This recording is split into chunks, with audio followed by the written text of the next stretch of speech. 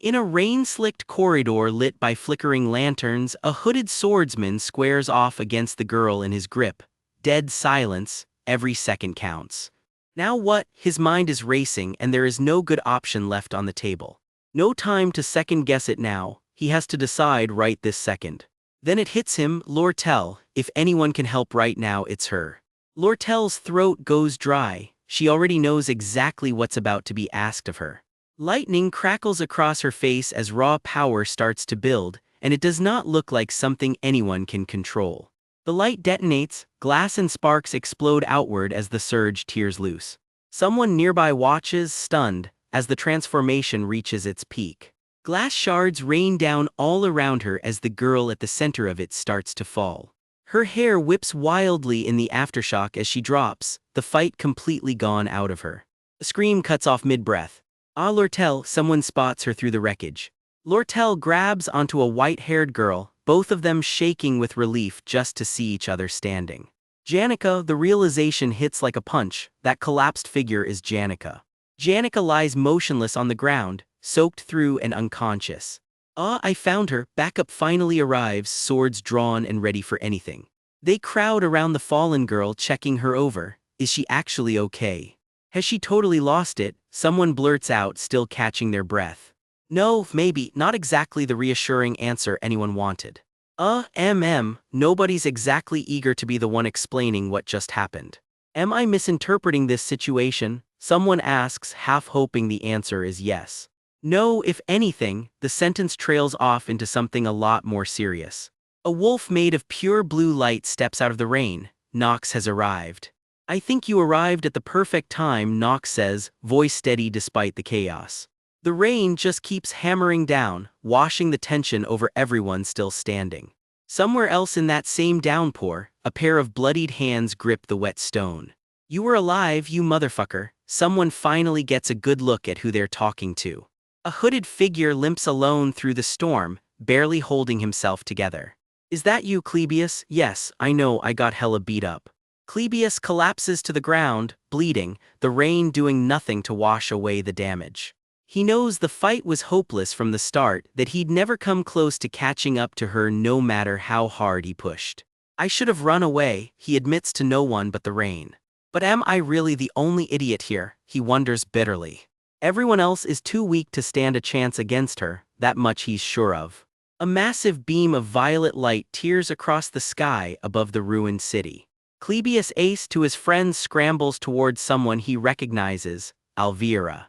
She'd thrown away everything she'd worked for her whole life without a second thought.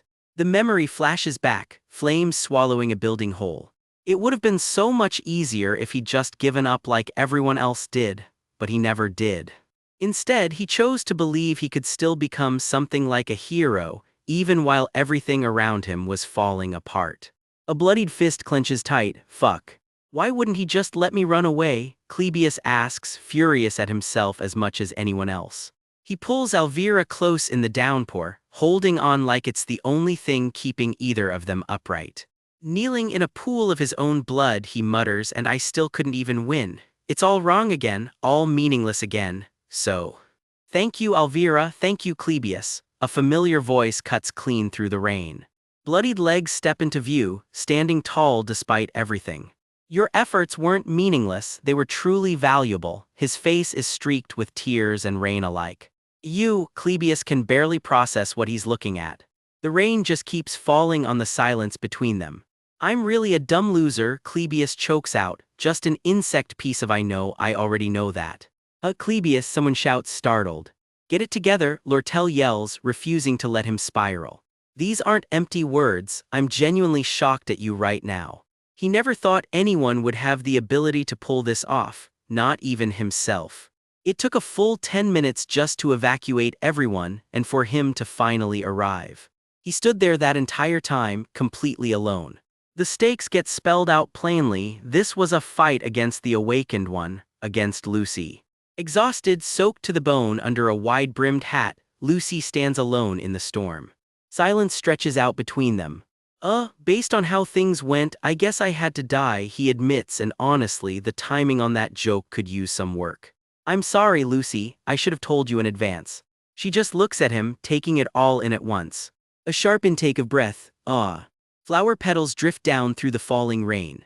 A scream rips through the storm, raw and completely unguarded. A hooded figure pulls a small silver-haired girl close, shielding her from the rain. I thought you were dead, she says, voice breaking. I'm still here, he answers quietly. See, I'm right here. He holds her gaze a moment longer, rain running down his face. The two of them just stay like that a while, letting the moment breathe. That scream from before still seems to echo through the empty streets.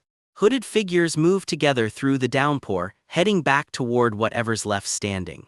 A flashback surfaces. Once, after finally reaching safety, he believed nothing could ever make him afraid again. He was so confident back then. A spectral wolf flickers to life, crackling with blue energy. For you, the wolf spirit lunges straight into the fray. Elsewhere, Tanya and another girl try to relax, but not quite. This is difficult, one admits. If so, a decision gets made fast. A cat-eared, red-eyed girl's whole body lights up with surging green magic. The magic tears loose in a blinding slash. Jix, the so-called spear of grass, leaps straight into the fight. Oh. Cough, cough, think clearly, Tanya Rothtaylor. Someone shakes her back to her senses. The shock of it hits hard. Directions get shouted out fast. Follow the path, hit the fork, then head west. You're the heir of Rothtaylor. Find imperial forces or any noble house you've got ties to. Then what about you? Tanya asks, tears mixing with the rain. Green magic gathers in an open palm, crackling and ready. It might not be possible though. Why would you go this far? Tanya asks, stunned. I wouldn't go this far if you weren't Ed's little sister. Just consider yourself lucky and run. A hole blasts clean through the rubble as someone makes a break for it. A steadying breath before the next move. A blade crackling with green light rises up, ready to hold the line. I'm prepared, I'm sure you won't listen to a word I say now anyway. Since I've got someone I love too, Jix plants himself between Tanya and the danger. A furious roar erupts, so much. I'm sure your whole body is burning up with fury, you've got no choice but to feel that way. A facelit teal with magic screams in raw agony. Since he's the person you love, the enemy taunts, twisting the knife. Since you loved Ed more than anyone else ever could. Why wouldn't I know exactly how serious and precious your love is? A white-haired girl with blood-red eyes screams towards Ed is. All that passionate love and feeling you had for Ed. Jix charges in, blade wrapped in green fire. Will remain in your heart and become part of Ayaak. A massive explosion swallows the panel whole. Something huge collapses with a deafening roar. Smoke curls off a ruined building into the falling rain. The street sits empty, soaked and silent. More debris crashes down around them. He's not dead, someone insists, barely holding it together. Ed's not dead, I said. The denial comes out desperate, almost like a plea. A pink-haired girl grips her staff white-knuckled and swings, forcing her way forward. A masked figure groans in pain, barely restrained. So please just stop. Overhead, a crescent moon watches through the clouds. The rain keeps falling, tracing down soaked sleeves. Spring rain this time. Petals scatter across the wet street. The thought drifts in, gets swept away by spring's rains, and the seasons take on a whole new shape. More petals settle into the puddles below. Emotions are the same, the thought continues over a girl sleeping peacefully, watched over by someone close. Once it's all released and you regain your composure, an old man's face softens into a quiet laugh. Even stable relationships, it turns out, can find themselves in brand new territory. Lucy had always believed the way she felt about Glock mirrored exactly how she felt about Ed. But those two feelings, it turns out, were never quite the same thing. Quiet, a lone figure stands beneath the night sky. Empty, rain-soaked steps stretch out ahead. A hooded figure reaches out toward a silver-haired girl who flinches back. She doesn't quite understand what's happening yet. Huff, she's completely out of breath. She throws her hands up, silent and scared. Lucy, a pink-haired girl, reacts as crackling red energy surges around her. He only said her name the way he always does, but somehow her heart feels like it's on fire. Lucy finally realizes what this feeling actually is, clutching her chest, cheeks burning. It all starts with a smell, the scent of freshly cut grass drifting on the wind. Weirdly, it makes her feel completely at ease. That hay-like smell keeps wafting over from a stack piled near this old hut, and she just cannot get enough of it. She just lies back on the roof and lets it wash over her. Truth is, she doesn't hate that smell one bit. She could honestly just lie here all day.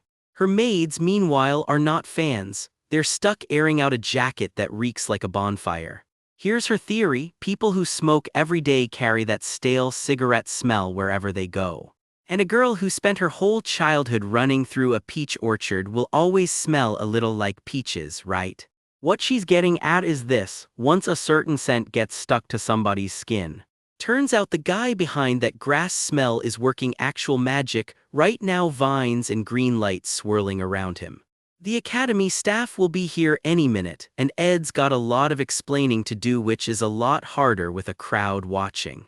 He figures it's safe to loop in Clebius and Elvira now that Janika's off hunting for Tanya. Jix and Lortel should be fine too, he decides. Now that the rain's stopped, it's time to go check on everyone else. Lortel isn't exactly listening, though she's too busy grabbing onto his sleeve, completely dazed. Pay attention, he tells her flatly. You're about to get dragged in front of the disciplinary committee for this. Oh, and since Clebius and Elvira got hurt blocking her attack, she owes them an apology too. A apology, she squeaks.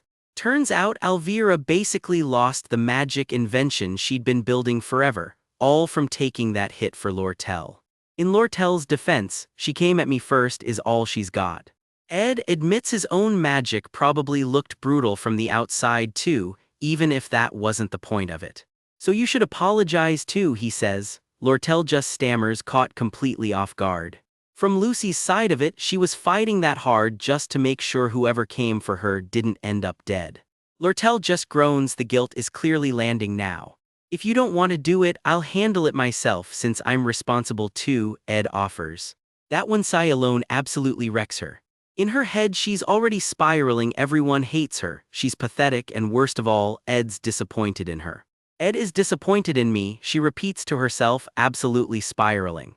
No, I got it, I'll apologize, she blurts out. Oh good, how wise of you, he deadpans. Seems like you're not hurt anywhere, he notes dryly, which honestly checks out. Anyway, we're on a clock, let's move, he says, tugging his hood up while Lortel turns beet red. Here's her secret: catch that grassy scent off guard and she can't even breathe right, chills straight down her spine. It all traces back to a year at a hidden camp, back when she thought he was just some guy hogging her favorite napping spot. Cooking side by side over the fire, crashing on the same bed she always used. Somehow, more than a year just quietly slipped by, the two of them living side by side the whole time. Together, always together. Even brewing potions turned into something they just did as a team. Little by little, that closeness just kept blending together. Back in the present, she shakes it off fast. Let's just hurry up and wrap this up, she stammers. Ed reaches over and fixes her hood without a word. One more thing to sort out for Janika, apparently. He pauses, glancing off at something. He figures Janika's probably still struggling to track down Tanya, and since he owes her again, they'd better hurry. Do you really have to leave right now? Lortel blurts, grabbing his hood before she can stop herself. She's not exactly letting go either. Ed just blinks, completely blindsided. For a second, neither one of them says a word.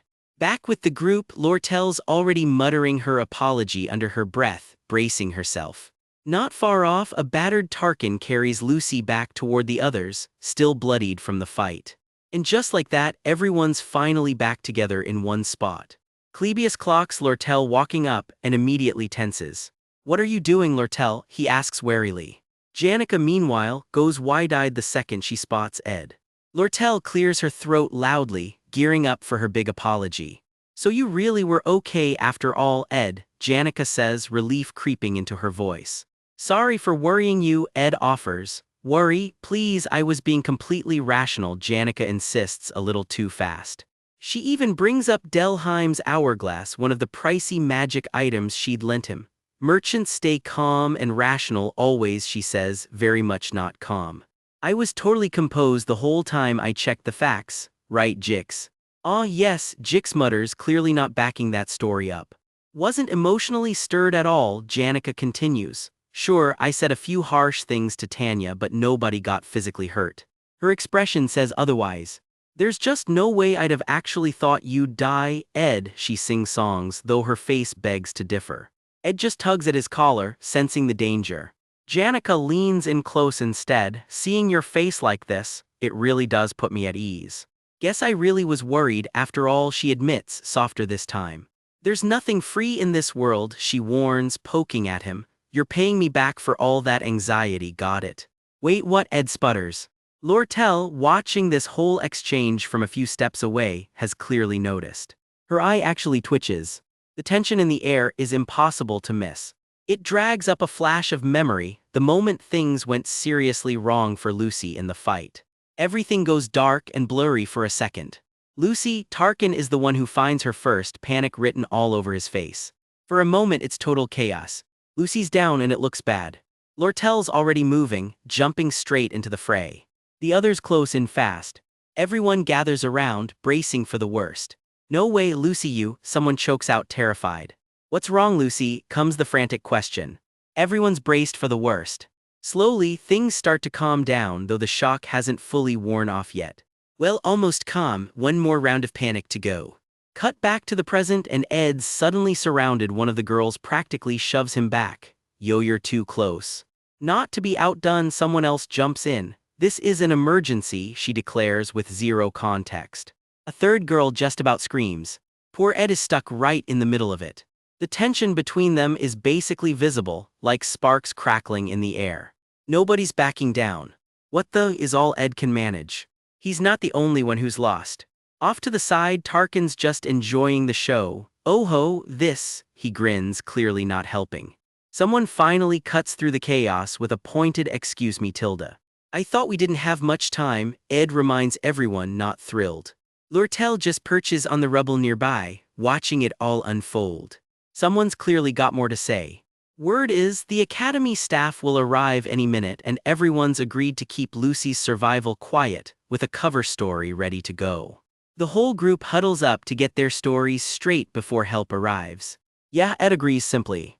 Lucy apologizes properly to Clebius and Alvira, then volunteers to help track down Tanya, who's still out there somewhere, missing. Jix, for his part, looks a little wistful about something as Ed pulls him aside. Rewind a bit, and it's Tarkin's turn to explain how he pulled off his own disappearing act. It clearly wasn't pretty. The plan was simple: vanish from the Academy before anyone realized he was actually still breathing. He lay there in the open for a while, playing dead for real this time. Nobody could know the truth just yet. Night rolled in slow and quiet. He just waited it out under the moonlight. Then with a sharp gasp, he suddenly jolts awake. What happened? My injuries are, he stammers, staring at himself in disbelief, healed with magic apparently. Back with Clebius, Lortel's got zero sympathy. Why are you being so extra about this, idiot Clebius? Just what the hell is happening? Am I dead? He demands, completely lost. Well, you were fighting non-stop and you did die, so being called an idiot is honestly fair, Lucy points out flatly. The staff will be here soon. Just tell them you're the one who stopped me, Lucy instructs. What? How am I supposed to say I blocked that monster? He sputters. Lucy just grins. It's always fun discovering new things as an alchemist, she says, dodging the question entirely. She bows her head and quietly heals up his injuries anyway. Meanwhile, Lortel writes Ed a formal guarantee, promising a steady stream of secret funding to keep him afloat. Even Ed himself has a few words to add to the deal. Just rest, Lucy tells Clebius, hauling him along. Aak, what exactly are you doing right now? Clebius yelps. She's not exactly gentle about it. Alone with his thoughts, Clebius admits hearing that stings, though it stings a little differently than usual. It had to have been Ed who blocked Lucy, he realizes. Guess I lost to him again like an idiot, ha. But there's a new realization creeping in too, and it's got his name written all over it. Life's just so shitty, he mutters bitterly, fist clenched. He braces for her to snap at him for whining again. Instead, no, you're right, she says softly. That catches him completely off guard. Nearby, Alvira had plenty she wanted to say too, but in the end, she just quietly agrees with him. The two of them end up staring up at the night sky together for a long, long while. And somewhere in that quiet moment, a little spark passes between them, one neither of them even notices yet. Elsewhere though, the night is anything but quiet. Footsteps pound through the dark. Tanya finally gives out, collapsing into the underbrush completely spent. "Come on, legs, move," she begs herself, forcing her body back up. "I can't rest, she's definitely still coming after me. I cannot get caught," she thinks, near tears. She's exhausted, terrified, and completely unraveling.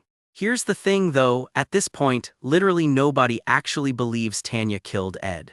Tanya, however, is convinced otherwise. "I definitely cannot get caught," she sobs. Honestly, somebody catching her and snapping her out of this guilt spiral would be doing everyone a favor, but that's not happening tonight. So she just keeps running, alone, into the dark, guilt-ridden over a death that never actually happened. The investigation into Ed Rothtailor's death is finally wrapping up at Sylvania Academy. Investigators used thoughtography magic to replay the crime scene. They could not recreate it perfectly, but it was close enough. The lone witness, Janica Failover, backed up exactly what the magic showed. The Rothtailor family's own vassals stabbed Ed in cold blood. Then they sent him tumbling off a cliff, case closed, or so everyone thought. The culprits, the family's own vassals, are locked up in a cell beneath the academy. Their punishment gets handed off to the royal palace, but the academy still has to report exactly what happened. As far as anyone official is concerned, Ed Rothtailor is dead. Principal Obel Forceuse knows the school has to wrap this mess up, one way or another. As the man running Sylvania Academy, all of this lands squarely on his desk. Turns out one dead student can shake the whole school. Lucy lost it completely the moment she heard the news. Whoever Ed was to her, it was enough to send students scrambling out of the dorms in the middle of the night. In the end, it was the combat department's top second year, Clebius, who managed to stop her. He's sitting there bandaged up afterward, still muttering Ed's name under his breath. Lucy's finally secured. The principal can't quite believe one student packs that much power. He decides the academy owes Clebius a proper commendation for taking that hit. Things settle down once Lucy is found sitting quietly, alone in the rose garden. Cut to a formal hearing, gavel in hand, ready to sort out the damage. Vice Principal Rachel is the one running this particular meeting. Two students step up with petitions on Lucy's behalf, saying they witnessed the whole thing. Those petitions come straight from the two students Lucy actually hurt, Clebius and Alvira. You don't have to imagine the outburst, here it is, a purple blast tearing straight through the dorms. Someone's left standing alone in the wreckage and the rain, surveying what she's done. The damage report reads like a wrecking ball tour: a dorm wall, a hallway, the rose garden floor, and one poor gazebo. Not exactly nothing. Rachel just shrugs it off though. Apparently this school has seen far worse. Still, her face says she is not exactly thrilled about cleanup duty again. Now it's Lucy's turn to face the music, marched in for some good old-fashioned reflection. Thing is, Sylvania's reputation as the best academy around, royal family included, is on the line. And that reputation exists largely because it produced one certified genius mage the school loves to brag about. Yeah, that genius mage is Lucy. No pressure keeping the poster child in line. So expulsion's off the table, and ideally nothing even goes on her permanent record. Rachel's trying to go easy on her and Lucy responds by yawning in her face. The top student in school, ladies and gentlemen. The punishment gets read out anyway. Scholarship gone, 10 days suspended, dorm privileges and exam scores slashed. Sounds brutal, except Lucy's tuition is already fully covered by an outside scholarship fund, so none of it actually stings. She signs without blinking. Even a 2-rank grade drop barely registers. But hold on, there's a second opinion on the table, and Lucy clearly wasn't expecting it. Enter Belmaya, the maid in charge of Ophelie's Hall, here to testify as a witness. She politely asks Rachel to reconsider the whole punishment plan. Her point is simple: none of this is going to make Lucy actually reflect. She has a better idea. Lucy immediately panics and tries to grab the original paperwork back. Turns out kicking Lucy out of the dorm would basically be a reward, not a punishment, and everyone in the room knows it. So Belmaya suggests something far worse instead: keep her confined to the dorm. Lucy's straight up begging to be expelled at this point, anything but a probation period stuck with the maids. The maids, meanwhile, look absolutely thrilled at the assignment. 30 days round-the-clock supervision, Lucy's worst nightmare officially approved. At least there won't be a permanent black mark on her record when it's over.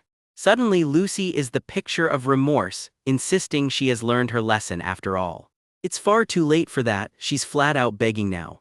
Belmaya just smiles that unsettling maid smile, and casually reveals a magical ability built for exactly one purpose, making sure Lucy never sneaks out again.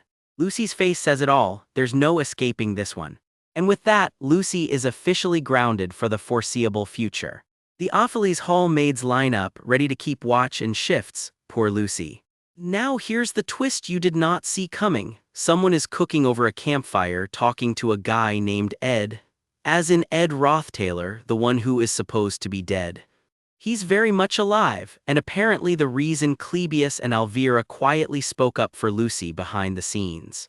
The girl with him proudly serves up her specialty, a beef stew straight from back home. He's clearly impressed, then quickly tries to play it cool. She insists on handling the laundry, the lessons, and the cooking all herself. He's starting to think this is just what real kindness looks like. But hiding out hasn't stopped him worrying. Right now, 3 things are eating at him. First on the list, Princess Phonia. Word is she has basically given up on running for student council president. Second on the list is someone running through the night, and Ed clearly has a good idea who. Third and last, his own 2 vassals locked up in a cell. Kadic and Knox, the whole murder was a show he asked them to help him stage. The plan was to make his own father, Crepin Rothtaylor, believe he was truly gone. Dead and buried in his father's mind for good, no more looking over his shoulder. Except it went sideways. Kadic and Knox are now sitting in a cell charged with his actual murder. Now Ed has to figure out how to spring them loose while still keeping his father fully convinced he's dead. It's a messier plan than he bargained for. Only once that's sorted can he stop living like a fugitive camping out in the woods. He lets out a long sigh. The to-do list for a dead man is somehow endless. The girl who's been feeding and hiding him admits she's just a farm girl who can't really relate to his problems. She worries that pretending to understand and telling him to cheer up would just feel hollow. Empty words wouldn't mean anything coming from her, she says. Ed tells her she's overthinking it. Honestly, just having her around has already helped plenty. Still, he admits he'd love it if she stopped worrying about him so much. Selfish, maybe, but true. She goes red and fumbles for the right words. The moment lingers a beat too long for either of them to admit out loud. Neither one says a word, which somehow says everything. A very convenient throat clear from somewhere nearby breaks the spell. Walking off together afterward, it's not awkward exactly, just different.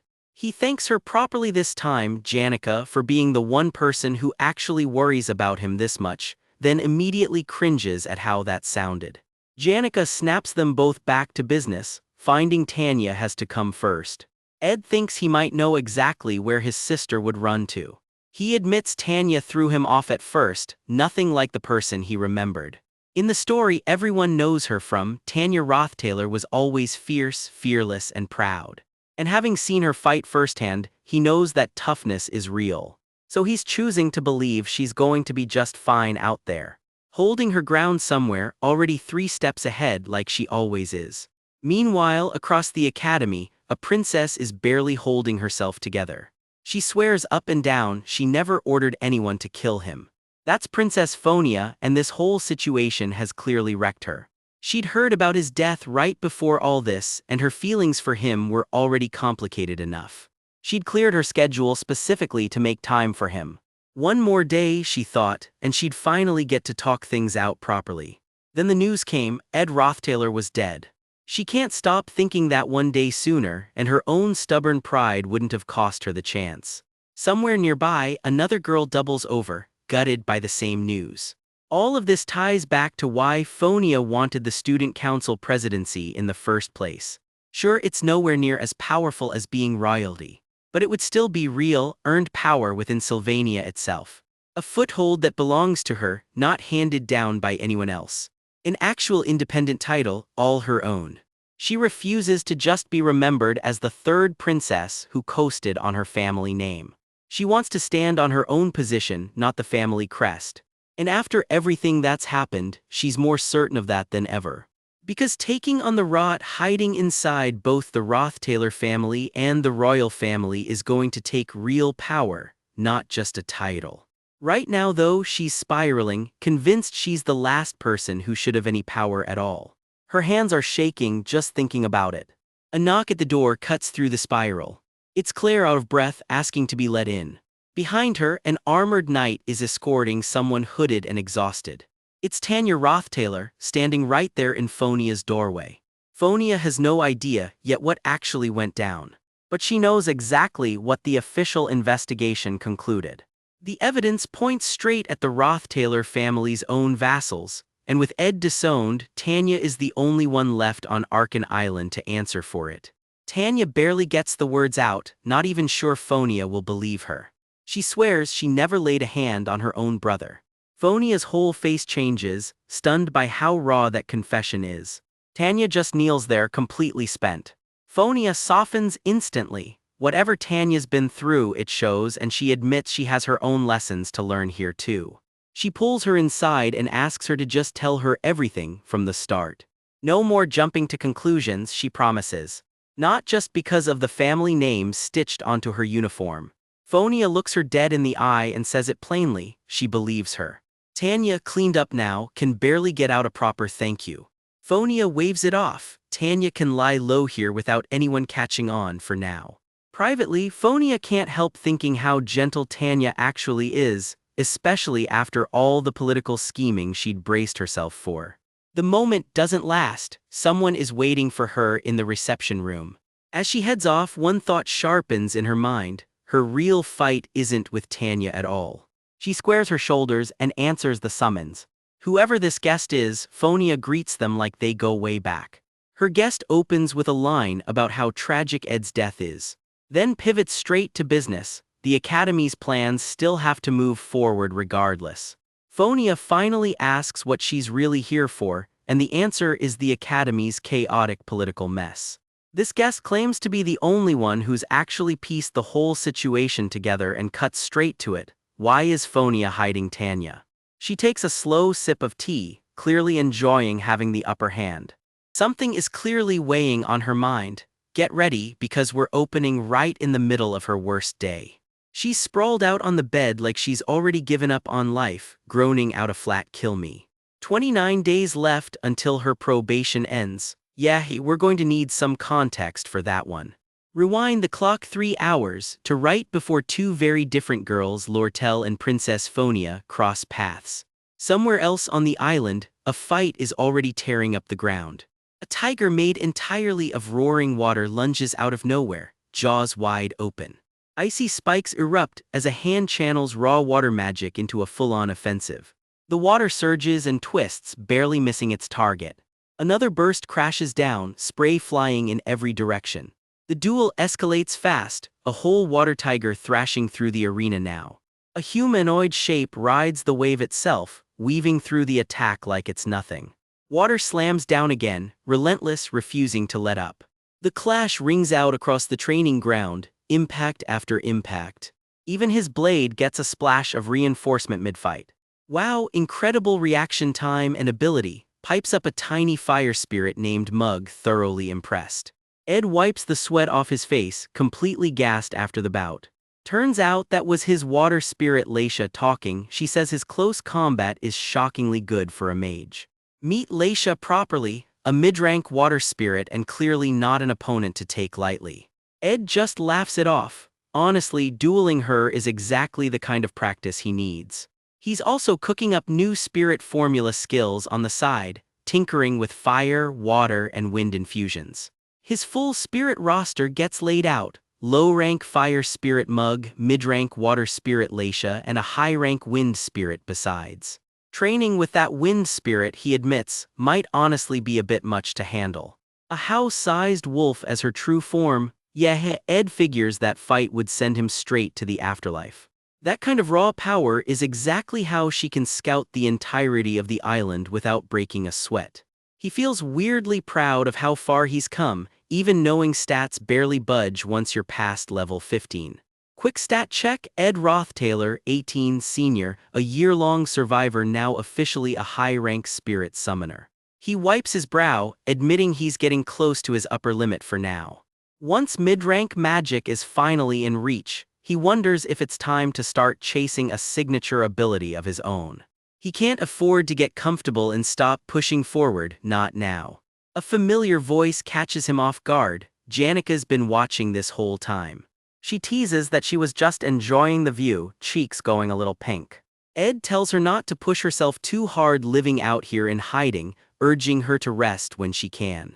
Honestly, she says, it's easier here than the forest ever was, with food, clothes, and shelter all sorted for her now. Mostly, she admits with a smile, it's because of him. Her whole face goes red just saying it out loud. She leans in, teasing that the spirits must be watching every bit of this. Then total chaos. Mug and the other spirits go into full-blown panic mode out of nowhere. Once the dust settles, the two of them just laugh it off together. Janica asks what he's actually planning, and Ed admits he's about to go see Princess Phonia. He's got a plan to make some money off the upcoming elections, but wants to seal a deal with her first. Turns out part of that deal involves quietly springing two knights, Kadic and Nox, loose. Of course, it's not free. His contact wants a deposit up front and Ed is not thrilled. His face says it all, this is going to cost him. He lets out a heavy sigh, clearly bracing for how much this whole plan is about to hurt his wallet. For a second he just goes quiet, stewing over it all. Then he sighs it out, resigned to seeing it through anyway. Janica peeks over curiously, catching him mid-spiral. Something shifts in the air between them, tension building fast. Out of nowhere, Ed pulls her into a tight hug. Janica absolutely short-circuits, question marks flying everywhere. Her whole body tenses up, caught completely off guard. "Wait, Ed," she yelps, stammering, clearly not expecting any of this. "Wah, what are you doing?" she manages to get out, flustered beyond words. In her head she's insisting offense and defense are supposed to stay separate.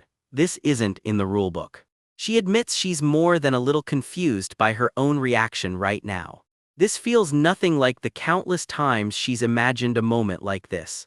She's basically walking a tightrope inside her own heart, just trying to hold it together. There's such a thing as common courtesy, she huffs, still bright red. Ed just smirks, saying he's only doing exactly what she wanted. That's true, but slow down, she manages, barely holding it together. To be honest, she starts, and the moment softens into something a lot more sincere. "Do you remember?" Ed asks quietly, pulling her close by the campfire. He's talking about the request he made once, for her to take his side no matter what. A memory flashes back, Janica fighting for her life alone back when things were far more desperate. She teases that he's clearly up to something, reading him instantly. He admits it plainly, he's about to make a lot of enemies and soon. Even if the entire school turns against him, he just wants her at least to stay by his side. They hold each other on the beach, firelight flickering warmly around them. "To remain my ally," he finishes, and just like that the vow is sealed. Cut to the royal dorms where Princess Phonia asks point blank why Lortel came looking for her. Lortel doesn't waste time, she wants to know why Phonia's been hiding Tanya. She sips her tea, looking entirely too pleased with herself. Her reasoning unfolds like a hunt. Once someone vanishes, they run to whoever can shelter them. As the Roth-Taylor heir, Ed would be the obvious noble connection to turn to for cover. So of course Tanya, last seen heading toward the life buildings, would most likely be holed up right there. The fact that the Academy has no idea where she is only proves the theory. Phonia's poker face is good, but not quite good enough to hide the panic underneath. Lortel grins, as far as she's concerned, Phonia is already cornered. She lays it out plainly, she's opportunistic, and more than a little petty. She only plays weak around people she genuinely can't afford to cross. Everyone else, she admits without shame, gets the cruel version of her. The Roth-Taylor family carries enough weight that even the royal family tiptoes around them. But whether Tanya is actually weaker than Phonia herself is the real question worth asking. Because with the island's entire economy in her pocket, Lortel can make Tanya weaker anytime she wants. Phonia can only watch powerless as the hooded figure slips further out of reach. Lortel's already planned for Phonia to take her side and prepared accordingly. Phonia freezes, completely blindsided by how far ahead Lortel has already thought this through. Something in her snaps into focus, a plan starting to form despite the fear. If she becomes student council president and association leader both, surely Tanya would come to her instead. That's the idea at least. She knows full well hiding isn't an option anymore, not with things this far gone. The Rothtailers' own vassals have already been arrested, and every route off the island runs through Lortel. There's a theory floating around too that Lortel's feelings toward Ed have always run deeper than she lets on. Given the circumstantial evidence stacked up, Tanya must genuinely believe Phonia is the one behind it all. It is, to put it mildly, not a great situation. "Thank you for telling me, Princess Phonia," comes the quiet reply. So the real question finally comes out: if not Phonia, then who actually planned to kill Ed Rothtailor? "It was me," Phonia admits flatly. Tanya's face goes completely blank with shock. She explains the mission that brought Kadic and Nox here was framed as help for her own cause. But the actual order behind it came straight from the patriarch of House Rothtailor himself. A cold, commanding figure on his own throne, hand raised to seal the decision. Crepin Rothtailor. Ed's own father, a man who never seemed to care about him at all.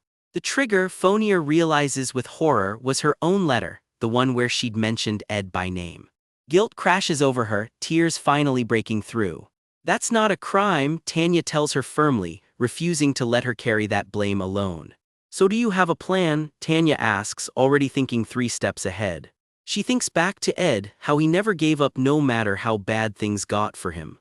He proved that people really can change as long as they're still breathing, and that sticks with her. The only way she sees to survive now is to dig up the truth behind his murder herself. "I have to run in the student council president election," Tanya declares. "It won't be easy, not even close.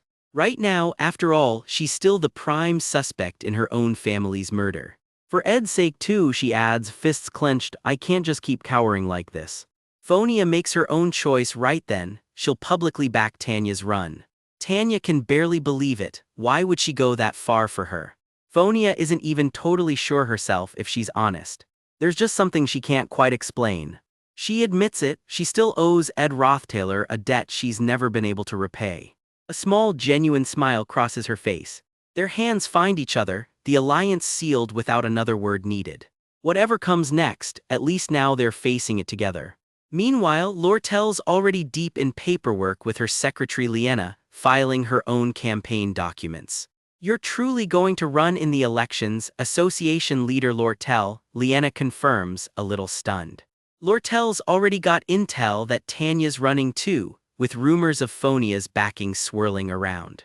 But with a murder suspicion hanging over Tanya, Lortel doubts she'll pull much real support. Liena gently points out she's doing basically all the work herself and barely sleeping for it. Introducing Liena, the association leader's long-suffering secretary. She wonders aloud if winning student council president on top of everything is even realistic. Lortel shuts the questions down cold, and a flustered Liena scrambles to submit the paperwork immediately. And so, the student council president election at the academy officially kicks off. Lortel just smiles. She already knows everyone's about to find out everything very soon. Every piece of this messy situation is passing straight through her hands. The whole twisted scenario keeps barreling forward with every second that ticks by. Back to that girl from the start of the episode, she's just realized something and it is not good. "Finally, I got it to stand up," she cheers over what is, apparently, a very small victory. Turns out she's just been messing around with a pillow this whole time. She slumps right back down, all that energy gone in an instant. A long, defeated silence settles over the room. "So, how many days are actually left?" she finally asks, dreading the answer. D27 comes the reply. "Oh yeah," she says, brightening up a little. The maid chimes in gleefully. The disciplinary paperwork finally got approved yesterday. Apparently it just took forever because the academy's been swamped lately. The maid shushes her with a grin, dropping the real news: they're restarting the count from yesterday as day 1. Which means, cheerfully, it is actually back to D29. The girl's entire soul leaves her body on the spot. Deep in a prison cell, a Rothtailor guard grits out a single word: "Shit." something about this job is not sitting right. He edges past the bars in the dark, lantern light barely cutting through the gloom. I guess Duke Crepin's judgment was correct after all, the hooded guard mutters, staring down at the boy they were sent to finish off. Even though he wasn't fully trained, the way he reacted in battle was next level, the other admits. If he'd lived, he could have been a real threat to the whole Rothtailor family, he adds, hauling a battered prisoner up by the collar. Definitely, the beaten man rasps through split lips, and it wasn't just his fighting they should have worried about. There was also the spirit sorcerer who'd burned through every last drop of her mana just to protect him. And the mage with the resolve to get revenge without a single second of hesitation. Ed Rothtailor's potential was impossible to predict, the guards admit. Everyone knew the family's black sheep heir was bad news. Still, they couldn't help wondering why the patriarch wanted him dead in the first place. Now, drenched in blood, they can finally take a guess. What if Ed had been planning to defy the patriarch all along? What if that whole thinking about opposing the patriarch thing was more than just talk? What if faking madness after being named heir was just his ticket to slip away to Sylvania? What if he'd been quietly building an army out there this whole time? It's pointless to talk about that now, one snaps. What matters is getting out of here and reporting back to the patriarch.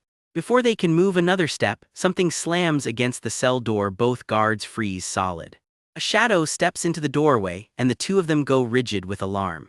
There are people who'd benefit from you two escaping in all this confusion. That's all, the stranger says calmly. Yo. I am Dune, the hooded figure announces flatly, jangling a heavy ring of keys. He gives a low, unsettling chuckle as the keys catch the light. Turns out he's just a decoy, sent by the Elt Trading Company to muddy the waters. Somewhere else entirely, two students catch wind of the rumors and do a full comedic double take. The mood shifts to somewhere far richer and far more dangerous. You know, Belle, a woman begins, watching her captive with a cold, measured stare.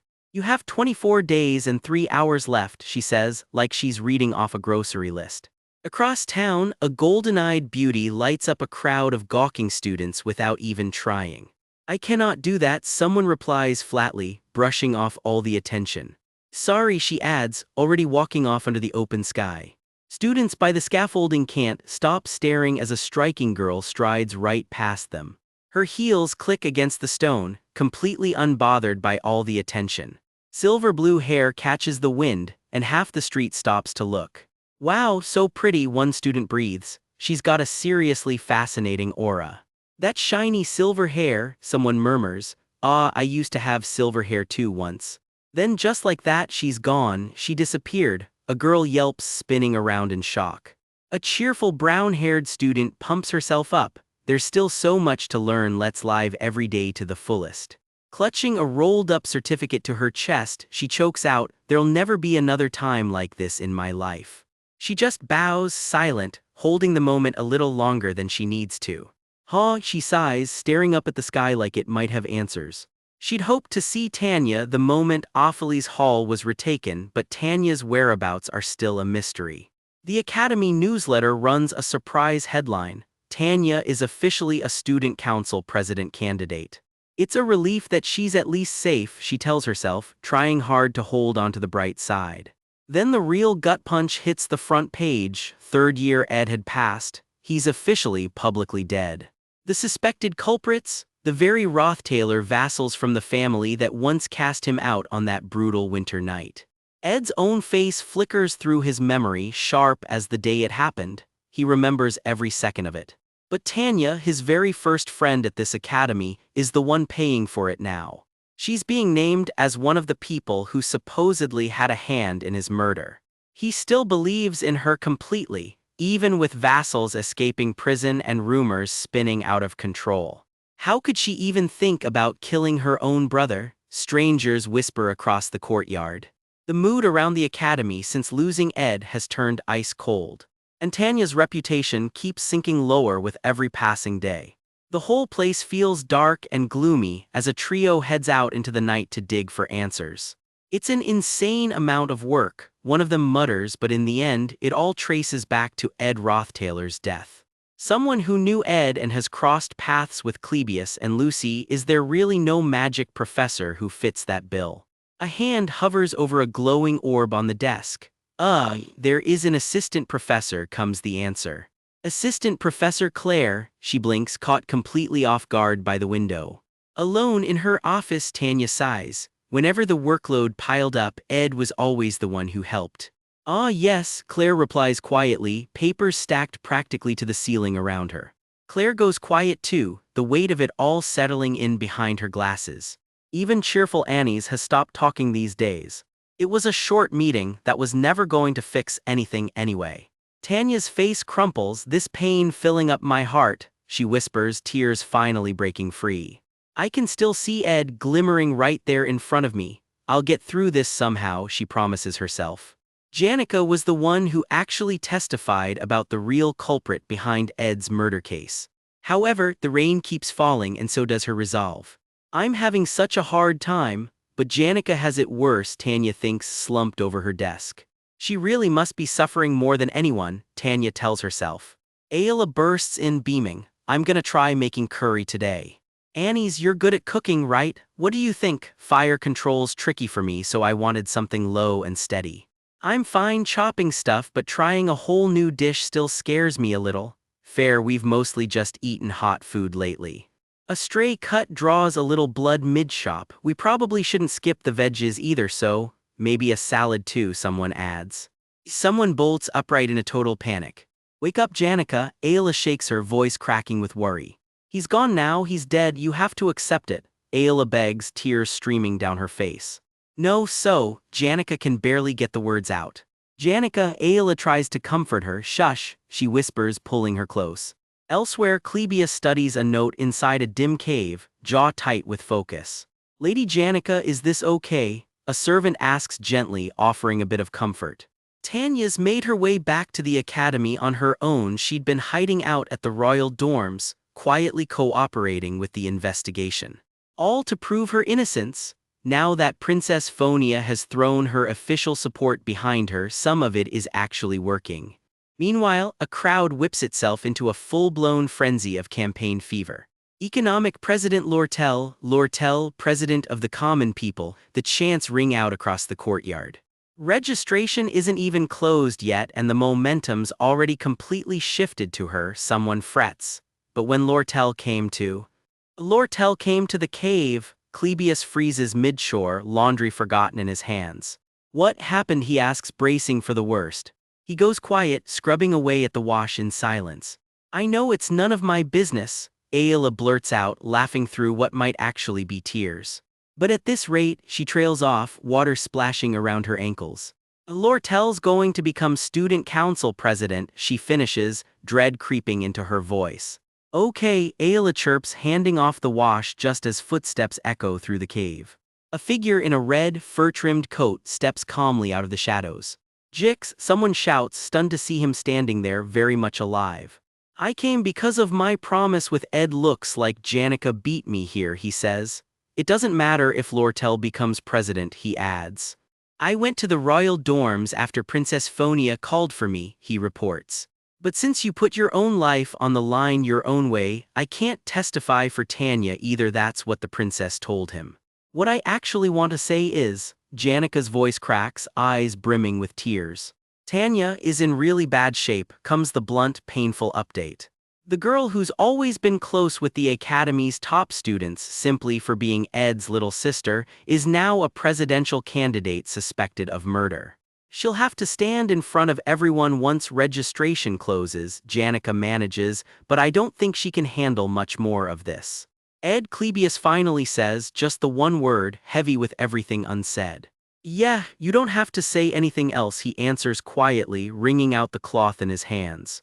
In his head, Ed runs through the story he remembers. This whole act never had a single fight scene in it. It exists purely to lock in every relationship the protagonist has built, at least, up to this point. Normally, Taylor would be actively backing Princess Phonia in all of this. After all, she's the one who chased Ed Rothtaylor out at the very start and ended up saving him. Since the top students in each year carry serious weight with the student body, he sets out to win over the ones he's already got a bond with. Lucy, too lazy to vote. Janica, who wants everyone to get a fair say. First-year Wade, firmly on the princess side. And fourth-year Dorothy, a die-hard Tanya loyalist she's simply not going to budge. The ones who can actually be talked around: Joseph, Claude, Clebius, Elvira, Drake, Adelante, Deke, and Traciana. 2 top students from every single year, 8 people total, and every one of them a key vote. Win the election like this, and Princess Phonia becomes student council president. Taylor locks down the royal families, backing his single biggest ally for everything still to come. Because in the story's 4th act, he's going to need every ounce of that power to go up against Crepin Roth-Taylor. Not to mention the final showdown against the true final boss still waiting down the line. Keeping the story on track like this, it's basically a matter of life and death for him. Small as it looks right now, this election is a piece he can turn into real leverage later. The stakes only get hotter from here. It's the surest way to guarantee I actually survive what's coming, he thinks. The little details keep shifting, but the big picture has to stay locked in. Princess Phonia has to become student council president. There's no version of this plan where she doesn't. And to stop Lortel from taking the seat, Phonia might actually have to run herself. Maybe it's time to quietly let her know I'm alive and talk her into running, he thinks, running through names: Lucy, Jix, Janica. And lean on every top student I've got a connection with to shake things up, he decides. Until registration closes, there are still plenty of ways to turn Phonia into an actual candidate. But then what about Tanya? Tanya was only ever supposed to be a one-time villain who'd quietly fade out of the story. Instead, because of him, she's been branded a murderer. Because of him, she's stuck living through an ordeal that was never even supposed to happen. This wasn't part of the plan at all, he admits to himself. I have to choose between Tanya and the scenario I know by heart. You seem worried, Clebius says, watching him closely. No, it's fine, he says, shaking it off with a grin. Ed grips a training sword tight, hyping himself up for what's next. I need to check my training results so far, and there's something else I want to test too, he says, strapping in. When your head's full of stuff, it helps to get the body moving, Clebius offers. He settles into a ready stance, hand pressed flat against his chest. Old memories always fade a little, but this girl is fighting to remember every single detail of hers. Picture 3 siblings, hands linked, walking up a hill drowning in blooming flowers. Arwen, Tanya, 2 names she still can't let go of. And a 3rd sibling holding tight to her hand. Maybe this was the last truly happy moment she ever had. Back in the present, an old photo gets pulled out, and years of weight come rushing back with it. Ever since that day, Tanya's life has been nothing but responsibility and pressure. There were happier days once, but they feel like a different lifetime now. Now a crowd is screaming for her to step down, and her eyes go wide with dread. Step down, the chant just keeps getting louder, and this crowd clearly isn't backing off. So how did it even get to this point? That's the question eating away at Ed right now. Helping Tanya now while she's cornered like this could change everything about how this whole story plays out. It's a hesitation he can't shake, especially with so much already twisted from the way it's supposed to go, and plenty of loose ends nobody can explain yet. Cut to the beach where the real deal is already underway, blades drawn, 2 fighters going full send. All right then, someone says, like this is about to get serious fast. Sword raised high, cape whipping in the wind. Ed is not backing down. Say hello to Jix Effelstein, the strongest second year on campus not named Lucy, and Lucy was practically glued to Taylor's side the whole way. Sparks fly between them before a single real hit even lands. Yeah, this is going to be a fight. I'm coming, Ed says, and charges in like he means every word. Steel meets steel, first sword lands and the clash echoes down the whole beach. Jix studies him up close, muttering that one small detail's been bugging him. Let's check, he says. Ed swings down hard, testing exactly how strong this guy really is. Jix blocks it clean, and above all he starts like he's got a point to prove. He wants to see just how much he's changed from where the story originally had him, so he throws up basic defensive magic to block whatever's coming. Ed answers with a surge of blue magic, charging up something a whole lot bigger. The blast goes off. Ed really has gotten stronger and everyone can feel it. Jix's eyes go wide. He clearly was not expecting that. He's fast, someone in the crowd blurts out, watching Ed move. Even Jix can't hide his surprise. How is this guy moving this fast? Fast or not, Jix reads the attack coming in and starts pulling out of the way. Ed gets thrown back by the sheer force of it, scrambling to stay on his feet. Teeth gritted, eyes locked on his target. Ed is not done yet. A hand rises off to the side, calm as anything. It'll be difficult to dodge this, right? Someone murmurs, low and confident, right before the fire starts to gather. Flames wrap tight around a clenched fist, ready to be unleashed. The strike lands and the whole area lights up in fire, everyone reacting in shock. What the? Ed reacts, catching sight of something he really did not expect. A figure wrapped in purple energy closes the distance in a blink, sword raised. What are those unnatural movements? A stunned onlooker mutters, watching Jix move like he's cheating physics. Fire and magic collide in a shower of sparks. Ed swings mid-strike, barely believing what he's seeing. Is he? That purple aura pulses tighter and tighter around Jix. He spins into another attack, faster than any normal mage has any business moving. Turns out it's telekinesis magic, the kind that moves objects with pure mana. Is he seriously using it to move his own body mid-fight? No matter how good your magic theory is, a move like that takes real battle instinct, the kind you just can't fake. A fresh magic circle flares to life in Ed's palm. Mid-rank magic, ice spear locked and loaded. Ice erupts outward in a burst of jagged spikes.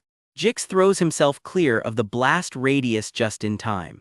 No mercy here. Did Ed really think he'd just dodge something like that clean? Shards of ice keep raining down, slicing through the air. Ed leaps clear of the counterattack, already casting something new. Truth is, he's barely keeping up. This whole ice barrage is just a distraction. A green glow builds around him, buying time to charge something way bigger. Both fists crackle with green energy as Jix winds up. High-rank magic, advanced mana armament. That practice should be like the real thing, he says, dead serious. Jix grins through the lightning crawling over his skin. The air itself seems to crack under the pressure. And then it detonates, a wall of fire swallowing the whole battlefield. Miles away, a girl looks up sharply. Ah, Ed. Something about that moment makes her flinch. She's stirring a pot of curry over the fire, hoping the carrots don't put him off, because he's going to be starving once this duel wraps up. Back on the beach, cracks spiderweb across the ground as green energy tears through it. The damage keeps spreading chunk by chunk. Jix bares his teeth, lightning crawling up his blade.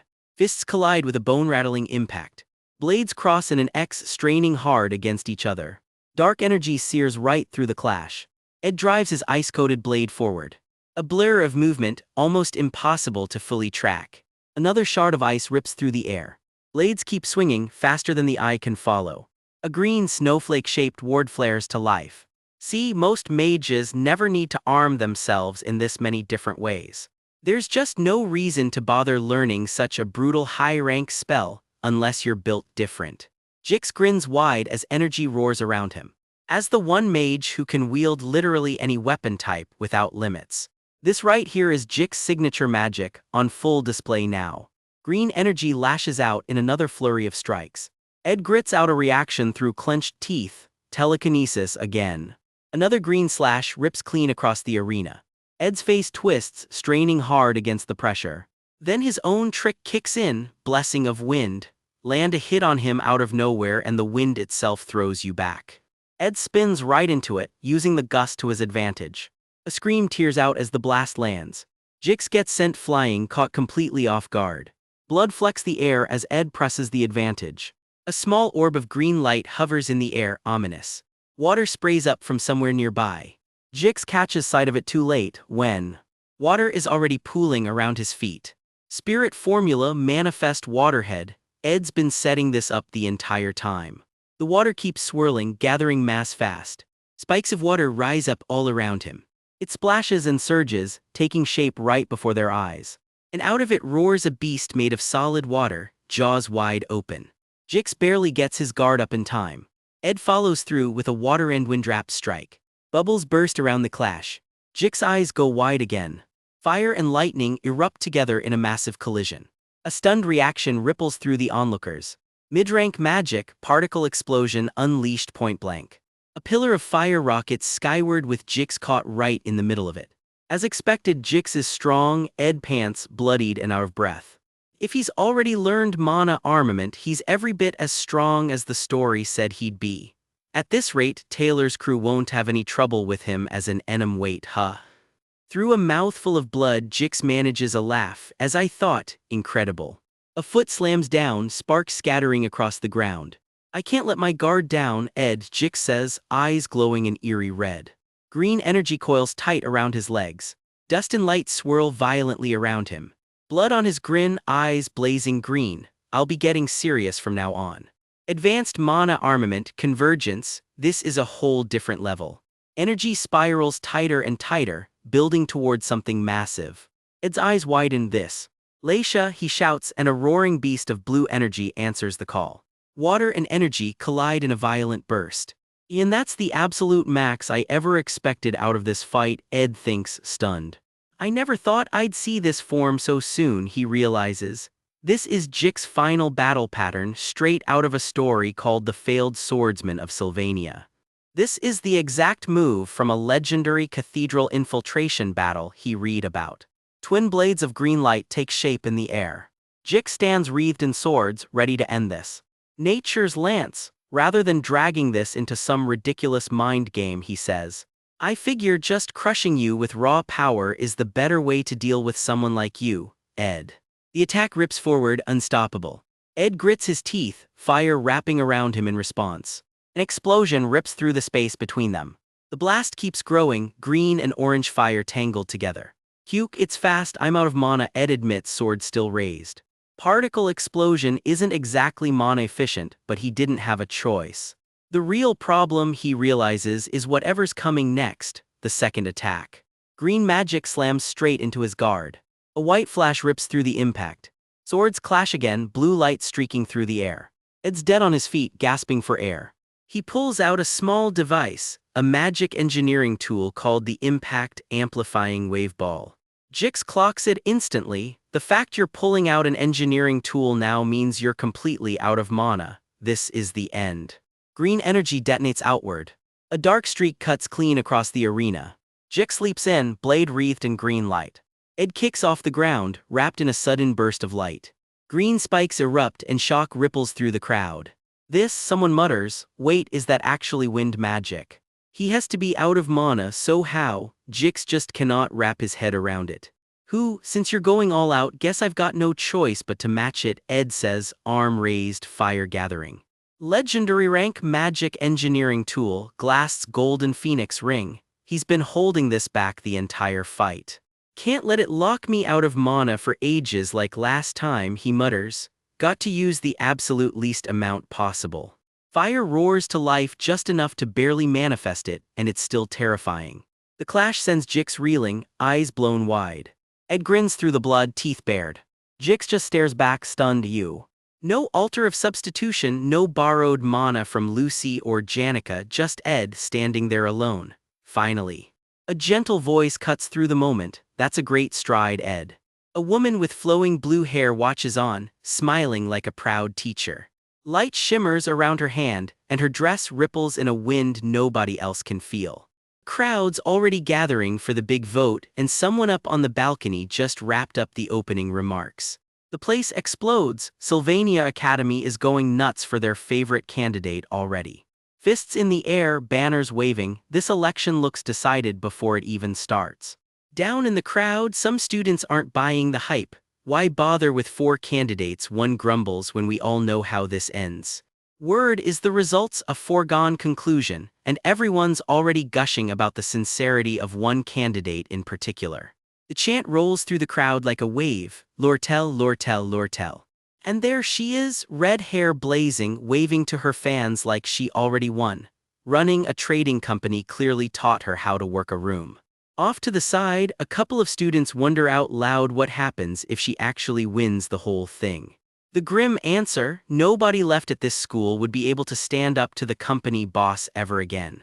Lortel soaks it all in, that sly little smirk never leaving her face. The crowd keeps roaring her name as she strolls the red carpet like royalty. Then her eyes narrow just for a second, like she's spotted something she doesn't like. "You did a good job with your nails, Tanya," she purrs, and it does not sound like a compliment. Tanya flinches like she's just been caught red-handed. A friend leans in worried, asking what's wrong, but Tanya can barely get the words out. A hooded figure looms close and murmurs that she seems awfully nervous. Yeah, no kidding. Alone for a second, Tanya finally says the thing out loud to no one in particular. "I did not kill elder brother Ed." Then she squares her shoulders and marches forward like she's got something to prove. Lortel clocks her coming with a raised brow. That smirk again, oh this should be good. The whole academy turns to watch as Tanya climbs up toward the podium. Every step on that red carpet feels louder than the last. Someone clears their throat up at the mic. Showtime. A stunned student does a double take, not expecting this at all. "Good morning, my name is Tanya Rothtaylor," she announces, voice shaking just a little. "I am currently running for student council president." The crowd behind her murmurs, completely caught off guard. "I have come up to the podium," she stammers while two unimpressed upperclassmen just stare. "Not bad," Lortel admits with a smug little grin, clearly not worried in the slightest. Tanya throws herself into the speech, fist raised, giving it everything she's got. Someone watching in a hood wonders if this is about proving her innocence, or if she genuinely has a talent for politics.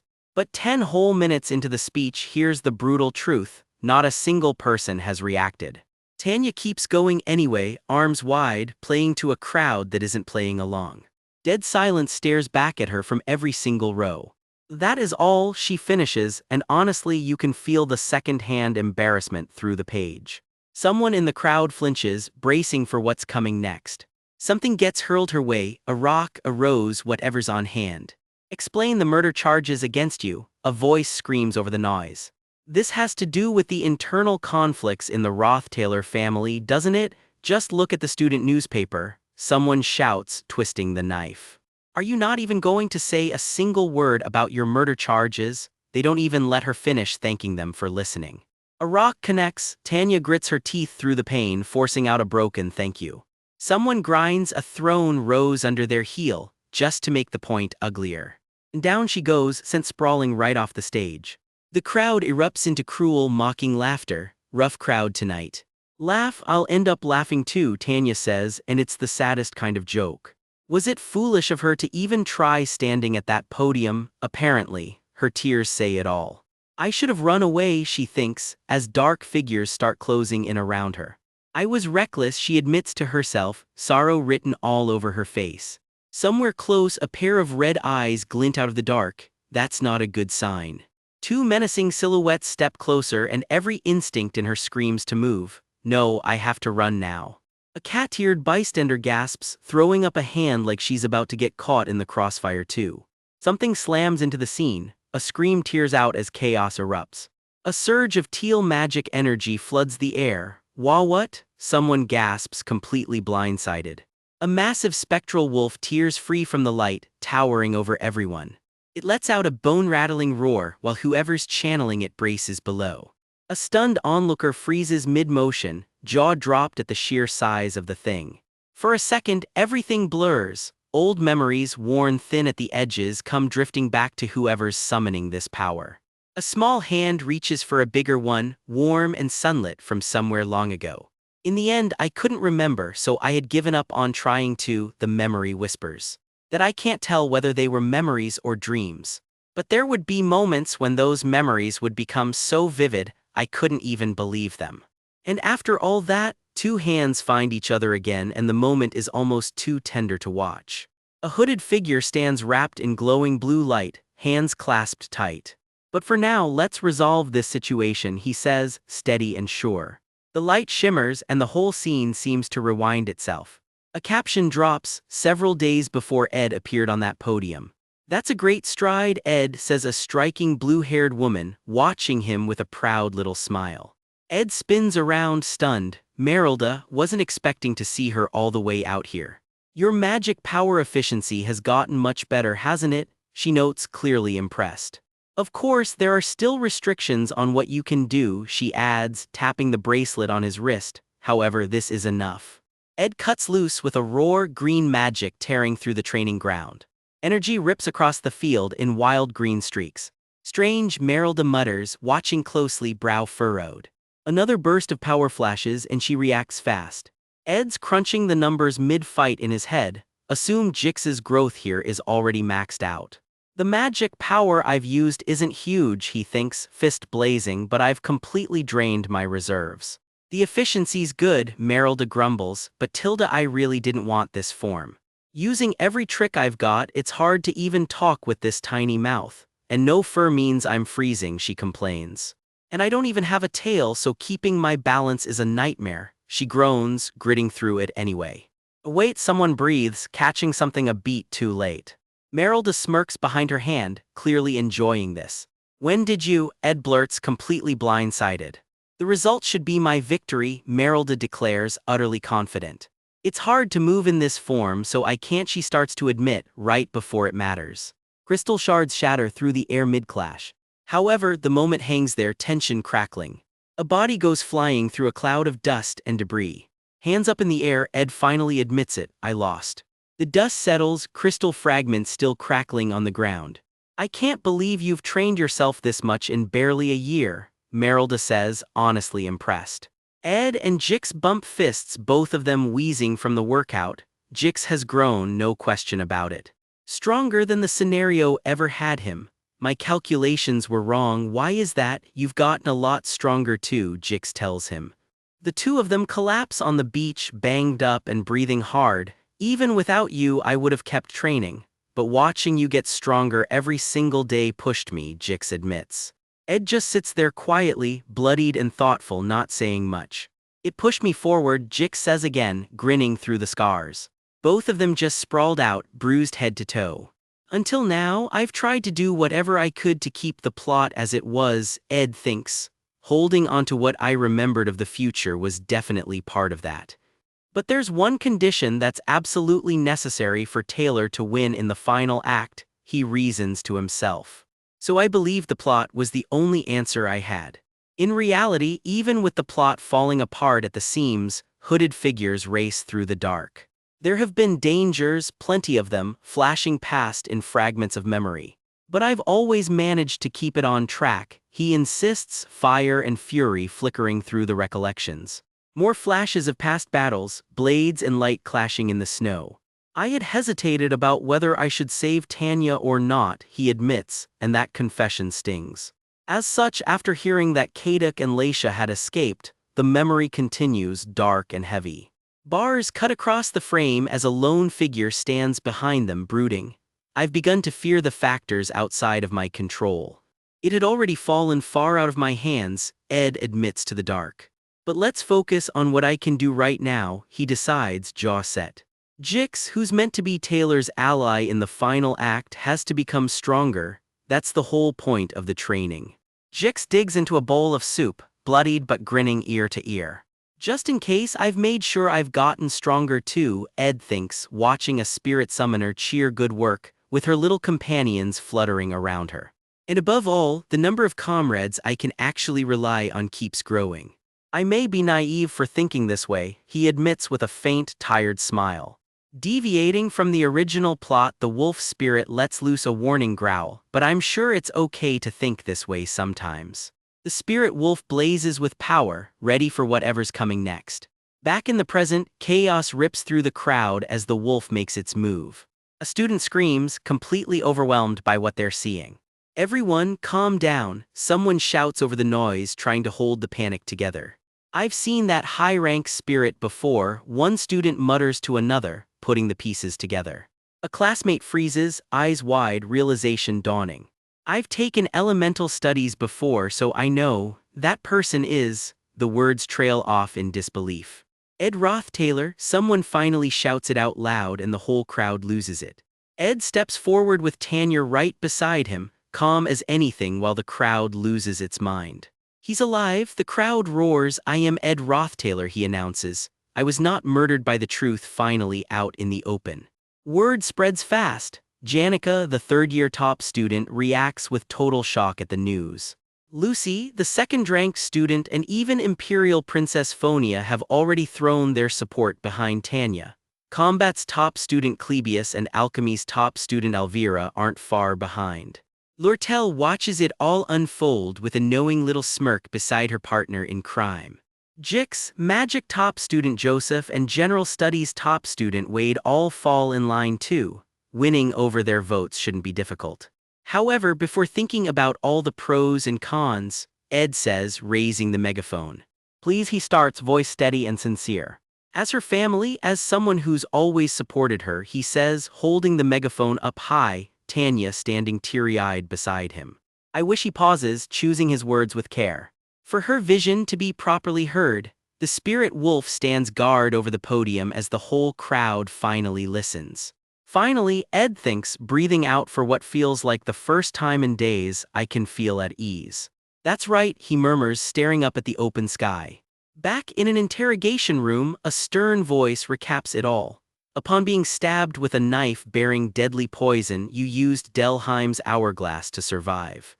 After that, you survived alone in a cave, and you were found and rescued by Janica Failover.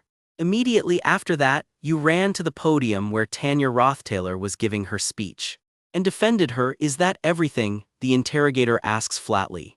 Yes, Ed answers. HM. Seems the investigation's wrapping up. This is really the last one, the interrogator sighs. Ed's honestly lost count of how many times he's told this story. I'm sick of this, Ed mutters. I can't believe it's finally over. Magic faculty third year, Ed Rothtailor, someone murmurs off to the side, eyes narrowing with quiet interest. That doesn't feel like a compliment. Later, Ed's marched into a grand office, footsteps echoing on marble. Enter comes the order from behind the desk. And there he is, the principal himself, sizing Ed up with an unreadable, ice-cold stare. This meeting is not going to be a fun one. Picture the academy at dawn, because that's where this whole tense little meeting is about to kick off. Principal Obel himself sits Ed down to apologize, admitting the academy's security completely failed him. Ed just shrugs it off, calmly noting that whoever planned the attack on him was way too careful for any security detail to stop. He thanks the principal for the sentiment while sipping his tea like nothing ever happened. Then his hand slips, tea spilling everywhere, as he mutters that the whole story seems awfully convenient. He's still not totally convinced the official story is even true. Obel narrows his eyes at the timing of it all, like Ed deliberately gave the knight Kadic, and his partner knocks a window to escape. Rewind a bit to right before Ed dropped the act and revealed he was still alive at all.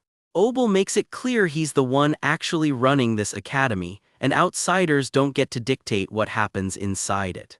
The knight Kadic isn't convinced. His duty is reporting anything that happens at the academy straight to the royal family. Obel waves that off. Noble family drama isn't his problem, and he's not about to go digging into it. But he warns Kadic plainly, report this, and the Rothtailor family, who practically run the crown from the shadows, will know Ed survived. Ed reads over the whole situation himself, sipping his tea, weighing exactly how much danger that exposure would put him in. He notes, darkly amused, that things are playing out a little differently than Kadic probably intended. So he floats an idea. What if Kadic just held off on filing that report for a while? Kadic demands to know why he'd take that risk, and that's when Ed drops the truth. His own father, Patriarch Crepin Rothtailor, arranged his death in the first place. Back in the present, Obel switches gears entirely, casually noting that Ed's grades and reputation have both bounced back impressively. Even his sister Tanya's future looks bright now, and Ed himself has earned real respect among the academy's top students. Obel muses that it's almost like Ed became a completely different person, and for a flash, a darker, blood-streaked memory flickers behind Ed's eyes. Obel settles back into his favorite old line. The academy always sides with its students, he says, like he's said 100 times before. Ed just listens quietly, letting the old man's words hang in the air. Obel adds one more line with a knowing look, especially for a student as capable as him, and it's clear he's already figured out exactly who Ed really is. And yet Obel chooses to look the other way, the only reason Ed's survival hasn't leaked past these academy walls. Elsewhere on campus, the Saintess Kylie shoves an overeager classmate back with a flat HM, completely unimpressed. Students whisper as she walks off. She's basically a living legend around here and it still throws people off. A classmate catches up to Ed, still stunned he got personally summoned by the principal. Word spreads just as fast about Tanya. Her win is basically locked in and everyone's already congratulating her. She insists she can't relax just yet, though she can't quite hide the giddy smile creeping onto her face. She heads off across campus, riding high on the moment. Here's the real story though. Tanya's innocence had already been proven with an overwhelming show of her own spirit power. 8 of the 12 top students across all 3 faculties threw their support behind her. But the real reason a girl once hated by the whole school suddenly swept the vote, that's a whole story of its own. It all comes down to Lortel's very public collapse. See, Lortel had framed the whole race as a one-on-one grudge match between her and Tanya, drowning out every other candidate. And just like that, the election turned into a straight two-way fight. Right when their support was running neck and neck. A bombshell article dropped across the whole campus. It accused Lortel of embezzling her family's trading company funds and threatening her own clients. Buried in disgrace, she had no choice but to drop out of the race entirely. With her only real rival gone, only Tanya's supporters were left standing. Finally alone together, Tanya points out that between the election chaos and the investigation, the two of them have barely had a real conversation. She teases that he used to say things like that plenty back when they were kids, flashing back to a much younger Tanya bawling, "Thank you, brother." No, that was back then. She backtracks fast, clearly embarrassed by the memory on election day. She sighs, then turns serious. There's something she actually needs to ask him. She admits the question might come off rude and she almost swallowed it, but she just can't hold it in anymore. So she brings up that election announcement, back when he stood up in front of everyone. Why, she wants to know, did he have to take her side so publicly, out in the open? If he'd been trying to stay hidden this whole time, he didn't have to expose himself just for her sake. The way he did it made it look like he genuinely couldn't stomach watching her get treated unfairly or something like that, she stammers. That's what I thought, at least, she trails off, while Ed just breaks into a nervous sweat. He plays it cool, their family, of course he'd take her side. Simple as that, he says, staring off into the sunset like it's the most obvious thing in the world. But just for a second, something colder flashes behind his easy smile, a glimpse of the version of him nobody else gets to see. Tanya just blinks, not quite sure what to make of the sudden shift in mood. She laughs it off, joking that as the brand new student council president she really should stay professional, but a little bias for family should be allowed, right? "I'm only human too, aren't I?" Ed shoots back with a small grin. Tanya turns serious again, telling him to come to her the second he's ever in danger. She'll help however she can. Ed's hand tightens slightly at that, the weight of everything he's hiding pressing down on him. Before he can answer, someone else creeps up behind them out of the shadows. "We're family, of course I have to take your side," a voice mimics, and Ed nearly jumps out of his skin. It's Lortel, hood up, grinning as she teases that it must be nice having actual family to lean on. Ed demands to know how long she's been eavesdropping. Turns out, since right about the embarrassing part. He asks if she's actually okay, given the wild rumors swirling about her lately. She just goes quiet for a beat. Then she bursts out laughing. Turns out every bit of that scandal went exactly according to her plan. The very scandal that sealed Tanya's win was the trading company embezzlement story. One that Lortel herself leaked on purpose. She'd deliberately turned the whole race into a two-way fight against Tanya from the start, just so she could throw it. It was all a setup to get Tanya to run for president in the first place, cooked up between Lortel and Ed themselves. In Ed's mind, the two people who felt most responsible for his supposed death were exactly the ones who'd rally behind Tanya, paying off a debt they didn't even know they owed, now that he's back among the living. That's exactly how he wanted it played. He remembers telling someone close to him that he was about to make a whole lot of enemies, maybe even the entire school. All he asked in return was that she, at least, stay on his side no matter what. He'd already made up his mind to protect Tanya well before Lortel even pitched him the plan. It was his brutal fight with Jix that finally burned away any last hesitation he had left. Whatever the scheme, he insists it wasn't a lie that he saved her because she's family. Somewhere far off, a shadow soars past a bloodlit castle, a reminder of just how deep this all runs.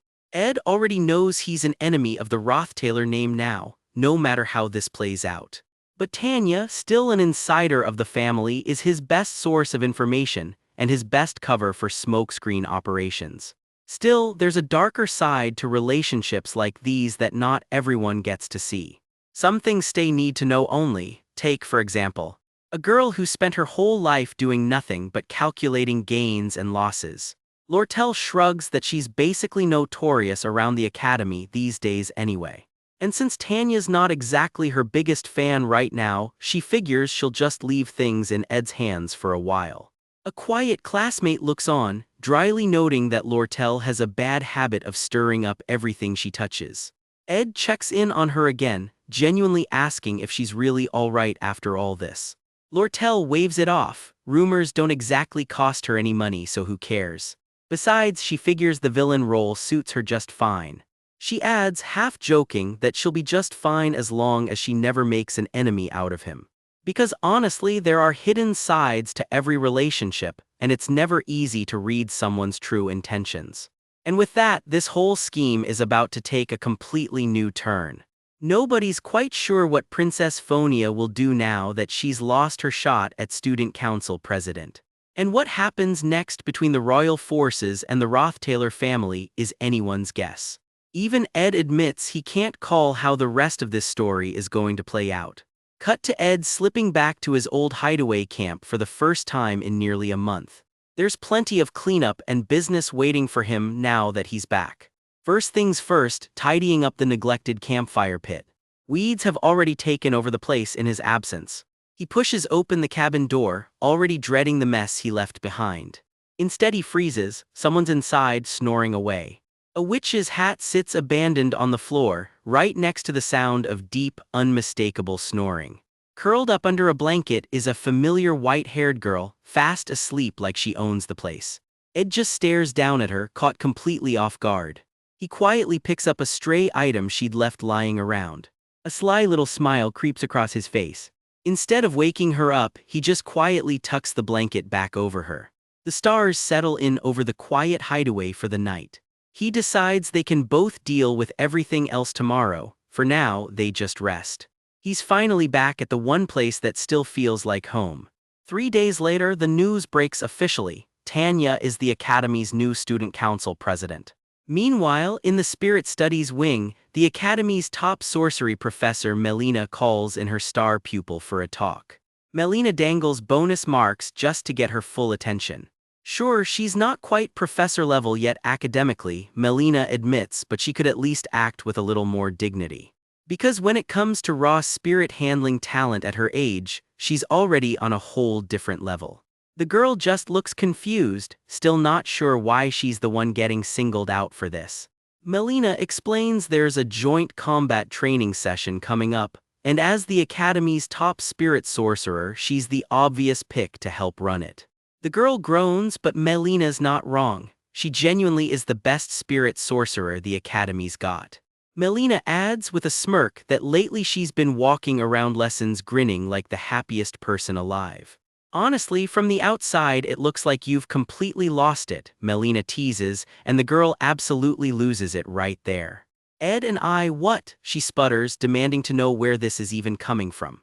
Are you kidding me right now? She shoots back, completely mortified.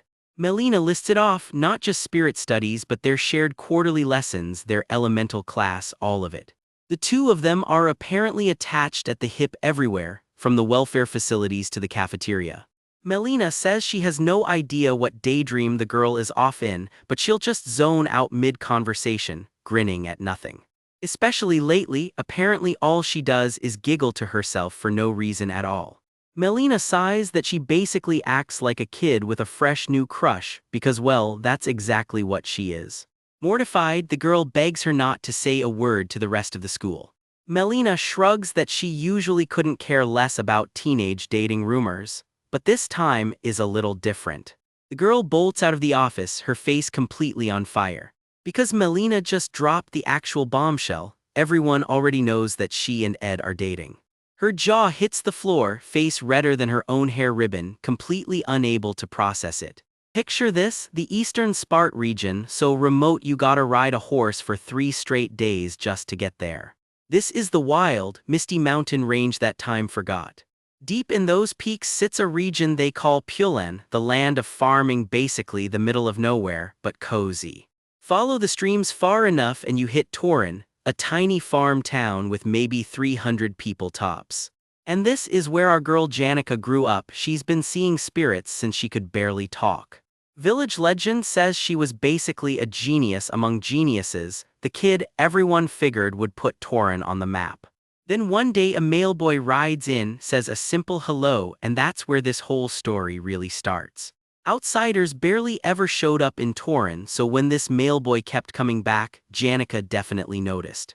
See, all the other village kids had already left for the city, so Janica had spent her whole life as everyone's favorite little sister. She'd never even needed formal manners before she just talked to everybody like family, mailboy included.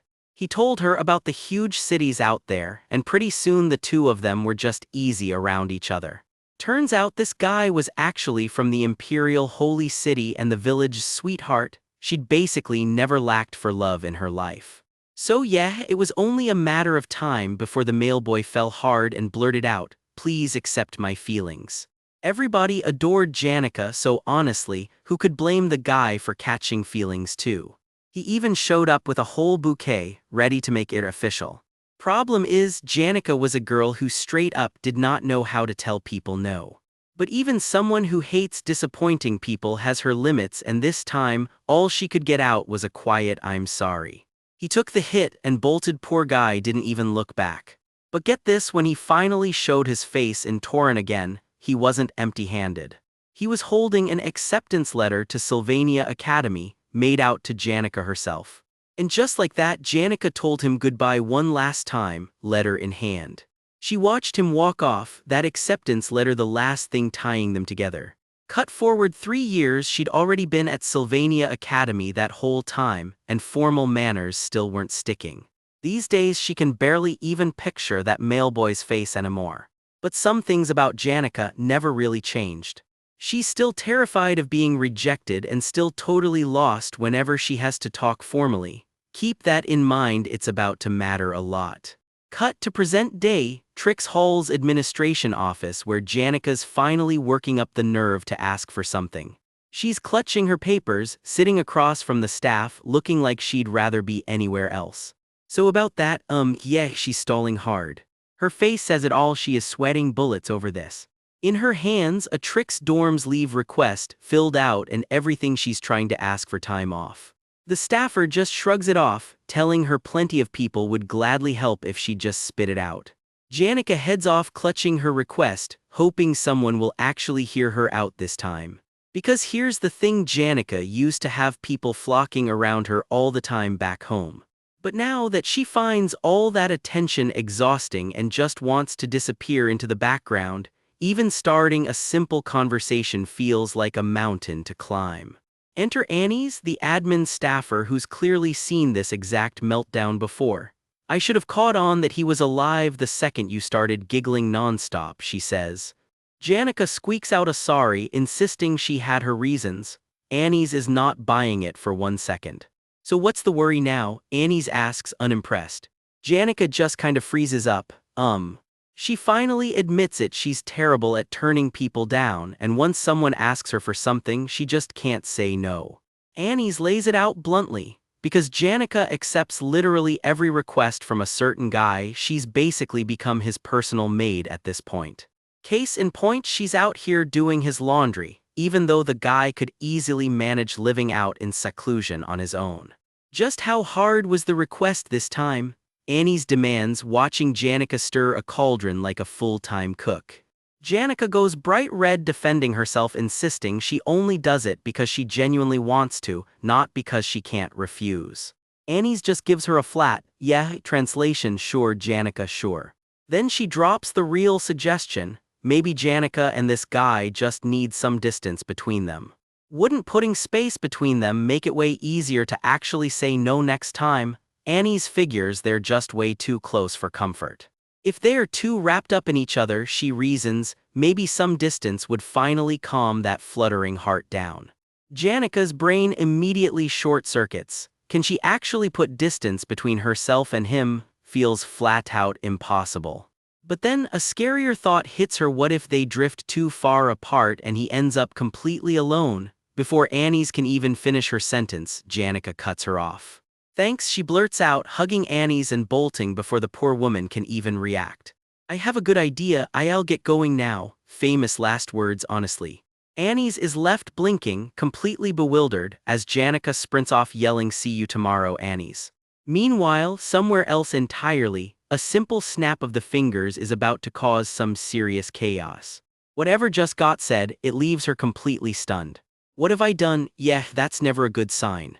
He can't even remember what he just said to her. That's how bad the damage control's about to get.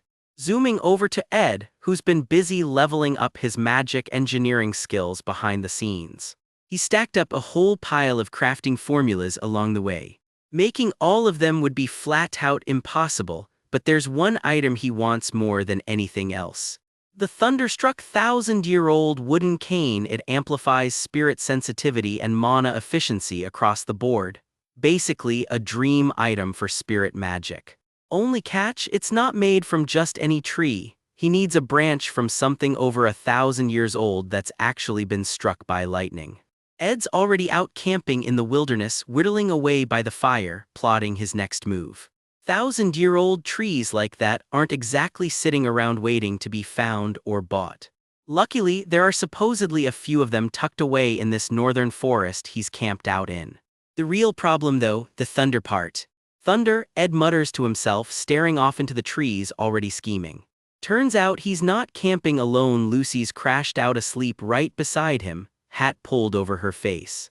Hey Lucy, he nudges her awake. All he gets back is a groggy MMH. She blinks her eyes open, not quite there yet. And then she absolutely loses it, shrieking like she just remembered something terrifying. Next thing you know, she's flailing straight up into the tree branches. Ed just about jumps out of his skin watching her go. This isn't even my first time waking you up, he points out. Why are you still so surprised? No, I'm sorry for surprising you, comes the muffled reply from off to the side. Lucy, still clinging to the tree, stammers that it's fine now that she can actually talk again. Ed just waves it off, no rush, they can talk later, it's about time for something else anyway. Wind rustles through the sunlit canopy above them. And that's when Janica comes bursting out of the bushes, leaves in her hair, yelling, hey, Ed. Ed barely glances up from his book, yeah, about 10 minutes late. Janica strikes a proud little pose with her staff, playing it off like nothing happened. You should have taken the easy way. Did something happen? No, I had no reason to be late, it's just that I was. Meanwhile, her brain is screaming, putting distance, on repeat. Ed shrugs it off, she's busy. That happens, and thanks her for making the trip out to help him with his sensitivity training. Want some tea? He offers. She practically short-circuits before managing a shaky yeah, thanks. Her face is doing a full meltdown. Just how? She mutters, completely thrown off. Meanwhile, the sun's setting behind her and all she can think is, wait, am I actually supposed to be putting distance between us right now? Ed, oblivious to all of it, tells her how impressed he is. Her spirit sensitivities come a long way faster than expected. He notes her control over Mug barely costs her any mana anymore as the two of them head off together, the little spirit fluttering along beside them. Suddenly Ed jumps, someone new just walked up. Hello, comes the greeting. It's Belle with Lucy in tow. So you've come for Lucy, she says, sizing up whoever just arrived. Standing behind them is none other than Vice Principal Rachel, cane and all, ready for business. Rachel explains the principal needs Lucy, the year's top student, for something, and honestly she's still a little thrown that Lucy's alive after hearing she died. Lucy bows her head, apologizing to Belle for the worry, insisting the circumstances were out of her hands. The whole group just stares, completely stunned by how formal she's being. Belle can't resist needling her about it. Did you know? It's a virtue for maids to always consider themselves beneath others. Lucy stubbornly refuses to drop the formal act and announces she's off to be thorough with her work, formality and all. The two of them end up in a straight-up stare-down, and honestly nobody there has ever seen Lucy act like this before. It's basically a battle of wits over something as small as formal speech, and somehow it's the most tense thing happening all day. Rachel just watches the whole battle of wits with quiet amusement before turning her attention to Janica. "I was worried about you after you went to the Dex Hall, Lady Janica. Glad to see you're doing well," Rachel tells her. Janica just grins. Turns out living alongside her friends really isn't so bad after all. Rachel says she needs to get back to prep for inspection and get Lucy looking presentable again while she's at it. With that, she turns to head off, business as usual. Ed and Janica wave everyone off with a cheerful bye as the group heads out. Rachel offers one last line on her way out, hoping their studies keep going smoothly. And just like that, it's back to being just the two of them again. Janica goes quiet. "Ed," she says, and something in her expressions shifted. "Formally, do we have to?" "Why?" Ed asks, clearly not seeing where this is going.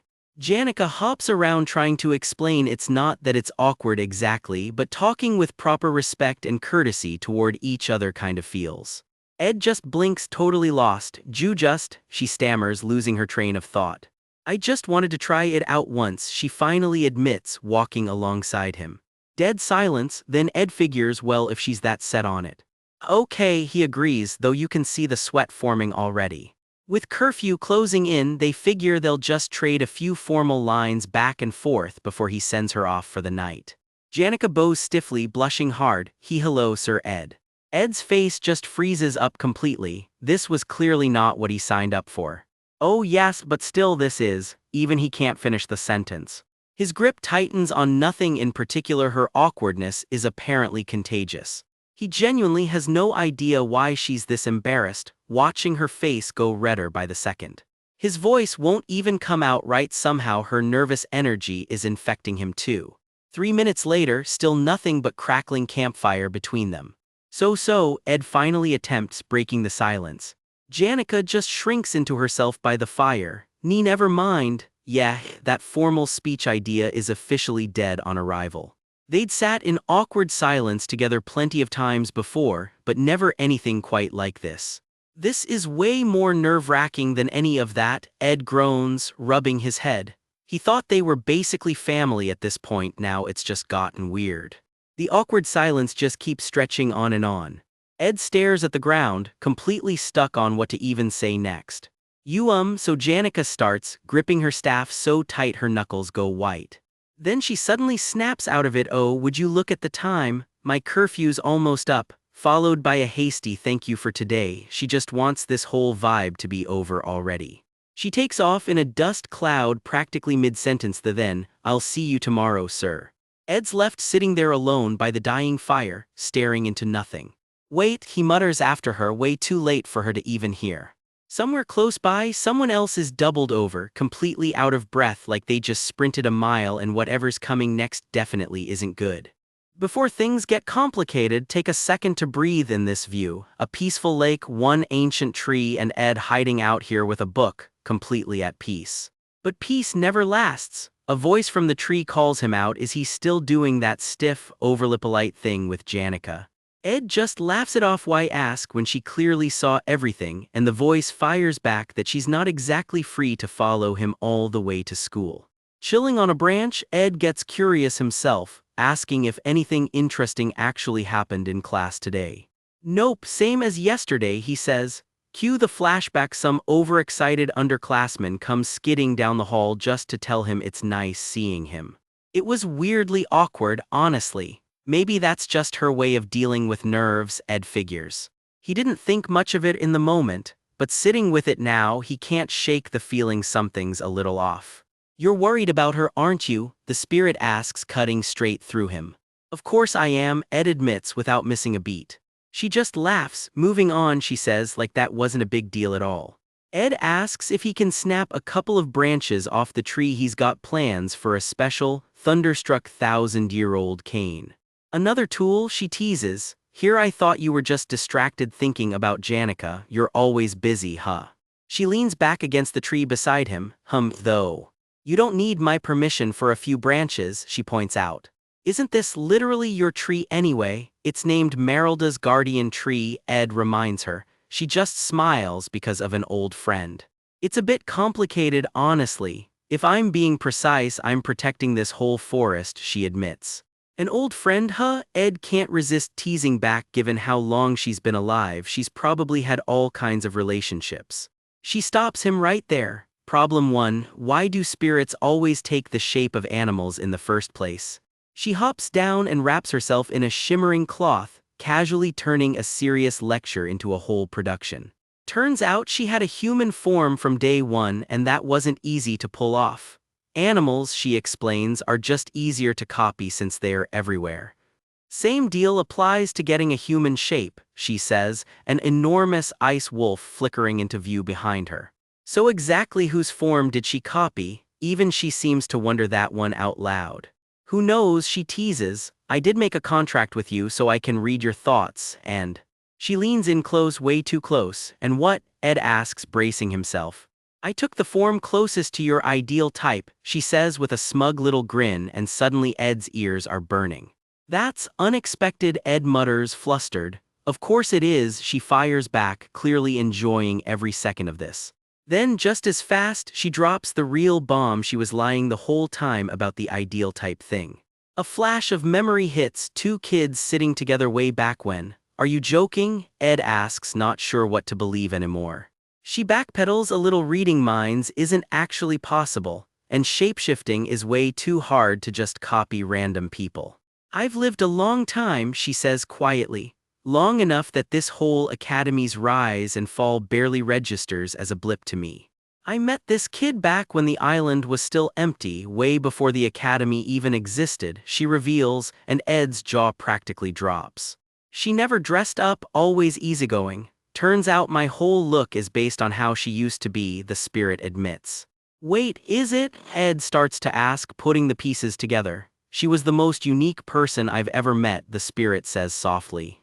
She's been quietly feeding mana into this guardian tree for ages, using it as her own personal power source. So that's the real story. The academy got built and Merelda was left behind to guard this whole forest.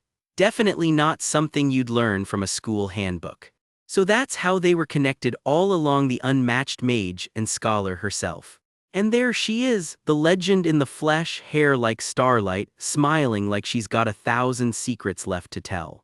The great sage Sylvania. Yeah, hey, that's Sylvania. The whole forest, the whole guardian tree gig, it all traces back to her. The scene shifts, night falls over the camp, and the memory pulls us somewhere else entirely. Footsteps creep closer in the dark. A nervous voice calls out, hey. A young Ed completely fumbles his greeting. Low, no wait, hi, I mean, hello, smooth Ed, real smooth. And there she is, a girl with a staff, sparks trailing behind her as she walks into camp for the very first time. This is where it all started. Something gets passed over in the firelight. Yes, comes the shy reply. Ed and Janica sit by the campfire together, and the silence between them is thick enough to cut with a knife. Please, pass your plate, Janica manages, breaking the ice about as awkwardly as humanly possible. Here, she says, handing food over like it's the single hardest task of her life. Janica eats in total embarrassment, clearly regretting every choice that led to this exact moment. Ed watches her sideways, thinking to himself, what's he supposed to do here? Either they talk formally or they don't, just pick a lane already. Wah, what is it, Janica? Are you hurt somewhere? Ed asks, worry creeping into his voice. It's just hard to say this while looking right at you, she admits. Young Master Ed, there's something I need to ask, and it might sound strange. Please just hear me out before you answer. Ed lets out a long breath. Whatever's coming, he can already tell it's big. If it's this hard for her to bring up, he figures the least he can do is just listen without freaking out. Janica fidgets, pulling at her collar. To come, she finally gets out. Live with you here at the camp, Ed's brain just about short-circuits on the spot. Mid-panic, Ed's peeling an apple and of course, the knife nearly gets him. Blood, chaos and Janica scrambling over in a full panic. Ed, are you okay? The campfire crackles on, blissfully unaware it just witnessed a near-fingerless disaster. He thinks back on it, a whole year of camping and fighting out here, and he genuinely believed nothing could rattle him anymore. Honestly, cutting my finger was kind of a relief, he admits. At least it bought me a second to get my head straight. This is probably exactly what you expected me to say, he tells her, firelight flickering across his face, but I'm still going to say it. I'm sure I'm not the only one who feels this way about you, he says, but I like you a lot. Janica's whole face goes red in an instant, eyes wide, completely stunned. Ed keeps going, dead serious now. I need to point out I am in fact a man. Listen carefully, Janica, I don't know how you see yourself. But you are genuinely beautiful and you've got real charm. I can hold it together and stay a gentleman right now. Janica buries her face in her knees, hyperventilating. Wait, just let me catch my breath. But I honestly don't know what happens if we're living under the same roof, he warns. Men, in general, aren't that different from each other. And I'm grateful you trust me, but still he starts. Still he repeats, dead serious, cheeks a little red despite himself. Tears in her eyes, Janica finally whispers her answer, if it's you, Ed, I'm okay with it. Is all she can manage in the moment, completely overwhelmed.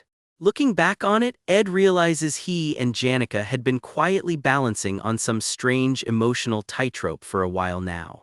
Ed, she calls out to him and he just lets his head drop, lost in thought.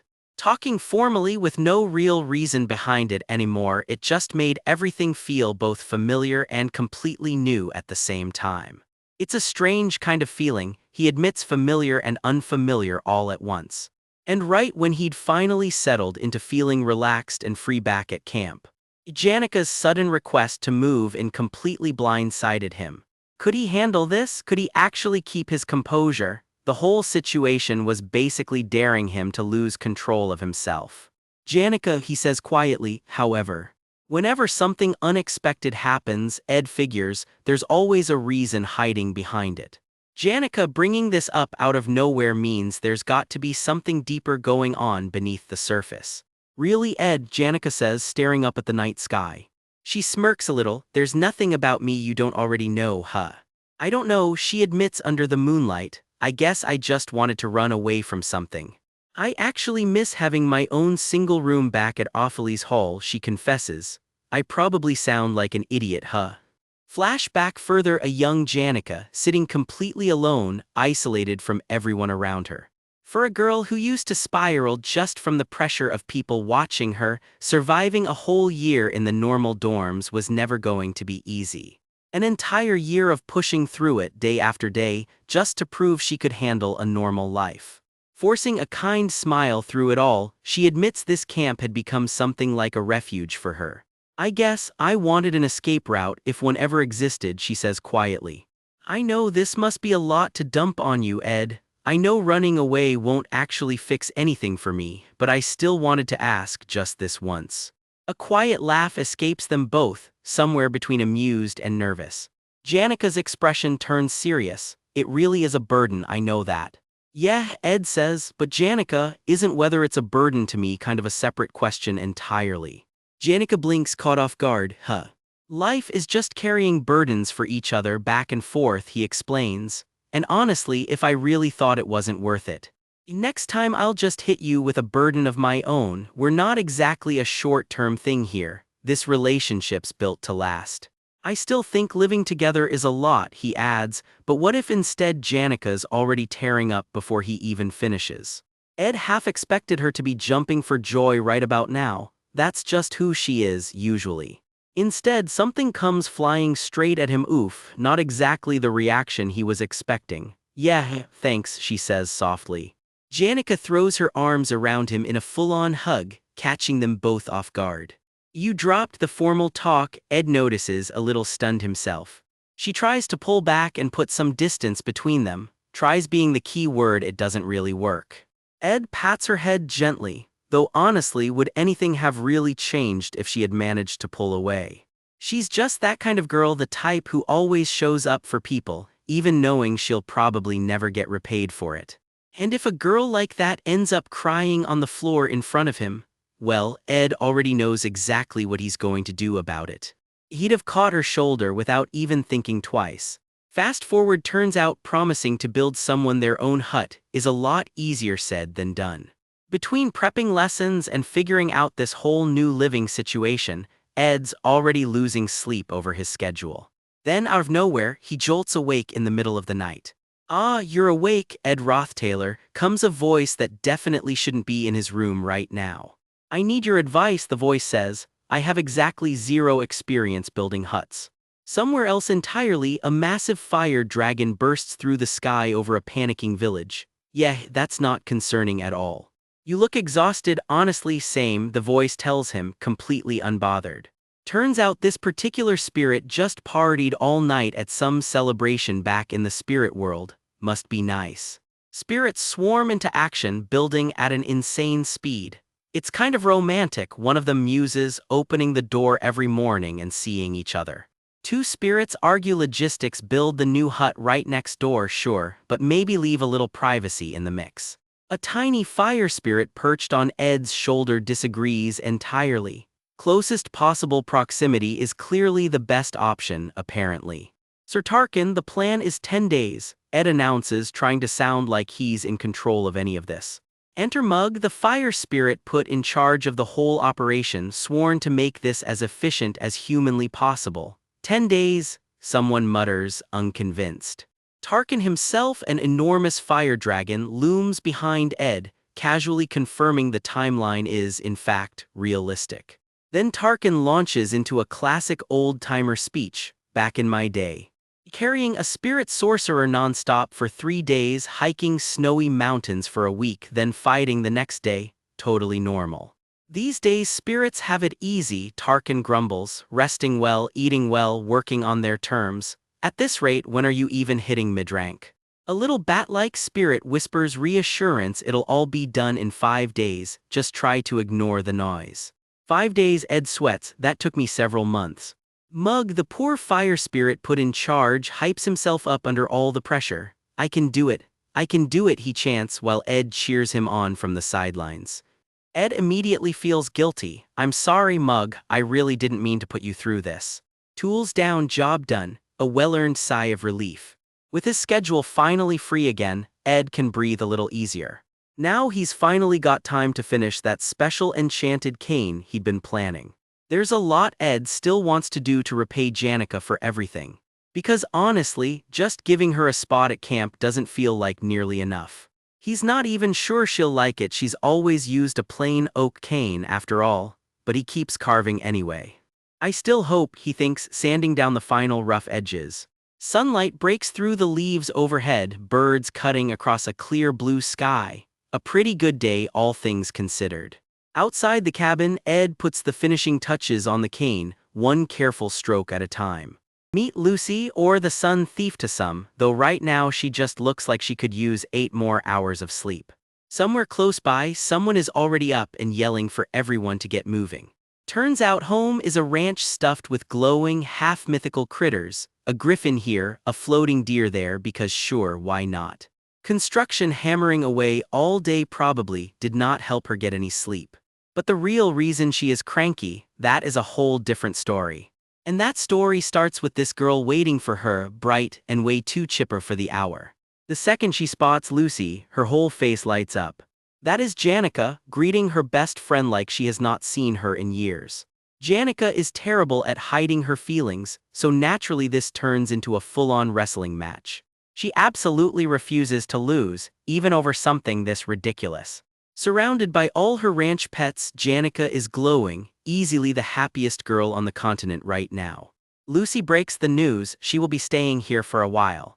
Lucy, meanwhile, reacts with all the enthusiasm of someone forced into a group hug. A long, tired sigh escapes her. This is going to be a whole ordeal. Meanwhile, across town, Ed has been busy borrowing a stack of elemental magic books. Look at him, staggering under the weight of his own ambition. All because he decided it was time to learn some new magic, and by the looks of it, some seriously destructive magic. Cut to a training ground where someone is not holding back one bit. The message is blunt, just crush Ed with raw power and call it a day. Ed just smirks, yeah sure, good luck with that. Out in the square under the old clock tower, someone with quite the reputation is making her way over, the holy fire keeper, the romantic, the prophet. She comes bounding down the steps, lute in hand, trailing music notes like she owns the place. This is Adele Saris. She has been around since the start of the story as Taylor's comrade, but she barely ever crosses paths with Ed. So it is a little strange when she strolls right up and greets him by name. Ed's brain short-circuits a little. Why is she even talking to me? Adele mentions, pretty casually, that some people have very complicated feelings about him. Ed brushes it off, not his problem, though he will admit he is a little curious about Taylor. Word from Jix is that Taylor has been getting stronger and stronger. At this rate, he will breeze through the joint combat training without breaking a sweat. Adele offers to play him a song. She is still a traveling bard after all. Ed politely passes. He is staying in Sylvania for now, and honestly these books are heavy enough already. Oh my, what a shame, she says. Then she calls his name again, a little more seriously this time. Ed turns around, caught off guard. And just like that, an old, unwelcome memory comes flooding back. If you hesitate in that moment, know that it will be you who dies, someone once told him. Was that a prophecy? Ed's expression goes dead serious. See, the reason Adele can play her lute so calmly no matter what is happening is because she can actually catch glimpses of the future. But her visions do not always come true, so Ed figures he does not need to lose sleep over them. The real problem is that he knows a future that is a lot more certain than any prophecy. Because according to the story he remembers in the third act, Adele. He watches her play, utterly at peace, with no idea what is coming. Dies, and Ed knows it. A little later, Lucy finds herself roped into a very specific favor. Ed wants 2 lightning-struck, 1,000-year-old branches carved into walking canes, one for Janica, one for himself. The catch, he needs Lucy to actually zap them with lightning to make them work. I'm only doing one, she grumbles. Come on, he pushes back, it is the same spell either way, right? She goes quiet, then relents. Fine, she will make one and Janica gets it. Which is not exactly what Ed had in mind, and he lets her know it, hat and all. Lucy yelps, then tries to reason her way out of it. The better cane should just go to whoever will use it best, right? That logic does not save her, and she is stuck casting the spell all over again. Fine, Ed decides he will just carve both canes himself. Lucy blinks, genuinely caught off guard. Later, Lucy asks for a favor of her own, come somewhere with me. And she is not really asking, she just grabs him and goes. To understand where they are headed, you need to know about the Archmage Glocked, or as some called him, the lovesick sage. The man was a genius in basically everything: elements, monster ecology, herbology, monotheory, spirit studies, you name it. His research made him a legend, and he was one of the rare few to ever bond with 2 highest-rank spirits. One was Teorphis, the highest-rank fire spirit, basically a walking, breathing inferno. The other was Fried, the highest-rank water spirit, just as monstrous in its own right. And he mastered all of that somehow, at the very same time. After he retired, he poured everything, every last coin, into raising the next generation and funding this very academy. This is Sylvania Academy. The best educational institution in the world, and it got that way because of him. Which is why people are already whispering as Ed walks through campus with Lucy right beside him. Glocked gave everything to this school, then disappeared into seclusion in the Ramelin Mountains. Isn't that the guy dating Janica? Someone murmurs, awkward. Meanwhile, out in those mountains, Glocked once found an abandoned child at a monastery. That kid was Lucy. Lucy tightens her grip on his arm like she still cannot quite believe it herself. If there was one thing Glocked never expected, it was that her magic talent would turn out to be a genuine, once-in-a-lifetime gift to humanity. The old Archmage spent his final years polishing that gift. His life alone could fill an entire book of legends. But those later years were sadder than you would think. His wife, the woman he loved since he was young, died subduing Teorphis. One by one, every colleague he had ever known passed away before he did. So he built a quiet hut deep in the mountains and shut himself away from the world. But there was one thing that still gave him comfort. Knowing there was someone out there who could carry on everything he had built. A rainy day, a rundown little hut, and a lonely old man who finally was not alone anymore. That is how it ended for him, quietly and at peace. My journey began there, Lucy tells him, although it is over now. Over? Ed asks, confused. Do you know where he was actually from? She asks, leading Ed deeper into the woods. From history class, Ed guesses the lawless region of Cohelton. Nope, Lucy says flatly, the history books got it wrong. That is just where he spent his youth, she corrects him. His real hometown is right here, Arkin Island. They walk on together, the wind picking up as the sun sinks low. I never got what was so great about it, Lucy admits, but whenever he talked about this place he meant every word. Right up until he died he was still worrying about that school. What a fool, but his heart never really left this island. When he passed, all young Lucy had left in the world was a falling apart hut, and her master's body gone cold. She wrapped him in a blanket, tied him up carefully, then froze him solid with ice magic, a spell most mages could not hold for even an hour. Lucy carried him like that, through the wilderness for months. And she was already strong enough to pull it off, even as a kid. His hut sat in the Ramelin Mountains, way up in the northwest, so she headed south toward his real home. She crossed the Urekal Forest, skirted the shores of Great Lake Aka. And honestly, this is the kind of story that gives you actual goosebumps. Through the land of alchemy, the Mayland Plains, the Holy City, and the wetlands beyond, town after town. Past viscounties and marquisates, past merchant cities and county lines, until she finally crossed into the empire itself. Try tracing her route on a map and you would need a ruler and a lot of patience just to draw the line. Eventually she reached Mexis Bridge, the last crossing before Arkin Island. This whole trek she made while keeping her master's body preserved with magic the entire time. And using that same magic just to keep her own exhausted body moving.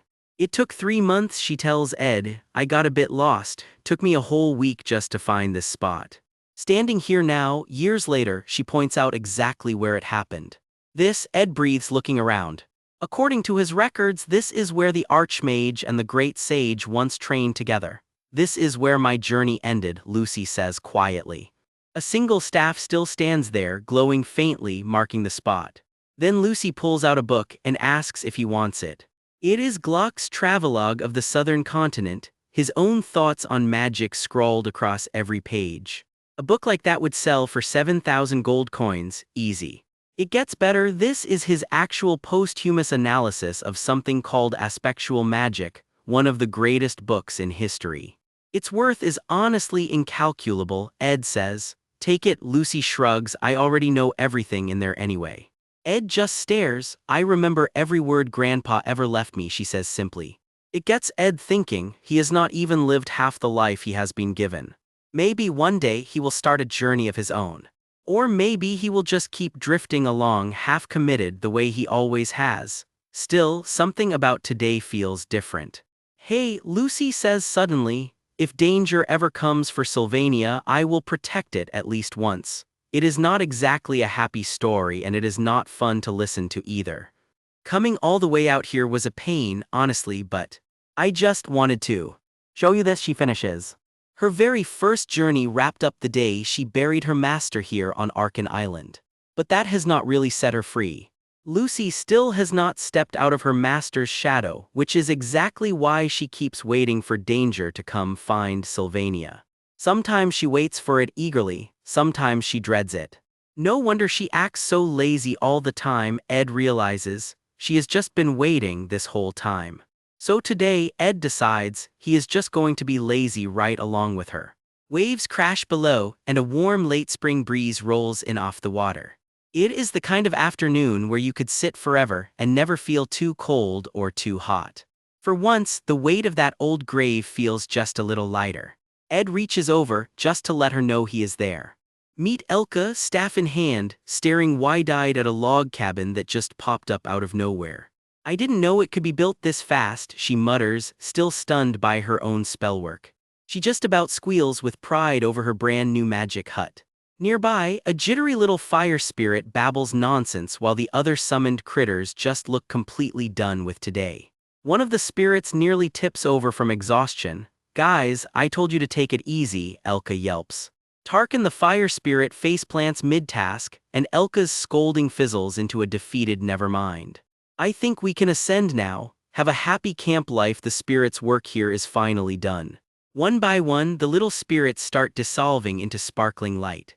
Thank you so much, you're just being unsummoned. This feels strange, but thanks anyway, the spirits call as they fade out. With one last magical groan, the cabin's roots settle deep into the earth. Home, sweet, weird, magic home. Elka wanders around back and spots a little sign staked into the ground. HMMMM, she says, leaning in to read it. The sign reads cohabitation, and you can watch the realization hit her in real time. Cohabitation, her whole face goes red instantly. Bold choice of housewarming gift, Elka. She's still short-circuiting, cheeks burning, unable to unread that one word. Ed, she calls out toward the cabin door, half hoping he heard none of that. The door creaks open and someone inside lets out a long, sleepy yawn. Ah, Elka blurts, eyes going huge as she realizes she's not the only one who saw that sign. A tall shadow looms up behind her, and suddenly this whole cabin situation feels a lot more awkward. There it is in plain sight, staked right into the dirt, the offending cohabitation plaque. The white-haired girl behind her looks absolutely delighted by this development. Ahem, she says, way too pleased with herself. She smooths her jacket back into place, smug as ever, clearly enjoying watching Elka squirm. And then she just has to one-up it. Cohabitation is nothing, apparently sleeping together is the real upgrade. Not helping, girl. A new system notice flashes up out of nowhere. Basic aspectual magic, a new article has been revealed. The skill list pops up with entries like time, prison, teleportation, and, seduction at level 0. Oh ho, someone mutters, intrigued. Another fail, can you even get a grasp on the mana flow? His blue-haired friend teases, watching him whiff another spell. Meanwhile, the white-haired girl beside him has already given up and passed out mid-lesson, snoring on his shoulder. Even half asleep, she's still lecturing him. For aspectual magic, it's important to understand the principles first, she yawns. Magic is theory and senses together. You'll get a feel for it after repeated practice, she explains, guiding an axe with a thread of purple mana. The purple mana keeps twisting and sparking as he grinds through the drill again. Their little camp has basically become a full-time magic classroom, books, spells, and naps all at once. Wow, looks like you've done your repeated practicing too, she says, actually impressed for once. Yeah, 2 or 3 times, he shrugs, ruffling her hair. She short-circuits with a flustered HA. I'm sure that's the case for a genius like you, he grins, clearly enjoying the reaction way too much.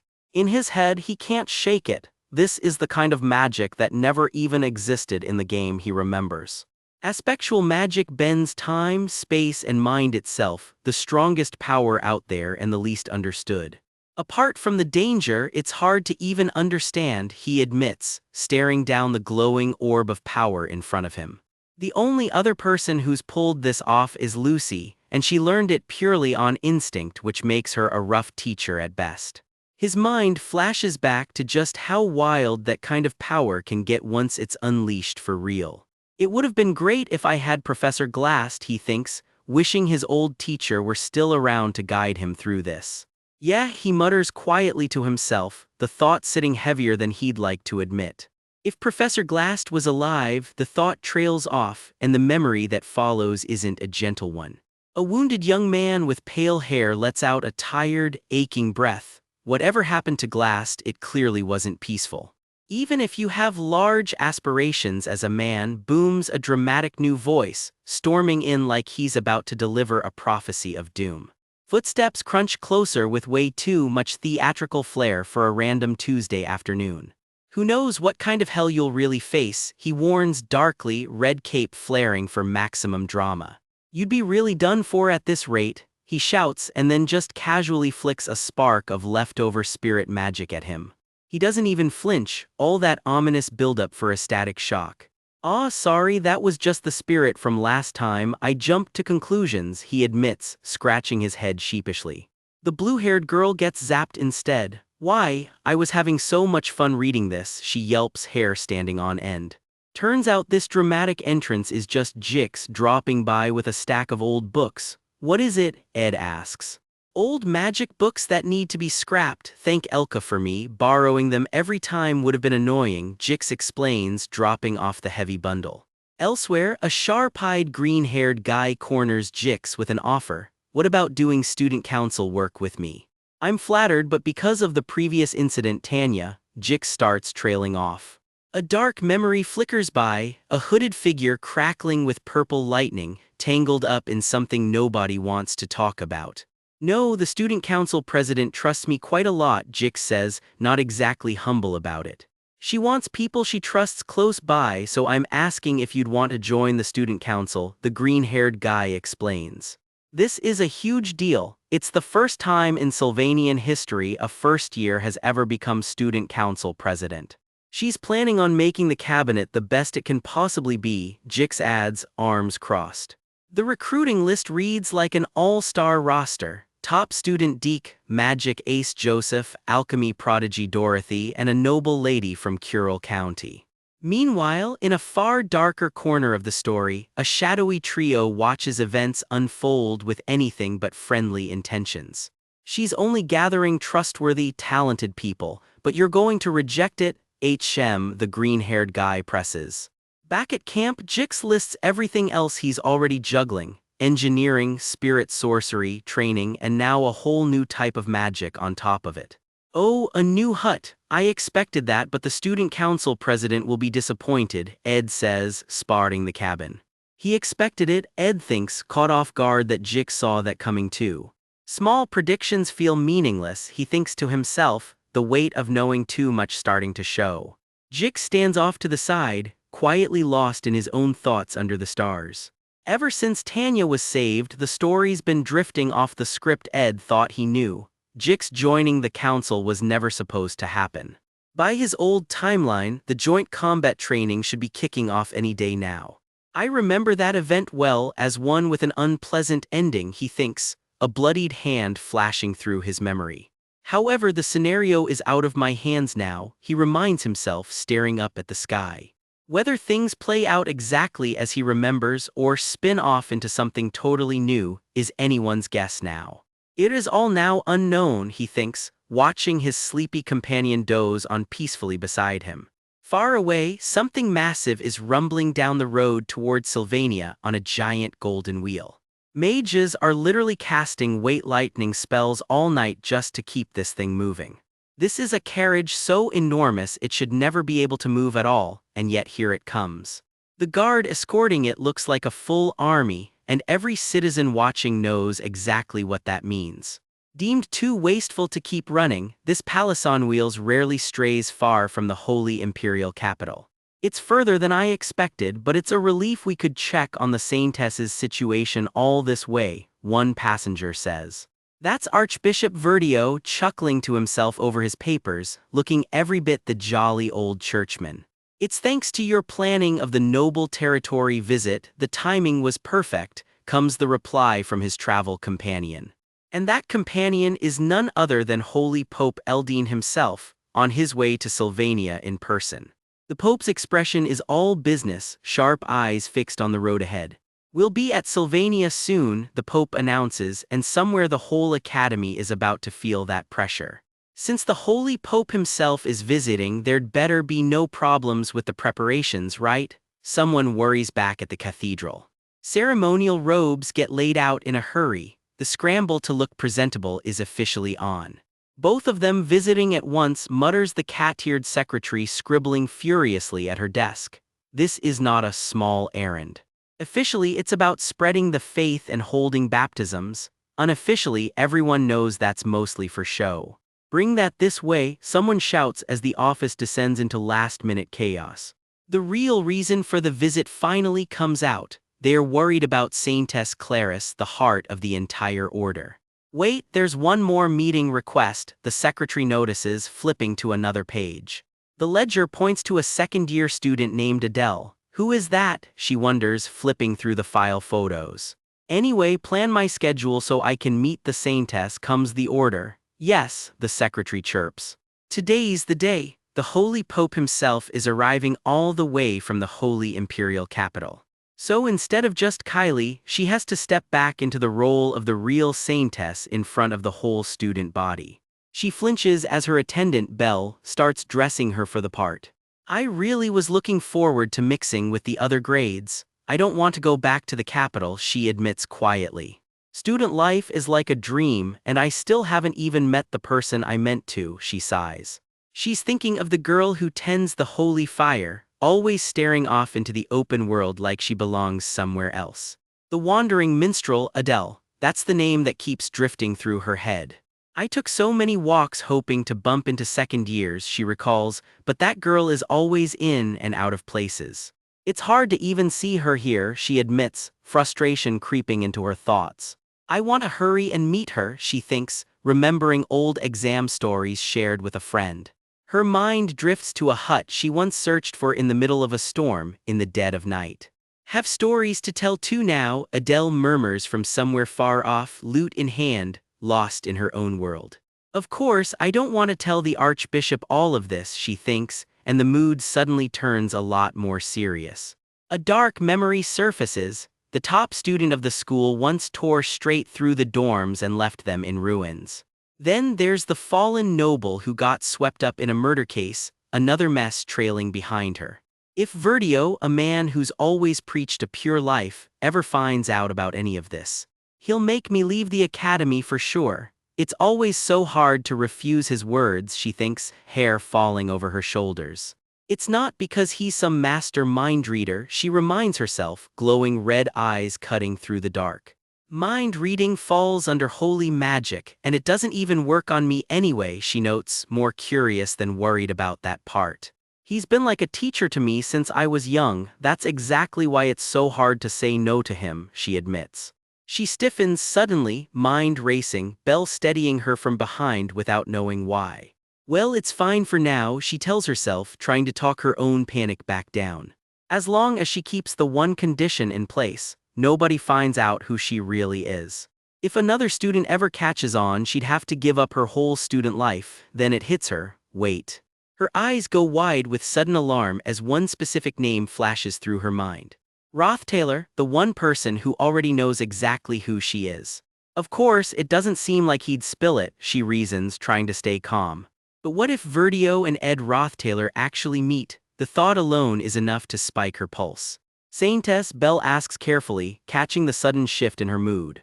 What if Verdio somehow reads Ed's mind and finds out he knows her secret? That thought alone is enough to spiral. Should I make you a cup of tea? Belle offers gently, trying to calm her down.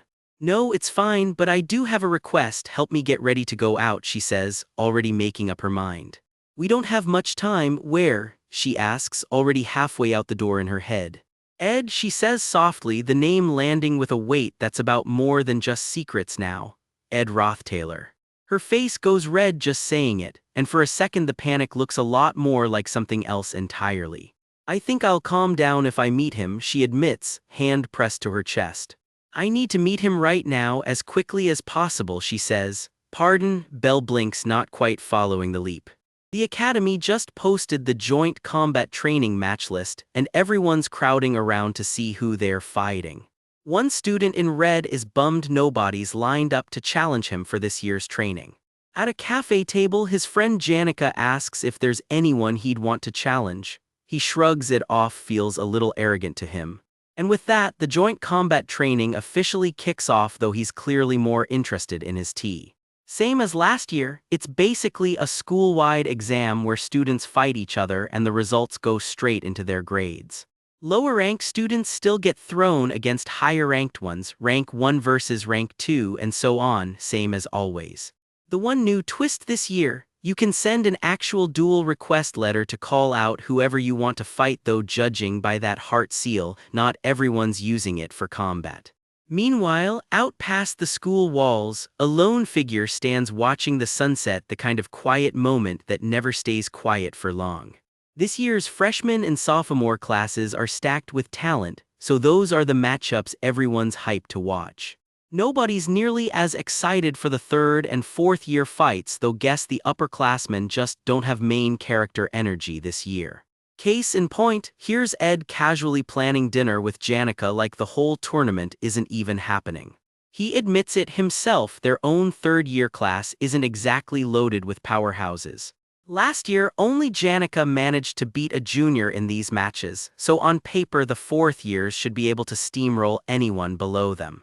But here's the catch: the ones who actually are strong never get challenged. Nobody wants to pick that fight. Janica catches him glued to a book his friend Lucy gave him. He swears it's important, he's just not explaining why. Ed's inner monologue is peak confidence. Since nobody's challenged him either, clearly he must be one of the strong ones now. He could just challenge someone himself, sure, but knowing Janica, that's really not her style. Suddenly, a knight comes storming through campus, yelling for everyone to clear the way. Word spreads fast, the saintess herself is arriving and the whole school scrambles for a look. But Ed's not thinking about her holiness at all, he's quietly clocking just how far this scene has drifted from what he expected. Because by his count, she shouldn't even be in this town right now. Something's off. Students pile onto benches just to catch the procession rolling by, Janica included. As saintess, she's supposed to be skipping the combat training entirely. Her schedule's booked solid with the visiting Holy Pope instead. Which makes it even weirder when a familiar pair of shoes turns and starts walking straight toward him. Ed can't shake the question, what could possibly have changed to bring her all the way out here? If the Pope's visit really got pushed back, something huge must have happened and Ed has no idea what it is. Before he can even guess, she's already standing right in front of him. The saintess, all warm smiles for the crowd, greets him like old friends. She says she can't stay long, but she'd love just a few minutes to talk. Janica, completely starstruck, practically trips over her own name introducing herself. It's an honor, saintess, she's basically shaking at this point. Fair enough, honestly a third of the entire empire worships the Telos order, so meeting its saintess in person is a genuinely huge deal. Janica leans over to Ed, completely overwhelmed, silently begging him for help. Ed just thinks it's a totally normal reaction, though watching her play the part, it's wild to remember this polished saintess is the same girl he knows as plain old Kylie. Years of rigorous training have made every single one of her movements picture perfect, not a flicker of emotion out of place. Turns out the Pope's visit just happens to line up exactly with where Ed is right now, convenient timing, and also very suspicious. I figured you'd be here, Ed, she says, and now he's really wondering why she went out of her way. She mentions, almost casually, that the Holy Pope is razor sharp and so is his archbishop, a man named Verdio. So sharp, she jokes, it's almost like the guy can read minds. The way he seems to just see straight through people. Rumor has it Archbishop Verdio can literally see everyone's thoughts, some kind of holy magic, apparently. Ed's smile doesn't move an inch, but internally, alarm bells are going off. Verdio mind reading, Ed's putting the pieces together fast. That's exactly why she came all this way for this oddly specific chat. Archbishop Verdio can read minds. She's worried this mind-reading archbishop will find out that Ed knows exactly who she really is. If Verdio's really that capable, this could blow both of their secrets wide open. So Ed plays it cool, insisting a big-shot archbishop would never bother with someone of his lowly fallen status. Besides, he adds, he'll be too busy with the combat training to ever cross paths with the guy anyway. So no way they'll ever meet, he says. She just echoes it quietly back. Never like the thought bothers her more than it should. She's suddenly blushing hard, flustered by something she's not saying. Ed notices, saintess. Janica's jaw hits the floor, wait CED. Ed calls it out, for someone supposedly nervous about meeting the Pope, she brought a whole carriage out here just to see him. Janica, stunned, repeats it right back at her. Cornered, the saintess dissolves into awkward laughter. Flustered, she stumbles through an excuse about how, when you're nervous, you just think of the person you want to see. Ed, way too smug about it, connects the dots out loud, so because she was nervous she thought of him. Beat red, she blurts it out, I just wanted to see him. Then immediately backpedals, or meet him, I guess that makes sense, not convincing anybody. Suddenly remembering the time, she yelps that the Holy Pope is about to arrive and bolts. Saw saintess, Janica shouts after her, watching her flee the scene. The actual carriage rolls in for real this time, and the whole crowd goes dead silent watching her dramatic exit. Everyone just stands there, still processing what they watched happen. Ed lets out a long sigh, head in his hands. Whether she's Clarice or Kylie, he decides, she is genuinely exhausting to spend time with. The combat training matches are in full swing now, and the crowd is going wild. Students size each other up, gossiping about who's ducked, sending out challenge requests. One guy with silver hair says the rumor mill's been buzzing, word is Ed's actually pretty strong. His buddy scoffs that he's probably only strong compared to third-year weaklings, and somebody nearby does not appreciate hearing that. A heads-up gets passed around. First and second years aren't allowed to use mid-rank magic or sharpen blades in their matches. But the upper grades play by different rules entirely, and one particular fourth year can't wait to make that very clear. Enter Kordek Validirk, fourth year, stepping up with a smug reminder that sharpened weapons are banned because, well, they can kill. But this, he grins, hefting his weapon, is just a blunt one, like that's somehow reassuring. Someone jokes they were terrified of drawing this guy. The announcer calls it third year Ed Rothtailor versus fourth year Kordek Validirk. Both fighters step onto the arena floor, squaring off. Begin, and the match explodes into motion. Kordek swings hard, his eyes lit up with battle hunger. He cackles that his blood's already pumping, loving every second of this. He warns Ed straight up, he never takes it easy, mock duel or not. If you feel that fear creeping in, he taunts, it's still not too late to tap out. Ed just raises a hand, calmly gathering fire in his palm. Then he unleashes it, mid-rank magic, particle explosion straight into Kordek's charge. The blast connects dead on, and Kordek's whole body jerks back with the impact. Smoke and fire fill the arena while Ed just stands there, completely unbothered. Somebody in the stands can't believe it. What kind of mage reacts that fast? When the smoke clears, Kordek's left a battered, smoking mess on the ground. Through gritted teeth, all he can grind out is the third years. Because until last year, this class was basically a non-issue. Not anymore, not with power like that on full display. Onlookers just stare, stunned. Where did this monster even come from?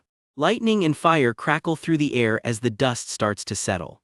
Turns out Ed's not the only monster in his class either. Across the field, another third year just leveled their opponent with an explosion of their own. The crowd can only gulp, watching it all unfold. Somebody clocks it out loud, that whole fight took about 5 seconds. Back with Ed, Kordek's left smoking on the ground. Ed made sure not to actually hurt him. He even half apologizes, in case Kordek wanted to keep fighting a little longer. Nearby, icy energy crackles around another student's legs as their own match wraps up too. The crowd erupts cheering, but Ed's just standing there, admitting to himself he barely focused, his head was somewhere else entirely. Rewind a bit. Earlier, Ed had to personally walk the hopelessly directionally challenged Janica to her own stadium. All while racing to make it to his own match against Kordek across campus. On the way there, he ran into someone he really wasn't expecting. Cutting fast through a sunlit hallway. And there she is, a blonde girl strumming a lute by the window. Oh my, we meet again. She calls his name. She teases him, what's he doing all the way out in Glocked Hall? Second years belong over in Nail Hall.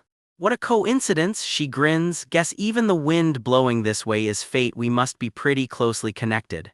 Ed goes completely quiet.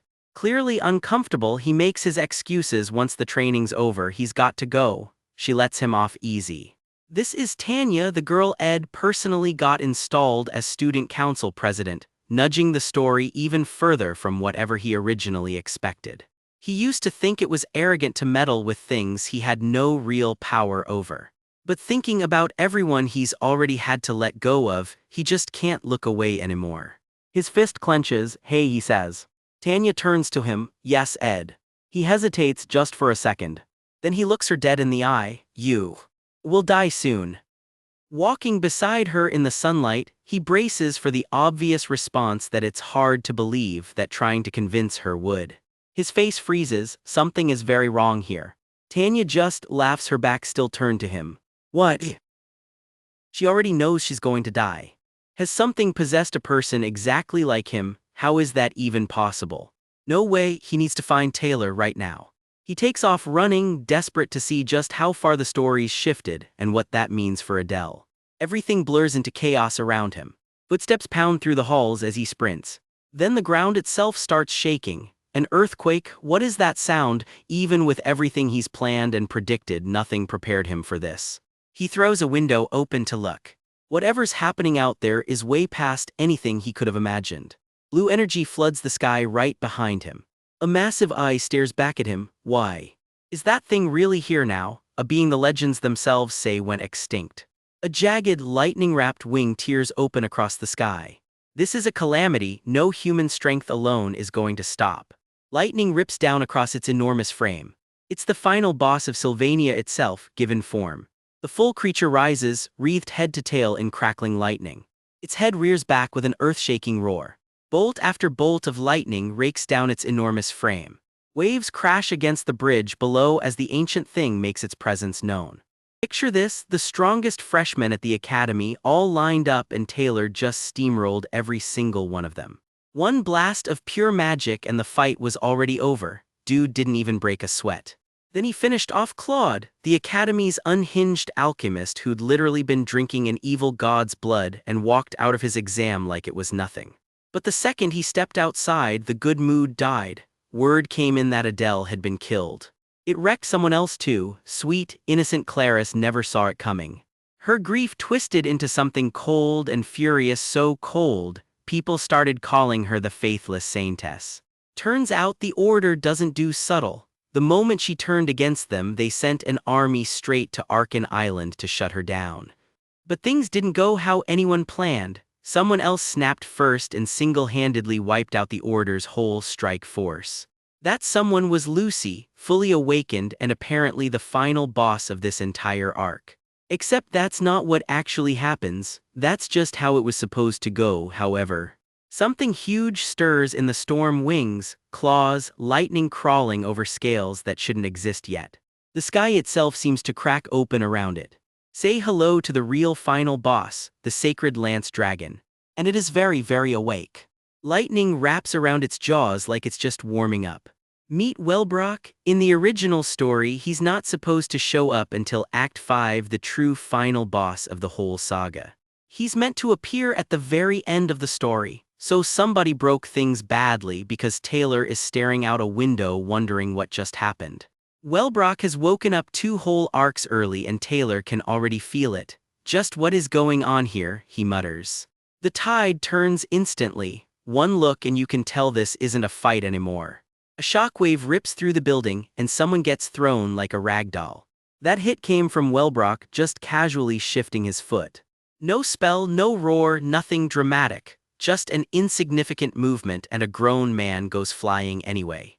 Debris and bodies scatter through the dark like leaves in a hurricane. Anyone standing close doesn't stand a chance against a monster that isn't even trying yet.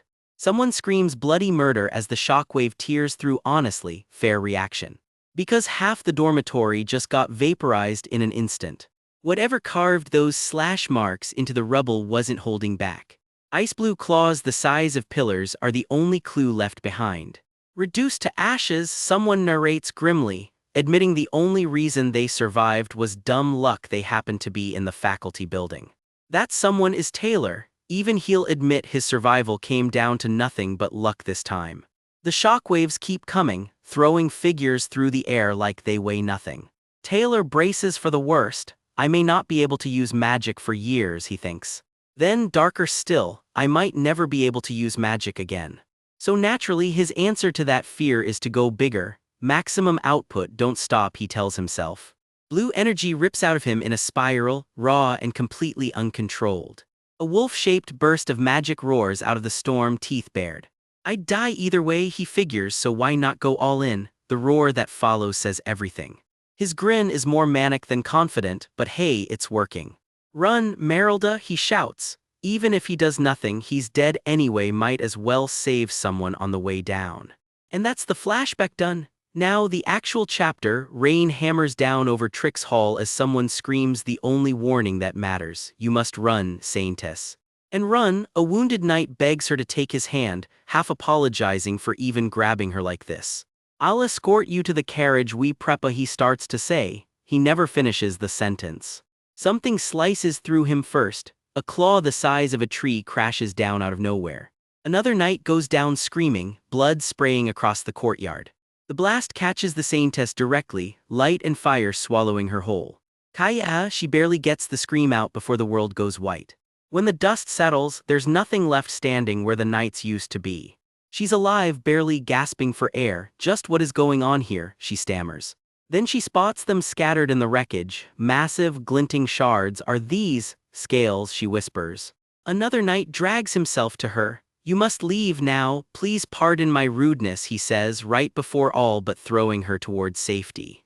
Who created that horrific thing? Someone shouts before barking an order. Marv, prepare the carriage. A soldier and a pale-haired girl brace against the chaos, both clearly realizing there's no clean way out of this. Bad news lands fast. Saintess, the carriage has already been destroyed. Instead, please take this horse. He's been trained well, a knight insists, dragging the animal forward. He'll get you across the Mexis Bridge and off Arkan Island entirely, the knight promises, his bloody hand still gripping the reins. I can't ride a horse, she chokes out, terrified and completely out of her depth. The knight helping her is bleeding from the eye, barely upright himself. Please, just grab the reins and hold onto the horse's neck tightly, he begs, using the very last of his strength to help her. She scrambles onto the saddle, hands shaking. Kaya, the horse bolts and she's screaming the entire way. Claw marks rake the ground behind her, it's already caught her scent. Clinging to the horse's neck, injured and barely conscious, she starts murmuring to herself. I always thought it was just an exaggerated old tale, she thinks, something out of a myth. But now, I'm remembering the whole story. The one the Archbishop used to read to me back then. That story has a name, Wellbrock the Sacred Lance Dragon. Not a myth, not a bedtime story, a living, breathing apocalypse chasing her down. And it is not slowing down. Everything beneath him, the narration warns as lightning cracks across the sky. Wellbrock rears back, charging a ball of raw energy in his jaws. The air itself seems to scream around him. From above, she and the horse look impossibly small, fleeing across a landscape about to be erased. Would cease to exist, the warning finishes. Kaya, her scream barely registers over the roar of incoming annihilation. Then, at the last second, a wall of gold light snaps into place. High-rank magic, a large-scale nullification barrier. Wellbrock's attack slams into it and the whole world shudders, but the barrier holds. A green-haired stranger reacts with a sharp, clearly not expecting to cut it this close. That stranger comes riding in at full speed, robes streaming, having pushed his magic to the absolute limit to get here in time. The saintess breathes, recognizing him instantly as a magic circle blazes to life beneath them. My magic can only deflect its breath, he pants, barely standing after casting that barrier. It's the principal, Obel Forcius of all people, right on the front line. Damn it, even high-rank magic, he grits out, furious at how outmatched they still are. Wellbrock's jaws snap forward again, completely unbothered. The impact sends shockwaves rippling in every direction. Obel throws everything he's got into another spell, gold light exploding around him. So you're not even going to give me time to imprison you? He shouts at the dragon, equal parts furious and impressed. A new title flashes across the chaos. Highest rank telekinesis magic, Chains of Providence. Purple chains rip out of thin air, crackling with restrained power. It's a promise finally being cashed in. One day, just once, if this school ever faces a real threat, Obel had asked long ago, won't you lend us your strength? Lucy answers by diving straight into the fight, hand outstretched, purple lightning wrapping around her like a second skin.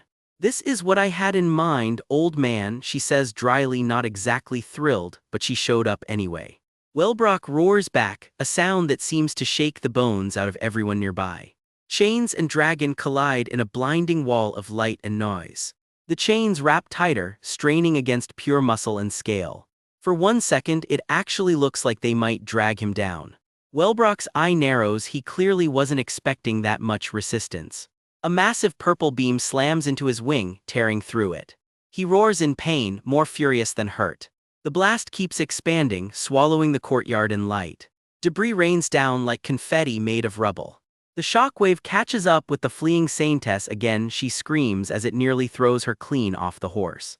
Wellbrock's jaw crackles with residual energy, unbothered by the damage he's taking.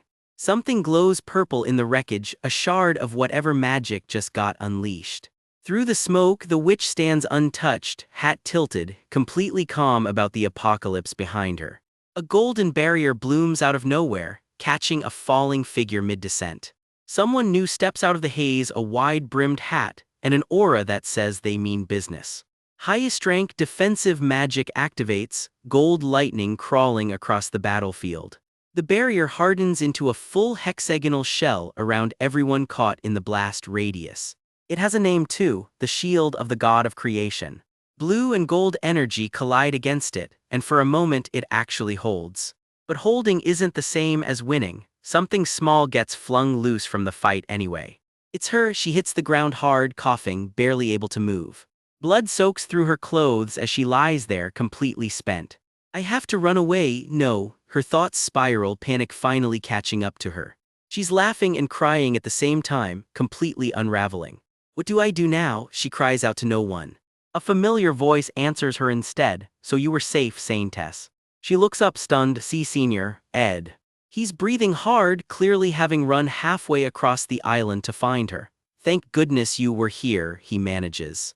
Are you hurt? He asks immediately, already moving to check. Flame flickers to life in his palm, ready the second she needs it. No, how did you know I was here? She asks. You had plans to meet important guests, he answers, so I figured you'd be around here.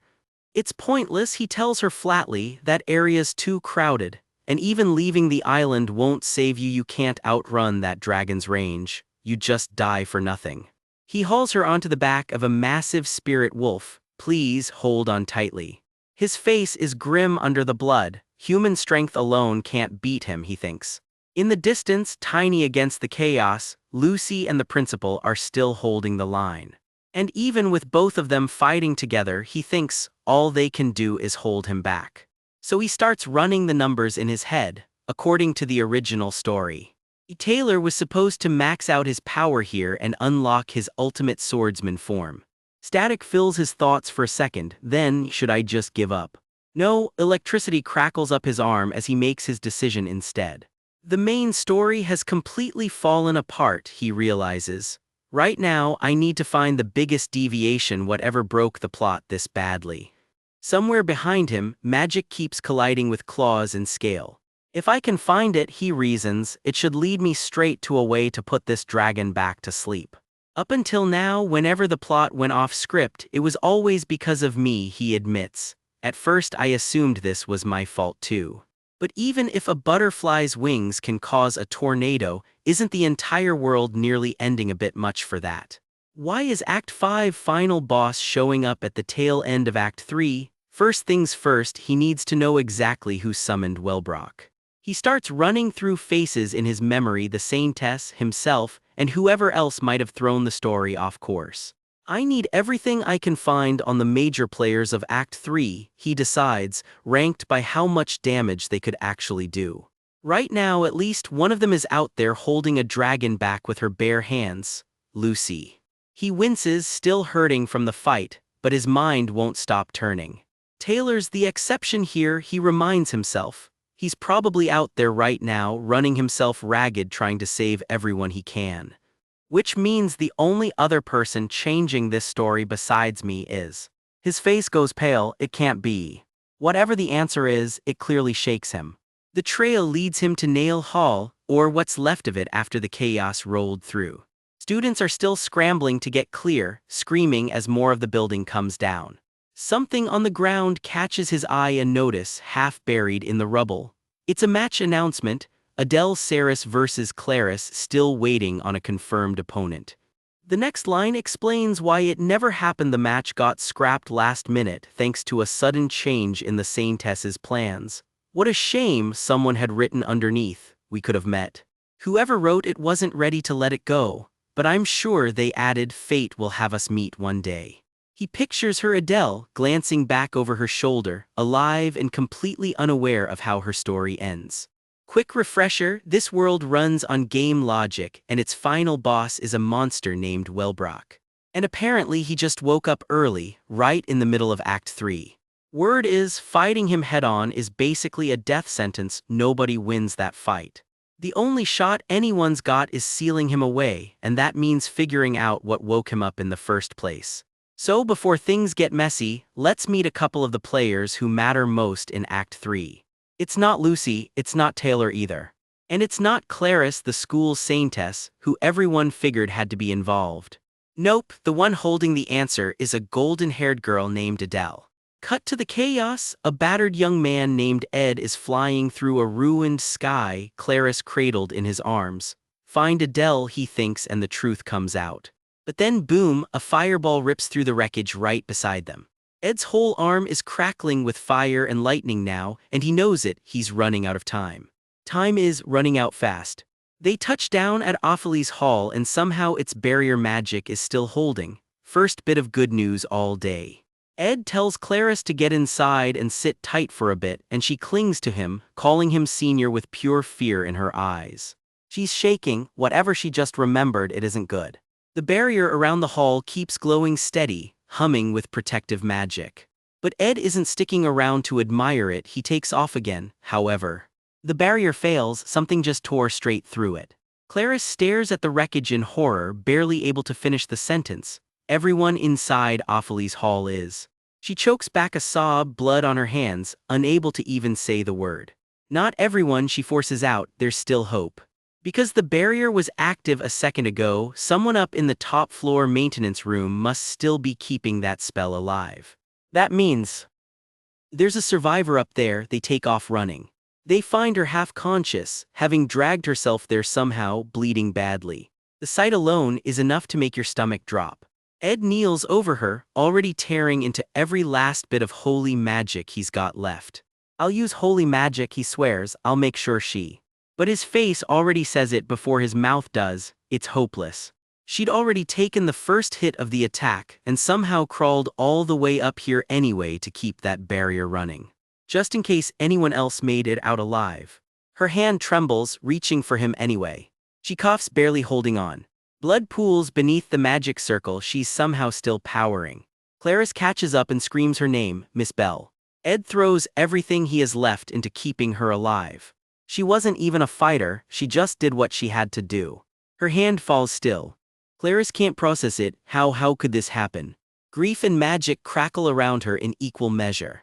Tears mix with the light of a spell she's still desperately trying to force to work. It can't be, she keeps whispering, Miss Bell will be all right. But Ed already knows, there's nothing left to save. The room is a wreck of blood and broken magic. They pull themselves together anyway, we'll do what we must. Someone assures Clarice that as long as nothing attacks it directly, the barrier should hold for now. Please keep a strong heart, Ed tells her, staring out at the wrecked skyline. He's hurting bad, but he's already moving to go scout what's really happening out there. Clarice grabs at him, it's too dangerous out there, she begs. Then he sees it, look out the window, he shouts. If they just sit here and do nothing then.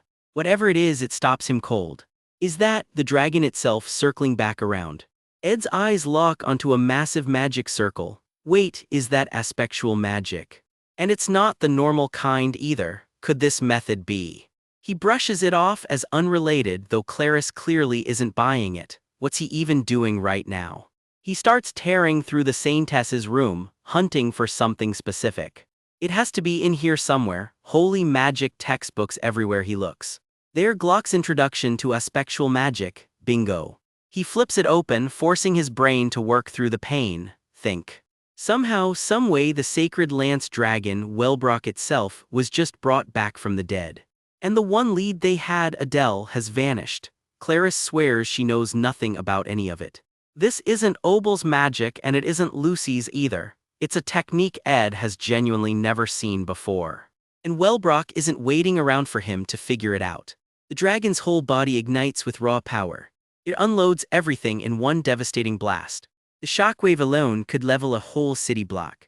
Block it all, someone roars, throwing themselves in front of the blast, and it costs them hard.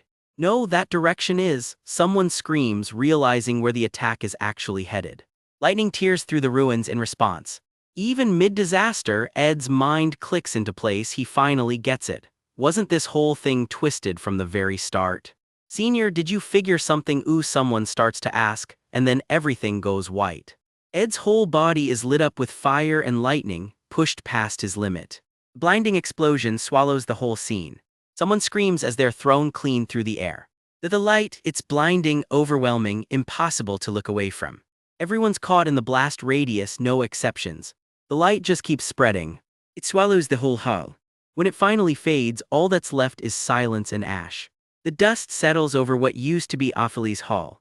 Blood stains the broken stone everywhere you look. Nothing moves. Then a groan, someone's still alive down there. Barely but alive. He drags in ragged breaths, magic still sparking weakly around him. It's Ed, holding on by pure stubbornness at this point. Whatever happens next, he thinks, gritting through the pain. He remembers his own mentor's old warning: if it's ever too much, ask for help right away. He never did. No, Senior, he mutters, regretting it now. The magic flares one last time, desperate and fading. With whatever strength he has left, he forces out a number: 160. Clarice catches him as he collapses, blood soaking through everything. Please don't speak, she begs him, already channeling every bit of magic she has left. I'll do whatever it takes to make sure you. But the light in his eyes is already going out. His hand falls away from hers. Someone else stumbles onto the scene, frozen in horror. See Senior. Senior, Ed, the realization hits like a physical blow. The last of his magic scatters into the sky like falling stars. It's over just like that. The wreckage goes horribly quiet. No, why? Clarice can't even find the words. Why did so many people have to die today? She sobs, surrounded by everyone left standing. Even you, Senior Ed, the words barely make it out. You can't die, you just can't, not you too. Not in my place, she begs the empty air, please, please. Nobody answers her. All she can do is whisper an apology to a boy who can't hear it anymore. Then snap, her eyes fly open. Clarice bolts upright, gasping for air, sunlight blinding her after all that darkness. Wait, where even is she right now? Turns out she's sitting in the middle of a totally normal school courtyard, and everyone's already whispering about it. Did she come here just to see that guy Ed? Do they even know each other? The gossip starts immediately. Ed himself has no idea what's going on, he just got ambushed by the Saintess out of nowhere. Not exactly a normal Tuesday. The Saintess, someone gasps while Ed just stammers she wanted to talk to him. About what exactly? Before he can even finish the question, she's already grabbing him. The whole courtyard freezes.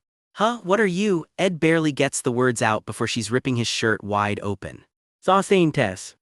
She's frantically checking him for wounds and finds absolutely nothing, not a scratch. This can't be, she thinks, completely thrown off. Meanwhile, the other students are losing their minds. Even if you're the Saintess, you can't just. Ed, in full panic mode, accidentally yanks a random junior in close, trying to cover the moment. Smooth move, dude. You a Saintess, someone yelps, and the whole courtyard just loses it. Clarice finally sits back down, chest heaving, completely rattled. Was everything she just lived through only a dream? Or was it a premonition of something still coming? Or just some kind of awful hallucination? That's impossible, she tells herself, even as her hand still shakes. But she can still feel every second of it, the barrier, the blood, all of it. Everything she experienced. All of it was real. This isn't a warning she can afford to ignore. Our story opens on an ordinary morning, or so it seems, with Kylie the Saintess flashing back to something that happened just hours ago.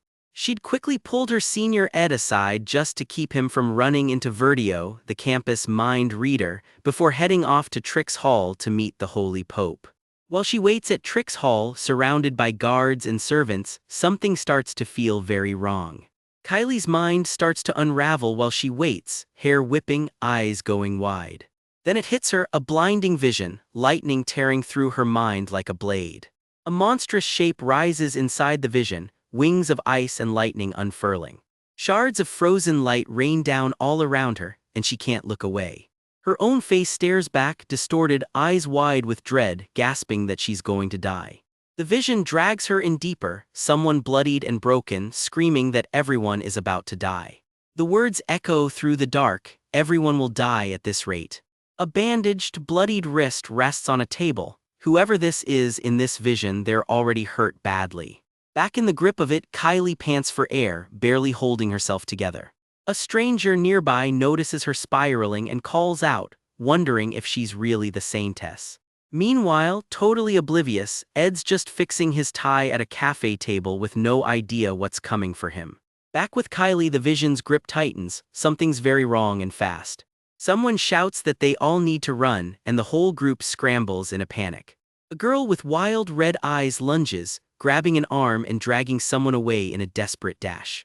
It's Kylie, shaken and dead serious. She tells everyone she's taking full responsibility and they need to reach the Mexis bridge right now. Her scream is raw with fear, nothing like the composed saintess anyone's used to seeing. In seconds, she's hauled Ed into a carriage, tearing through the streets as fast as the horses can go. Ed's dragged along for the ride, quite literally boots skidding on the cobblestones. Onlookers freeze mid-step, totally blindsided by what they just saw. Word spreads fast. The saintess just kidnapped Ed Rothtailor and everyone's suddenly whispering about responsibility. Naturally, the rumor mill jumps straight to "Are they eloping?" Never change background characters. Someone even scolds the crying saintess for causing a scene, as if she needed that guilt trip right now. But the carriage doesn't slow down, barreling toward the bridge as fast as the horses can carry them. Inside, Ed's still trying to process what just happened. Honestly, what is a fair reaction? Kylie, flustered despite the crisis, finally starts to explain herself. She says it plainly, she's returned to the past. This isn't the first time she's lived through today. She reminds him he's already saved her once before, back when he first realized what was happening to her. But before he could finish explaining, disaster struck. He was crushed under falling rubble.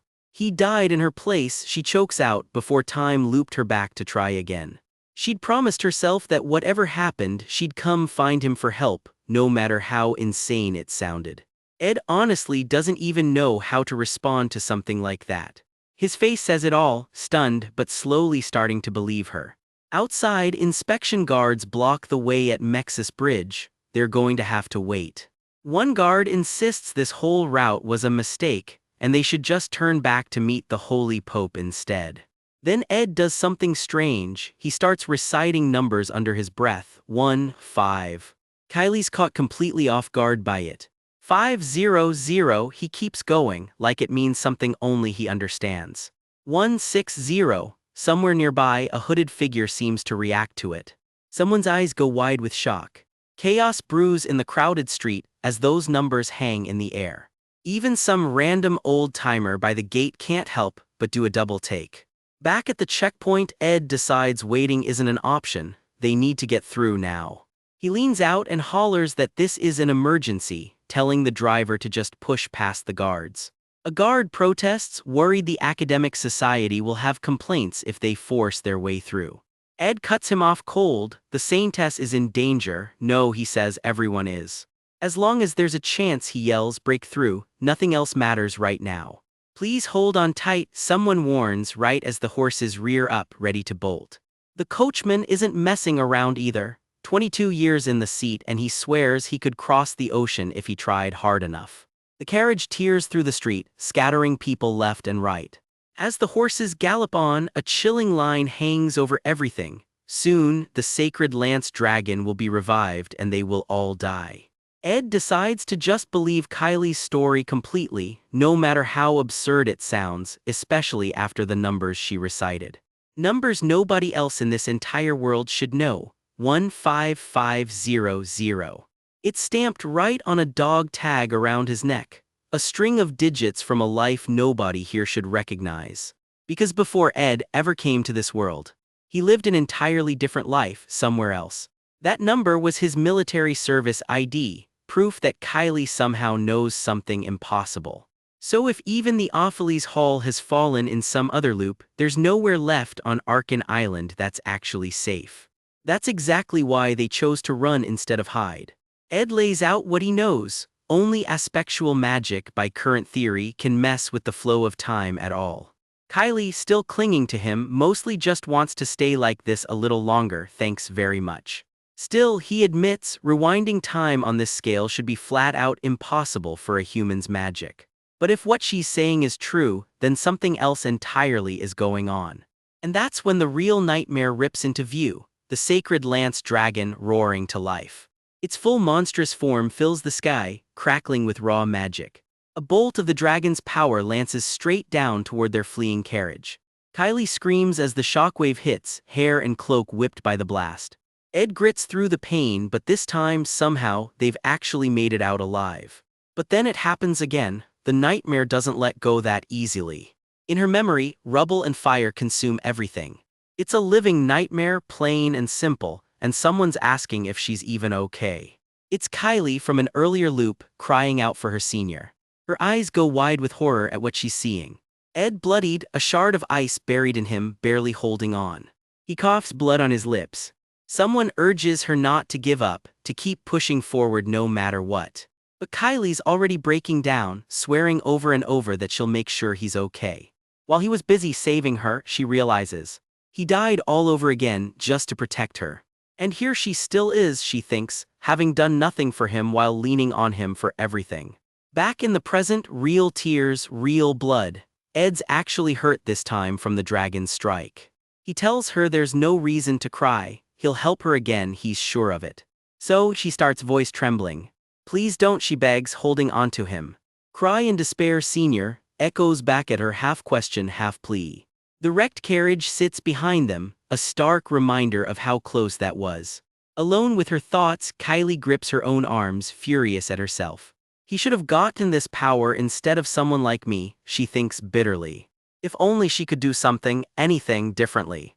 She calls it a damned blessing, the ability that keeps dragging her back through the same nightmare. In her memory, the dragon's magic detonates all over again. The carriage races on through the night, chased by forces way beyond them. She breaks down, sobbing quietly. Another burst of the dragon's power tears across the sky. All she wants more than anything is to go back and fix it, just one more time. Then a flash, and she's yanked right back into another memory.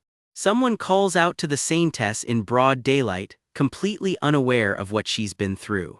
Ed, casual as ever, asks what she wanted to talk to him about. He has no clue why she looks so shaken. Her eyes well up before she can even get a word out.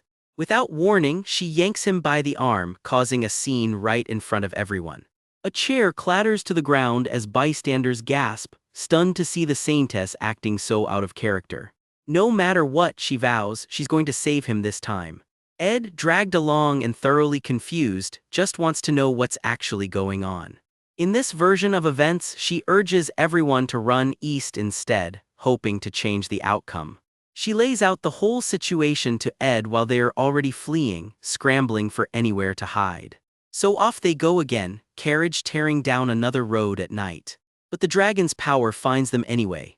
This, the story reveals, was her third regression, and it still wasn't enough. Hurt and desperate, they try running to the far side of the island next. The attack comes regardless. There simply isn't enough time, no matter which way they run. By the fourth regression, she's grabbing Ed straight out of Trick's hall itself, guards and all. That hideout collapses too. By the 12th time, it's the exact same desperate grab all over again. They even try Professor Glass's secret laboratory as a hideout. The dragon's magic tears straight through it, attempt 15 down the drain. Same grab, same panic, loop after loop. By the 22nd time, bystanders are practically used to seeing this exact scene play out. Again and again and again. The carriage gets torn apart in yet another failed escape. Broken glass, blood, bodies, the dragon just keeps winning. Every single attempt shatters apart the same way. Fragments of memory, all ending in blue light and blood.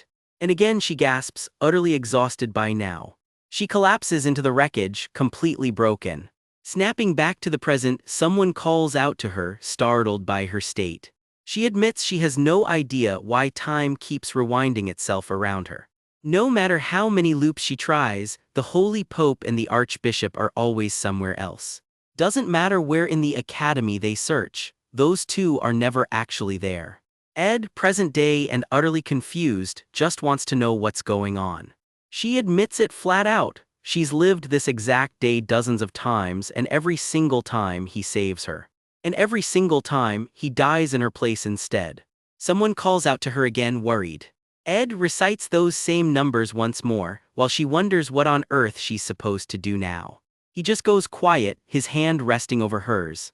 The guards at Mexis Bridge are still blocking the way. They'll have to wait just like always.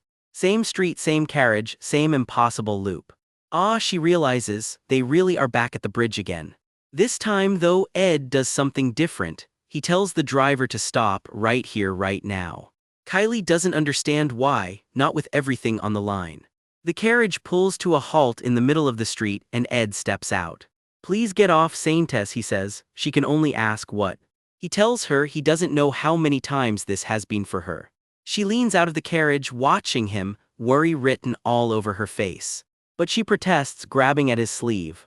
You need to rest, he tells her gently, even now. She can't understand why he'd stop the carriage in a moment this dire. Ed just rolls up his sleeve, calm and resolute, like he's finally decided to stop running and start fighting back. There's no time for that, she snaps, whatever's coming, it's close. Then it comes out, she flat out tells him she can't watch him die again, not one more time. She begs him to just run to get clear of the Mexis Bridge before it gets sealed off. She already tried dragging him away by force, it didn't work.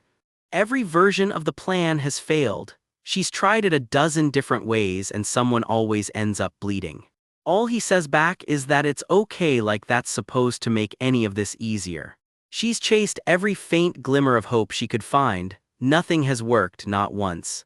It was all for nothing, she says, and the carriage rolls on toward the same fate anyway. He just repeats it, calm as ever, it's okay, like he's not the one who keeps dying. Later, Ed points out something strange: some of her wounds never actually heal, no matter how many times the day resets. She doesn't get it either. If time keeps rewinding, why do the scars stay? Turns out it traces back to a holy magic blessing. That blessing, he explains, strikes back at anyone hostile toward her, anyone who even intends to attack. It also shields her body directly, which explains a few near misses that shouldn't have been possible. On top of that, it makes her completely immune to holy magic, total resistance. Which is exactly why Archbishop Verdio's mind-reading spell bounced right off her. Fair question then, if everything resets, why do only her memories and her wounds survive the rewind? The answer stops her cold. The time rewind itself isn't some background rule of the world. It's being cast, someone is actively powering this loop with holy magic on purpose. And that's the moment it clicks for Ed: if it's a spell, it has a caster, and casters can be stopped. A spell powerful enough to rewind time across this wide an area needs serious fuel. It would have to run on a god's own power as its foundation. Suddenly Ed's smiling, he thinks he's found their way out. Actually, he starts to ask, before catching himself mid-thought. How many times has she actually lived through this exact day? He needs the real number. She flinches, she doesn't know anymore, she was counting in the beginning. After the 10th time, she admits she just stopped keeping track. Ed doesn't flinch at that, he just tells her she's done incredibly well to make it this far at all. First things first, he says, gently breathe, settle down, stop pushing herself past the breaking point. For the first time in who knows how many loops, there's an actual plan forming. Leave the rest to him, he tells her, straightening his tie like he's already won. Now that they know the cause, running isn't the move anymore, fixing it is. The only real fix left is to cut the source of the problem out completely. Ed's mind drifts somewhere stranger here. Even back when this was just a story he knew, something about Clarice never added up. She changed way too fast after Adele died. In that version of events, grief turned her into what the records called the faithless saint. She turned on the entire order overnight, a total break that never made sense to him before. But thinking it over now, with everything he's just learned, it's starting to make a lot more sense. If the real Clarice lived through this exact hell over and over, with no one telling her why, then turning her back on the order the second she learned the truth stops sounding crazy, it sounds inevitable. Which means one thing is now painfully clear. Nothing about this story has actually changed, they're still walking the same path. The trail leads them to Nail Hall, one of the few places that might still have answers. And if the pattern holds, what Clarice has to do next is just as obvious. Running from the Holy Lance Dragon won't work, and killing it outright isn't on the table either. So listen closely, he tells her there's another way. They're not going to fight the dragon, they're going to stop it from ever coming back. Step 1 is tracking down the Holy Pope and the Archbishop. Only holy magic at their level could be pulling this off. Clarice mutters she's asked that question more times than she can count. Yes, she finally answers, letting herself be pulled along into the crowd. Walking in together like this is bound to draw plenty of eyes and ears, exactly what they need. And sure enough, the whispers start instantly. Is that the Saintess with Ed Roth-Taylor? The gossip spreads through the hall faster than either of them can outrun it.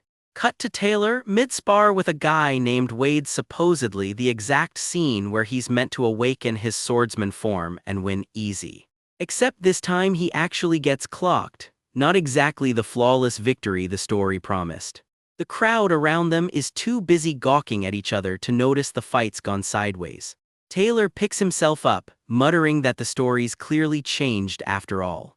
Back with Clarice, there's no time to dwell on side details. The Holy Lance Dragon is coming back soon, and the clock's already running.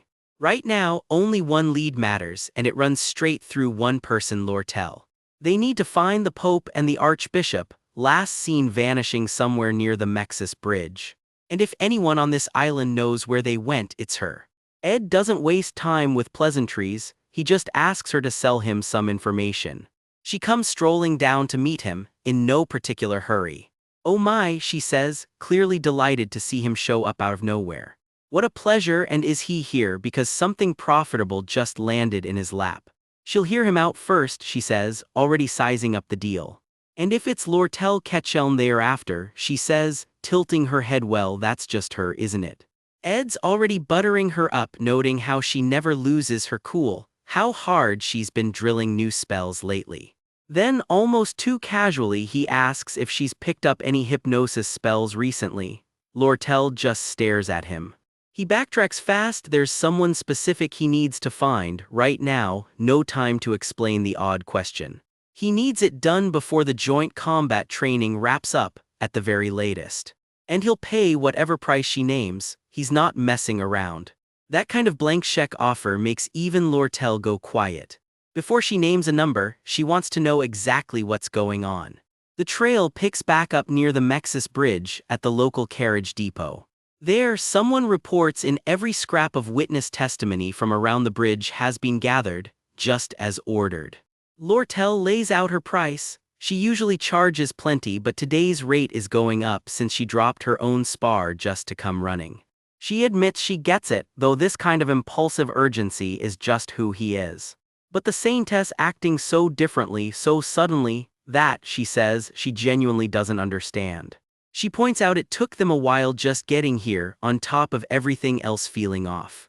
Which means the joint combat training back at the academy should be wrapping up any minute now. Ed circles back to buttering her up again, how she never panics, how she always makes the rational call under pressure. Lortel's not buying the compliments without an explanation. Why bring this up now? He tells her that's exactly why she shines in moments like this, and whatever happens next, he needs her to stay calm. And to believe what he's about to tell her. Lortel cuts in. Didn't he say they were already out of time? Exactly why he's saying it now, he answers, dead serious. His face says the rest. Whatever's coming, it's close. Then something shifts in the air, and every one of them feels it at once. Eyes snap wide. Something is very wrong.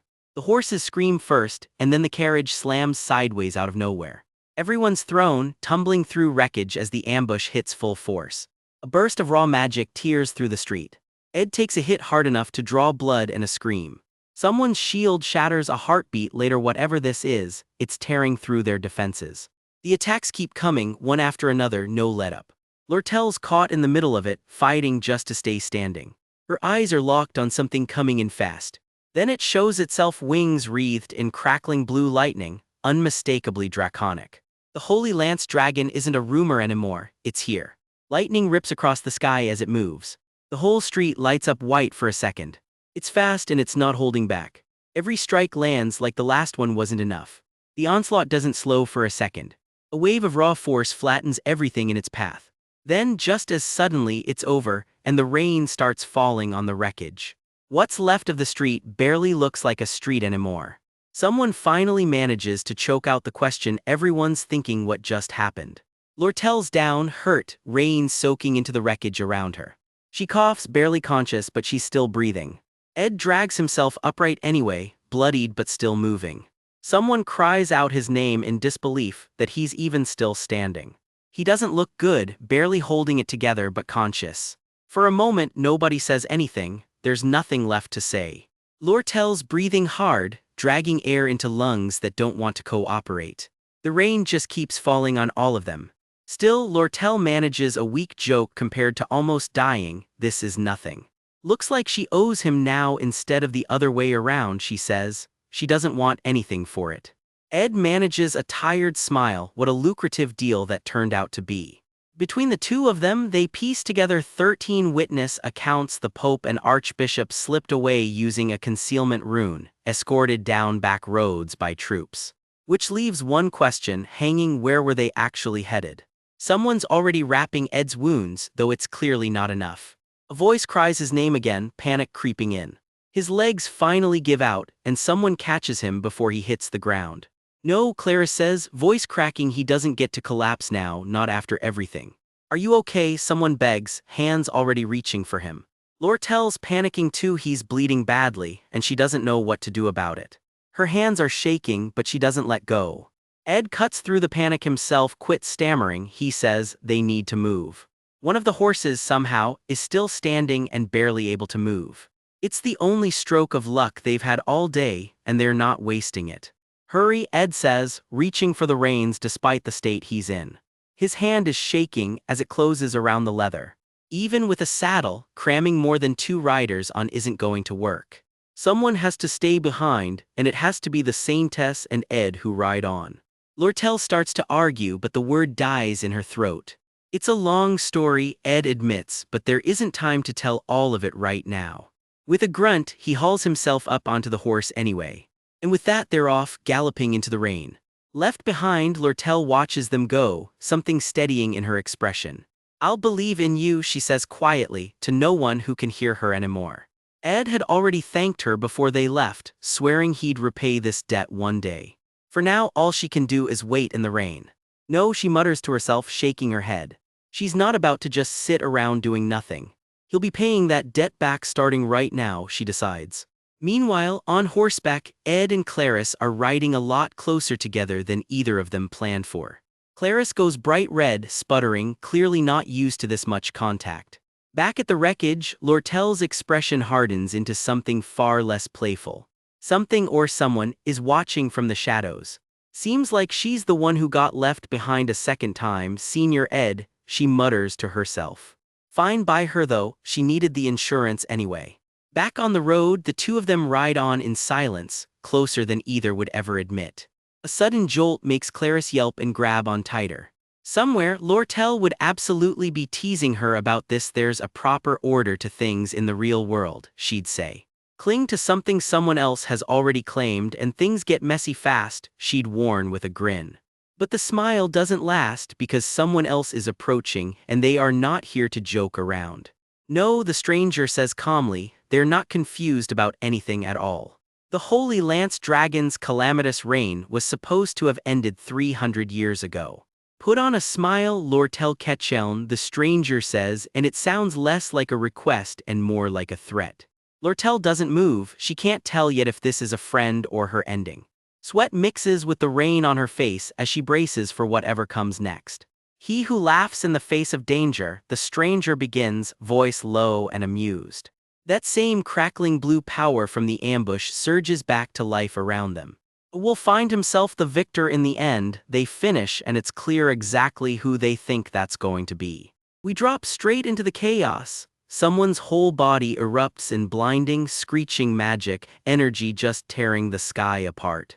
Hooves pound through the rubble as Ed and the Saintess race on horseback, closing in on the capital. Already bloodied, Ed leans in close. Take to heart what I've told you, Saintess. She grips the reins tighter. Okay. Blood already streaks both their faces. This fight has clearly been ugly and it is far from over. The Saintess cannot help but think it. There is no way he is not terrified. Anyone in his shoes would want to run. But whatever Ed does next leaves her stunned. How is it that she starts, right as the horse lets out a bone-rattling shriek. The horse rears back screaming, blood-spattered. Yeah, they are deep in it now. In the wreckage, someone catches a falling body just before it hits the ground. It's Ed, barely conscious, wrapped in the Saintess's arms as he groans through the pain. Blood soaks through everything. This does not look good. Senior Ed, you're bleeding, the Saintess chokes out, staring at the damage. Her hands are shaking, all she can think is, how is he even still breathing? Ed just flashes a bloody grin. I'm fine, I've been hurt way worse than this more than a few times. She just stares at the blood pooling under his hand. How is this guy even still standing? More importantly, Ed starts, already brushing past his own injuries. They finally reach the steps of the Holy Imperial Capital's cathedral. Seems like we made it to the right place after all, Ed says. This capital has stood through centuries of history, and right now it is about to become their biggest problem. Guarding it are sorcerers considered the greatest holy casters alive. They are strong enough that even someone like Lucy would struggle to fend off a full group of them. Loyal enough to die for their cause without hesitation, an honor held by only 8 people in the whole empire. Golden light erupts, wings unfurl. These guards are not here to chat. One of them squares up, fully armored, already itching for a fight. Another watches with sharp, glowing eyes, ready to strike the second they get close. These are the apostles of Telos. Please step away from the entrance right this instant. One stammers, and honestly, even the elite guard sounds like she would rather be anywhere else. One winged apostle steps forward, almost apologetic. My apologies, Saintess, I'm following Pope Eldine's orders. No one may pass by me. This is all for your sake, Saintess, he says, dead serious. A companion reacts fast, green magic flaring, catching the threat just before it lands. The clash is instant, wings, steel and light colliding in a blur. Saintess, you must break through, someone yells over the noise. Green magic slices through the air, carving a path forward. Saintess, I have told you you may not pass, the apostle snarls, throwing everything he's got. He keeps coming, relentless, giving them zero room to breathe. Somewhere in the chaos, a gadget flares to life, an impact-amplifying wave ball. Never let it be said holy wars skip the hardware. The impact lands hard, and it lands loud. The apostle's spear flashes through the air, barely missing. A pair of eyes go wide. This fight just changed. Green energy spirals into a howling vortex. It's basic wind blade magic but thrown hard enough to matter. Heap. The golden apostle counters, wings blazing, cutting straight through it. Light beams scatter everywhere as the two forces slam together. The orange-haired apostle just clicks her tongue, annoyed this is taking so long. Tusk. A bloodied face looks up, dead serious. Who? A hooded figure grips a weapon tight in the dark. This is not over yet. You're overexerting yourself, you've already lost a lot of blood, the apostle warns. It's already over. Just give up, he starts, right before something makes him stop cold. Blue energy erupts around a figure. They are not done, not even close. The blast tears straight through the corridor. 2 words settle it, not yet. Power gathers, crackling, aimed and ready to fire. This is magic arrow, mid-rank magic that fires condensed bursts of power, and it is about to ruin someone's day. The apostle answers back with holy body awakening, a high-rank technique that turns pure magic into raw physical force. Golden light slams down like a hammer. I didn't want to kill you, but... The archer growls, drawing back for the finishing shot. Arrows rain down in a blinding streak. The apostle barely dodges, wings snapping wide open. Her face twists with fury. This just got personal. I am an honorable apostle of Telos, she spits, fully committing to the attack, holding nothing back. I will be taking your life, she screams, going all in. The answer comes back just as fierce, Lightspeed Taldarak. Listen closely, Saintess, comes a voice from somewhere in the dark. I was already wrong, he admits, as the world explodes around them. Then cut back to the horses, still thundering onward. I'm not telling you to give up, Ed says, dead serious. Rather, you should break through instead, he tells her, walking the cathedral halls. Even if you've lived through this exact day more times than you can count, your body and mind still haven't fully recovered. Exhausted and barely standing, she listens anyway. I don't know how long you'll be able to hold out, he admits. But you have to fully understand exactly what's going on here. hold your heart steady. And give it everything you've got, no half measures, not this time. And if time were to rewind once more, the thought lingers, heavy and exhausting. The winged apostle staggers, bloodied, barely keeping her spear up. How can this be? Someone else steps in behind her, then this time. Fire ignites around a fighter mid-swing, ready to close the gap. You must finish everything perfectly, comes the warning right as the apostle roars, you dare. Her face twists into pure rage. Of course comes the calm reply, fire crackling to life. That doesn't mean I'll go down without a fight. The blast rips through everything nearby. And that's when real power shows up, wings of pure energy unfurling behind them. Something massive stirs, jaws like a dragon's cutting through the haze behind her. A scream tears out of the shadows. Blood sprays across the frame. Whatever just happened, it was not pretty. Those teeth are definitely not human. Have you gone mad? Someone shouts, horrified. The apostle crashes down and a new voice cuts in, cold and irritated. You should have summoned me from the very beginning. You would have lost, the ally admits quietly. He's too fast, too strong for you alone. Hey, no, keep it together, someone begs, panic setting in fast. Don't die on me, please don't die, she screams, holding onto him with everything she has. He's screaming through the pain, barely hanging on. Ed, she screams his name like it might drag him back. Her face is a mess of blood and tears. This is the worst it's been. The door glows, straining under pressure. Open, open. The door was locked, sure, but she's been here plenty of times before. Gasping for air, she finally reaches it. Past this door is a long corridor, and past that, the sacred chamber. Sacred, the word hangs heavy over the threshold. A golden-haired woman gathers everything she has left for one final push. The blast tears the door apart. Light floods everything, and finally, she's through, gasping, barely able to stand. Someone else looks up, confused by what they're seeing. Hoo-ha, comes a voice, someone with pink hair and red eyes she was not expecting to see. Blood drips onto the floor between them. Yo-yor, she stammers, recognizing the blood-soaked figure in front of her.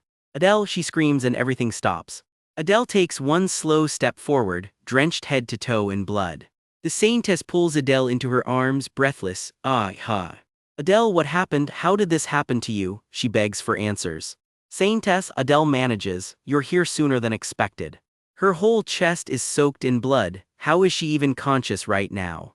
Still, Adele starts trailing off. A single tear rolls down. There's no need to come back again. The saintess walks the crimson-lit hallway alone, still processing what she just heard.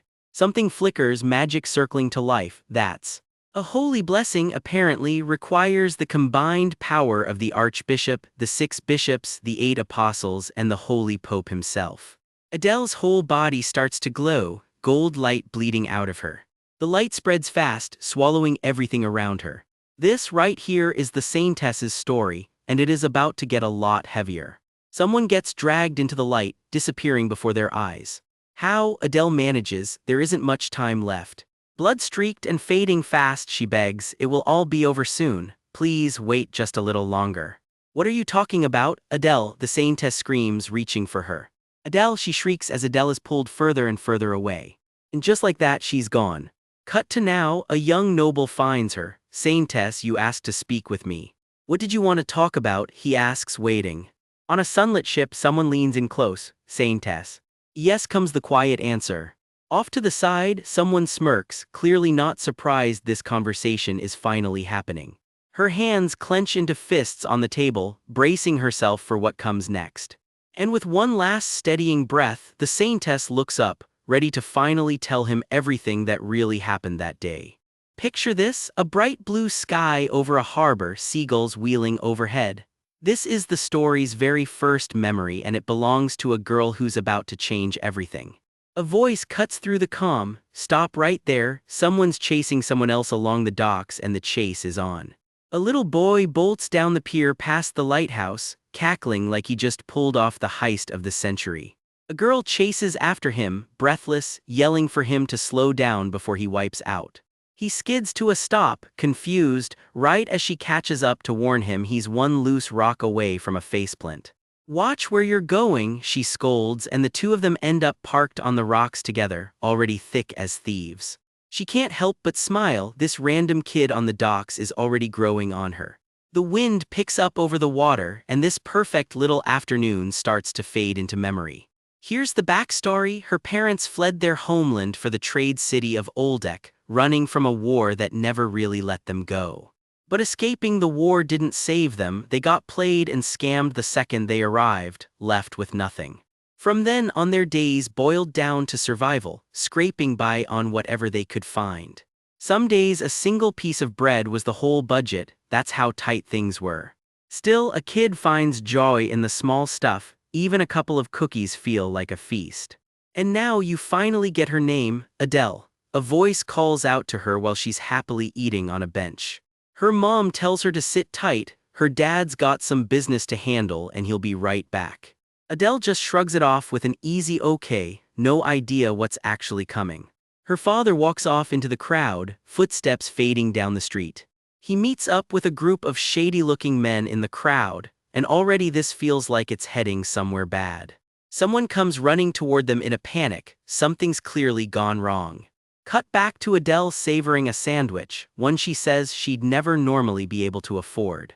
Whoever was kind enough to share it with her sits nearby, watching her enjoy every bite.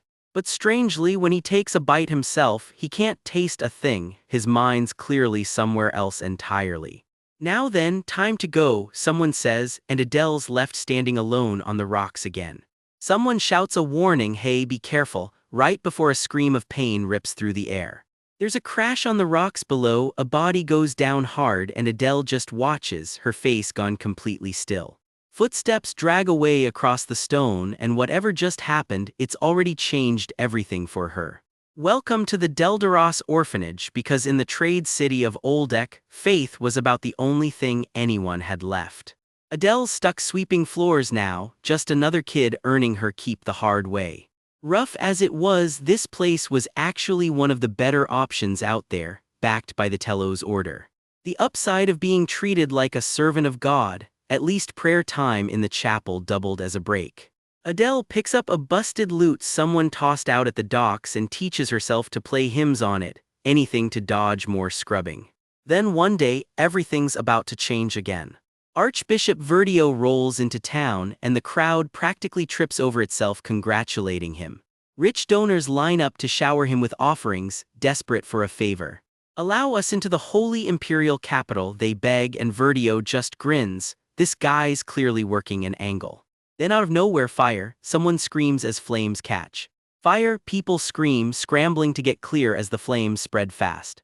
The blaze roars right toward the archbishop, and everyone's suddenly terrified he's about to go up in smoke. A burst of water magic slams into the fire out of nowhere, dousing it in seconds. Verdio just stands there stunned, completely soaked and totally alive. If that fire had reached the altar room, it would have been a disaster, so whoever pulled this off just saved the whole church. Turns out it was Adele, quietly working the water magic herself.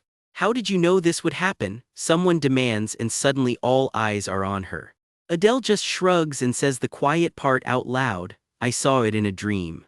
Turns out she gets dreams like that once or twice a month, though weirdly, she's never once seen her own future in them. That detail lands hard, and the room goes electric with shock. Verdio drops to practically grovel, calling it a true honor to have met the future head of the entire order. And just like that, an orphan girl who was sweeping floors yesterday gets crowned Saintess of Telos. Seriously, it all happened overnight, one bucket of water and her whole life flipped upside down. The sky rushes by in a blur as her old life gets left behind for good. Below her spreads the entire holy imperial capital. She's suddenly looking down on it from way higher up the food chain than she ever imagined. She gets a dozen attendants and meals fancier than anything she's ever eaten in her life. Robed up and glowing under the light of the chapel, Adele kneels through her first big ceremony as Saintess. Compared to starving on the docks, this new life doesn't even compare, it's a completely different world. She gets baptized 3 separate times by the Pope himself, the Archbishop, and the greatest apostle in the order. Each blessing sinks deeper into her, and you can feel the weight of it settling on her shoulders.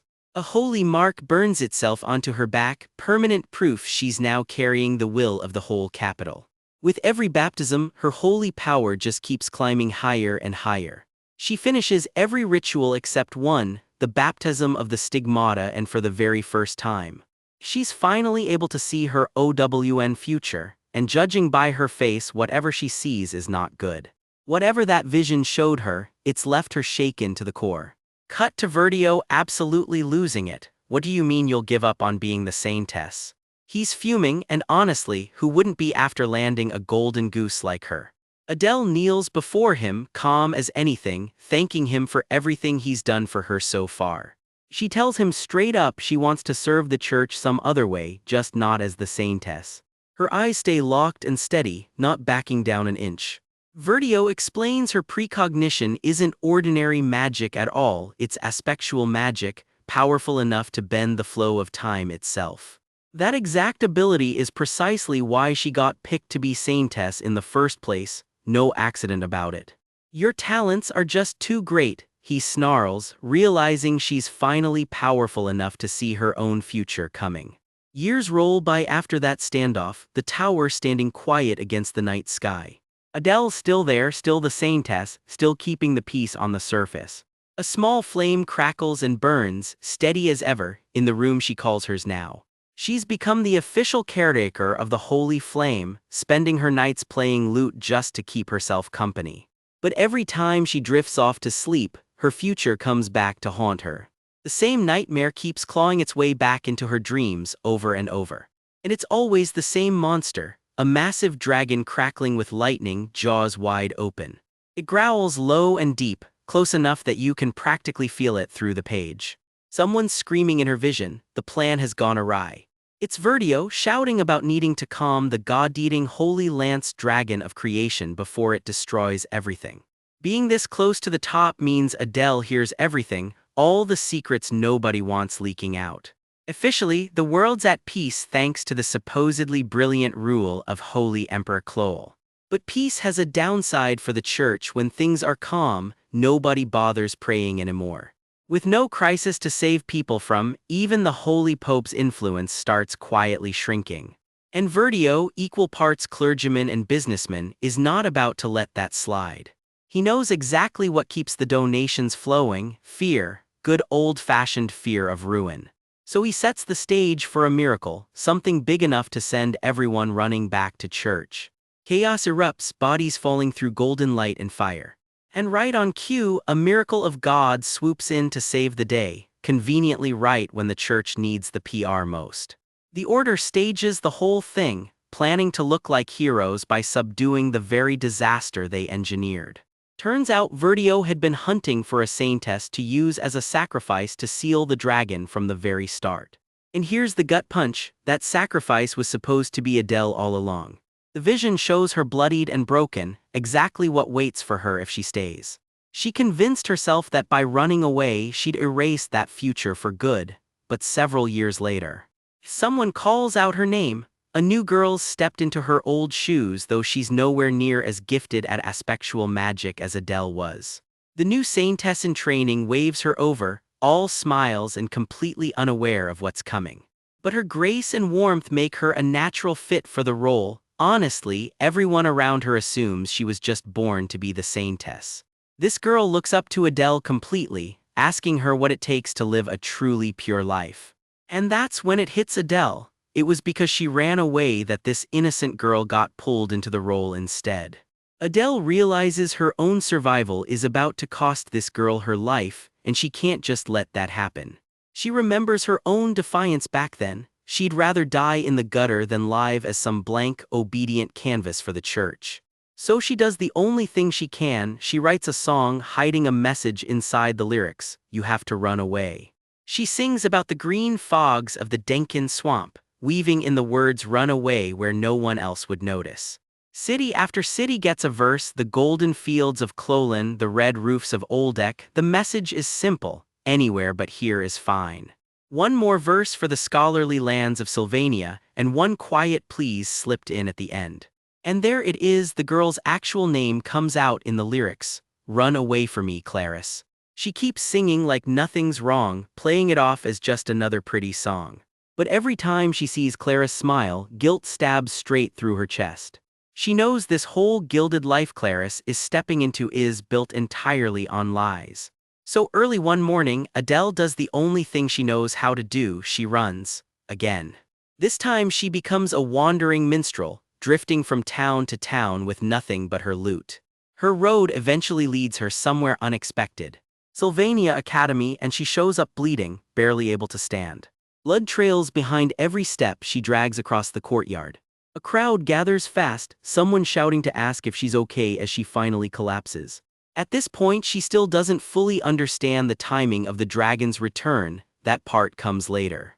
By now, though, she knows exactly when and how the whole disaster is going to unfold. Every single time she walks into the chapel and the third apostle, Taldarak, tries to turn her away, outsiders aren't allowed. So she just rolls up her sleeve and flashes her mark instead. He freezes, stammering at the holy blessing burned into her skin, and she slips right past him while he's still gawking. Inside, the chapel's already lit up, the ritual prep well underway. The apostles of Telos are standing ready in full battle formation, waiting for their moment. Somewhere in there sits a locked chest holding a necklace set with Wellbrock's actual fang, the key to waking the dragon. She's tried arguing with Verdio and the apostles more times than she can count. They never listen, and this time, since they haven't even dragged Clarice over from Trix Hall yet, she thinks she might actually be ahead of schedule. But she's wrong, because ignoring the timeline just proved to be a true display of arrogance. The dragon doesn't wait around for anyone's schedule. Its claws rip through the air, lightning crackling off every scale. Wellbrock wakes up early and it's furious. Nothing's holding it back now. Panicking, the Order scrambles someone off to Trix Hall, because now they desperately need the Saintess to save them. Verdio's shrieking the plan out loud now. They need to sacrifice a Saintess, feeding her holy power straight into the dragon to sate its hunger. The sacrificial circle carved into the chapel floor lights up, ready and waiting. One sacrifice and Wellbrock goes back to sleep. That's the whole plan, and it's about to cost someone everything. The necklace ignites with power, blue light tearing through the chaos of the chapel. Someone screams in agony as the ritual rips through the room. A figure gets dragged down into the dark, reaching out for anything to hold onto. The cry echoes out raw and desperate. But it's Adele who steps into the circle instead of Clarice, telling herself it's fine. Even if her life felt meaningless, at least this makes it count for something. Sure, it was all built on lies from the start, but she got to see real light in Clarice's eyes, and that part was worth it. What she never saw coming, though, was what happened next. The necklace's holy blessing kicks in to shield her body, and her own aspectual magic surges, pushed to its absolute limit. Light and lightning explode around her all at once, and something in the fabric of time itself gives way. Her power wraps itself around the world's flow of time, and just like that, she's living it all again, and again. Loop after loop after loop stack up behind her like ghosts. Last time around, Clarice actually managed to burst in and reach her. That one caught Adele completely off guard. Problem is, she's running dangerously low on holy power to keep pulling this off. She's exhausted, gasping, telling herself she's only got 1 or 2 more loops left in her. Once her holy power runs dry, the loops stop completely. One way or another, this is finally about to be over. She takes off running again, leaving a trail of blood behind her with every step. It'll be over in 2, she pants to herself, barely holding it together. Then she freezes mid-run, staring at someone in absolute shock. Wah, what, yo-yo. Cut to a young man getting absolutely drenched, sputtering and asking if that was sweat or just cold water raining down on him. And just like that, the chapter leaves you hanging on one very big question: who exactly is this man? Somewhere in the shadows, a cult is having a very confident conversation about a dragon nobody thinks they can stop. The guy leading it just laughs it off. Did they really think, he sneers, that after everything he'd suddenly start believing them? Cut to the actual church. The Holy Order insists today is finally the day they pull off a miracle. The whole cathedral practically glows with tension as the ritual gets underway. A priest raises his arms inside a blazing magic circle while 2 armored, winged guardians hover overhead, ready for whatever's coming. One of the cultists grins wide. Soon enough, he promises, all of humanity will kneel before their god Telos. The narration doesn't hide its opinion either. flat out calling this the Order's arrogance. And then something huge and electric rips out of the dark, claws first. Meet the reason everyone's panicking, an enormous lightning-wreathed dragon very much awake. It's already tearing a storm-lashed city apart, bolts of lightning shredding rooftops like paper. Even the ocean itself churns in its wake. According to the Order, there's only one way to put an end to it. They'd have to offer up the life of a saintess to something called the Rune of Sacrifice. The life of a saintess specifically, no pressure. And so a young saintess walks the procession calmly, almost humming like she's already made peace with it. This is her, the one they've chosen to die for everyone else. The ritual circle underneath her crackles red, hungry and ready. In her own words, she says she has no regrets. This was always meant to be her duty. But at the very last second, some deep, desperate magic inside her answers back with everything it's got. And just like that, it rewinds the entire world's time. Some lingering holy blessing is the only reason she survives the backlash at all. A lute clatters somewhere in the light. She wakes up right back where it all started, on her knees in the Glocked Hall combat training room. That blessing won't last forever either. Eventually her holy power just runs dry. And so, she picks herself up and walks that same hallway all over again. No matter what she does, the Holy Lance Dragon gets revived again anyway. The Order scrambles the exact same way it always does, throwing everything they've got at it. And once everyone clears out of the worship hall looking for her, she's already standing right where they need her to be. She places herself in the Rune of Sacrifice on purpose. Again. And again. She's convinced herself this is her punishment. She should never have passed her original duty off onto someone else, or so she keeps telling herself. Loop after loop, the same monstrous claws keep tearing through the sky. But even a loop this stubborn, she realizes, won't last forever. She grabs her lute off the ground without even thinking about it anymore. Bloody footprints trail behind her down the same marble hallway. It leads straight to the same door it always does. She'd already tried talking Archbishop Verdio out of all this. She gave up on that a while ago. The hall sits quiet, chandeliers glinting like nothing's wrong at all. If there's no stopping him, she figures, there's only one option left. She's almost there. Blood soaks straight through the little flowers pinned to her collar. But why does this keep happening, she wonders, huffing for breath. Then, out of nowhere, someone she wasn't expecting to see just offers her cold water. It's a guy about her age, calm as anything, like meeting a bleeding stranger is a completely normal Tuesday. He hands over his orange juice too, just in case she'd rather have that instead. He sits her down on a park bench like this is any other afternoon. Right now, I need to, she starts and doesn't get to finish. Hey, he cuts in, completely calm, you're going to die soon. She just stares at him, speechless. Then it clicks, she remembers him. Ed Roth Taylor, at the very beginning of all this, before the loops ever started, he was there. He'd shown up once right at the start, when none of this had happened yet. And he told her the exact same thing then, you're going to die soon. After that, the world just kept resetting like clockwork, except for that one detail. He never once appeared again. Not in any of the loops that followed, just that first one. So what did she even say back to him that very first time? She takes a sip, almost smiling at the memory. This whole conversation already feels like some old, half-forgotten memory to her. It genuinely feels like she's back at square one. Nothing's changed a bit. She has to end this once and for all. She tells him she's headed straight for the cathedral. He just blinks, that's it. What, she echoes back, caught off guard. Yeah, he shrugs, I've got to wrap this up and go. He admits he doesn't know the whole picture, but she's about to die, and that's genuinely all he's got to say. They just sit there together a moment, the absurdity of it all hanging in the air. Is that, she starts, half laughing despite everything. Really it, like that's his whole reaction. No, I don't, she trails off, unsure how to even finish that sentence.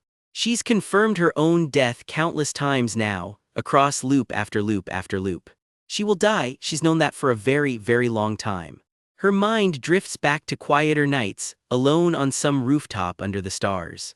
Even back then, she says, there was never really anything she wanted to say to anyone. Is that really it though, deep down?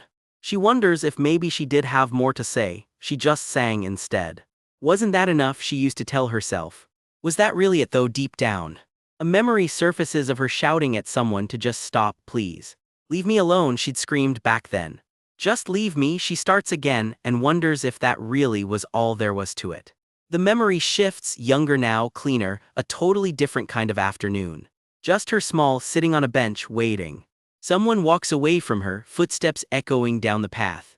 Thank you, she says, though it clearly isn't what she actually wanted to say. Is that really it? The question just won't leave her alone. What she actually wanted to do was scream at him. 3 small silhouettes cross the courtyard in the distance. Her eyes track every step of it. A man and a girl grow smaller and smaller down the path. She doesn't say a word. A single tear slips out, she still isn't sure it really was enough. What she wanted to say, as she watched her own father's hesitant back walking away from her, definitely wasn't thank you. The memory keeps twisting the knife. Back in the present, she wipes her face and keeps drinking. I don't want to die, she finally admits, and once that dam breaks, everything just comes flooding out of her. Phew. The two of them sit there a while longer, letting it settle. She keeps drinking like it's the only thing keeping her steady. Phew, she breathes, spent, leaning against the wall. Geez, Ed mutters, setting the empty bottle down. You sure had a hard time saying something that obvious, he teases. Then, dead serious, tell me everything you know. His jaw sets, he's not messing around anymore. Cleaned up and steady now, this is the real her, Kylie Etchen, better known around here as the Saintess Clarice. I'll tell you everything, she promises him, and once he's actually heard the whole story, Senior Ed decides they need to split up. He heads off to track down Adele, while she has somewhere else she needs to be. The sky over the capital just watches, waiting to see what happens next. Meanwhile, the Order's holy soldiers are already gearing up for a fight. She's headed straight for the cathedral and it throws one of the guards completely off. Saintess, weren't you supposed to be waiting back at Trix Hall? Why are you here? Stammers the winged apostle, a guy named Talderk, clearly not expecting this. I need to focus, she mutters, brushing right past him. Move aside, Talderk, she orders. This time is going to be different. This time, she's determined to finally learn the whole story. Stop everything you're doing right now, she shouts, kicking the cathedral doors wide open. She storms straight in, arms out, done playing along. Somewhere up ahead, even Holy Pope Eldine himself is waiting. The apostles of Telos line the hall, and standing right there with them is Archbishop Verdio, the man behind all of it. He blinks, almost amused. Saintess Clarice. Archbishop Verdio, she says, cold. I used to believe you were just a devout man who put the capital above everything. That's correct, he replies, unbothered. I live only for the sake of the holy imperial capital. Our righteous Lord watches over us always, he says, but the ignorant masses need proof or they'll never believe it. He says it with the calm of a man who's justified this to himself 100 times over. So that's why, she realizes, you want to kill the Holy Lance Dragon and use it to spread that grace. It won't take long, is all he offers back. You're all underestimating the Holy Lance Dragon, she shouts. At least consider the possibility that this fails. From the very beginning, it turns out, none of this was ever really about defeating the dragon. You intended to use my life, she realizes, as nothing more than insurance. It's merely insurance, Verdio confirms, like that makes it better.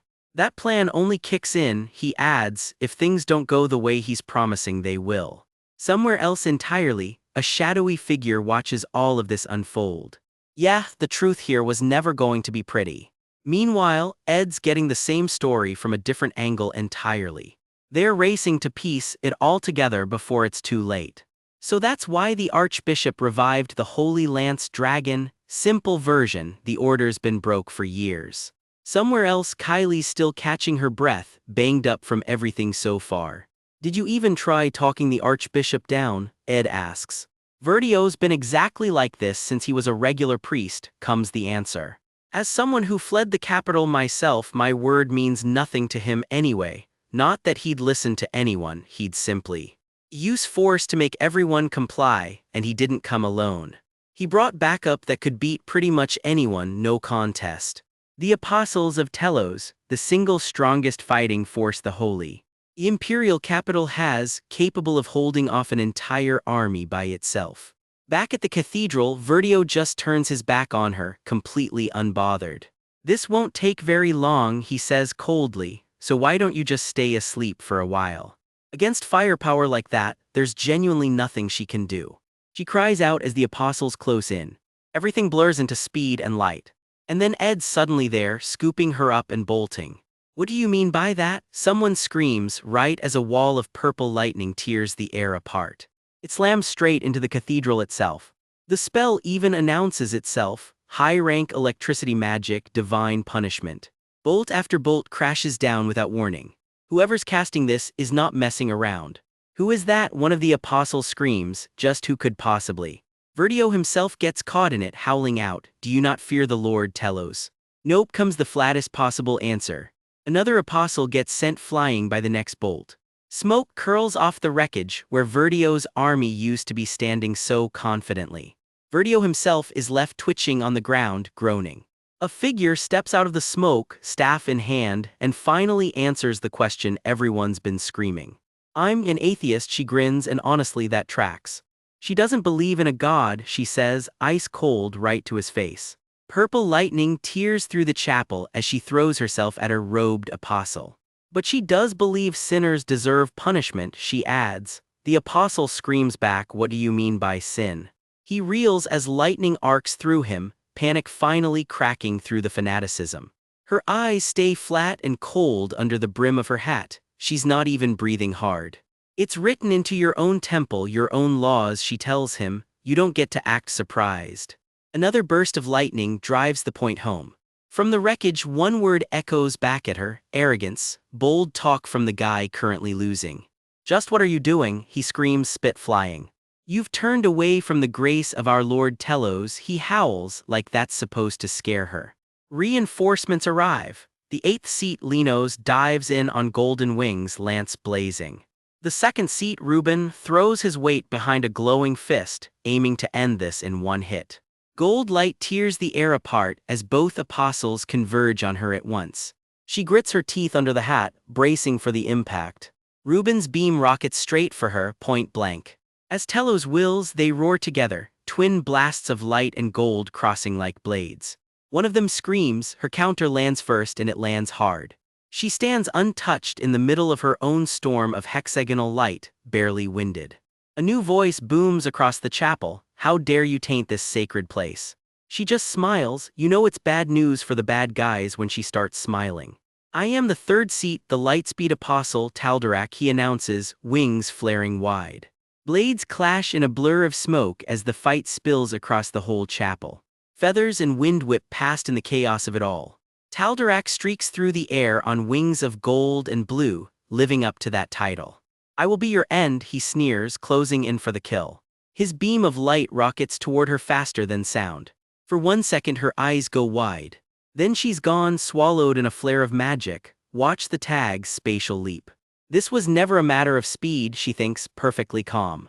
It was a matter of space itself. She reappears right behind him, not even out of breath. Her spell locks around him like a vice. The trap detonates, swallowing him whole. Taldarak's scream tears through the chapel, fastest apostle in the order, and he never even saw it coming.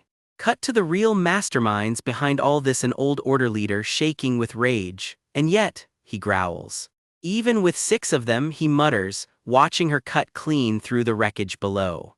Claw marks of lightning rip through the stone behind him. Smoke and debris settle over another fallen apostle. The old man's face goes white. "How is this happening?" he demands. More importantly, how did she know to attack this exact place, he says, sweat pouring off him.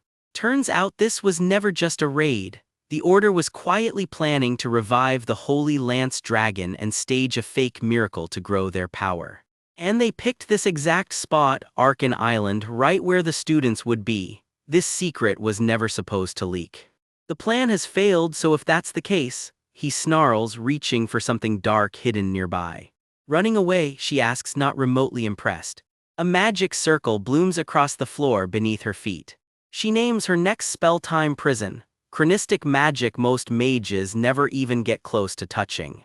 An Order agent yelps and bolts for the door. Chaos erupts as someone cries out for Taldarak in horror. All of this, someone mutters through the smoke, is for the sake of our Lord Telos, the apostle screams, throwing himself at her one more time. Black wings slice through the air straight at her. Someone else screams a name in horror, Brother Cleve. Elsewhere, someone else is being dragged off against her will. What are you doing? Unhand me, she shouts. Turns out the Order wants two things out of tonight: the necklace, their physical evidence, and their star witness, the Saintess herself. If we lean on the Academy with the Holy Pope's authority, one of them reasons, no student's word will ever outweigh ours. Raw high-rank electric magic crackles across her skin again, but this fight isn't over yet. Archbishop Verdio himself steps in, calling down something he calls divine punishment. He descends on golden wings, staff blazing with holy light. The strike lands with a sound like the sky splitting in half. Someone screams in pain as the blast connects. Please escape, someone begs the students to run while they still can. Verdio orders his own people to regroup at the agreed location, no matter what. Regardless of what may come, he declares, wreathed in golden fire. Sparks and shadows tangle together as the retreat scatters everyone in every direction. Through it all, someone keeps shouting the world's least convincing battle cry: the Order will be victorious. Verdio's eyes narrow, irritated. Tusk, how annoying, he mutters. She streaks past overhead, refusing to slow down for anyone. Archbishop Verdio, a fleeing leader, panics. Even if we escape now, we'll be caught soon. Verdio's answer is chillingly calm: destroy the evidence, retrieve the Saintess, and spin the story before the Academy hears otherwise. Back at the chapel, someone unleashes fire, and this one is not holding back. Flames swallow the doorway whole. It's a fresh face joining the fight, and his opening move is just basic magic ignition. It still hits like a truck. A winged figure gets caught square in the blaze, wings smoking. The shock on his face says everything. Blades and fire collide in a shower of sparks. How could mere basic magic be this powerful? Someone gasps, staggering back. Steel sings through fire and smoke. And he's not done. Explosion, next spell up. Turns out this fire mage has a name and a habit of showing up exactly where he's needed. Isn't that where the Academy Chapel is? He asks, squinting at the smoke. A column of smoke rises over the Academy grounds. Somewhere below, one of the Order's men lies smoking in the dirt, already worse for wear. Follow me, Mug, Ed shouts, already sprinting toward the smoke. They cut straight through the rubble at a dead sprint. For 1 second, everything goes still. Blue sky, quiet right before the next hit lands. Yes, young Master Ed, Mug shouts without a shred of hesitation, a little fire spirit trailing behind them both. A fleeing Order priest realizes with horror that Ed called this exact escape route. He predicted our retreat and was lying in wait. Is he working with that witch hat-wearing brat too? The priest grits out, sparks crawling up his own arm. The priest bolts, kicking up dust behind him. He doesn't stop running until the trees swallow him whole. His footsteps fade into the dense green, and for a moment, silence. Mountains stretch out under an indifferent blue sky, miles from anyone who could help him. He's gasping for breath deep in the forest now. I've lost them, he thinks. If I hide with the evidence, the necklace, this all just goes away. Nobody will find me in a forest this dense, he tells himself, sweat dripping down his face. This dense forest, he starts to say, right before a blade slices clean through the leaves in front of him. He takes the hit hard, blood spraying across the underbrush. He's thrown backward like a rag doll. A red-haired swordsman steps out of the trees, cold and direct. The necklace, hand it over. He slams into the ground, desperate to get back up. He's flung through the underbrush again. He's just not in this guy's league. Debris rains down around them both. He crumples in the dirt, bloodied and beaten. Seeing that you know about the necklace, you know everything, the swordsman says, fist glowing gold. You sent that mage too, didn't you? He hauls himself up one last time, but now it's over, he screams. He doesn't get another swing in. A wall of fire slams into him from off-panel. Looks like Ed finally caught up. He's on the ground now, groaning through gritted teeth. Hand it over, the swordsman repeats. He's done asking nicely. He screams defiance anyway, refusing to give an inch. Cut back to Ed, wounded and leaning on someone for support. Even without his apostles, this archbishop won't go down easy. I see, someone says quietly, accepting a grim truth. A lone church tower catches the sunlight, deceptively peaceful for what's about to happen. Our enemy's been planning this for a long time, Ed admits. Even with Lucy's help, there's a real chance we fail. Ed's eye snaps open, startled by something he wasn't ready for. Adele leans in close, voice steady despite everything. It's okay if you fail, she tells him. She's smiling through blood and tears, holding onto him like she's not letting go. I can still turn time back a few more times, she says. For one long moment, everything goes quiet under the stars. There's no time left to hesitate, not with this much blood already on the ground. Ed catches the lie instantly. That's a lie, he says flatly. Truth is, her power is nearly gone. She could drop dead any second now. Someone collapses, gasping, the necklace box still clutched tight against them. Ed grips a battered spellbook like it's the only thing keeping him upright. The magic power, he mutters, face streaked with blood. The relic on the pedestal is still glowing, is still flowing, he breathes, stunned. A dying order priest laughs through the blood. Hey, the holy lance dragon will soon be resurrected. The apostles were taken down, so only the saintess can stop it now, he gloats, reaching for the box one last time. Ed's face twists with fury, then all will know, he vows. The priest's last words are pure fanatic devotion, the greatness of our Lord Telos. Ed kneels in the wreckage, gripping the glowing relic with both hands. A beam of blue light rockets straight up into the sky. The holy lance dragon will soon revive, Ed realizes. Now I understand everything. Flashes of the fleeing priest and the necklace box replay in his head, piece by piece. I have to subdue Archbishop Verdio and get the necklace off this island. The problem is, nobody is going to remember any of it. I have to relay this information, he thinks, bracing himself for what's coming. A bloodied figure lies collapsed under harsh red light. If I don't get this through in time, we fail exactly the same way, all over again. A dying man coughs blood into the dirt nearby, his part in this finally over. And through all of it, Adele's face is streaked with tears she just can't hide anymore. Again, Ed says quietly, eyes bloodied and hollow, I was too late. Who cares if you were a little late? Adele answers, refusing to let him spiral. He collapses backward into the grass, strength finally giving out. Through the cherry blossoms, she walks in calm as ever, right when they need her most. Ed's back is soaked red, he's barely holding on. Cough, Lucy, you need to relay my words fast, he gets out, every syllable costing him. His hand reaches out weakly, grasping at nothing. She leans in close, listening to every word like it's the only thing left that matters. Adele or Clarice, either is fine, someone says, footsteps thundering through the blossoms as the moment breaks apart. And somewhere far from all of it, the saintess hears the news land. Her only answer, no. Deep in a blood-soaked forest, a lone figure in a witch's hat trudges on, battered and barely standing. Badly hurt, someone begs Lucy to hurry, just get the message to one of two people, no matter what it takes. Lucy just shakes her head, blood-spattered and dead serious. Flat out no. The boy beside her can't believe what he's hearing. What? He chokes out. I don't have to, Lucy insists. She's the one who has to get this message to the saintess or that girl, Adele, nobody else. Lightning crackles around her as the group braces for whatever's coming next. A glowing letter spells it out in blood-red ink. Verdio is using the order's authority to cover something huge up. Lying exhausted on the forest floor, Lucy remembers a gentle voice once telling her, keep practicing and you'll learn it too one day. Phew, yeah, thanks, the boy replies, wiping blood from his face. He grits out a pained groan, whatever he just pulled off, it cost him. Something massive stirs in the dark, wings crackling with raw energy. It's official, the Holy Lance Dragon has revived. Correction, it's revived again, this isn't the first time. The dragon rises into full view, wings blotting out a blood-red moon. Everything's come to light now. Verdio revived the Holy Lance Dragon for the sake of the Order. The letter admits it left plenty out, the location, the method, the escape route.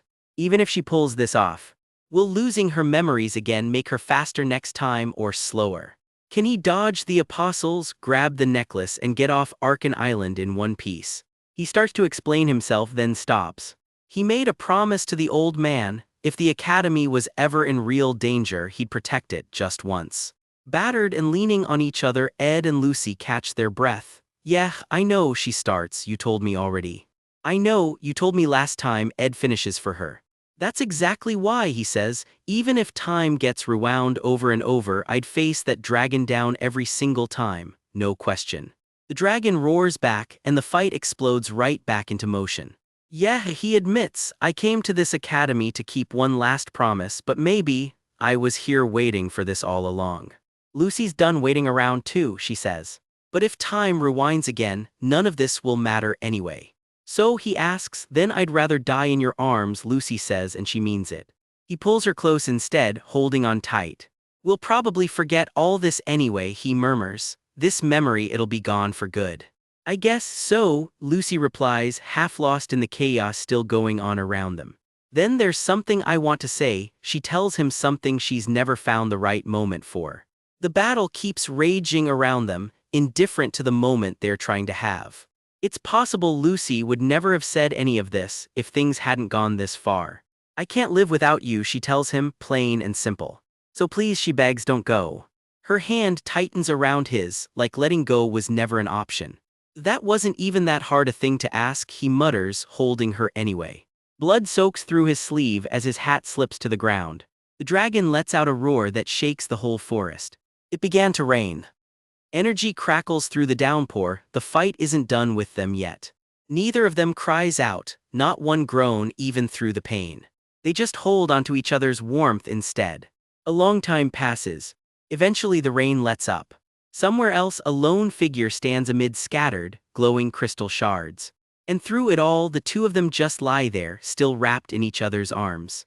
Elsewhere fire and ruin light up the dark. Something shifts fast, cutting the quiet moment short. In the wreckage of a broken lute, someone coughs up blood. My holy powers bottomed out, he admits to no one.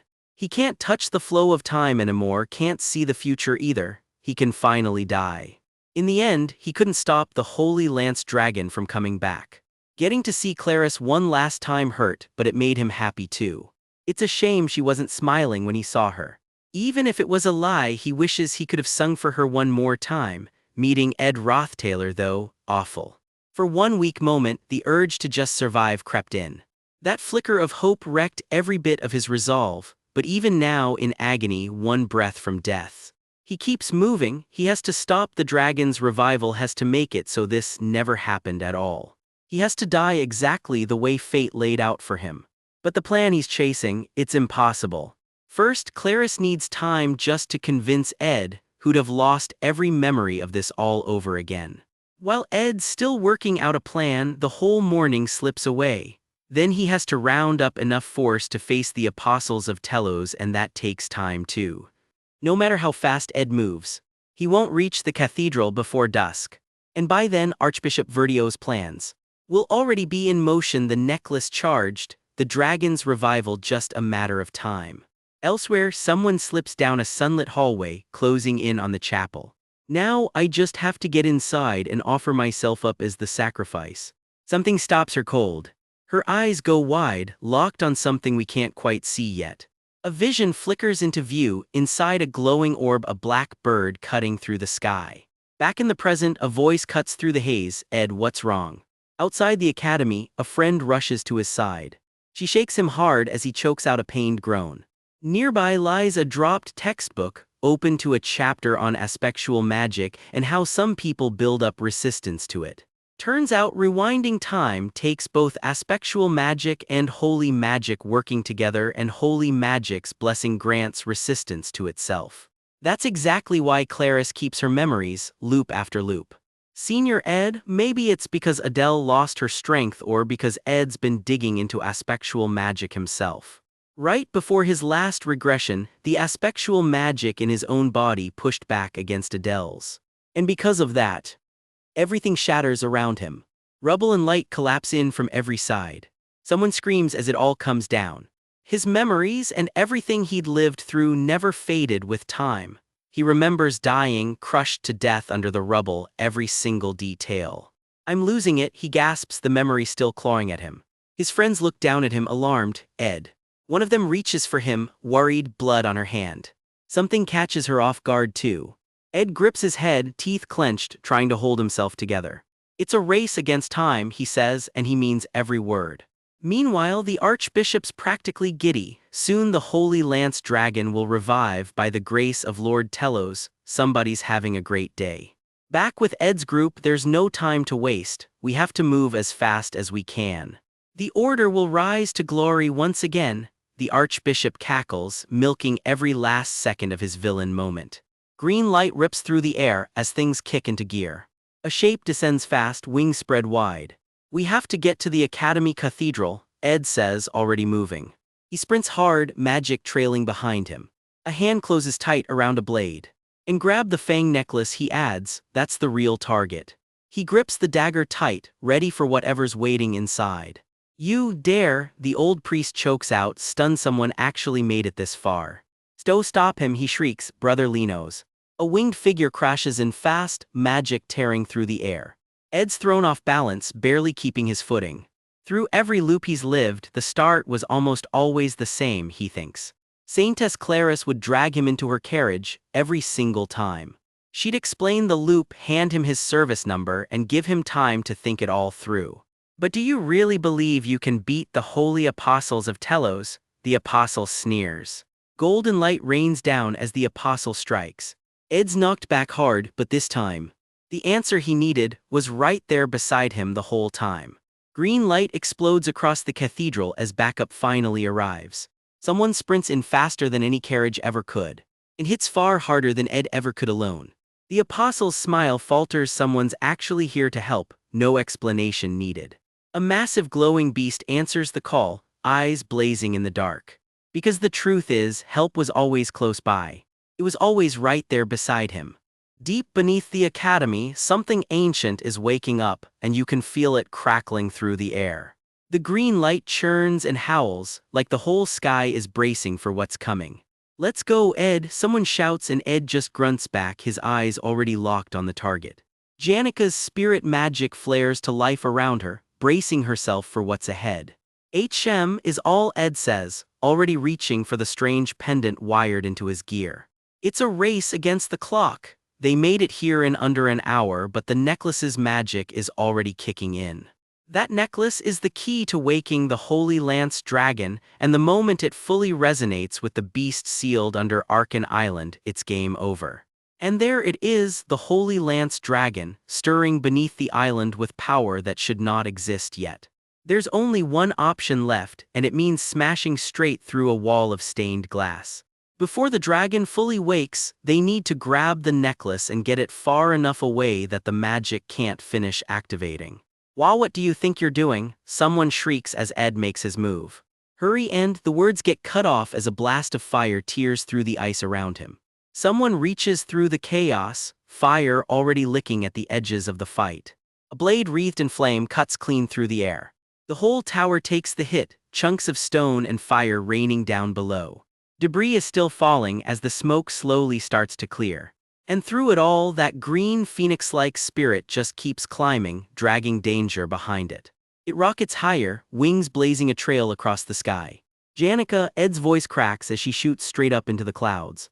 "I told you to escape on your own," Ed snaps, "because I would have found my own way out once we landed." I couldn't just leave you behind and run away," Janica admits, holding onto him tight. He warns her the last incident nearly blew over, but a second one gets her expelled, and if this isn't cleaned up, he'll be branded a fugitive who attacked the order itself. "My homeland, Pulen," he mutters, already thinking about where she could hide. "It's pretty remote," he says. "Hide there and no one would ever find you, or maybe a lawless zone would be safer." "Hey," Janica starts, reaching for his hand instead of answering.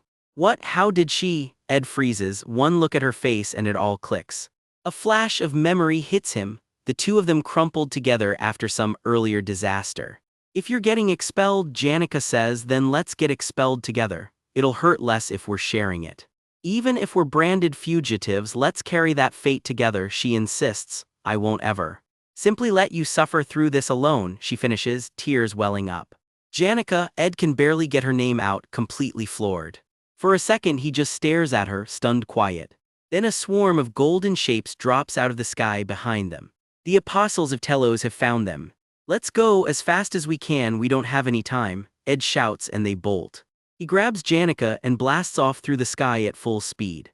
They touch down in the middle of a battlefield still choked with smoke and dust. "Please move aside," a voice orders from somewhere inside the haze. An older man in a long coat comes bursting out of the rubble, alarmed at what he sees. Saintess Claris, he yells, spotting a battered figure in the wreckage. A fist punches through the smoke, breathing ragged, barely holding it together. There she is, the Saintess herself, bloodied but very much alive. That's something only I can do, Ed remembers asking, gripping his head as the memory replays. You know everything that's happened, she told him, and everything that's about to. It's the Saintess, the very same one now lying broken in the rubble in front of him. Even back then, she was already hurt, barely standing. Wait, things just got complicated, but she'd started to say, right as the Archbishop struck her down at the altar. While I do everything I can to stop the Holy Lance Dragon's revival, she'd told him, you have to stop Archbishop Verdio. He remembers her getting thrown across the chamber like she weighed nothing. The Archbishop is cunning and fanatical enough to do absolutely anything for his beliefs, she'd warned. He'll try to use the order itself to bury everything that's happened. How long will you just stand by and watch? She demanded. You need to win over the Holy Pope himself. The old Pope looks down at her, completely unreadable. Your Holiness, she cries out, wounded and desperate for him to act. Someone else in the chamber slams down a demand. Excommunicate Archbishop Verdio right now. The fury on her face says she means every single word. Elsewhere, life at the academy just keeps rolling along. Words going around that Taylor's about to face off against some guy named Wade. Wade's pretty strong, someone mutters. Taylor's gonna lose this one. Sparks are already flying before the match even really starts. A couple more students go sprinting off toward the noise, dragged straight into the chaos. Back in the real fight, something huge and winged sends Ed flying. I was just sitting outside Glocked Hall 10 minutes ago, Ed thinks, completely stunned by how fast this all spiraled. One of the apostles fires off a spell straight out of the basics textbook, Wind Blade. Simple, still deadly. That's someone starts catching sight of the attack a beat too late. We can't dodge it, comes the panic shout right before it connects. The blade of wind slices clean through, and Ed goes down hard. Janica screams as she's hit too, blood spraying through the air. They're both falling now, plummeting separately through the clouds. Something's still coming for them, blade raised, closing the distance fast. Another blast rips past, way too close for comfort. Still falling, still no ground in sight. Ed's hand clenches, magic gathering, power lighting up beneath his skin. With a shout, he fires off everything he's got. Got you, he says, catching Janica's wrist just before she hits the ground. Catch them, the necklace is the priority, the apostle's shout still closing in. Ed's face goes hard with focus, already thinking 3 steps ahead. You can handle the rest, right? Janica asks quietly. What? Ed has no idea what she's about to do. She pushes herself out of his arms before he can stop her. And just like that, she's falling away from him on purpose. I believe in you, Ed, she calls out, smiling even as she drops. There's nothing but pure resolve left on her face. I'll do it, she tells herself, gold light bursting from her palm. Back at the academy, a couple of students glance up at the sky, confused. Something's wrong with the air itself, twisting like the sky is holding its breath. The sky above the academy fills up with every kind of winged spirit imaginable. This is, a student stammers watching the swarm descend. But one spirit stands out from the rest, and despite it being a perfectly clear, sunny day, people on the ground can't believe their eyes. Well, what is that? Someone gasps, staring up in disbelief. What is it now? Someone groans, right as the sun itself gets blotted out. A massive water spirit is answering the call, swirling to life. Someone's summoning it with everything they've got. This isn't just any spirit, it was the very first water spirit to ever gain life. One of a kind, unmatched in nature, and by far the strongest water spirit alive. Meet Freed. Most of them are low-ranked, someone warns, but there's just way too many of them. There must be hundreds of them, the defenders realize, getting overwhelmed fast. Freed answers with a wave of pure force, crashing down on the swarm.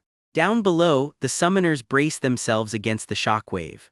At this rate, he says, we can actually stop the Holy Lance Dragon from waking up. However, someone hesitates, then blurts out, just how much magic power are you even using right now? Janica's practically overheating, gasping for breath from the sheer strain of it. I don't know, she admits, I think I'm gonna be bedridden for a while after this. Hey Janica, Ed calls out, rushing over to check on her. Are you alright? Let me check that fever, he says, reaching for her forehead. Eek, Janica jumps at his touch, blushing furiously. Don't, my fever's just gonna get worse, she mumbles, clearly flustered for reasons that have nothing to do with magic. Then the mood snaps right back to grim. Their only hope now is to strike the main body directly, Taldarak. We'll open a path for you, one of the spirit warriors shouts, throwing themselves straight into the fight. The clash erupts into a blinding wall of gold. Spirits and apostles collide head-on. Neither side is holding back. These are the apostles of Telos, and they did not come here to negotiate. One of them breaks off from the pack, charging straight in. Third seat Lightspeed Taldarak, and he is living up to the name. He's a total blur, faster than anyone can track. Guess Speedy checks out after all. Freed meets him head-on anyway. Another spirit throws itself into the fray, matching him blow for blow. This is dangerous, someone mutters, watching the fight spiral out of control. I don't like killing, the apostle says quietly, almost like he means it. But he doesn't stop swinging either. But you've left me no choice, the sentence never gets to finish. Something massive and burning erupts out of nowhere, cutting him off completely. Get him, Tarkin, comes the command, and the fire spirit surges forward. Ed's face glows orange, watching his spirit tear straight into the fight. What? Someone yelps, caught completely off guard by the blaze. Tarkin's flame takes the shape of a snarling dragon head and lunges. A blade wrapped in fire comes crashing down right behind it. Janica's still in the fight too, channeling everything she's got left. Somewhere in the smoke, someone screams through gritted teeth, refusing to go down. Tarkin roars, flames rippling off him like a mane. Lightning crackles across a clenched fist. The two forces slam together again, neither one backing off. The impact alone is enough to shake the sky. Janica's breathing hard now, running on fumes but still standing. Protect Ed, the cry goes up, and Freed throws everything into a wall of water and lightning. Lightning tears the sky wide open. The blast levels a whole chunk of forest in an instant. Fire and force keep rolling outward. Smoke swallows the whole battlefield whole. For a second, nobody can see a thing. Then a shape pushes up out of the wreckage, something is still standing. The dust slowly starts to settle. Despite summoning a highest-ranked spirit, one of the enemy officers mutters, clearly rattled. What a frightening talent, she admits, however. As the apostles of Telos, we carry out the will of God, the golden warrior declares. His armor blazes brighter, the gem at his chest pulsing with power. We are stronger, he says flatly, hand over that necklace, now. If you don't, he warns, both you and the spirit sorcerer die here. No, Ed says simply, dragging himself upright anyway. You're wrong, he says, I can't regress anymore. I no longer have Delheim's hourglass, he admits, holding up what's left of it. And even though every one of my dozens of deaths is still fresh in my head, I can't afford to die again. Not this time. Behind him, Tarkin's flame surges into something enormous, a full-blown fire dragon answering the call. Ed stands his ground, bloodied from head to toe and not backing down an inch. He starts, and you already know exactly where this is going. We'll survive whatever it takes. Deep in enemy territory, bleeding and alone, she knows putting distance between herself and Arkan Island is the only thing keeping her alive right now. But if she doesn't get further away fast, the Holy Lance Dragon she just fought is going to claw its way back to life. And on top of everything else, she's just landed on somebody else's radar. She grits her teeth and lets her hand ignite, bracing for round 2. Enter her new problem, Taldarak, third seat among the apostles of Telos. Lightning crawls up his arms like he's just getting warmed up. They call him Lightspeed Taldarak, and no, that name isn't just for show. His trump card, Holy Body Awakening, turns every drop of his magic straight into raw physical force. One blink and he's simply gone, she can't even process the motion before he's already moved. Taldarak doesn't just move fast, he moves faster than sound itself. He slams into the ground beside her hard enough to tear it wide open. Trying to track him with her own 2 eyes at this speed is basically a joke. Dodging what she can't even see coming, also a joke. Steel meets flame as she throws up a desperate block. Blood runs down her face, but the thought still forces its way through. If she can't see him coming, she'll just have to fight blind. Her expression hardens right through the pain. She lets her own power flare, wings of fire snapping open around her. A golden lance rockets straight for her head, and she barely deflects it with a burst of green wind energy. Something enormous and spectral flickers into being, wolf-like and glowing. It's her blessing of wind. Any hit that catches her off guard gets thrown right back at whoever sent it. The wind gathers, crackling, ready to strike. It's a counter she only gets to pull off once. Fire ignites in her palm. She's not wasting this shot. Point explosion, only mid-rank magic but placed exactly right, it hits like a freight train.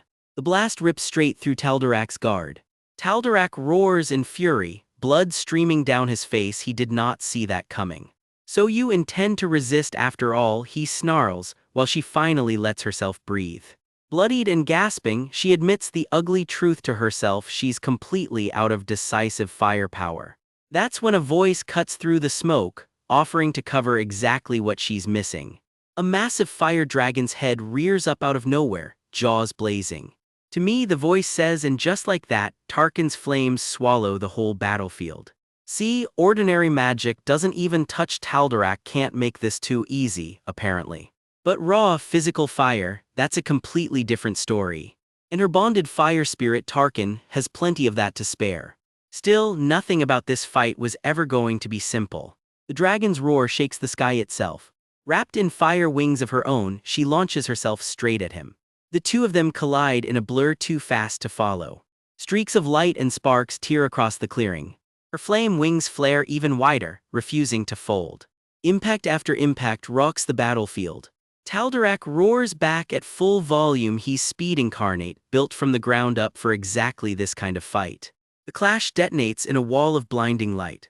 From where he's standing, Taldarak realizes the horrifying truth: she's channeling two high-rank spirits at once, and that's already close to the limit of what she can lend Tarkin.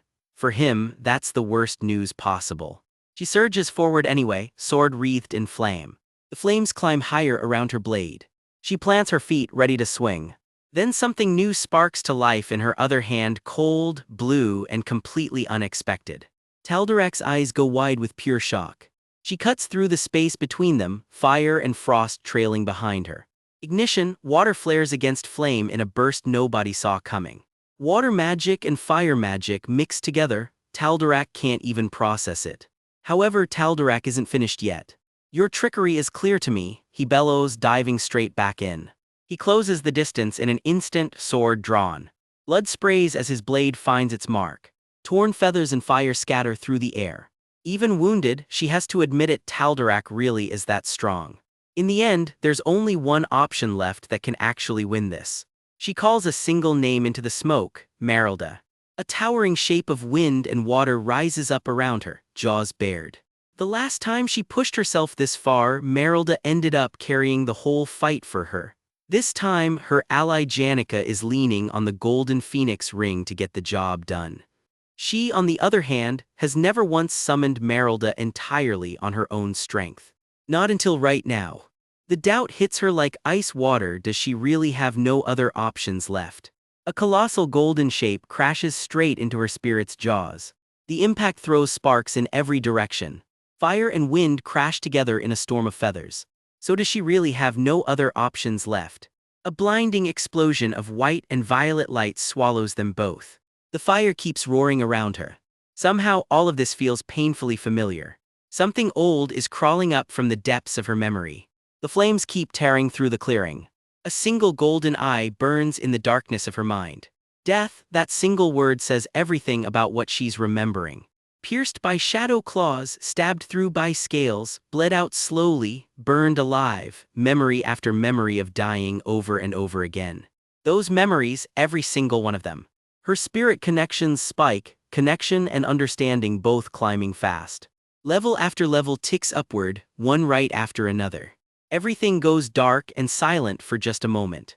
"I wonder," she thinks, tears cutting clean paths through the blood on her face. A golden strike lands hard on Taldarak. He reels back, disbelief written all over his face. Even staggered and bleeding, whatever it takes, this is how she wins. Learning magic, it turns out, isn't so different from learning anything else worth having. She's failed at this dozens and dozens of times before. Blood, sweat, and tears, she's poured everything she has into this, refusing to quit no matter what. This is Merelda, high-rank wind spirit. A massive spirit of wind and ice roars to life, spear raised high. Complete manifestation, the spirit growls. Merelda goes by another name too. A flash of surprise crosses someone's face. Practiced mastery, a title earned the hard way, one failed attempt at a time. The combined assault slams into Taldarak at full force. He screams, finally breaking under the pressure.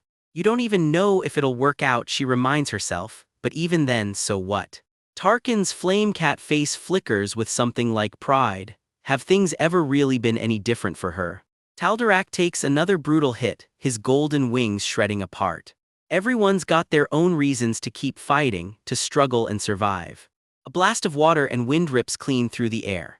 A spirit roars and she grits her teeth straight through the pain. All of this just to keep her body in one piece. She raises a spirit-forged blade high, ready to end this. The blow lands hard, static and impact filling the air. The world's full of people who live like that, Taldarak mutters bitterly, bloodied and beaten. A bloodied fist rises. It comes down hard. Blood scatters through the trees. She doesn't let up for a second. She drives her blade into the ground right beside him, finishing it once and for all. Ragged, exhausted breaths are all that's left of the fight. And I put in my blood, sweat and tears, she thinks, pushing my body past every limit it had. All of it just to survive. She finally lets her guard down, standing over what's left of the fight. Across the clearing, Taldarak knows his time is running out. But he isn't finished yet. Bloodied and barely standing, he clutches a necklace tight to his chest. There's still something he has to do. Meanwhile, far away, a cathedral echoes with a sudden cry. Something has clearly gone very wrong. The saintess herself cries out, shaken right to her core. Your Holiness, someone calls out, rushing to check on her. The old pontiff turns, addressed with clear urgency. A church elder rounds on him, surely he isn't planning to indulge the whims of a saintess who knows absolutely nothing. We're all here for the future of the order, are we not? The elder presses. Knows absolutely nothing, you say? The old man repeats, entirely unimpressed. You plan to use Wellbrock's necklace to revive the Holy Lance Dragon, he says flatly. And then have the apostles cut it down. Is that the plan you mean? The elder freezes on the spot. How do you, he stammers, caught completely off guard. I've watched that same dragon get subjugated more times than I can count, the old man says. Not once has the order actually managed it. What are you talking about? The elder demands, sweat breaking out on his brow. Your plan is going to fail. The saintess finally speaks up, a hand pressed to her chest. An old churchman scoffs that surely nobody actually believes the warnings of the saintess, who apparently knows nothing. The archbishop, the pope, and the saintess herself walk into the same room together, and you can feel how bad this is about to get. We're here for the future of the order, the archbishop says before sneering, knows nothing, you say. The plan gets laid bare. Use a relic called Wellbrock's necklace to revive the terrifying Holy Lance Dragon. A blinding cross of light tears through the dark as the ritual ignites, with the order's apostles standing ready to finish the beast off. Defeat him, that's the plan you're going with, the saintess snaps back, not hiding how insane she thinks this is. Saintess, how do you know all this? Someone gasps, way too late to stop what's already in motion. Turns out every single attempt to tame this dragon has failed without exception, and they're about to gamble everything again anyway. The saintess turns ice cold. I'm standing here because you have failed time and time again. She's watched this exact disaster loop over and over, and she is done pretending she hasn't. The archbishop's real end game comes out. Throw the saintess herself into the rune of sacrifice as the last resort. Gasps ripple through the whole room. Nobody saw that coming and nobody likes it. She steadies herself anyway. If this truly is the will of the god Telos, then I will offer myself. But she isn't finished, however, she cuts in and you can tell there's a catch coming. If this ritual goes wrong, she warns, countless innocent people pay for it with their lives. Flashes of exactly what that horror looks like flicker past, blood and screaming and ruin. And if the order becomes the reason for that kind of destruction, who's ever going to trust it again? Somewhere far from that cathedral, a badly beaten boy grits out that he already knows their whole plan. If I die, he starts. He's sprinting through the forest, bloodied and hunted, dragging someone along with him. A thrown blade sticks in the dirt just behind him. This is the person he crossed enemy lines to save.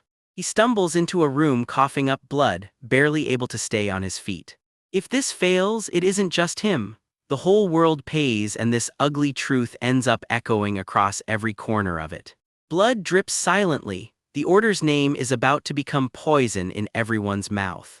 Elsewhere, priests panic that survivors trapped on Arkan Island could be used as leverage by a saintess who no longer trusts the order at all.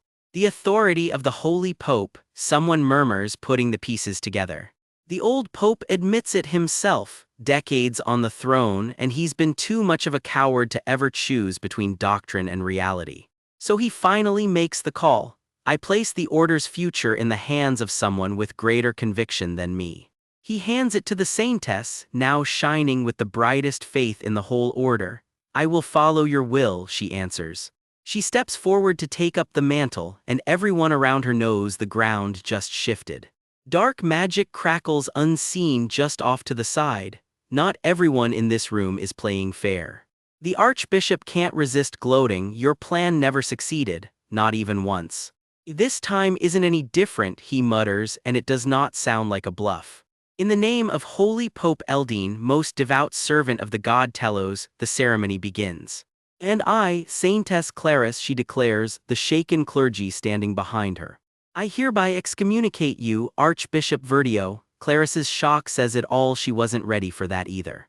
Verdio just laughs. Q, never a good sign when the villain finds your move funny. He yanks Clarice back by force, and every ounce of the polite priest act drops off him at once. Do you think that will change anything? He sneers, way too pleased with himself. A hand locks around her wrist. What are you doing, Verdio? Someone shouts. His logic is ugly and simple. If she refuses to walk into the rune of sacrifice herself, nothing can stop the dragon coming back anyway. He drags her toward it regardless of what she wants. He turns his gloating on the boy who fled with the necklace. The order's apostles are already closing in on him. Even if he shakes them off, Verdio adds, savoring every word. How far do you think he'll get in that condition? Behind him, the forest is already burning. It's not over yet, the boy growls through gritted teeth, refusing to stop moving. At this rate, though, he's not going to make it much farther. He raises the bloodied necklace like it's the last thing keeping this whole plan alive. A close look at the pendant, glowing faintly in his shaking hand. Somewhere deep underground, the holy lance dragon is stirring. It will be revived soon. Clarice's face hardens. No, she says, and it's not a request. It won't go the way you want it to, she tells Verdio flatly. He grabs for her again anyway, dragging her by the arm. He freezes mid-sentence, because the person who he starts and never gets to finish. Golden light detonates around Clarice as her real power finally gets loose. Her eyes blaze gold. She's going to finish that sentence for him her own way. Like you, she finishes, right as a wall of light slams into him. She moves through the blast without so much as flinching. It's holy magic, divine power discharge, wiping out his spells and slamming him with raw physical force in the same breath. The impact tears clean through the hall. Clarice is left gasping, completely drained from throwing everything she had at him. Scorched and furious, Verdio spits back a question about the pure white light a saintess is supposed to embody. Why have you become so colorful? He taunts, like she's not supposed to be anything but plain and pure. The narration answers him with a lesson even a student who learned it the hard way knows: white light is never really just white. Split it through a prism and watch what actually happens. What looks like pure white at first glance cracks wide open into a whole rainbow of hidden colors nobody was looking for. Strands of red tied back to a memory of a bard at a stained glass window. Streaks of gold tied to another face from that same fight. A staff crackling with lightning, gold and blinding fast. Ribbons of turquoise, water twisting like it's alive. Wings and light colliding in a static burst of violet. And threads of violet besides, tied to a witch who walked her own hard road to get here. A bloodied boy keeps pressing forward through the trees, one more color folded into the mix. A hand cradles a sliver of light like it's the only thing holding him together right now. The necklace glints in the shadows, humming with borrowed strength. All those colors slam together in one roar of light. Violet flares and swallows the whole frame.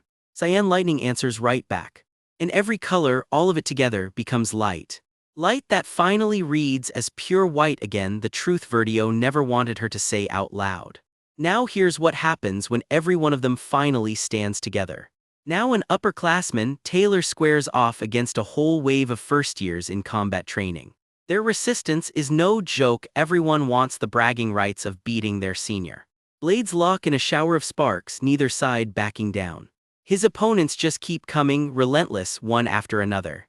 A water spirit wolf lunges and turns out, for reasons rooted way back, not one first year ever actually made it into Class A. Lightning rips clean across the training field. Taylor grinds them down one by one, until only his last opponent is still standing.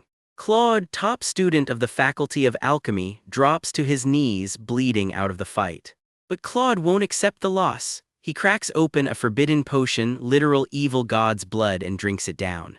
Twisted power floods into him, right on cue for this chapter's mid-boss to make his entrance.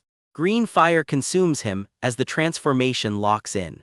Meet the Alchemist of Calamity, channeling the evil god Mebular and unleashing every flavor of black magic he's got. His eyes go wide and manic, lit up sickly green. Dark magic slams into the field, chaos flying in every direction. Just one more trial in what's already felt like an endless string of them.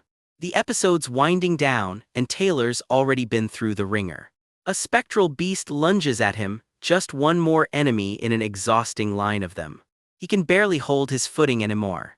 Bruised, bloodied, running on nothing but fumes. Even so, the narration says, and you already know he's not staying down. Gold light wraps around him as he digs in for one more push. The fight is not over yet, not by a long shot. Power crashes against power in a blinding collision. Green and gold detonate together, and this fight is about to peak. Taylor lets it loose, elemental slash. The blade rips clean through every last scrap of Claude's dark magic. The corrupted energy just comes apart like it was never really solid at all. Turns out Taylor's elemental slash can now cut through any element, even darkness itself. The shockwave cracks clean across the sky over the academy. Battered but standing, Taylor walks off while his stunned classmates trail behind him. In the story's original version, this is exactly where he goes down instead. But not this time. The second joint combat training ends with him still on his feet. This is the moment everything changes for Taylor, once written off as the Academy's failed swordsman. His classmates burst into applause, and for once he actually gets to enjoy it. Students, faculty, comrades, everybody's celebrating him now. Fist raised, bloodied and grinning, his name is finally one nobody's going to forget. But that good feeling does not get to last. As Taylor heads out of the testing arena with his friends, his face suddenly drops. Something is very wrong. Word comes in that a comrade has died. A cathedral burns in the distance, smoke pouring out of shattered windows. The bard and prophet Adele is gone. That's the word that spreads. Exactly how Adele died is never made clear even now. Just a blur of fire and a falling shape, nothing more. She plummets through the wreckage of a collapsing building. In the story as it was originally supposed to go, this is exactly where Adele's arc was meant to end. A monstrous claw rips through the dark straight at her. However, the story interrupts itself and you can practically hear the rewrite happening. She screams and fights back with everything she's got left, refusing to just quietly die. The claw connects anyway, ugh. She's left gasping for air, hurt but alive, which is more than the original story ever gave her. And that's the exact moment the original storyline breaks apart for good. Light spills through a doorway somewhere far away, quiet and unremarkable. Because in this version, Taylor and his friends never get that call about anyone dying, not one of them. Somewhere else entirely, a whole separate battle rages on without them ever knowing. Rumors do creep in about some kind of disturbance inside the Order, but nothing more than that. Claws and steel clash somewhere in the chaos, unseen by anyone who matters to this story. Clarice, exhausted, breathes out a few. It's handled. Verdio lies broken and defeated at last. The old pope walks past the wreckage. Whatever crisis this was, it's over. So the so-called saintess of distrust everyone feared, she simply never happens. And the Holy Lance Dragon never gets revived ahead of schedule either. The necklace just sinks quietly into the water, powerless now. With that whole disaster erased, the Order's army never marches on Arkan Island. Just peaceful fields where a war zone was supposed to be instead. Even the chapter's rampaging final boss gets quietly written out of existence. The so-called awakened Lucy never even shows up this time around. If anything, even more has changed for the better than anyone in this story realizes. Way more than in the story that was supposed to happen. Back in this much calmer present, somebody's biggest concern is a snack. I want meat jerky. Rain patters down as one of the girls watches on, quiet and unreadable. But after everything, this group just managed to dodge without even knowing it. The academy remains peaceful, and the whole group walks off laughing together into the sunset. 2 whole days go by after that gut-wrenching fight, and we're back at a quiet little cabin in the woods. Ed knocks on Janika's door, still worried sick about her. "Janika, are you feeling any better?" he asks. Not exactly the answer he wanted. Janika yelps through the door, "Don't come in, I still have to wash up." Ed backs off fast but drops a weird confession of his own. His eyes still aren't working right after everything that happened. Turns out borrowing power from the future doesn't come cheap. Janika is paying the price hard. Her whole gift, seeing what's coming, bending mana to her will, it's just gone for now. Wiped clean. See, this whole mess kicked off when the strongest water spirit around, Fried, threw herself in front of the 5 apostles to buy everyone time. That's the sacrifice that knocked Janika out cold, drifting in a storm of magic with barely a breath left in her. Next thing she knew, she woke up safe back at the cottage with no memory of how she actually got there. She's not totally sure who to thank, but she's definitely thankful. Ed leans in, dead serious. "If something like this ever happens again, come to me first." No hesitating. Janika just nods quietly. "Yes, thank you for coming." Enter Belle, the household's ever-reliable headmaid, basket and bucket in hand, ready to get to work. Funny thing about being headmaid, the higher you climb, the less actual chores you're stuck doing. But one look at Belle's face says it all. She's clearly been dying to get her hands dirty with some real housework. "Young Master Ed, are you all right?" Belle asks, catching him looking a little rattled. "No, I mean, is there anything actually bothering you?" Ed backpedals, trying to clarify what he meant. An awkward silence follows. "Yes," Belle finally admits, quiet and hesitant. "I understand," Belle says, gathering herself to focus on the real priority. "Right now, what matters most is taking care of Miss Janika," Belle says. "I'm just saying this in case. Because that means I'll be the one changing her clothes and wiping her down." "Obviously," Ed mutters. Belle smirks. Of course, young Master Ed would never make a mistake like that. Belle slips inside to get to work, leaving Ed standing there in the dark. An awkward silence hangs in the air outside the cabin. "But it really is a wild, unpredictable time right now," Belle mutters, her sharp eyes narrowing. Ed climbs up onto the porch roof with a loud slam, trying to look busy. Belle isn't having it. "Stop saying weird things and go inside and actually help Janika already." Ed lets out a startled, totally busted." "That's quite a shame," Belle teases, clearly enjoying his discomfort. "Ah, right, young Master Ed, you just used informal speech with me, you know." Belle grins, delighted to have caught him slipping. Ed has absolutely nothing to say to that. The two of them head back toward the cabin together. Belle trails after him, still smug about the whole thing. Later, Ed's out chopping wood by the fire, muttering that at this rate he'd honestly be better off at the academy infirmary. "I'm going to open the door wide and properly air this place out," Ed announces, sweating buckets. "I'm doing IT," Belle's scream comes flying back. "Why would you do that while I'm changing her clothes? Why now?" Ed just sighs, completely defeated. Because, plot twist, quick-witted Belle has clocked exactly how stressed he's been this whole time. She's noticed him spiraling, and she's not about to let him just sit in it. Ed grumbles that opening windows and doors just to wash Janika down is plain nuts. He's only been gone from camp a couple of days, but the workload makes it feel like a whole month passed. "I'm running out of firewood," Ed mutters, chopping away like it's the only thing keeping him sane. Meanwhile, out in a totally different forest, someone calls out a quiet hello to a familiar face. A hooded girl with a guitar strapped to her back jogs to catch up with a blonde figure walking ahead. "No," the blonde guy says flatly, gripping something tight, clearly rattled by whatever she just said.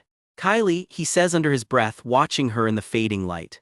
That hooded traveler is actually Kylie Etchen, better known these days as Saintess Claris.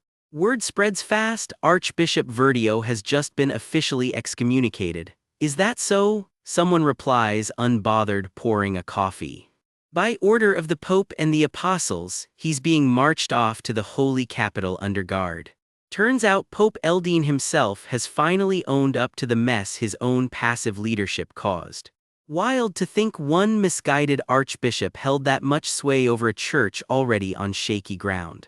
By the campfire, Knox figures this could actually be the turning point that sends the whole church in a new direction. I'd like to try believing in that, he says half to himself. A tense little quiet settles between them. Then it slips out, Adele, he murmurs, worry written all over his face. Because Adele Saris has vanished without a trace. Kylie admits she used her whole standing as Saintess to hunt for her. Nothing. Was there something you wanted to say to her? To her, he repeats, caught off guard by the question. At first, he starts gathering his thoughts by the fire. I just wanted to tell her thank you, he finally says. I'll leave this here, he adds, offering her something small. He picks up the guitar again, since if it's Adele who's been literally everywhere, she might just wander back to this exact camp someday. Will you be here during summer vacation too? I don't really have anywhere else to go, so yeah, he shrugs. By the way, he adds, I've got a small request. Kylie pulls her hood up a little flustered. I just was wondering if you could start treating me like your junior. Isn't that what I've already been doing? She shoots back. If you ever need my help, he tells her, please feel free to ask. Kylie just smiles, warm and a little sad at the same time. I'm not sure I can ever really repay everything you've done for me, but I'll do everything I can, she says. They both go quiet, watching the sunset settle over the trees. Elsewhere, Knox walks off alone through the woods at golden hour. Footsteps echo through the quiet forest path. He admits to himself he'll have to leave soon. If he sticks around, he might end up running into Claris again. Someone asks gently, will you be all right? A bandaged Ayla answers from a cabin doorway, neither my aspectual magic nor my divine magic have come back yet, but... Back with Kylie, alone now by the dying fire, she murmurs, yeah, I don't have any songs left to sing. Or maybe, she admits, I just don't have the courage to lie anymore. If I'm honest, it was a lie from the start. Her face crumples, the scar over her eye catching the firelight as old feelings bubble up. Cut to a memory, a kid strumming a guitar behind bars, singing words that praised a place called Telos. Stories of traveling the whole wide world, told to a young Kylie perched on a windowsill. Songs romanticizing a freedom she never actually had. Is that so? Young Kylie asks, hanging on every word. A sharp string snap sound yanks her right out of the memory. Kylie's eyes go wide, as reality crashes back in. She gasps, watching the fire eat through something precious. It's Knox. I intend to visit every single place I lied to Claris about going to, he says, dead serious. He's tossed his own guitar straight into the flames. Since it's a long journey, I don't want to carry anything heavy with me. My journey until now has just been running from my fate. This time I'm not leaving to escape, I'm leaving to actually travel. Is there a difference? Kylie asks. He hums, thinking it over by the fire. Maybe it's that this time, I actually have somewhere to come back to. I'll have to be back within 3 years though, gotta return before Claris graduates. At the end of it all, I want to come back here and sing her some brand new songs. Yeah, he grins, I'll find a good tree and build you a real instrument for when I'm back. Is that it? Kylie asks quietly, watching him walk off into his new journey. He doesn't answer right away, just staring off into the trees. Because here's the thing this whole chapter's been building to, now that the power to see the future is gone, nobody actually knows what happens next. The future everyone thought they knew, it officially ends right here. From now on, everyone's stepping into places nobody's ever seen before, including whatever mysterious threat is still lurking out there. Ed and Janica included, no script left to follow, no spoilers left to lean on. Since they've officially wandered off the determined storyline, there's no telling what anyone, Tanya included, can actually pull off anymore. Janica drifts in and out of the vision too, still recovering from whatever she just gave up. The whole cast flashes by, familiar faces, all of them staring down a future nobody can predict anymore. Back at the cabin, Ed turns to Ayla by the fire. You who can't see that future anymore, aren't you scared? He waits for her answer, genuinely worried. They sit together by the fire in silence for a moment. I am scared, Ayla admits honestly. Her bandaged arm shifts as she gathers her thoughts. However, she starts a small smile breaking through. That's exactly what makes it exciting, she laughs. It's a small moment, but it clearly sticks with Ed. Many things have changed, he thinks to himself, staring up at the fireflies. I just had a conversation with a girl who should be dead. His mind drifts to an old crossroads, one created by a hard limit on time itself. Whether to get as far from Arkan Island as possible to stop the Holy Lance Dragon from reviving, or turn back and try to save Adele instead. In that single moment, everything hinged on one choice. In one version, he chose to stop the dragon's revival. No, he tells himself, shaking his head at the memory. The image of someone badly broken flashes through his mind. In another version, he chose to sacrifice Adele instead. He wonders what would have happened if Adele's divine power had simply been a little weaker. Or if Lucy hadn't held onto her memories the same way he somehow did. His thoughts spiral even deeper into a much darker memory. That's the kind of person I am, he tells himself.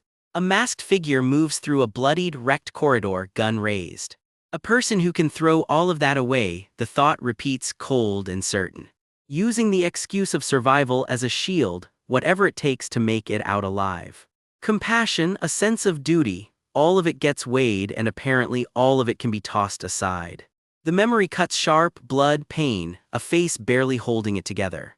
More of the same brutal memory plays out, a war zone, gunfire, no room for hesitation. Camaraderie, friendship, just more things he's apparently capable of throwing away. I'm a person who can throw all of that away, he repeats to himself, the darkest part of who he really is. Back in the present, Ed sits alone on the porch at night, lost deep in thought. The fires died down to embers as the night goes quiet around him. His face is half in shadow, still turning all of it over in his head. A firefly drifts past his feet in the dark. Before he even realized it, summer vacation had crept right up on him. Janica wanders out to join him by the fire, fireflies glowing all around them. Until now, he thinks. Many things have changed, he realizes. Ed Rothtaylor, a guy who technically shouldn't even exist at this academy, has somehow become a top student.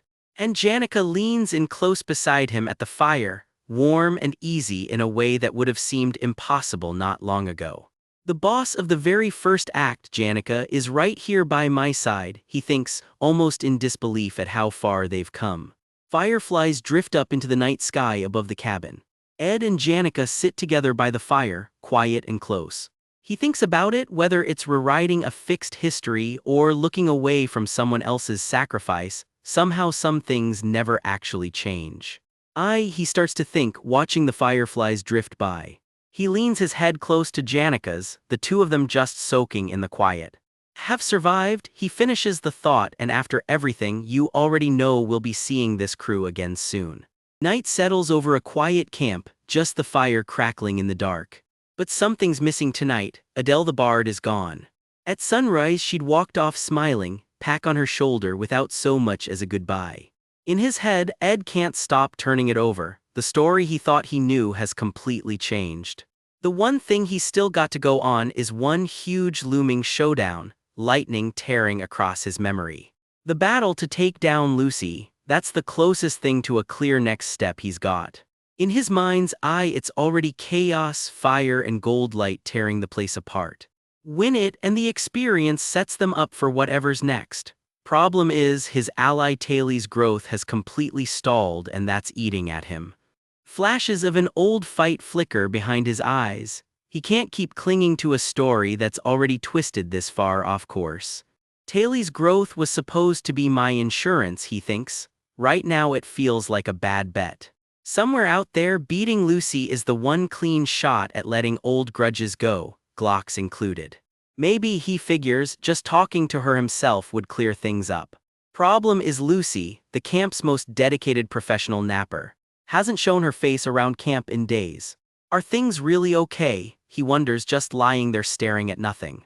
He tosses under the blankets, sleeps nowhere close. Like this, sweat beads on his skin, his own dream won't let him go. A flash of red, a stranger's eyes snapping open in the dark. Huh. He wakes gasping, chest heaving. He bolts upright, fists white-knuckled in the sheets. How long has it been, he wonders, I don't fully remember. Whatever that dream was, it definitely wasn't a good one. Under a fading night sky, his mind drifts ahead to the final exams coming up. And after that, the school break, actual time off, wild concept for this guy. He sits by the fire reading, quiet enough to hear his own thoughts. Is it just because things have gotten relaxing, he wonders, watching the flames. The nightmare drags him somewhere darker, red tendrils coiling through the trees, fire on the horizon. Everything around him pulses like an open wound. Flames roar up around the old campsite buried in his memory. I remember, he mutters in his sleep. Before I came here. The memory detonates into a full-blown battle, fire and smoke swallowing everything. He stands in the middle of it, wreathed in flame, monstrous eyes glaring out of the smoke behind him. I dreamt of this every night, he admits, walking straight through the fire. Cut to the academy, sunlit and picture-perfect by day. Back in the real world, one of Ed's friends can't shake a bad feeling about all this. Everything looks normal on the outside, he admits. He says he's fine, as always, the friend mutters. Ed handles whatever camp throws at him without complaint. Classes studying, all of it like clockwork. Meanwhile, a couple of classmates argue over who's buying dessert. This is just an assumption, though, someone admits, watching from the hallway. The blonde boy's face says he's not totally convinced either. But it does seem like he's got a lot on his mind. I'm worried about him. I'm worried too, a girl nearby admits quietly. As you know, Ed's love life is a bit complicated, someone says deadpan. Cue a quick highlight reel of exactly how complicated, one flame-wreathed girl after another.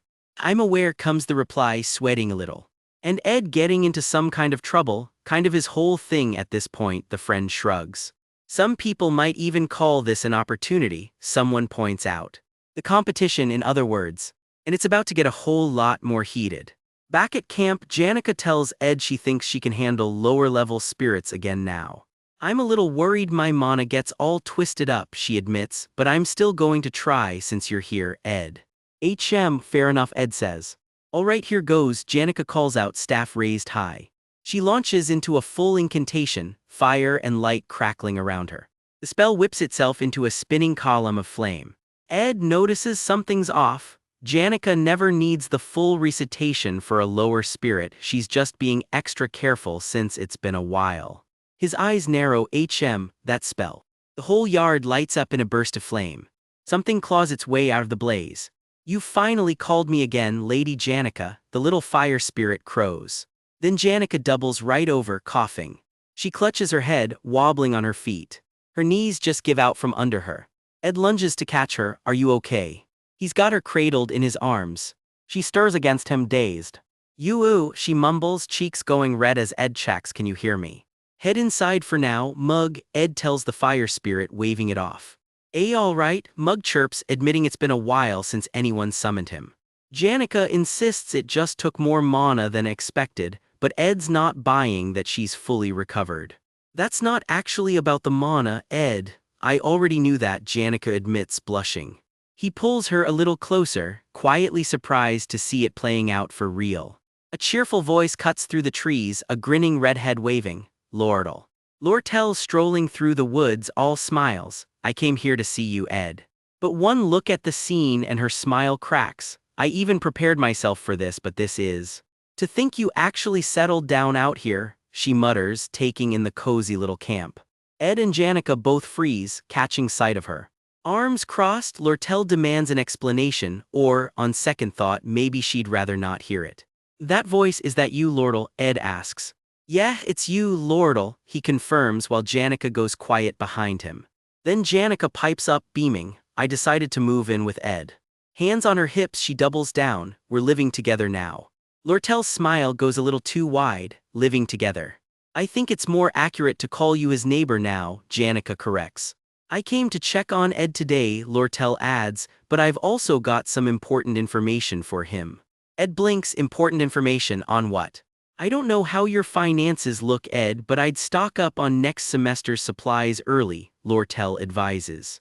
Already, it'd be cheaper to wait, the break hasn't even started yet, Ed points out. It's not about how expensive it'll get, Lortel says ominously. Lortel just smirks, hey. You're in luck too, Janica, you got to hear this important info, Lortel says. Yay, Janica chirps. Janica leans in on Ed's other side. Since I'm living right by his side now, you don't have to specify either of us anymore. Thanks though, Lortel replies sweetly. Ed just thinks how odd of Janica to keep up so easily. She never misses a beat trading barbs with Lortel, he realizes. For one dramatic second, the whole yard practically catches fire with tension. Of course, this is Lortel, she'd never actually get mad about it, Ed assumes. Lortel, meanwhile, is quietly fuming, pissing me off. Ed startles at the sudden edge in her voice. I'm going back for today, Lortel announces. She strolls off with a wave, leaving the two of them behind. This place really isn't bad, Lortel admits to herself. Good air, a stream nearby. She wanders back through the sunlit woods, completely at ease. I get why Lucy's always sneaking out here to nap, she muses. Back at camp, Janica's eyes suddenly go wide. What? Her sight hasn't fully healed yet, but somehow, this she sees crystal clear. A face flashes through her mind, sharp-eyed and smiling in a way that doesn't sit right at all. This place, Lortel Cahelm, Janica whispers. Smiling, she finishes, unsettled. The scene cuts back to the Academy's clock tower, business as usual. Meanwhile, at Lortel's estate, the household staff have gathered over something unusual. A sealed envelope changes hands, The chief maid stares at it, stunned, but this out of nowhere. This is the pay she's offering you, someone explains. 3 Flen gold coins, that's no small amount, but... The letter spells it out plainly. I've worked in this house for years, no matter how much she offered me before. The chief maid still trying to catch up with the news. I didn't believe my own eyes at first, she admits. But she's really offering 3 gold coins per day, the younger maid confirms. Not monthly, not weekly, the chief maid mutters, dazed as they walk off. But daily, she finally blurts out. Are you thinking about quitting? The younger maid asks, worried. The view drifts up past rooftops toward open sky. Back at the estate, the question just hangs there unanswered. Elsewhere, a hammer swings down hard. Nails driven into wood, one after another, Up on the cabin roof, Ed wipes the sweat off his brow mid-repair. A voice calls up to him, teasing. Is this Ed I'm speaking to here, Tilda? He blinks, HM. He looks down to find a familiar messenger waiting below. I've been sent here by Lady Lordle. The postman's dragged someone new along with him, one arm slung around her shoulder like old pals. This is Rihanna, he announces. I came to do some surveying. Ed goes pale, surveying, no way. It'll be over soon, someone hums back at the estate, humming a little tune at her desk. Lady Lordle said. Lortel grins to herself, clearly enjoying every second of this. She's planning to build her own cabin right out here, next to his. Meet Dune, Lady Lordle's guy on the ground. He tells his companion the boss wants a whole cabin built out here, so he's been sent to take some rough measurements. Lordle doesn't do anything half-measured. She's got him eyeballing the entire plot for her. Back at the build site, Ed can't quite process it. An actual cabin out here, Lordle really was serious. Dune rolls up all smiles, practically bowing. It's an honor to finally meet you, he says, syrupy as ever. And just like that, the build's underway. Campfire crackling, frame half raised, and Lordle dropping in like she owns the place. Because, well, she basically does. Ed calls him out for being weirdly formal. Come on, they're basically the same age, he can drop the act. Dune just shrugs it off, never hurts to suck up a little, right? He doesn't figure he'll be out here much anyway since Lordle's stingy about sending her people this far. But hey, she clearly rates Ed pretty highly. Ed dryly notes he's sure Dune already knows how different Lordle acts out here versus in front of company. Around Ed, she's practically a normal girl. In front of everyone else, it's full Ice Queen mode. Dune just grins under that cap of his, soaking it all in. The public read on Lordle, cold as steel, iron running straight through her veins. Dune teases that sounds a little disrespectful toward his own employer. Ed clarifies, nah, that's basically a compliment. And hey, if he ever needs help from the company. For something he wouldn't want to bring straight to Lordle, Dune's the guy to call. Call for me, Dune, anytime, he says, tipping that cap. He hands over a bottle, a little gift, apparently. Fair warning attached, though, it's strong stuff, so don't hand it to anyone who can't drink. Dune can't resist bringing up how one girl, Rihanna, took a single sip and chased him down with a whip that afternoon until Ed shuts him down. Quit airing people's embarrassing moments, man. Ed mutters that Dune thinks way too highly of him. Dune blinks too highly, come again. Wide shot of the whole build, fire going, ladder up, Lordle striding in through the trees. Nah, if anything, Dune thinks Ed underestimates himself. Ed trails off, uneasy, the forest going quiet around him.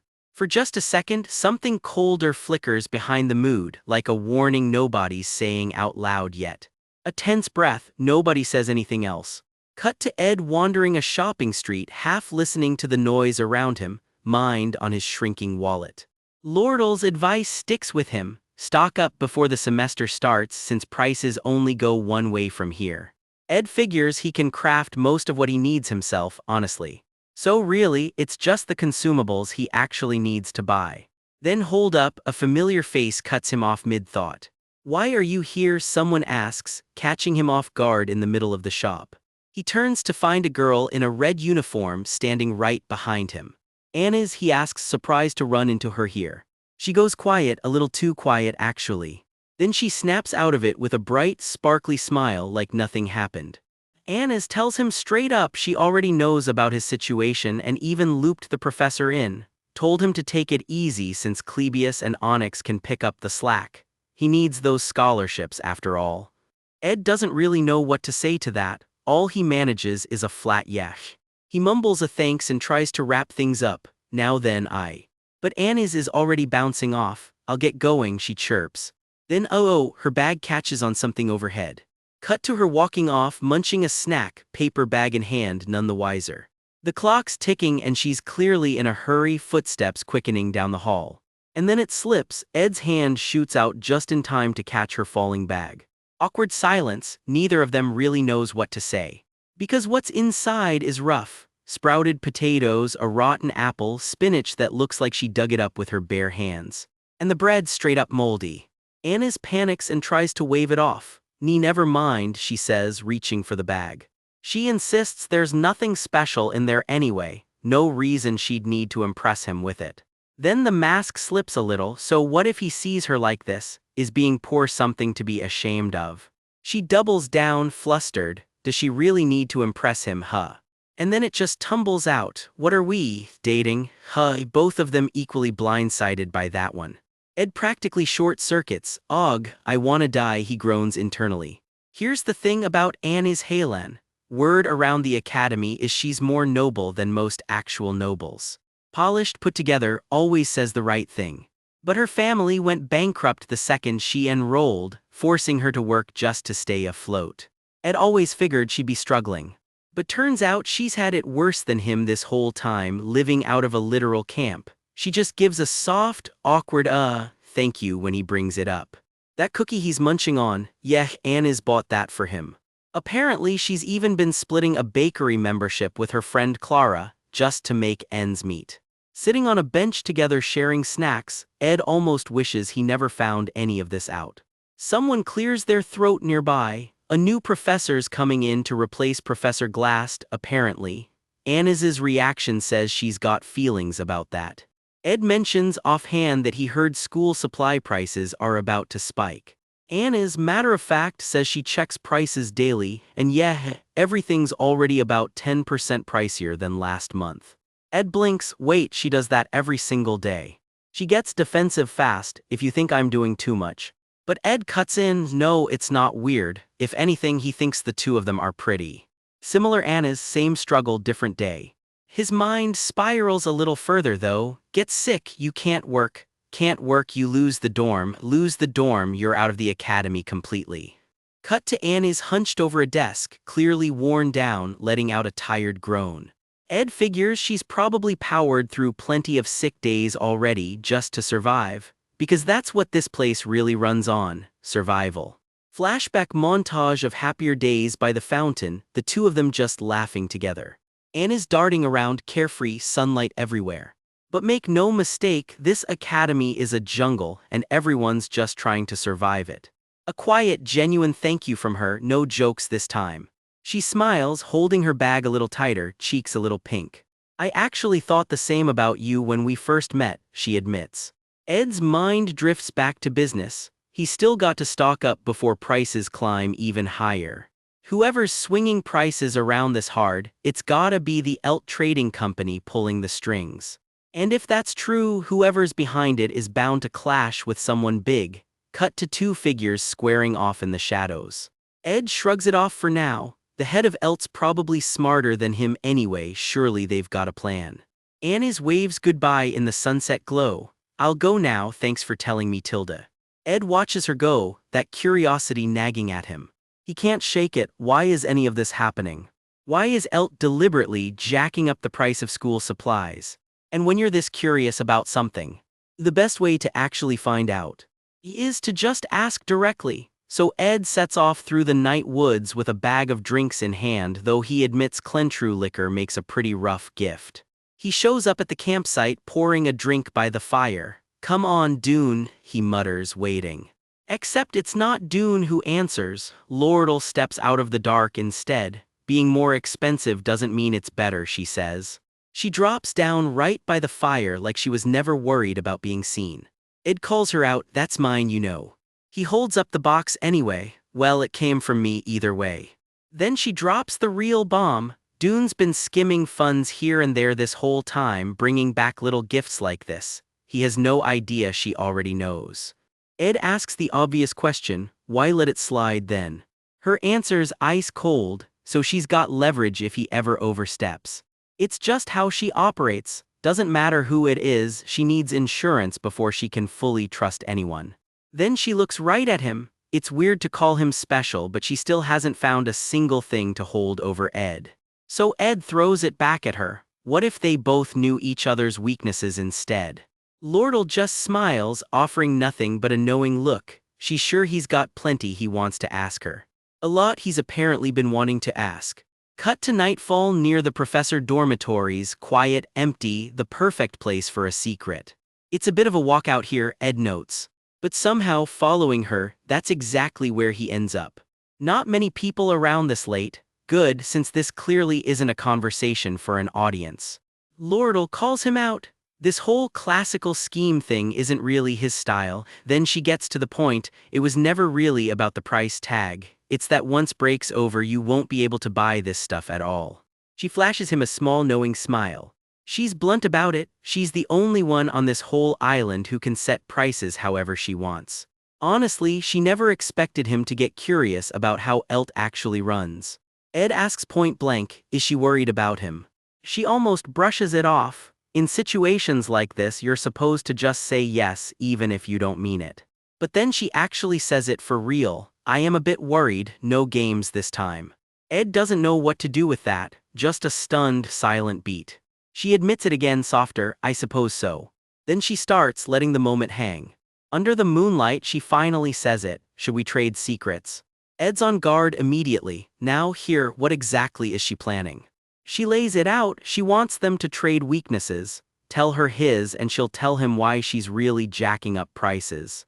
Ed repeats the word back, wary, a weakness. He lets out a heavy breath, bracing for whatever comes next. She reminds him she's asked him something like this before. The flashback hits hard. Have you ever killed someone, she'd once asked him. The memory lingers, tense and unresolved. His answer back then was simple, no he hadn't. Now it's her turn to answer that same question and she just laughs it off, casual as anything. Ahoha, I did. The playful mask cracks for just a second, something rower underneath. Ed just stands there frozen in the dark, the words not fully landing yet.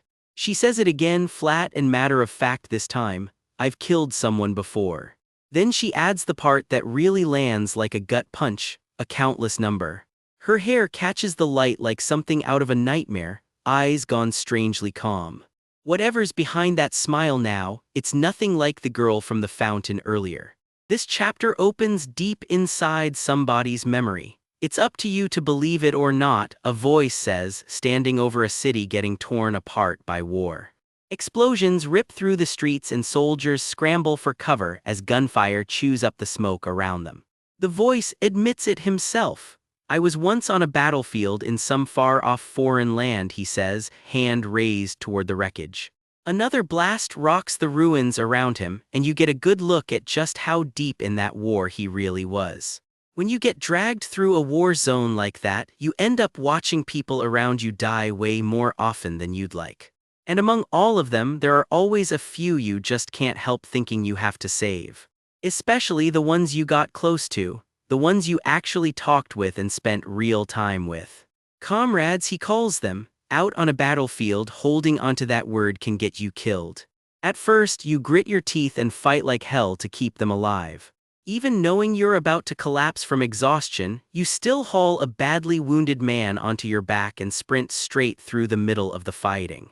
Or you cling to a comrade who's fading fast, praying they somehow pull through anyway. You bawl your eyes out watching them breathe their last, but eventually, you stop doing even that. The fighting doesn't slow down long enough to let anyone grieve, it just keeps coming. You get too busy trying to save your own skin, even though it tears you up inside at first. The memory fades out and we land back in the present. A quiet bench at night, a red-haired girl sitting close beside a familiar blonde guy. One day you realize you've gone numb, even to the deaths of the people closest to you, all because you've had your hands full just trying to survive. Then the memory turns ugly. A monstrous, blood-lit face flickers into view, twisted up with guilt. Surviving is the only thing in your head out there, but once you leave the battlefield and land somewhere with nobody left trying to hurt you, the guilt finally catches up. A burned, bloodied face stares back, and it's him. A younger version of him stands alone against a blood-orange sky, sword in hand, carrying way more than anyone his age should. And if by chance you actually do manage to save someone, then comes the one question that's haunted him ever since. Everything he tried so hard to bury comes flooding right back. If I hadn't looked away, he starts, and the memory just ignites into flame. Screaming faces claw up out of the fire around him, every single person he couldn't save. It was me, he admits, I'm the one who killed them all. The guilt twists his own face into something monstrous, even inside his own head. So he came to a conclusion a long, long time ago. His hand won't stop shaking, even just remembering it. He'd seen people around him as key characters in some bigger story, folks he figured he could actually influence and save. He made up all kinds of excuses and lied to himself plenty, but in the end, he decided he would never let himself become comrades with anyone again. That vow became the wall he's kept himself locked behind ever since. Lately though, without even meaning to, he'd started forgetting that resolve. Back on the bench, he finally says the quiet part out loud, "This is my weakness." The two of them just sit there a moment, letting the confession settle in the night air. Nothing but silence and a sliver of moon hanging over the empty academy grounds. I guess I should give you your answer," Lortel says. "I did promise after all." "You were wondering why I've been buying up school supplies and books, weren't you?" she asks. Turns out she got a report that a little rat had slipped into the trading company. She keeps her eyes fixed on the dark tree line, all business now. For days, the inventory counts on school supplies and books haven't been matching up in the warehouse. This whole buying spree is just her way of flushing the thief out. So someone's been siphoning goods off, Isn't that Dune guy? Word is he's even been buying alcohol with the embezzled funds. I actually think there's someone way more malicious than Dune behind this, Lortel says. Once the prices climb, whoever it is will sell everything and bolt. That's exactly when we catch our rat. And I'll probably end up killing someone again, she adds, cool as anything. Ed's face goes completely white. Back then we said something like this too, didn't we? Lortel says, catching him off guard. A memory surfaces of her once asking him flat out, have you ever killed someone? No, he'd answered, I've never killed anyone. Not with his own two hands anyway. But if you count the people I failed to save like you, he'd told her then. I've probably killed a whole lot of people too, she finishes, dead serious. Because I'm someone who looks away from people and only judges them by the numbers in my ledger, she admits. The memory rewinds further, to a shady merchant looming over a group of bound, frightened kids. I'm the golden daughter, she says, but a younger Lortel, roped up just like the other kids, filthy and scared out of her mind. Sold off like cargo at some backwater market, no different from the goods stacked around her. Isn't everyone like that though, she asks bitterly. Her small wrists stay bound tight, just another transaction to whoever's counting. A merchant had spotted the kid's talent and simply bribed her own parents to hand her over, making her his adopted daughter. That's the polished version of the story. The real one is a lot uglier. Years eating rotten bread in the corner of the slums. And in the end, the people who sold her never even realized they'd be killed to keep it all quiet. A grimy, hardened young Lortel stares out, remembering exactly who sold her away. Those pitiful people, she says coldly, every single one of them had to be an accomplice. Back in the present, Ed just listens, letting the weight of it all settle over the bench. Do you know how much money my parents got? She asks him quietly. When they sold me, 3 Flen gold coins. 3 gold coins sitting right there in her palm. That's the price tag she's carried her whole life. Feels like it was just yesterday I was some girl sold off for 3 gold coins, she says. She looks up at Ed, almost daring him to flinch. Just to scout one person I like too, funny right? She jokes. Still, 3 coins a day is honestly a bit much, isn't it? Well, I figure she'll refuse anyway, Lortel shrugs, but that's fine too. Between the rat that crawled into the merchantry and keeping tabs on Dune, who's always plotting to stab them in the back, she's got her hands full. None of it bothers me, she says flatly, watching some greasy embezzler pour himself a drink he definitely didn't earn. Because I don't expect anything from anyone and I don't trust anyone either, she says. You already know the reason, don't you? She asks him. Because you don't want to be disappointed, Ed answers gently. A quiet beat passes between them on the bench. Yeah, she admits, that's exactly why I've always been alone too. That's my weakness, she says simply.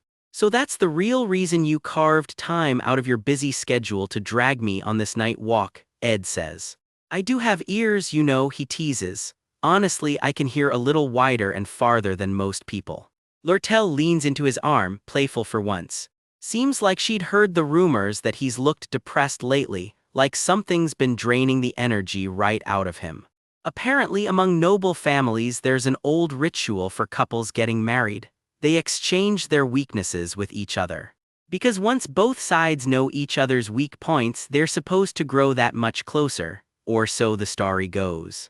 The academy's so quiet at night, isn't it, she says. A place that's usually packed just goes completely empty. It makes you feel like you've been left all alone in the world, she admits. For me, it feels that way even during the day, Ed says quietly. Sometimes you actually need that feeling though, she tells him. You know it too, don't you? Sometimes that kind of solitude is comfortable, she finishes, as their hands finally find each other. For once, neither of them looks like they're carrying the weight of the world completely alone. Right, she smiles, I told you we're the same. The moon hangs quietly overhead, watching the two of them. They keep walking together, side by side into the dark. The next morning rolls around, and it's back to business as usual. I'm sorry, Miss Lordle, a maid says. Honestly, the wage is tempting, but I take real pride in working at Ophelie's Hall. She bows politely, clearly trying to let Lortel down easy. Of course, I'm not always treated fairly. Some days I'm exhausted or fed up, she admits, but even so, I want to keep taking responsibility for this place. Lortel's eyes light right up at that. Big mistake. A daily wage of 3 gold coins really was a bold offer on my part, Lortel sighs dramatically. This truly pains me. You can't exactly turn noble conviction into cold hard cash now, can you? So then. How about a little side job arrangement instead? The trap springs shut. Pardon, a side job arrangement, the maid blinks, already in over her head. The poor girl has absolutely no idea what she's about to sign up for. Just come by comfortably whenever you have time, take care of what needs taking care of, and then leave, Lortel offers, bucket in hand for effect. Something like that, maybe twice a week, she muses, sparkles practically radiating off her. Can't we just do it like that? Lortel asks, way too excited for someone haggling over chores. Yes, the maid hesitates, sensing danger too late. That much I suppose I could manage, thank you, Lortel chirps, victory already locked in. If those are the terms then, Belle, Lortel shouts, calling in backup instantly. Here's the contract. Belle appears out of nowhere with paperwork already drafted. Pen hits paper before the poor maid can even process what just happened. Pardon, sign here, and sign here too. There's no slowing this train down now. Deal closed. Lortel hands over the scroll like she just won something. From now on, please take care of my villa and the nearby camp. I'll see you at... The maid trails off, worried. The camp, she repeats, dread creeping in. That word camp is suddenly doing a whole lot of heavy lifting. A side job for one measly gold coin, and Lortel had the contract prepared from the very start. It slowly, painfully dawns on the maid exactly what she just agreed to. I got played, she mutters, already resigned to her new life as Lortel's newest recruit. Elsewhere, it's only been a few days since Ed slipped into this slump of his. He thinks back on old memories, but seeing everyone else out there living their busy lives kind of snaps him back to reality. Today's weather is great, someone remarks nearby, and just like that, it brings him back down to earth. Fresh cut logs pile up outside the little cabin where he's been working. Life at the academy sure doesn't stop for anyone, so he decides he's done staying gloomy and weighed down. Clear skies stretch overhead, like the universe agrees it's time to move on. More precisely, I just don't have time for that, he mutters, hands steady on the wood. It's final season now, so Ed's out here getting his hands dirty with woodwork. He's got to hurry up and finish this staff too, whatever it's for. Then it'll be vacation soon, he says, almost smiling at the thought. Meanwhile, across the grounds, Tanya sits alone with a letter clutched in her hands. It's been a while, she murmurs, since I got a letter from Father. Her eyes well up just looking at the handwriting. Apparently during vacation, most students head home to their families to rest before coming back. Tanya, you should come home and rest a while, then head back to Sylvania, the letter reads, and if possible, bring Ed with you as well, and just like that, next chapter's already got its hook. A letter's already unfolding back home. With your first break coming up, it starts, I want to see you again. Tanya sits alone on the edge of her bed at night, gripping the page like it might bite her. The letter pushes on, come home, get some real rest, then head back to Sylvania. The handwriting curls in looping, old-fashioned script. This isn't just any letter, it's family business. In a hall lit gold by stained glass, a hooded figure waits on his throne like he's got nothing but time. That's her father. Whatever's written further down hits her like a gut punch, total dead silence then. Tanya's eyes go glassy, hands shaking. Yeah, this letter is not the vacation invite she was hoping for. Someone nearby clocks it instantly, you seem quite tired, no kidding. Cut to someone else entirely, buried in their own headache. The Elt Trading Company's been crossing lines, and now, on top of everything, their own father's causing trouble too. Just a tired sigh under a wide night sky over the manor. Morning rolls in, birds chirping over the rooftops like nothing happened. The school grounds sit calm and sunlit, for now. Inside, a girl in academy red clutches her head, moaning that it hurts, while a maid hovers nearby, worried sick. Someone catches the commotion out of the corner of their eye and snaps to attention. A silver-haired witch flinches, like she just realized exactly what's going on. Her eyes go wide, worry written all over her face. She and another girl go sprinting down the stairs, yelling for Lucy as she comes barreling toward them. Somewhere calmer, a witch in a tall hat turns to ask if someone had something they wanted to say to her. The other girl fumbles with her hat, totally flustered. They walk together across a sunlit balcony while she mumbles an apology for something that happened last time.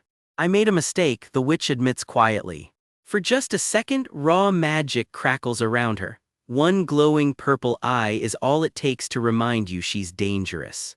The other insists there's no need to apologize again, then panics and pivots straight to talking about the weather. The witch just laughs it off, perfect napping weather honestly, then asks if she's still heading out to Ed's campsite these days. Turns out not so much anymore. Oh really, why's that? Comes the surprised follow-up. Elsewhere, Lucy mutters to herself that she doesn't look nice. She fusses with her jacket, blushing for no reason she'll admit to. Someone clocks it immediately. Two maids react like the building's on fire, absolutely losing it. Word spreads fast. Is the Lucy Merrill actually worried about how people see her? Wide-eyed and red-faced, Lucy admits she was planning to head out to Ed's campsite tomorrow. It's been way too long since she's been out there. It makes me want to go, she mumbles, cheeks burning. Yeah, we see you, a crush is a crush, no matter how tough the uniform makes you look. Back at the dorms, someone reassures a nervous girl that she's plenty beautiful already. That's not enough for one maid though, she's swearing on her title as senior maid to fix this before tomorrow.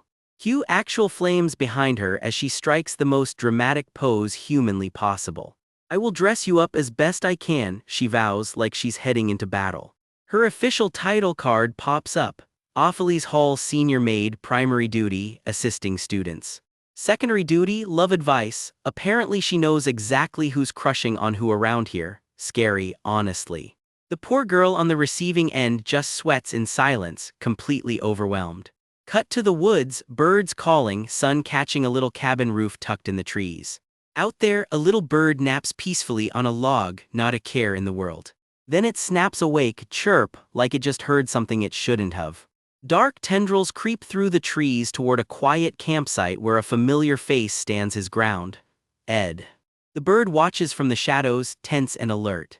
Something rises out of the dark, one eye glowing red, an unnerving grin creeping across its face.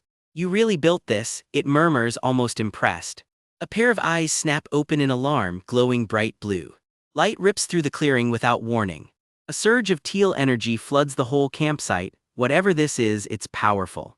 Out of the light steps a figure in flowing robes, floating free, a spirit given human form. How is it? Ed asks, watching her land. She grins, sharp and pleased with herself. Turns out summoning her like this barely costs him anything anymore. Not bad for a work in progress. He holds up the cane he just finished crafting, checking it over. The stat card flashes up. Very rare. A thunderstruck 1,000-year-old wooden cane carved straight from a tree that took a direct lightning strike. Its enchantments boost spirit sensitivity across the board and stretch his mana way further. It even sharpens his bond with his wind spirit, Merylda, buffing her spells too. It was the right choice to make this, Ed says, satisfied. Somebody nearby just goes whoa. A pink-haired spirit examines the staff, awestruck. She's never seen anything built with magic engineering before. Ed offers to let her give it a try. She points at herself, startled. Me, yeah, you, who else is standing there? She admits she hasn't fully recovered yet, gripping the staff carefully. Not totally sure she can even test it properly like this. She grits her teeth and channels power through it anyway. Blue-white energy crackles violently through the whole clearing. The blast rockets outward, staff and all. A dark-haired girl braces against the shockwave, red eyes wide. Whoa. Back with Janica, Ed explains her insanely high spirit sensitivity is exactly why the staff feels this strong to her. She's thrilled. This thing would seriously boost her spirit's power. No wonder people are obsessed with magic engineering. She tries handing it right back. That's great, Ed, take it back. He shuts that down immediately. No, that's yours. She freezes, stunned. Mine. Someone grins from the shadows of the kitchen. I made it for you. It's a thank you, long overdue, for a debt Janica's never quite been able to repay. Still, she hesitates. Shouldn't Ed be using something this good himself? He waves it off completely. Don't worry about it, seriously. So don't worry about it, he says again, and she just tilts her head, unsure what to do with that. The moment lingers a beat too long on her face. Then it clicks, this staff matches his, it's basically a pair. She giggles, hugging the new staff to her chest. I'll use it well, she promises. She's glowing, practically sparkling with happiness. Thanks, Ed, she says, soft and sincere. Her cheeks go pink as she smiles down at the ground. Ed goes quiet too, and yeah, that's a blush creeping up his own face. Smooth, Ed, real smooth. Made the right choice, Ed thinks, looking up at a clear blue sky. He and Janica stand outside the cabin together, the woods stretching out behind them. Cut back to the academy, birds crossing a bright sky over the school buildings. Down at the student plaza, a crowd's gathered around the notice board. Already? One groans, I'm screwed this time as well, tilde sighs another. The notice is blunt and to the point. Finals season has officially begun. In the courtyard, students whisper about who's going to come out on top this time, and every eye seems to drift toward one blonde guy in particular. Students bow as he passes. Word is though, all this ranking stuff only really applies once you hit the middle and upper years. Written exams cap out at 100 points, but the field exam, no ceiling at all, which means the top scorers can just keep pulling further ahead. That's exactly how Wade's held onto the top spot as a first year. And obviously nobody's surprised Lucy tops the second years too. Field exam scores are what actually decide the rankings around here. Wade quietly wonders who's sitting at the top of his own grade. Three girls stroll past laughing together, Janica right in the middle of them. A nameplate spells it out plainly, Janica Failover, third-year top student. He wonders half to himself if he could actually beat her field exam score. Bold of him. Word is there's a practice exam with the professors coming up, and that most students, besides freaks of nature like Lucy or Janica, don't stand a real chance. Wade strides through the halls, students bowing as he and a classmate pass by. He thinks back, there was a time he never had a real shot at the top. He's been scraping by on a scholarship and some trades with Lordle, and honestly it's always been tight. But now, things are different. He exhales slowly, steadying himself, then straightens his tie with brand new resolve. All right, let's try it, top of my class. He's led straight to the student council room. The president's already waiting for him. He thanks his guide for showing him the way. He climbs the stairs beside a girl in a red uniform, mind clearly elsewhere. Elsewhere, someone notes just how popular Wade's gotten lately. Yearbook superlative incoming, probably. Back with Tanya, alone with that letter again. With your first break approaching, it reads, I wish to see you again. It goes on, come home, actually rest for once, then head back to Sylvania. And then, almost as an afterthought, bring Ed along too if she can. If public opinion's softened, and his magic's grown stronger since. Then the real gut punch, her father already knows Ed is alive. He states it plainly. He won't pursue any further consequences over the whole insulting the princess thing. As family and as his father, he wants to give Ed one last chance to be welcomed back into the Rothtailor name. The letter's signed plainly, from Crepin Rothtailor. It's been a long while since Ed's heard from him directly. Someone breaks the news gently across the table. Father has forgiven you, Ed. He wants Ed to come back and talk things over apparently. That's Ed starts and just trails off. Great, he says flat, absolutely not meaning it. She can read it all over his face. That is not how he actually feels about this. It is a strange twist though. A fallen noble suddenly handed a shot at reclaiming everything he lost. But then the darker memory surfaces, unshakable. This is the same father who once tried to have his own brother assassinated. To just casually invite him back now after that, yeah, this reeks of a trap. Still, someone offers, warm and hopeful, let's go home together this break. Ed looks the letter over one more time, weighing it. Then his expression hardens, actual fire seems to catch behind his eyes. Flame gathers in his open hand, resolve and power rising together. Picture this, a story so wild it actually made it into the history books. A city burns to the ground, flames swallowing the whole skyline. Rewind way back, the Klol Empire is still knee-deep in a brutal war.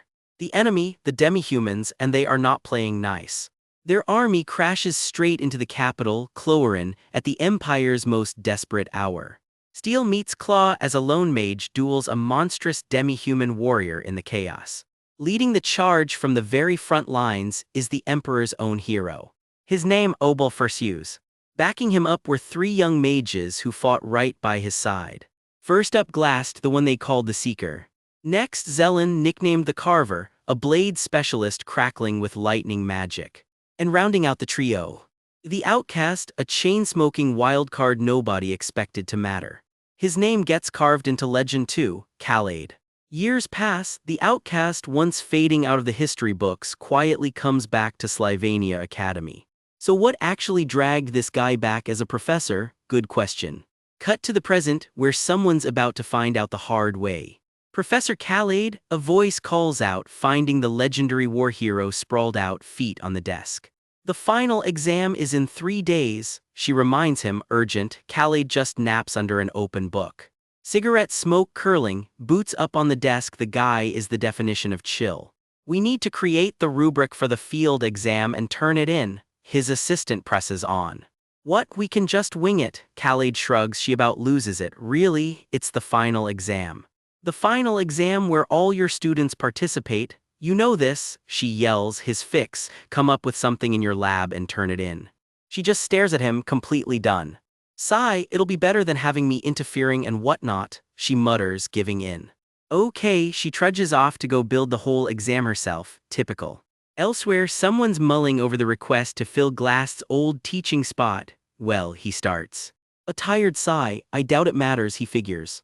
Now, feet up on his own desk beneath a glowing stained glass window, this sure looks like Obel himself, all grown up and running the place.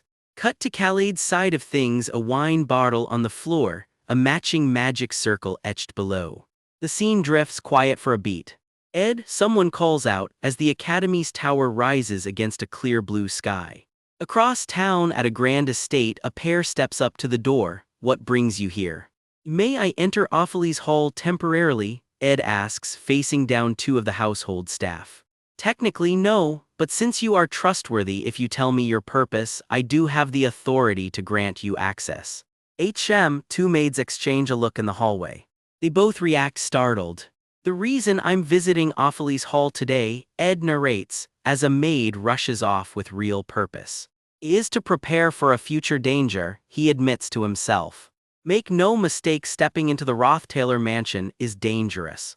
I was killed by him once within the academy, Ed remembers, ice cold. A silhouette crumples in the pouring rain. To be honest, I want to use everything I have to wipe them out, he admits. But if I lay my hands on the Rothtaylor family, backed by the royal family, I had no choice to avoid attention. Come on in, comes the reply. I'd end up being considered the traitor, Ed thinks, biting back his rage. Meanwhile, across the capital, another player is making her own moves, Princess Phonia. She's using every ounce of her authority and insight to expose someone's true colors out in the open for the whole world to see. Her plan, build an airtight case to justify going after him. The target, a shadowy figure with an unsettling smile. His crimes, sacrificing humans, forbidden research, and cutting deals with an evil god. And yet Phonia hasn't made a single move yet. Somewhere else, a girl watches quietly from a moonlit balcony, waiting to see what happens next. See, she never even became student council president in the first place, so technically she's got no beef with the Rothtaylors. In that case, she decides, I need to create a reason myself. Back at the mansion, Ed's thinking hard, but if I don't prepare, I don't know where I might end up dead. That place is under the complete control of Crepin Rothtaylor, he finishes, though we seem to be walking quite far, he notes, trailing his escort. Ed, the head maid finally speaks up, he blinks. When exams begin, do you plan on taking a break from camp work? She asks. Well, I'll still do the basics, Ed answers. I see, she replies simply. Ed's a little thrown. Belle isn't exactly the type to strike up small talk. He glances around. This is definitely a maid passage they're cutting through. A whole line of maids curtsy as they pass. Ed can't help but feel like a sore thumb here.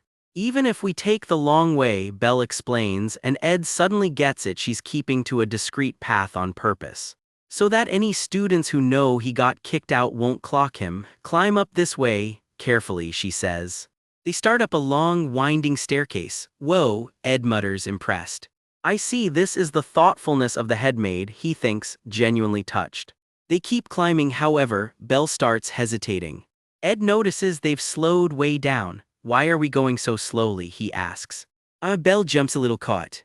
She turns back, flustered. I have a very important question. This is very important. What is it? Ed asks. It's hard to express, she stammers. Could you give me a moment to think? Belle fumbles for words, completely tongue-tied. Sunlight spills down the hallway as the moment drags on. Then another maid comes marching up with purpose, no nonsense as ever. Tanya spins around, caught off guard. Nothing, Belle deflects instantly, question forgotten. Tanya lets out a breath. I'll explain next time, go ahead, she tells them. Ed steps into the room. So this is Tanya's room. He notes he's decided to send his reply to Crepin through her. The letter drips with fake humility. Thank you for granting me this new opportunity. I shed tears in gratitude. I deeply regret my sins, it continues, and have worked endlessly to become I wish to prove my skills in front of you and introduce my close allies to you as well, father. And really, there's one ally he doesn't even need to explain, the most trustworthy person he knows. The plaque on the door reads, Room 302, Lucy Merrill. He knocks, waiting outside her door. Comes the response from inside. The door swings open, hair catching in the breeze. Long pale hair sweeps through the air as the door fully opens. A beat of silence hangs in the doorway. And there she is, Lucy, dressed to the nines, sitting like she owns the place. Hi, Lucy says, a little pink in the cheeks. White roses frame her, dress immaculate as ever. Oh, it seems she's all dressed up as usual, Ed thinks to himself. Belle chimes in, curious, you haven't been to camp recently, have you been busy? No, Ed answers, a bit distracted. You seem completely different than when you're at camp, Belle observes, watching the two of them. So this is how you typically are. I didn't expect that, Lucy, Ed admits. Oh, Lucy fumbles, caught off guard by the compliment. It really suits you. I'm surprised, Ed adds, and now she's really flustered. You said you had some business. What is it, Ed? Lucy finally asks. He starts working up to it, Lucy. The curtains flutter in the quiet pause. After our exams, come with me and visit my home, Ed asks, nerves showing. And he continues, building up to the big ask. Let's greet my father. Lucy's whole face goes red. She's absolutely melting on the spot, ribbon and all. Belle, meanwhile, is having a full meltdown in the background, completely scandalized. Ed blinks, totally confused why everyone's freaking out. That was phrased a little strangely, Ed realizes way too late. Okay, time to actually explain himself. To explain the details, this is what the deal is. Anyways, I'm risking my life here, he admits bluntly. Of course, it'll be a journey back to the Rothtailers and it'll take up time, so I don't intend to ask for this favor for free. I'm only telling you this because I can truly trust you, Lucy, he says, dead serious now. Lucy leans in, listening closely. I intend to dethrone Crepin Rothtailor, Ed states flat out. There it is, the real plan. His hands clench, tense as he waits for her reaction. Is your motive revenge? Lucy asks him directly. She waits for his answer over tea. Ed goes quiet, staring out the window. The room sits heavy with the pause. I just want to survive, he finally says. After I overthrow my father, the one trying to harm me, the next head may be Tanya. He pictures it, someone else standing where his father once stood, guard at the ready. But I would still be the eldest son of the greatest noble family on the continent. I'd be in a position difficult to harm. I'll do anything I can do for you in that position, he promises Lucy, meaning every word. And me, Lucy, he finishes his pitch. Lucy just looks at him, unreadable. I don't invest in things, she says flatly. Her expression barely shifts. As you know, I'm not really interested in power, she reminds him. Ed breaks a nervous sweat. I see, he manages, so, what is it that I'm really interested in, she asks, almost to herself. Her eyes narrow slightly, thinking it over. Hey, she says suddenly, breaking the silence. Do you think I kept my promise with the old man? She asks him out of nowhere. She turns away, lost in thought for a second. Has that danger truly passed? She wonders aloud. Her mind flashes back to a battle, magic tearing through the air. If I have fulfilled my promise, what should I be thinking of for the rest of my life? She asks, voice cracking just slightly. Her eyes well up just for a moment. As I said, I have no interest in power, she repeats, steadying herself. If I help you, it'll be because I want to help you, that's it, but even so, I can't do it. For free, she finishes, a teasing smile creeping back in. What I fear, she admits, is that after I keep my promise and cast away my burdens, I'll have nothing left. Help me so that I won't be consumed by that emptiness, she asks him honestly. So, how can I do that? Ed asks, genuinely wanting to help. She looks at him. Lucy stands tall in the light, hat and all, looking every bit like the powerful maid she is. Help me find a reason to live, she tells him plainly. Her dress catches the light, petals swirling around her. The moment hangs in the golden afternoon glow. Her words were stern and truthful, no games this time. It was just her usual face, not crying or smiling, just Lucy. If I didn't make her this promise here, what kind of expression would she make? Ed wonders. He doesn't have an answer. The silence stretches between them. Something shifts in Lucy's expression. Their pinky fingers link together, sealing the promise. Wind sweeps through the room as the deal is made. Two hands locked in a promise neither one plans to break. Close as can be, they hold that moment a little longer. Her hat tips just slightly, the moment settling in. I have no way of truly understanding how much this promise means to Lucy, Ed admits to himself.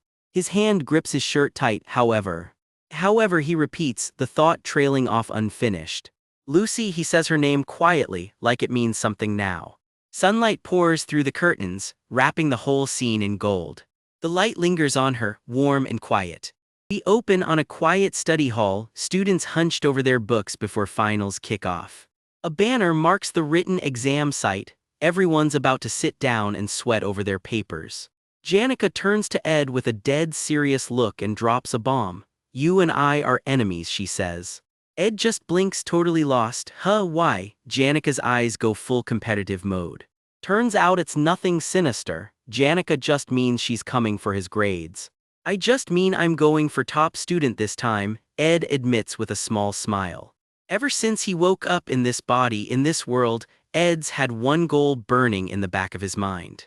Graduate, survive. That's the whole plan, and he's not about to let some new rival mess it up. Thanks to a scholarship from the Glocked Foundation, plus cash from trading with Lordle, Ed's tuition worries have eased up a bit. He's been barely hanging on financially, unsure he'd even make it to graduation. But if he grabs the top student spot, tuition gets wiped out completely. Now that's a motivator.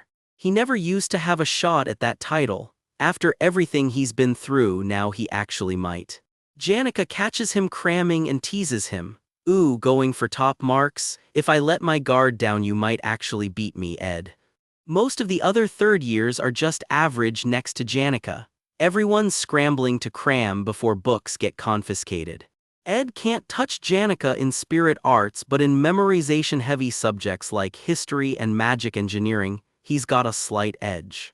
Janica just smirks. I won't let you have it that easily. Back home, everyone's proud that I'm the top student. Ed just gives a quiet challenge officially accepted. Final exams are here. The classroom goes dead silent as the chalkboard gets wiped for the first test. Pencils hover, everybody's holding their breath. Then it's go time, begin. Groans echo out into the courtyard the second it's over. Classic post-exam brain drain. Day 1 of finals wraps with the elemental studies written test finally in the books. Ed and a classmate trade rumors buzzing around campus. Apparently a Professor Khalid just showed up to replace Professor Glast. But there's a catch. Assistant Professor Claire got stuck writing and grading every single written exam question completely solo. 3 days straight of grading by herself. She's been a zombie ever since. What about him? Ed asks, sensing there's more to this new professor than just bad timing. Elsewhere, someone's trying to snap Clebius out of a funk. How long are you gonna stay depressed? Make up for it in the field exam. Poor Ace is straight up crumpled on the floor. The written exam clearly did not go his way. Enter Elvira, the school's reigning second-year top alchemy student, our potion girl, wandering the halls with her vials clinking. What brings you here, Elvira? Someone asks as she strolls past. She just wants a professor to check an elemental resistance potion formula she cooked up herself. Simple enough, right? Wrong time to ask. You picked the worst moment. Claire is basically sleeping with her eyes open right now. Clebius, still spiraling, snaps under his breath. I'm screwed, I'm gonna lose the top spot. You think I'm worthless too, huh, Ed? Elvira isn't having it. Stop whining and watch your mouth with your senior. He fires right back, what do you care? Ed strolls up all smiles, riding high off his exam. Did you do well? You look happy, someone teases him. Ed's not just winging this. Truth is, he's never once stopped studying since the day he landed in this world. Current scoreboard, Janica's still slightly ahead. Not for long if Ed has anything to say about it. To really close the gap, there's one subject left to lock down, the elemental studies field exam. Every element orbits the academy crest, fire, water, wind, lightning, all fair game for this one. Here's the twist, this curriculum's field exam isn't written, it's a straight-up duel against a professor. Word spreads fast, and worried students start asking if the exam can even happen tomorrow like it's supposed to. It'll be tough, another professor's gonna have to step in. Claire's basically comatose from the grading marathon. Ed wanders in on the chaos, catching Claire face down in a mountain of paperwork. HM.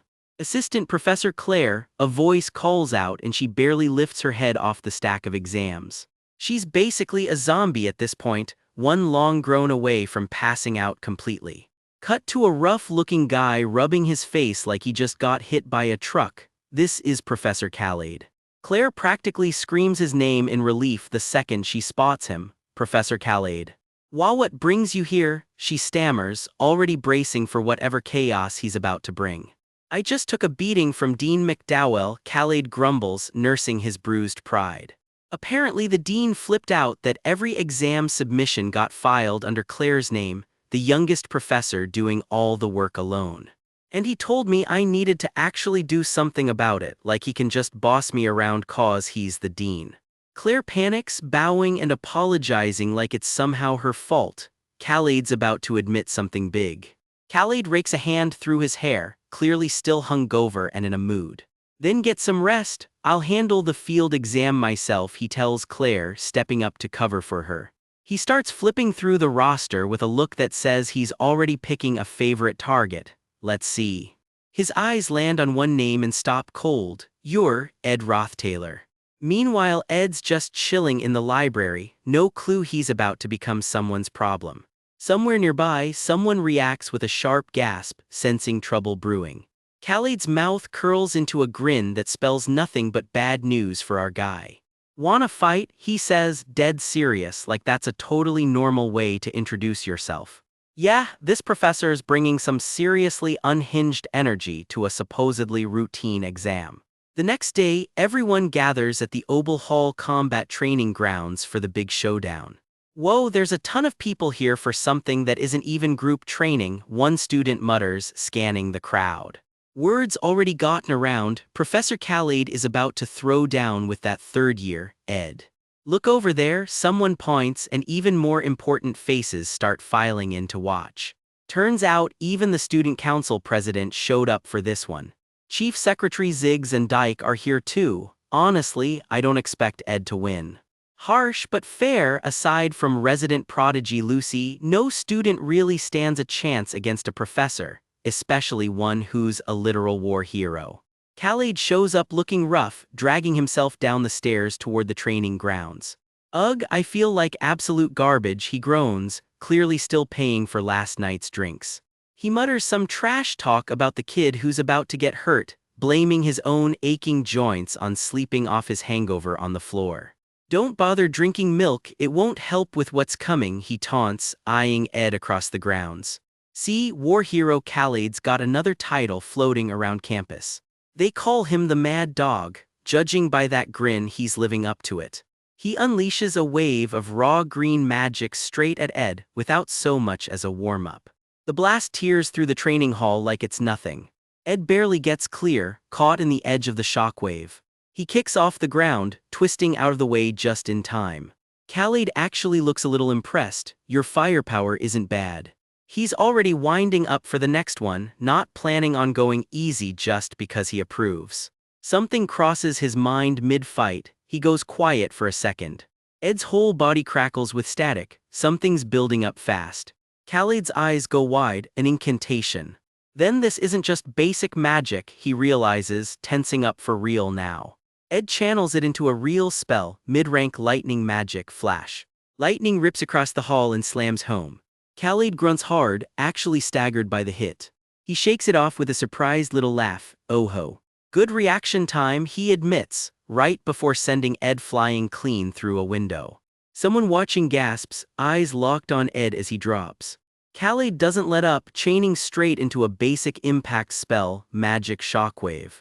Ed throws up a basic defense spell just in time to eat the blow instead of his ribs. The shield holds barely, sparks scattering everywhere as he crashes back down. Ed pulls himself together fast, flames already curling around his fingers for the next exchange. Fire roars across the training ground in a fresh explosion. Khaled, half-scorched, actually cracks a compliment. Your proficiency with basic magic isn't bad. Ed just tilts his head, like he's got something else cooking. A concentrated point of light rips open right in front of him. Khaled clocks it a second too late, so you blocked my vision with ignition. Boom, right in his blind spot, he gets engulfed before he can react. That's mid-rank spell, point explosion, landing clean. Khaled, singed but grinning, tips his hat. You're a good student. You learn things quickly, he adds, and honestly it sounds like real respect, not just trash talk. Khaled struts forward through his own flames like it's nothing, already cooking up phase 2. Now let's get into more complex topics, he says, way too casually for a guy who's on fire. He starts stacking spells, water bullet and ignition, fire and water in the same breath. Let's get through the material quickly, he says, clashing both elements right on top of Ed. Fire meets water head-on with a violent hiss.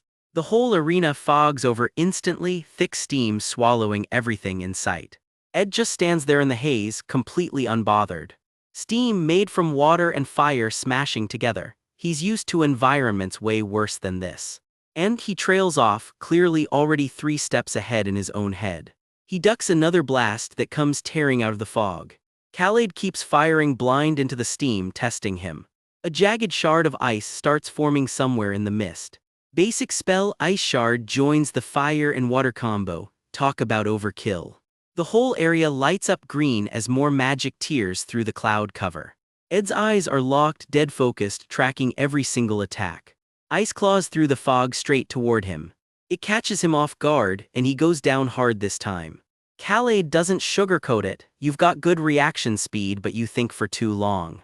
Wind blades and ice keep raining down as Ed scrambles through the wreckage. He barely dodges another swipe, breathing hard. He realizes the problem out loud. Clear the steam with wind blades and more steam just takes its place. His opponent has the clear edge in raw magical ability. Then it hits him, ice duplicates are scattered through the fog. Does he need to find the real Professor Khaled among all these? He answers his own question, no. They're all fake, he realizes, eyes narrowing on the decoys. The fake Khaleds stand frozen and silent all around him, perfect statues. The real one watches quietly from somewhere in the mist, unmoving, unreadable. The real one's gotta be hiding behind the dummies, aiming at him in total silence, Ed figures out. Khaled's already channeling something new, a pink aura swirling to life around him. Ed catches it a half-second too late. Crystal shards rain down from the spell, shattering all around him. The blast detonates right where Ed's standing, tiny against the size of the explosion. More shards rip through the air right behind it. Ed grits through it, refusing to fold.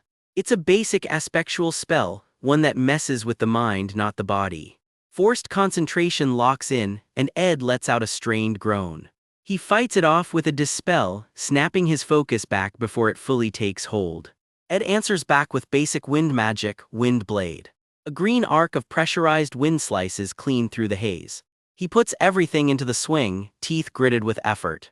He grunts hard, feeling the strain of holding the spell together. The blowback sends him tumbling through the debris anyway. Khaled just stands there watching the smoke clear, unbothered. What are you doing? Khaled asks, genuinely curious now, not just taunting. Are you? He starts putting something together. Consciously trying to only use elemental magic, he finally asks, and Ed, bruised and out of breath, doesn't deny it. This is the elemental studies exam, Ed says simply, banged up but standing his ground. His collar's torn and bloody, but that resolve on his face isn't going anywhere. In the crowd, a girl claps a hand over her mouth, stunned silent watching him take this beating. Khaled laughs it off, you're a funny kid. Honestly, I rate skills outside elemental magic just as much. Is that even allowed? Ed asks, or are you just worried I'll get hurt? No, this is the elemental studies exam, Khaled says, all business again. Elemental magic is the foundation of all combat magic. It's not just about using it alone, it's about weaving other fields of magic together with it. That's what elemental studies is really meant to teach you. Ed just nods, I see. At least that's what Glast would have said. Khaled smirks, me, I'm different. Khaled cracks his knuckles, and you can practically feel the temperature in the room drop. If you're still standing on 2 legs after 10 minutes, he says, as golden fire roars to life around Ed. Ed grits his teeth and lets the flames swallow him whole, refusing to back down from whatever's coming next. A blinding golden explosion rips through the training ground, and somewhere in it, Khaled finishes his sentence. You get a perfect score. Not long ago, this whole kingdom was burning. The war left entire cities in ashes. But that war is finally over. The guardian Obel and the three war heroes kept the peace, and Emperor Klohl's reign carried on. Years later, someone new sets out for Sylvania Academy. The old war heroes all became teachers, ready to train the next generation. But one of them is having a rough first day, groaning at an empty classroom during self-study period. He can't stop wondering, what could a guy like him possibly teach a bunch of kids? He remembers being told his survival training was basically abuse. He can't exactly force kids to train their mana sense all night like soldiers do. And he definitely can't teach them how to kill or how to actually survive. Every single lesson turned into an argument. He fought with the school and even the students over just about everything. So he quit not long after taking the job. After that, he did what he always does when things fall apart: he drank. He wandered from bar to bar, picking fights and cashing bounty checks. Years as a bounty hunter in the lawless Kohelton region, until Sylvania came calling again, asking him to be a professor. So here he is, stumbling back into his office, drink in hand, papers scattered everywhere. One name on those papers stops him cold: Glast. I came back, but not much has changed, he thinks, staring out at the old chapel. Except one thing has changed completely. Professor Glast is dead, and he left nothing behind for anyone to sort out. He only took this job for the easy pay, but now he's asking who actually stood by Glast when he died. Two students, it turns out, stayed with him until the very end. That's just like him, he mutters. And apparently, Glast was especially fond of one of them. What's his name, he asks. Somebody warns him to do whatever it takes to rein this kid in. So he sets the terms for the combat exam right there: stay standing for 10 minutes and it's a perfect score. Ed Rothtailor. Ed just grins back like he's already having fun. Then he just lets loose. The professor shouts his name like a starting bell. Golden energy detonates around him instantly. Ed doesn't even flinch. A wall of ice slams straight into his blast. The professor freezes mid-thought. This guy. Ed's eyes burn gold, completely locked in on the fight. Had this kid really been quietly building a mana bow the whole time they were just talking? The professor answers with a blade made of pure ice. And elemental magic isn't even supposed to be Ed's specialty. Their attacks crash together in a blinding column of light. Ed switches it up again mid-fight, and calls up a water spell instead. Manifest Waterhead, a totally different element, cast without missing a beat. He's throwing everything he's got at his own teacher. But the professor answers with a full-blown ice storm. Shards rain down like knives. Watching it all, he has to admit something. Calling Ed a real mage is honestly a stretch. Normally you close the distance to beat a mage, but not when you're both slinging spells. Ed knows exactly which kind of fight he's actually good at. The second magic stopped working in his favor, he switched it up completely. Such raw talent, and he's only using elemental magic, the professor thinks. It's like watching him fight with his hands tied. Nothing special, the professor mutters, closing in with a blade of ice. Ed's whole expression suddenly changes. At this range, there's nowhere left to run. Ed doesn't back off an inch. He answers with forced concentration, a spirit-based spell entirely different from elemental magic. Suddenly Ed's the one on the offensive. Blade meets blade in a blur. His dagger glows with borrowed power. The professor barely deflects it in time. Alright, there's aspectual magic too, he admits. What's next, he wonders, then calls out a name: Mug. His contracted fire spirit answers the call. Spirit formula: explosion right at point-blank range. It swallows Ed whole in flame. The blast rips clean through the courtyard. Ed goes down hard. Cough, well, look at you, the professor taunts, waiting for him to get back up. Mug mid-rank fire spirit on full display. You're way past the level of these other students, the professor says, almost impressed. Ed just grips his dagger tighter. That sobered me right up, the professor jokes, wiping soot off his face. The fight isn't anywhere close to over. Since we've come this far, Ed says between gritted teeth. Let's just go all the way. The professor blinks, caught off guard. I don't know about the cleanup, he sighs. I'm probably writing an incident report after this. And then he cuts loose anyway. Watching from a distance, terrified students whisper his nickname, the Mad Dog. But he's using that against a student, one of them squeaks. Lightning tears straight down from the sky. The whole academy grounds go dark under the storm. He's using high-ranked magic, someone shouts in disbelief. It's turning into a full-blown spectacle. Bolt after bolt slams into the courtyard. This exam looks a lot more like a small war. And Ed is still standing right in the middle of it. The smoke finally starts to clear. Nobody's sure what's even left standing. Ed groans, bloodied but conscious. Damn it, did I overdo it? He's still just a student, the professor mutters to himself. Ed answers with one word, take it, and unloads a burst of raw green energy. It catches the professor completely off guard. Is all he can manage. Even bloodied, this kid refuses to stay down. Ed drops to one knee, dagger still gripped tight. And he's still, someone watching trails off stunned. Ready to fight, another teacher asks, watching from the sidelines. His grip on the blade never loosens. Yes, the professor answers, now I get why Glassed took such an interest in this kid, he's. The sentence just hangs there unfinished. Because honestly, words don't really cover it. The fight roars right back to life. Come on then, Ed growls. The professor recognizes that look. It's the same fire he's only ever seen in people who have truly been through hell. He answers by summoning a spirit of his own, a massive ice wolf. Ed leaps straight into the clash without hesitation. The beast roars loud enough to shake the ground. Even the professor gets knocked back by it. Blades and claws tangle together. The professor keeps pressing, ice crystallizing with every swing. His ice spirit towers over the both of them now. An entire mountain of ice erupts from the ground. It shatters into 1,000 blades midair. I've met plenty of people with that exact gaze, he says quietly. People who fought like their life actually depended on it. Because for some of them, it always did. Ed cuts straight through the barrage. And fought with their life on the line, he finishes, almost to himself. It's not a compliment he gives lightly. The clash just keeps escalating. It breaks down into a straight brawl. Weapons get knocked clean out of their hands. Now it's just fists. Neither one of them backs down an inch. A punch lands square, hard enough to stagger him. The professor answers point blank with point explosion. It throws Ed clean off his feet. Fire swallows the whole courtyard again. This exam stopped looking like a normal one a while ago. Ed barely rolls clear of the blast. He's straight back on the attack, weapon raised. One of his blessings kicks in, temporary immunity to flames. He just walks straight through the fire like it's nothing.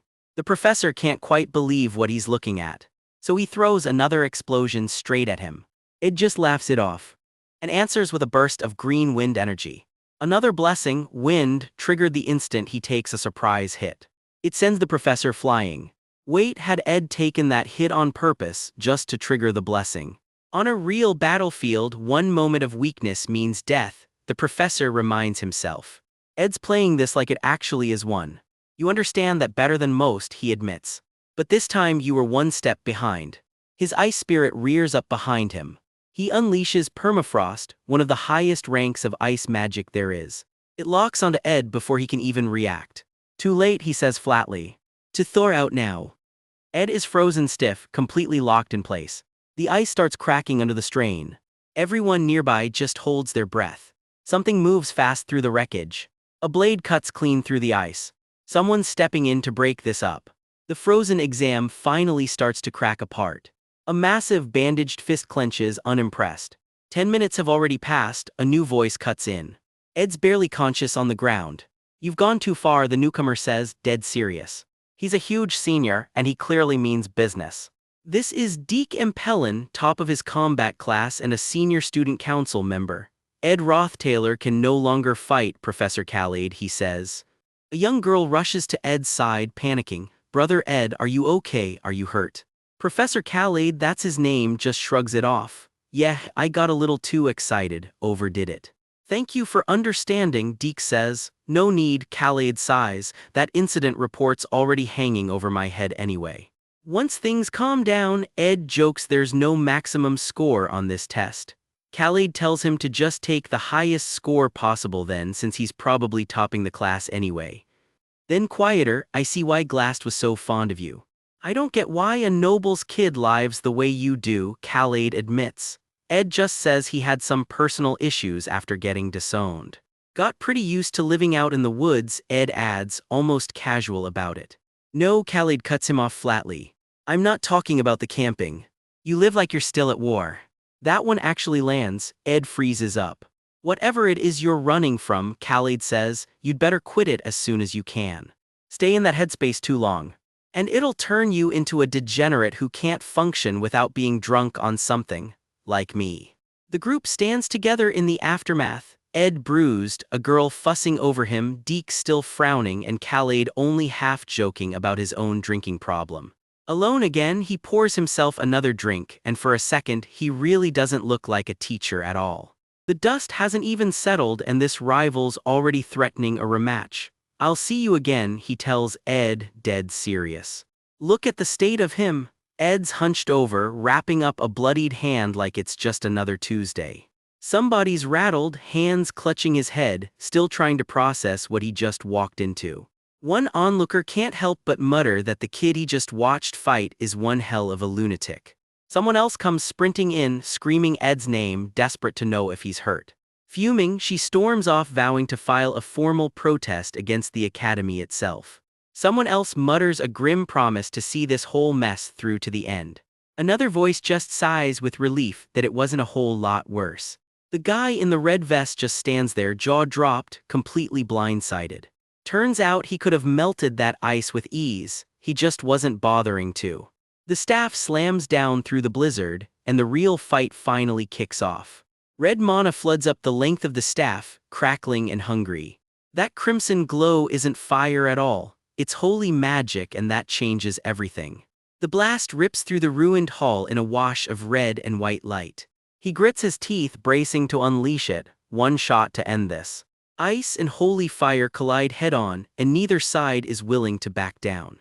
And someone's already thinking, if I hadn't jumped in to stop this fight, this whole place would have been leveled. That's how close it got. A cocky upperclassman just stares Ed down, sunglasses on, saying absolutely nothing. He finally speaks up, calling Ed out by his full name. Ed just blinks, then admits it himself. Yeah, he probably got in the way, didn't he? The guy just smirks, all swagger, clearly enjoying himself. Not at all, Ed says, brushing it off. He got a good grade, and that's all that matters to him. The rival admits he's heard all the rumors about Ed, but this is actually the first time they've ever met face to face. He jokes that at this rate, the whole academy might get itself a brand new valedictorian.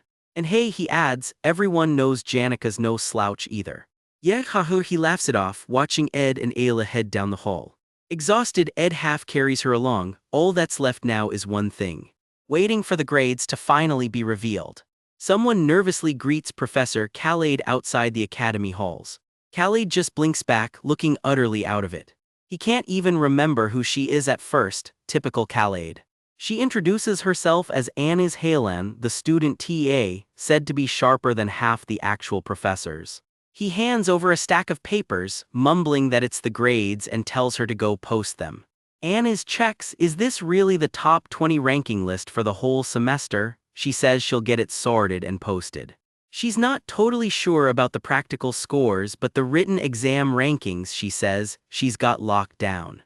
Khaled yelps as Anis lays into him about something, completely caught off guard. Turns out full scores are locked down. Only the student council and professors ever get to see them. Everyone else only finds out their single highest and single lowest grade, nothing more. The only other thing made public is the top 20 ranking, valedictorian included. But this year something's different, and you can see it in her eyes. Someone just about chokes on their own shock. Students crowd the board, squinting at the list, whispering, is that real? Seriously. The second-year rankings go up first, and somebody just stammers, really. Someone else just shrugs it off. Makes sense, honestly, the guy tried harder than anyone. And there it is in black and white. Ed Rothtaylor, valedictorian, with Janica right behind him as salutatorian.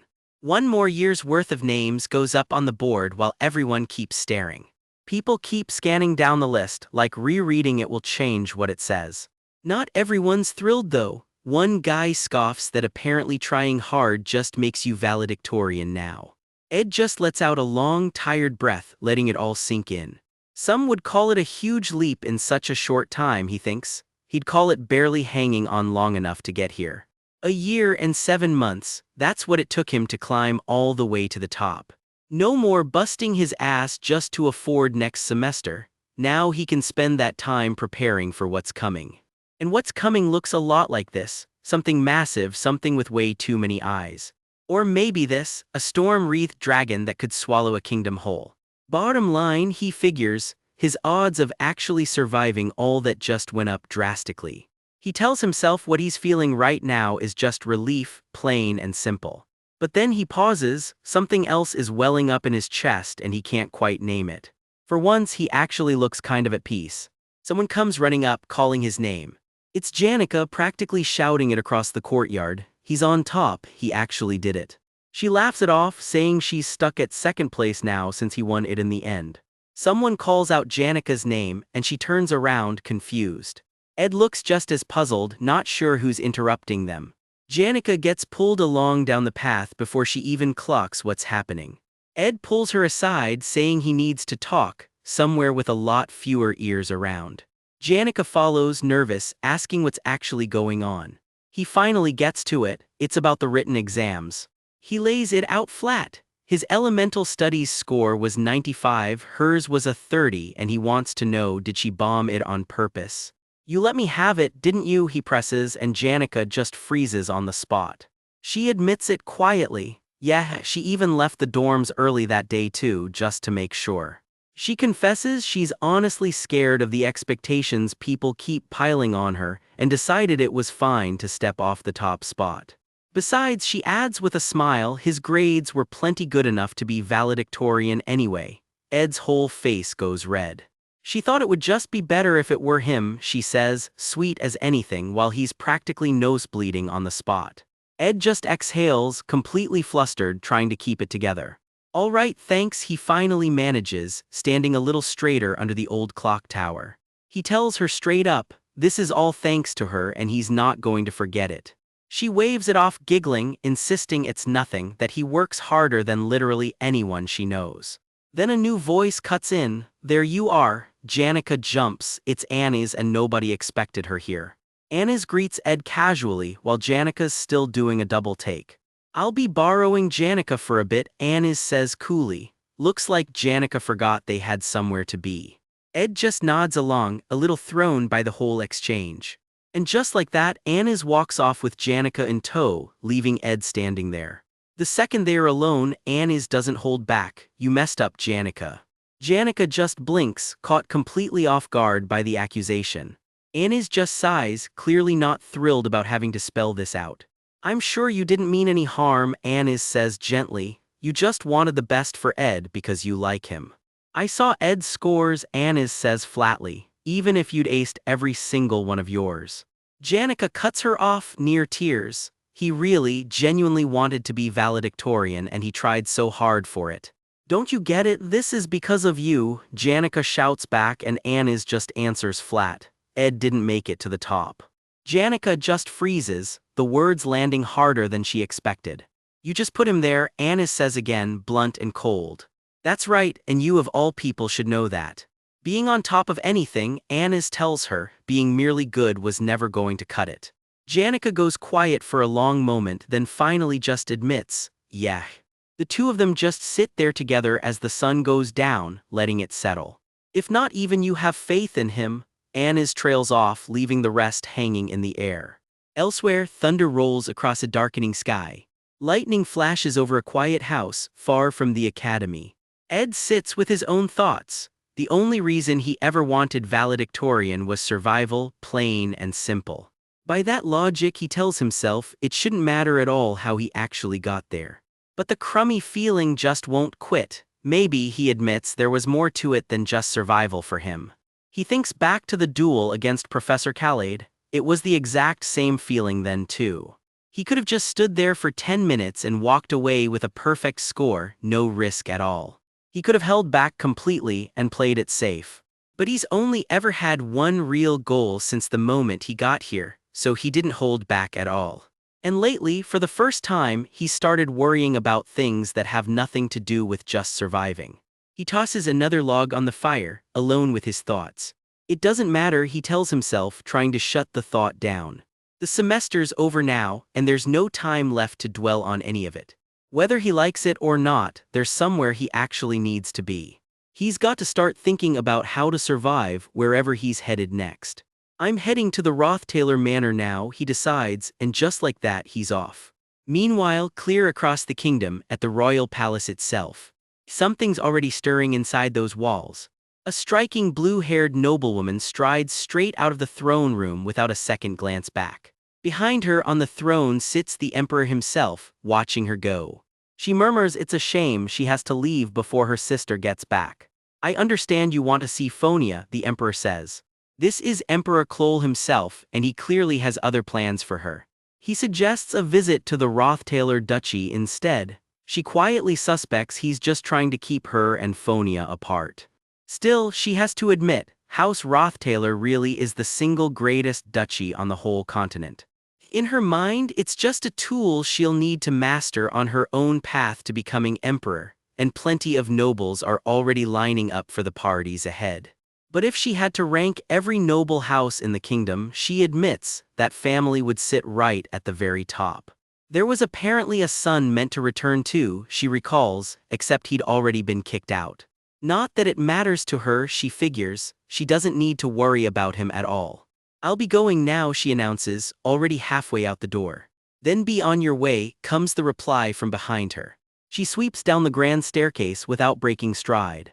Someone finally addresses her by name, Selaha. Selaha, the Frost Princess herself, and she's headed straight for the Rothtailor family.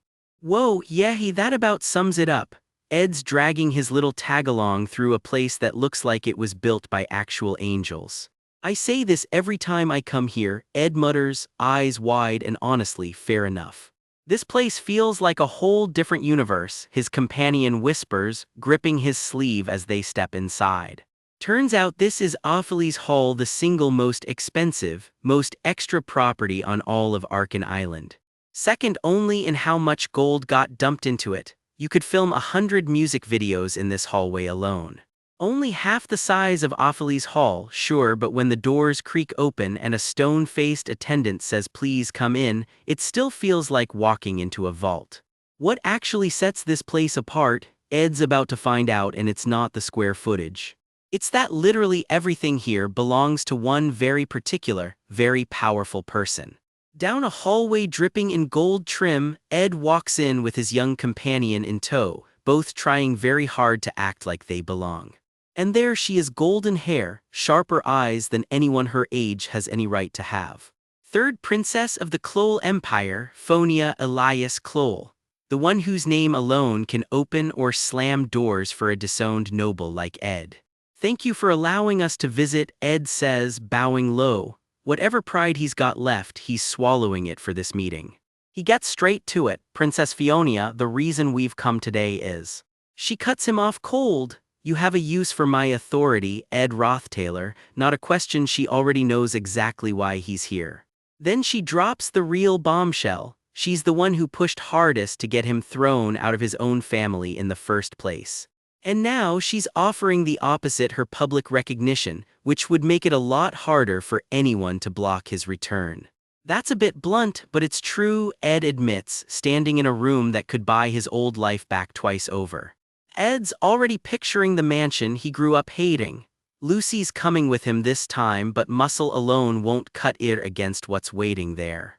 The plan's still half-formed, and the silence says just how much is riding on getting it right. What actually settles disputes between nobles, not swords, not bloodlines, just raw, undeniable power. By that logic, the princess in front of him is basically untouchable, exactly why he needs her on his side. Her recognition would make it nearly impossible for anyone to block his return. Only problem, earning it and proving it is brutal. It's been a while since I've spoken to the Rothtailor family, Fonia says, like she's picking at an old wound on purpose. Then the ask lands, Ed Rothtailor, would you give Lord Crepin my regards? Ed's brain short-circuits for a second. A princess wants him to be her personal messenger to the father who tossed him out. That is all he manages before she's already moving on, like she just handed him a party favor instead of a political grenade. See Phonia's long-seen house Rothtailor as a threat worth watching closely. Ed's mind flashes back to being grabbed by the collar. His original plan, offer to spy for her in exchange for her backing. Instead, she just asks him to pass along her regards, simple, almost too simple. Because carrying a letter from royalty is never just carrying a letter, it's a statement, whether Ed likes it or not. More than anything else she could have handed him, this envelope is the one that actually matters. The weight of what this letter means hits him harder the longer he holds it. Wait, it isn't even sealed with wax, that's not sloppiness, that's a message. An open letter means no one's supposed to tamper with it, daring anyone who intercepts it to prove they didn't peek. A sign of trust, Ed realizes, handed to the one person everyone assumes has every reason to betray it. Ed goes quiet. It's all right, Phonia says, like she just casually reshuffled his entire future. She's smiling now, the kind of smile that says she's already 3 moves ahead of everyone in the room. Complete trust of the courier by the sender. That's what an unsealed royal letter signals, no pressure or anything. The sky outside is calm, Ed's plans are anything but. He sets off in 2 days, which means it's time to button up the hidden forest camp he calls home. He preps the site for his absence, pulls in every trap scattered through the woods, oils them down, and packs them away. Cabin gates locked, one less thing to worry about while he's gone.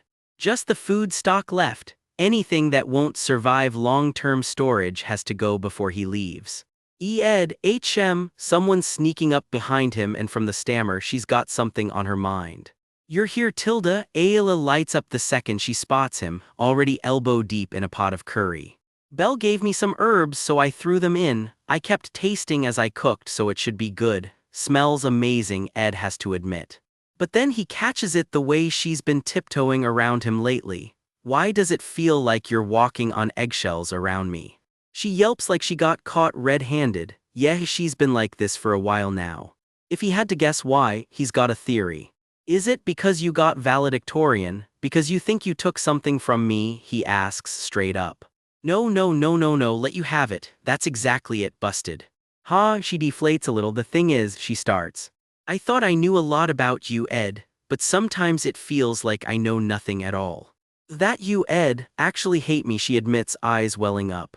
Ed thinks it over. People who end up on top sometimes trip themselves up trying too hard to be considerate. Janika's probably been through something like that too, he says. You're worried about nothing, he finishes. Her eyes are still glassy, but she's listening now. Honestly, you can never fully understand another person anyway, he shrugs. She just blinks, But I'll tell you this much, nobody at that whole academy knows me better than you do. So even if you mess up sometimes, he goes on. How could I ever actually hate you? Smooth, Ed, real smooth. You're really special to me, hangs in the air, and Ayla's basically glowing pink at this point. Riding the high of that, Ayla flips the script. Ed, why don't you just do something bad to me? Snap at me, mess up, ask me for a favor, anything. She's basically shaking him by the collar at this point. What is all Ed can offer? It's fine, even if it's something difficult, she insists, and then Ed drops the actual bombshell. He's not even going home this break. She freezes mid-sentence. In that case, he says, an idea clicking into place. Do you think you could handle a request? He asks, and somehow he's the one blushing now.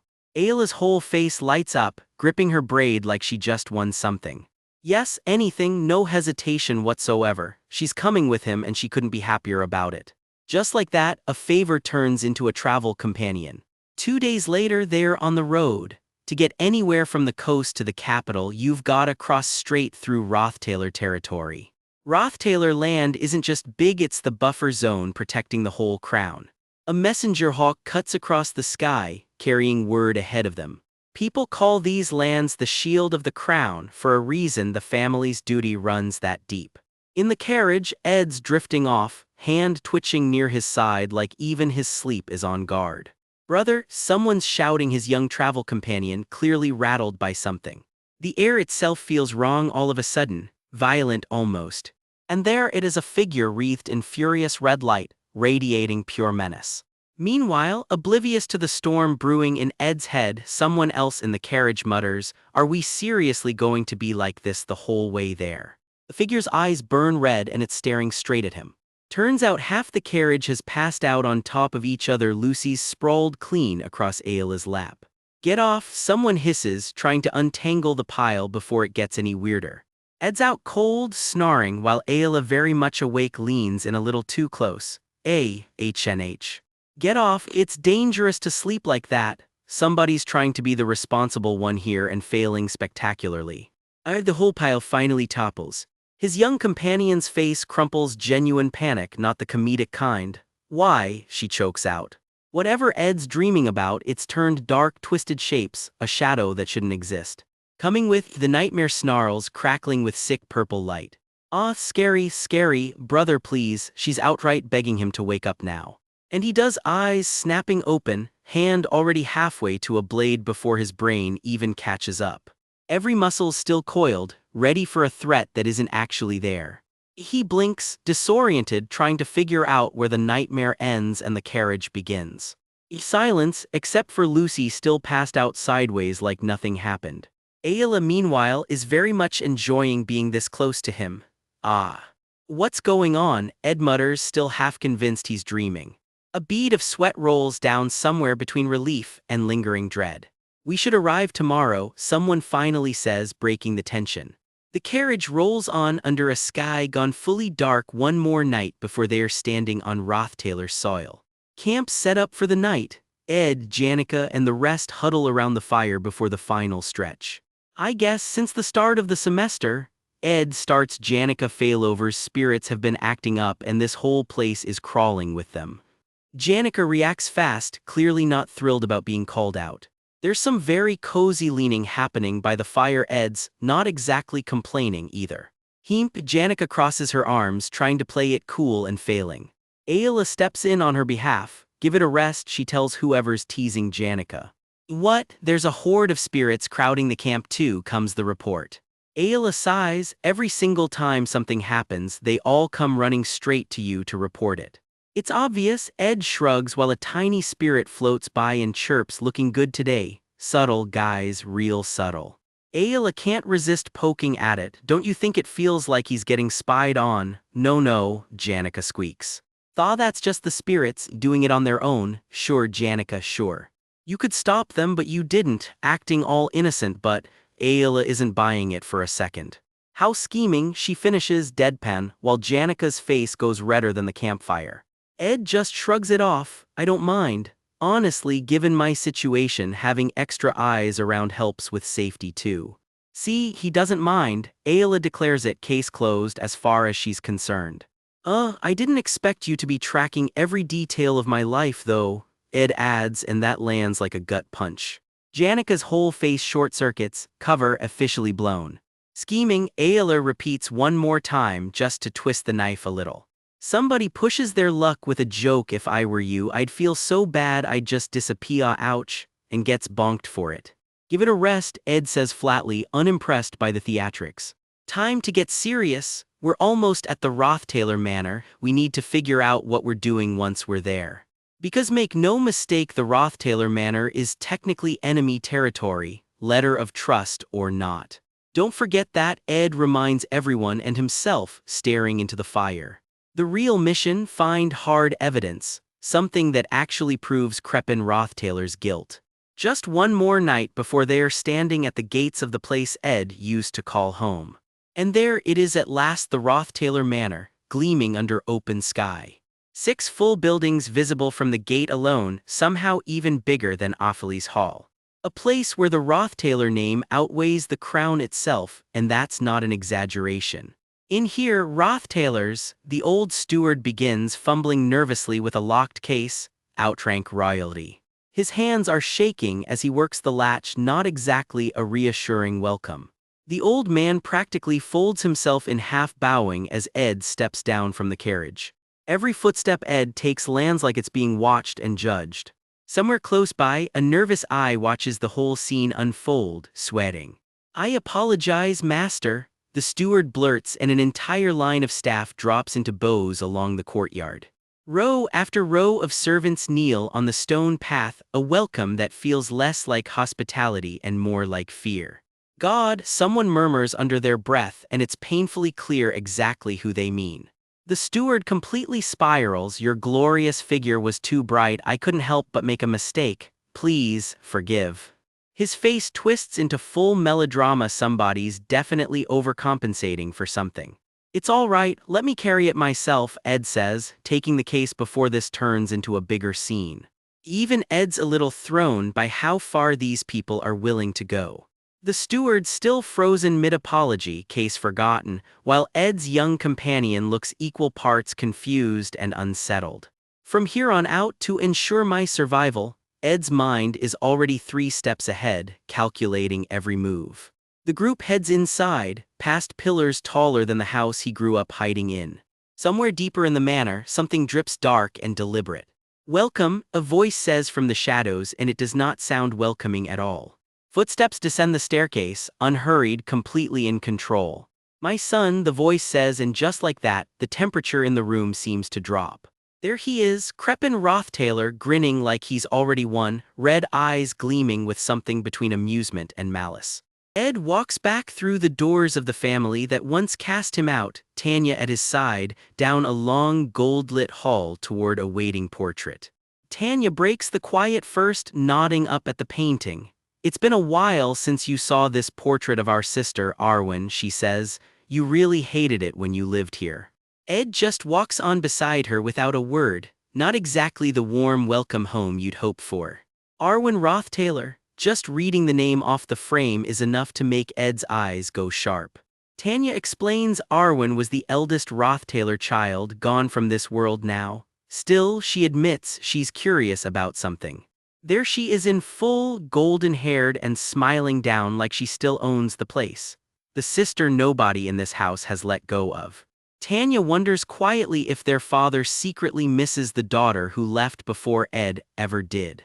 A voice cuts through the hall before Ed can say anything. You came. Just 2 words and his jaw already tightens. Down the grand staircase comes Crepin Rothtailor himself, arms spread like he's rehearsed this reunion 100 times. The journey must have been long and difficult, Crepin says, all polished concern. I've missed you, Ed, he adds with a smile that doesn't quite reach believable. My son, Crepin finishes, laying it on thick. He waves off toward the grounds. Much of the manor's in disorder right now, he explains, gesturing at the sunlit gardens beyond. Turns out there's a reason for the chaos. The house is throwing a massive party starting tomorrow evening. Most of the servants are buried in preparations, Crepin warns, so don't expect the royal treatment just yet. Ed's reply is polite but pointed. I find it regrettable that I came at such a busy time. Translation: he's not buying the warm welcome. Crepin turns his attention outward, all smiles. The whole world knows my proud son Ed Rothtailor has finally returned. You must be his friends. The group flinches in unison at the sudden spotlight. Ah. Pink-haired Janica stammers through an introduction, blushing furiously. My name is Janica, failover. Crepin's eyes narrow with interest. He's heard that name. A spirit sorcerer skilled enough to handle high-level spirits without breaking a sweat. He turns next to the witch in the tall hat. And you must be the one Tanya mentioned in her letters. The genius mage everyone's been talking about, Lucy Merrill, he finishes, clearly impressed. The whole group settles into a grand sitting room. Rose is on the table, everyone very aware of exactly whose house this is. A maid nearby can't help but gasp at the sheer weight of the moment. Someone asks Ed a quiet question off to the side. His answer is simple, yes. Crepin lingers just a moment longer, telling the group he'd love to keep eating with them, while Janica happily munches away, totally unbothered. But duty calls. The Frost Princess Selaha has just arrived, and as one of her subjects, Crepin says he has to go tend to her personally. Go rest, he tells Ed with a hand on his shoulder and that same too-smooth smile. Yes, but Ed starts, clearly not done yet. Before that, I have something for you, Father, Ed says, and for the first time his face goes dead serious. He reaches into his jacket and pulls something out. Elsewhere, Princess Selaha freezes at the sight of something in Crepin's hand. What is going on? She demands. It's a letter stamped with Princess Phonia's own sigil and left completely unsealed. Crepin turns the envelope over in his hands, studying it in silence.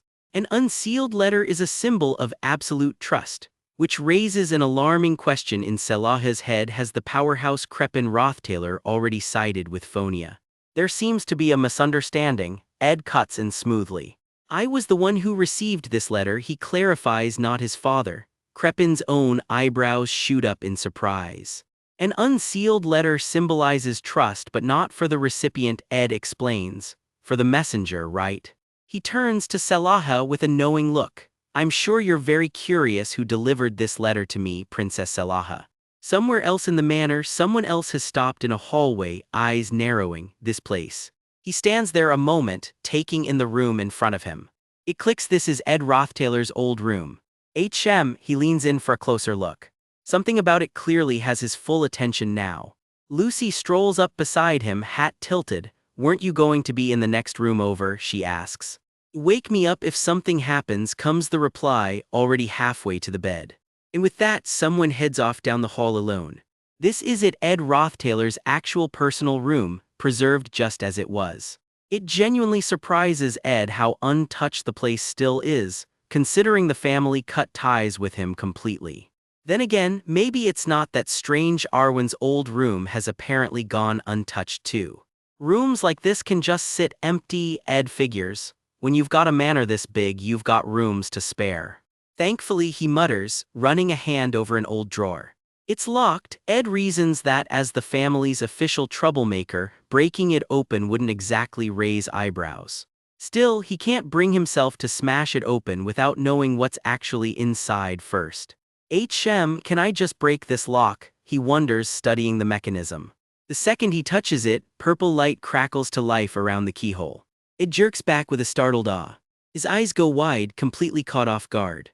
The drawer springs open to reveal a thick stack of papers and letters, tied together and hidden away. What is, Ed mutters, staring down at what he's just uncovered. The pages open on something like a title page. Act 1, Scene 1, The Failed Swordsman of Sylvania. It describes the idiot who got himself disowned by insulting the main character, and Ed realizes with a chill exactly who that's about. The name on the page, Taylor McClure. And right beside it in plain text, Ed Rothtailor. The story says nobody knows what happened to that idiot after he vanished, but it's obvious he lived a miserable life. Ed just thinks quietly, I tried my best not to end up the same way. His eyes sting as he keeps reading, the weight of it all sinking in. One line stops him cold, I will be killed at this rate, followed by, what meaning is there to a life destined to be cut short? What value can that life be given? The letter continues, as it simply awaits its promised death. My life living in the glory of House Rothtailor was short, it reads, but I intend to get my affairs in order. My journey as a member of House Rothtailor ends here. Ed realizes these are all handwritten letters. And every single one of them was sent to Arwen. Judging by the sheer stack of them, this correspondence must have gone on for years. Just reading these will take a long time, Ed admits to himself, but this is good. He makes a decision on the spot. He's going to start memorizing everything written here, whenever he gets the time. So he sits down at the desk and gets to work right away. Elsewhere in the manor, introductions are underway for House Bloomlever, the greatest family of magicians in the entire empire. Their specialty, apparently, is combat magic built specifically to win fights. And that specialty is on full display. A massive shadow wolf construct erupts over the manor's balcony in a burst of raw magic. The beast lets out a roaring "oh," loud enough to shake the garden. A hand glows with a spinning magic circle, another spell already charging up in response. Streaks of blue light start slicing through the air. Crystalline shards of ice burst outward, glittering and lethal. The one commanding all that ice is introduced with her own title card, the matriarch of House Bloomlever, Senior Bloomlever. The House of Witches, the caption reads, as spikes of ice tear straight up into the sky. On the other side, a massive shadow wolf snarls back, dark energy rolling off it in waves. Its jaws snap forward, fangs bared, ready to strike. However, the fight isn't done yet. A hand ignites with a blinding burst of light. Shards explode outward in every direction as the two forces collide. A single streak of light cuts clean through the chaos. Ice shatters on impact, and someone lets out a pained ugh. The whole garden lights up as the spell detonates in a burst of purple and pink. When the dust clears, the verdict is in, not even a scratch. The type of magic ceases to have meaning, someone notes dryly, right as Lucy lets out a giant yawn, completely unbothered by the whole fight. A voice from the sidelines asks, almost disappointed, are we done? The whole thing went down at the Rothtaylor Central Gardens, the family's actual duel grounds. Senior bows politely to her host. Thank you for allowing me this duel after I've only just arrived, Lord Crepin. My children back in Sylvania couldn't stop talking about her, Senior admits, so I wanted to see for myself. Crepin just grins, worth the watch indeed. Crepin can't help but look pleased with himself about the whole spectacle. You have some peculiar friends, someone remarks dryly, watching it all unfold. Later, someone notes that Lucy seems worn out now, carrying her half asleep over one shoulder. She sleeps a lot, didn't get much rest last night either, comes the explanation. Senior mentions she'd like to talk with Lucy at dinner if she's not too tired. It was a great battle, worthy to set the stage for our great feast, someone declares, as the first wave of party guests starts streaming into the manor. Now I will see you all at dinner, Crepin announces, sweeping off to play host. Ed watches from a distance as the guests keep pouring in. Good, now's the time, he tells himself, seeing his opening. With Lucy dozing on his shoulder, Ed decides to make his move while everything's still chaotic. I'll let Lucy sleep in her room, he thinks, running a hand along a wall panel. Something catches his attention. I had the spirits roam around the manor like you asked, he murmurs to himself in the dark right before a voice yells his name in alarm. Ed. Turns out there weren't many people in the manor sensitive to spirits, so tracking one down was almost too easy. So Lord Crepin's office? Ed starts to explain. Janica claps a hand over her own mouth, muffling a startled sound. Ed, she shrieks the second she realizes who just grabbed her. SHH, Ed hushes her, pulling her along by the wrist. Come into my room, he says, dead serious and completely oblivious to how that sounds. Janica's whole face goes red on the spot. Yo, your room, Ed, together, no now, she squeaks, spiraling. We can't have anyone hearing us, Ed explains, totally unaware of the misunderstanding. Nobody would come in here. We can speak without worry in here, he finishes. Yeah, right, sure, Janica squeaks back, still bright red. They slip through the door onto a dark magic circle etched into the floor. Well, says a voice that definitely isn't Ed's. Ed freezes on the spot. This place doesn't seem too ideal for a secret meeting, the voice says, amused. It's occupied. I didn't think you'd be in my room. My apologies, Ed backpedals, realizing his mistake. Both of them are still frozen on the floor of the room they just barged into. The figure steps into the light. Princess Selaha, very much not pleased to have company. Knowledgeable enough, she says coolly, sizing Ed up. I don't need to explain, do I? She asks, holding up the very letter Ed handed his father earlier. Will you continue to stay aboard that sinking ship? She presses, leaning in. You are. Ed's barely back from exile and already he's got royalty barging into his room, brushing it off as just a little discourtesy. He genuinely didn't expect to find Princess Selaha lounging in his room like she owns the place. She introduces herself properly, Princess Selaha, and casually notes that chasing a few commoner girls is basically a hobby for noble men like him. Not that she's judging, she says, draped back like she's got all the time in the world to watch him squirm. Then the smile turns sharp. Get too close to the wrong peasant, she warns, and things get complicated fast. Discourtesy, oh no, she purrs back, clearly enjoying every second of this. She swears she's not here to lecture him on his personal life, right before doing exactly that, and Ed just grits out a stiff thank you. Alone with her thoughts for a second, Selaha goes quiet, like she's already 3 moves ahead in whatever game this is. She won't waste his time, she says, pulling out an invitation. Princess Phonia, she claims, is simply too soft to run an empire. Selaha's blunt about it. Phonia's unfit for the throne and she wants Ed's family firmly on her side instead. She leans back in the golden light, all confidence, clearly used to getting exactly what she wants. Join me instead, she says, bold as anything, like the offer alone should be enough to win him over. Ed extends a hand to help his companion up, and here's the thing Selaha needs to know, he's Rothtaylor family too. He can respect her, he says, but he can't bring himself to touch her hand. Salaha just laughs it off and tells him to keep talking anyway. She's smug about it too, like his refusal is just making the chase more fun. Something's clearly clicking behind Ed's eyes though. This isn't just politics to him, not by a long shot. Salaha keeps pushing, dropping that Duke Crepin himself is sure to back her, so being on her side would set Ed up nicely. You should choose wisely, she warns. Ed's jaw tightens, he already knows exactly why he's saying no. See, Ed's got a secret nobody else at this party has. He knows how this whole story ends and Salaha's ending is brutal.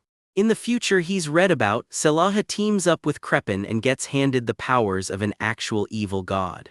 Except she can't control it. Eventually that power just swallows her whole, devoured by something called Mebular.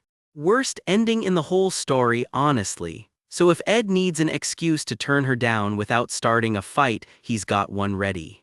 Emperor, he says carefully, choosing every word like it matters because right now it really does. The empire's in a golden age thanks to the current ruler, he argues, and times like this call for someone genuinely kind, not ruthless. He backs Phonia for the crown flat out and Salaha's whole expression sours. She insists Phonia doesn't even want the throne. As far as excuses go, Ed figures backing Phonia is honestly the safest one he could have picked. Salaha goes dead silent, never a great sign when the scary princess stops talking. She rises to leave, all elegance, but you can tell this conversation is nowhere near over. Every click of her heels across the floor sounds like a countdown. Then she spins back around and grabs his chin. You make me want you even more, she says, and Ed's brain just short-circuits. I quite enjoy taking things from others, she adds, cool as ever. Classic villain energy, honestly. Principles are prettiest when they break, she tells him, and she's dying to see how far his devotion to Phonia actually goes. Ed's mentally screaming inside. He doesn't even really support Phonia, this whole excuse might have just backfired spectacularly. No rush though, Salaha grins. The party runs 5 whole days, plenty of time to test him. Ed thanks her for the advice one more time, painfully polite, just trying to get her out the door. She saunters off promising she'll see him again soon, and somehow that sounds more like a threat than a promise. Oh, and one more thing, she adds, she can be a real handful when she wants to be. Night falls over the estate and somewhere in all that quiet, someone else is stewing over everything that just happened. Janica, tucked away in her room, mutters to herself that she might just be a commoner, but she doesn't deserve to be looked down on. Ed says her name gently, and you can tell he actually means it. She spirals a little, wishing she'd come up with something sharper, more like what Lordle would have said. Somehow that makes her feel worse. You're not really the type to say things like that anyway, he tells her, and it lands better than any clever line could have. Still, she can't shake it. Salaha's a princess, she's gorgeous, and she's clearly interested in him. That's a lot to sit with. Janica shifts gears fast though, she's actually got intel. It just took a while to gather because of how big it was.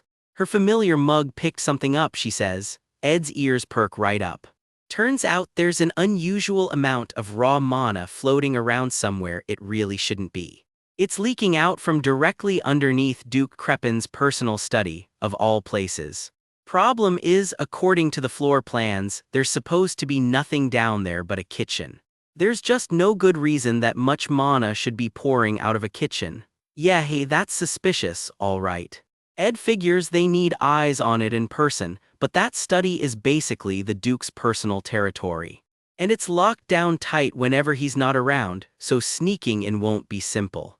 Good news is they've got 5 days of party chaos to work with, so there's no need to rush it. Janica's face goes fully red just thinking about everything that's been piling up on her lately. Ed's got a mental checklist a mile long, starting with a stack of family letters he still hasn't finished reading. Problem is, holing up in his room all week would only make Duke Crepin suspicious of him. So the plan's simple on paper: read what he can when he can and investigate that study whenever the chance opens up. But to keep anyone from getting suspicious in the first place, there's really only one move. He needs to actually show up to this party, as much as humanly possible. Day 1 of the 5-day banquet officially kicks off, chandeliers blazing and all. With 5 whole days on the calendar, the excitement in the room is already building fast. Everyone's out here having a normal one before the real political games even start. Then she arrives, and you can already feel the room's whole energy shift. Someone greets Princess Selaha politely, calling it an honor just to meet her. She introduces herself as Tanya Rothtaylor, presenting herself as the family's current heir. Selaha's all smiles about it, noting the Rothtaylor family's clearly got a bright future ahead. Tanya apologizes that things are still a little quiet, seeing as it's only day one. Selaha waves it off. She came early on purpose, and honestly that already paid off. She got to witness something fun already. She smirks, sipping her drink like she's got a secret. Footsteps approach, and someone in the crowd wonders out loud if that's really him. The previous heir, the one who came back from exile, has just walked in. Turns out that's exactly who it is, Ed Rothtaylor, back and looking nothing like the guy anyone remembers. He cuts straight through the crowd in full formal dress, and every head in the room turns. "You have a good brother," Selaha tells Tanya, watching him work the room. Tanya just beams. Yeah, she says she's proud of him. Someone in the crowd shoots him a sharp, calculating glance, quietly sizing him up. Over these 5 days, Ed's basically promising the room everyone's going to see exactly what he's capable of. He's already lined up serious backing too, including the deputy to Commander Magnus, who controls the entire army. Not just that, Archbishop Samuel of the Telos Order is apparently in his corner as well. Order itself is on his side now, he says. He wants everyone here to really sit with that. Someone raises a glass to it. This banquet's shaping up to be a good opportunity for everybody involved. Day 2 of the party rolls in, and a carriage comes rumbling up the drive. It's the Telos Order's own wheeled palace, and its arrival means one thing. Wherever that carriage goes, so does the authority of the biggest religion on the entire continent. Horses haul the massive thing right up to the estate steps. Every eye in the place turns toward whoever's riding inside, the one they call the Saintess. Politically speaking, her support alone could swing an outrageous amount of weight. Then she steps out in full glowing splendor, because when the Saintess arrives, the whole political map can shift overnight. Depending on who she cozies up to this week, alliances all over the room could get rewritten. Selaha's not wasting any time either. Her aide desk shows up with a basket of freesias, symbols of purity and everlasting friendship. No flower represents the Saintess better, he tells her, and Selaha praises his always on-point gift picks. "You flatter me," she replies, already confident she'll be the very first to get an audience with the Saintess. No need to come on too strong, she figures. Just leave a solid first impression and go from there. Except the archbishop guarding the door looks visibly nervous the second she walks up. He hesitates hard before finally getting a word out. Selaha and her aide close in on the ornate doors anyway, guard posted right beside them.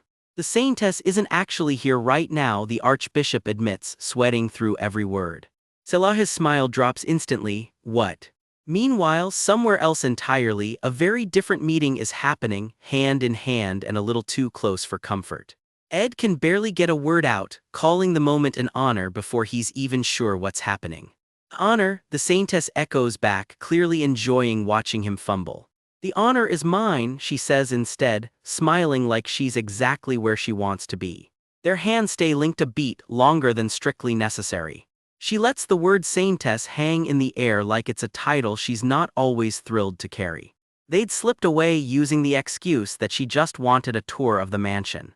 Except her position alone draws attention no matter what excuse they use, and she knows it. She admits she'd been genuinely worried, relieved he'd finally been reinstated, but scared nobody here would actually treat him right. People never liked her much either, she shrugs like it's just a fact of life by now. She'd been fully ready to make an example out of anyone who dared treat him harshly.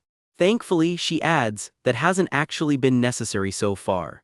"Even if they do, that's my burden to carry," Ed says, doing his usual lone wolf thing. She grabs his hand tighter. "Don't keep trying to shoulder it all by yourself." Ed's whole body goes stiff at the contact, completely caught off guard. She holds on anyway, dead serious about what she just said. "What do you mean?" he asks. "We can do it together," she answers, simple as that. Ed can't resist teasing her a little, pointing out that saying take advantage of so openly makes whoever agrees sound like a weirdo. She fumbles to backpedal, insisting she's just saying it'd be smarter for him to act in his own interest. And I too could also HM. She trails off completely, and Ed just laughs that it's hard to argue with excuses this bad.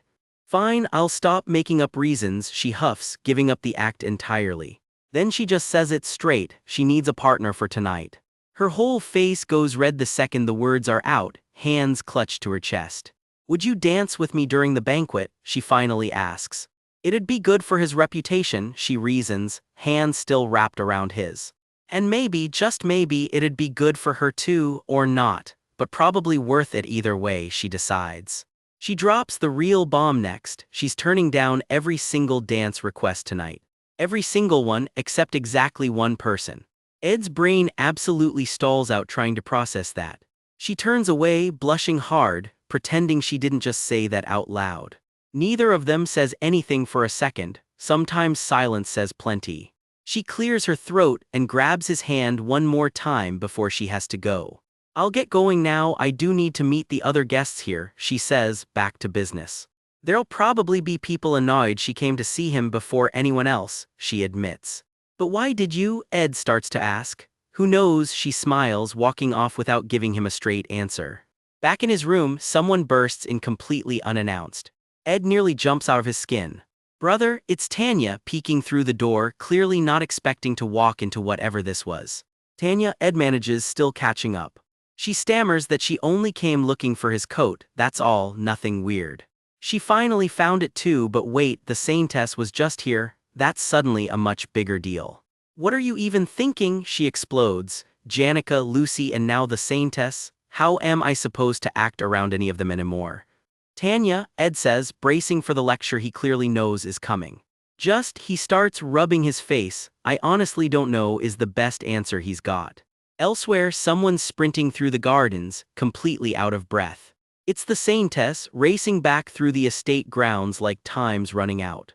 She reminds herself this isn't the academy anymore, this is just a social gathering. Being the best at magic, being rich, being older, none of that matters here, not tonight. Anyway, she tells herself, I have the most authority while we're all here. Tonight, at this banquet at least, the playing field is finally even, and she's not letting that go to waste. She picks up the pace, sunlight breaking through the trees around her. So get this, the Empire's legendary Emperor Kloel had a son, and that kid was set to inherit everything. A crown prince born and raised for the throne. But then he just walked away from it, turned down being emperor completely. With no clear heir, the whole empire's loyalty splintered between his 3 daughters, and it turned into a straight-up power struggle. First up, the Frost Princess, Seleha, cold, sharp, and hungry for the crown. Then there's Persica, the so-called Princess of Wisdom. She'd rather bury her nose in a book than fight for anything. And that's exactly where our story picks up. Welcome to the Imperial Palace, where basically every hallway is hiding a scheme. Seleha marches straight down the throne room to see her father, full guard escort and all. Have you been well, father? She asks, stiff, formal, straight to business. My failing health is no secret to anyone, the emperor admits, rubbing his crowned head. You don't look too well yourself, Seleha shoots right back, however. She hesitates, bracing herself for what she's about to say. She starts, struggling to force the words out. I don't believe I'm worthy, she finally admits. She turns and walks away without waiting for a response. Of succeeding the throne, she finishes. The Frost Princess just talked herself out of her own shot at the crown. Later that night, she heads somewhere else entirely straight for the palace library. She barges right in on her sister. I heard you gave up the throne the second you got here, Seleha needles. And you're always buried in books when things get messy. You're not after the throne either, are you, Persica? The poor librarians nearly drop their books watching 2 princesses go at it. Persica just shrugs, glasses and all. There's always joy in finding a new book to read. Meet Persica, the Empire's 2nd princess. It's been over a year since you suddenly enrolled at Sylvania Academy, hasn't it? Seleha presses. I'm almost used to you visiting every school break by now, Persica teases. But you've seemed a little down since you started school, she adds, softer this time. Is this about that Roth tailor again? Persica asks. Selaha goes dead silent. I figured you'd be more bothered by that, Persica admits, a little surprised.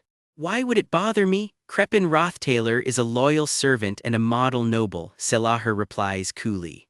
Plenty of people would agree with you there, Persica says, however. She remembers Selaha glaring daggers at Crepin for absolutely no clear reason. We're each gifted at reading something, given our situation, Persica muses. For me it's books, for you, Selaha, it's power, for our sister it was people. Is that so? Selaha murmurs, unreadable as ever. You're not wrong that a Rothtailor is why I've been down, she admits. But it's not Crepin Rothtailor, she clarifies, and there's the real bombshell. We flash back a younger Selaha, sitting quietly alone in the dark. I just wanted to escape this invisible power struggle, she remembers thinking, and prove I was worth more than my title. Memories flood back, laughing over chess with her sister, back when things were simple. It's been a year and 6 months since I left for Arkan Island, she reflects. Meanwhile, back home, all the political momentum swung to Selaha. She's the clear frontrunner now. And with every passing day, the throne slips further out of Persica's reach. But I've got no intention of clawing back any of that ground, Persica insists to herself. Because that man already proved something to me, she thinks. My secret weapon, my insight, is completely useless against him. So instead, Persica went digging on her own. These books, she mutters, pulling a stack down off the shelf, are every single one Crepin Rothtailor requested while he was volunteering to inspect the library. They're all, she says, flipping one open. Forbidden texts, ancient magic, and gods the world tried hard to forget, she freezes solid. I already heard how you got Crepin's son disowned, Persica says, catching her breath. And that he's suddenly back in the picture. Most nobles would have starved living the way he did. Of course he'd want his power back. But doesn't that strike you as odd, she presses. Selaha's mind drifts back to a private conversation of her own. Ed Rothtailor had come to see her personally, right before he left the capital. I didn't expect you to help me so easily, he'd told her, taking her sealed letter. I was ready to negotiate with you, he'd added. Now she wonders what if her gut feeling was right all along. You got yourself disowned on purpose, she'd accused, because you know something about your family nobody else does. What if he deliberately left his father alone with that forbidden research, and let himself get dragged home in chains on purpose? Then the negotiation he mentioned, she realizes, was really about finding a way to fight whatever darkness is creeping through House Rothtailor, and she let trust be her excuse to help him. A slow, confident smile spreads across her face. She's in on the game now. Back in the present, a knock interrupts them. It's already the second night of something big. The party's got 2 more days to run, Persica sighs. I wanted to go too, but it's a day and a half's ride out there, so I gave up on it, she admits. Although, if you rode non-stop, you could make it in a single day, Persica adds, almost as an afterthought. Selaha's eyes go wide. She did not need to hear that twice. I'm heading out right now since you're clearly doing just fine here, she announces, already on her feet. Minutes ago it was I need my sleep, so much for that plan. Servants scramble, stunned that the princess is bolting out into the night unannounced. We've prepared the fastest, most enduring horse in the stable, just as you asked, a guard reports out of breath. She doesn't hesitate, she's already in the saddle, eyes locked dead ahead. She grips the reins tight, ready to tear through the night. We ride, she shouts, and her whole escort thunders out behind her. To the Rothtailor manor, she calls out, cloak whipping in the wind. Her whole party vanishes into the dark countryside at a dead sprint. Back in the library, Persica smirks. A man who can make even the Frost Princess ride off into the night, House Rothtailor's in for quite a shock. A chess piece clatters down as she loses herself in thought. I am curious what he looks like, she admits to herself, but now's really not the time. Which means the only princess left in this castle is me, she grins, already plotting her own move. Day 2 of the party kicks off under a starry sky. Music drifts through the courtyard as the celebration ramps back up. May I have this dance? A hand reaches out. Oh, Ed, it would be my honor, Clarice answers, and the two of them step into the spotlight together. They sweep onto the floor as the whole hall turns to watch. The orchestra picks up the tempo, violin and cello leading the room. Clarice's hand trembles slightly against her chest nerves or something else. Ed spins her expertly, playing the perfect gentleman for the whole crowd. The ballroom lights blur into gold around them as the dance carries on. He leads with total confidence, like he's done this 1,000 times before. Not everyone's impressed though. Nearby, a couple of nobles start whispering, "Look, the loser who just got reinstated." Clarice bites down hard enough to draw blood, catching every single word. "I saw him yesterday too," the gossip continues. "He seemed like a completely different person." Still, how could a lunatic like that ever really change? The whispering keeps going. Clarice's eyes burn. She's furious on Ed's behalf. "There's no need to be upset," Ed tells her gently, steady as ever. "I've done all this for nothing," Clarice frets, still holding onto his hand. "It's all right, Saintess," Ed reassures her gently. "We got this whole dance to ourselves," she sighs, "and I wasted it all worrying instead." "You've still been a huge help to me, regardless," Ed tells her, and he means it. A playful grin spreads across her face. "This party's still far from over," she says, "so dance with me again, Ed." "It would be an honor, Saintess Clarice," he says with a smile.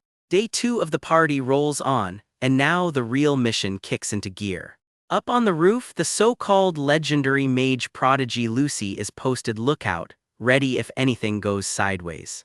Meanwhile, Janica slips off to infiltrate Crepin's private study. Ed strolls through the party with Clarice on his arm, mind clearly somewhere else. "But this will definitely pay off in the long run," he thinks to himself. "I'm sure none of the nobles here," he figures, scanning the crowd, "will get in the way of my plans." "You seem busy, Ed Rothtailor," a voice cuts right in. "Except for her."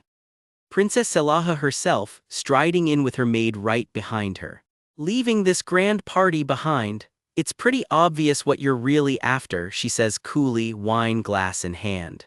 "Hey," Ed chuckles under his breath. "You're making a face like you've just found a whole new problem to deal with," he needles back. "That's exactly right," she admits. "I appreciate the feedback," Ed replies smoothly. "I'll be more careful going forward." "Then let's test whether those words actually mean anything," Selaha challenges. A burst of frost magic rips through the air. She blinks, catching something she wasn't expecting. The spell shatters apart in a spray of red light. Across the room, a tense exchange plays out between two other nobles. Selaha watches the chaos ripple outward, unreadable. Then she turns back to Ed with a sly look on her face. "Would you dance with me too?" she asks.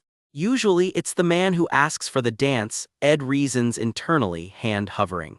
"Especially when he's lower status like I did with Clarice." But the Frost Princess asked first, in front of everyone. With every eye in the room on him, there's no graceful way out of this.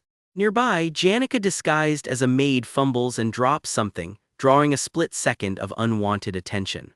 "There's no way I can refuse," Ed thinks, bracing himself. "I cannot," he says instead, right to Salaha's face.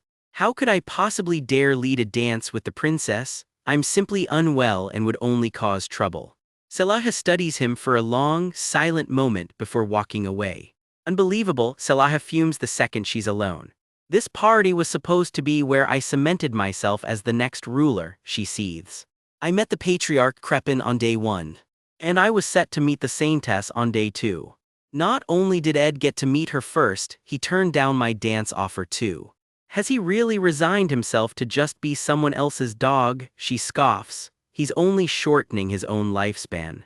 I'll cut him off from every scrap of power he has," she vows coldly. Day 3 of the party brings a new arrival, an investor named Roland. He represents a trading company that controls every shipment entering the capital. "Mr. Roland Bellatrax," someone calls out, "your business trip's been cancelled by your superior." He's a close aide to the company's leader, who just took full control of the entire operation.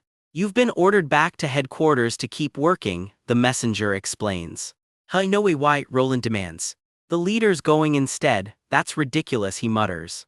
"I should be the one going this time." "I need to meet Princess Selaha and build connections," he insists. "Would you like to speak to the leader yourself?" someone offers. "That won't be necessary," Roland backs down instantly. From inside a dark carriage, a mysterious woman just smiles. "Heh," is all she says. Back at the party, Ed reflects on everyone who's quietly fallen into his orbit. There's Clarice, the Saintess of the Telos Order, blushing every time he's near. There's the princess, riding through the night just to see him.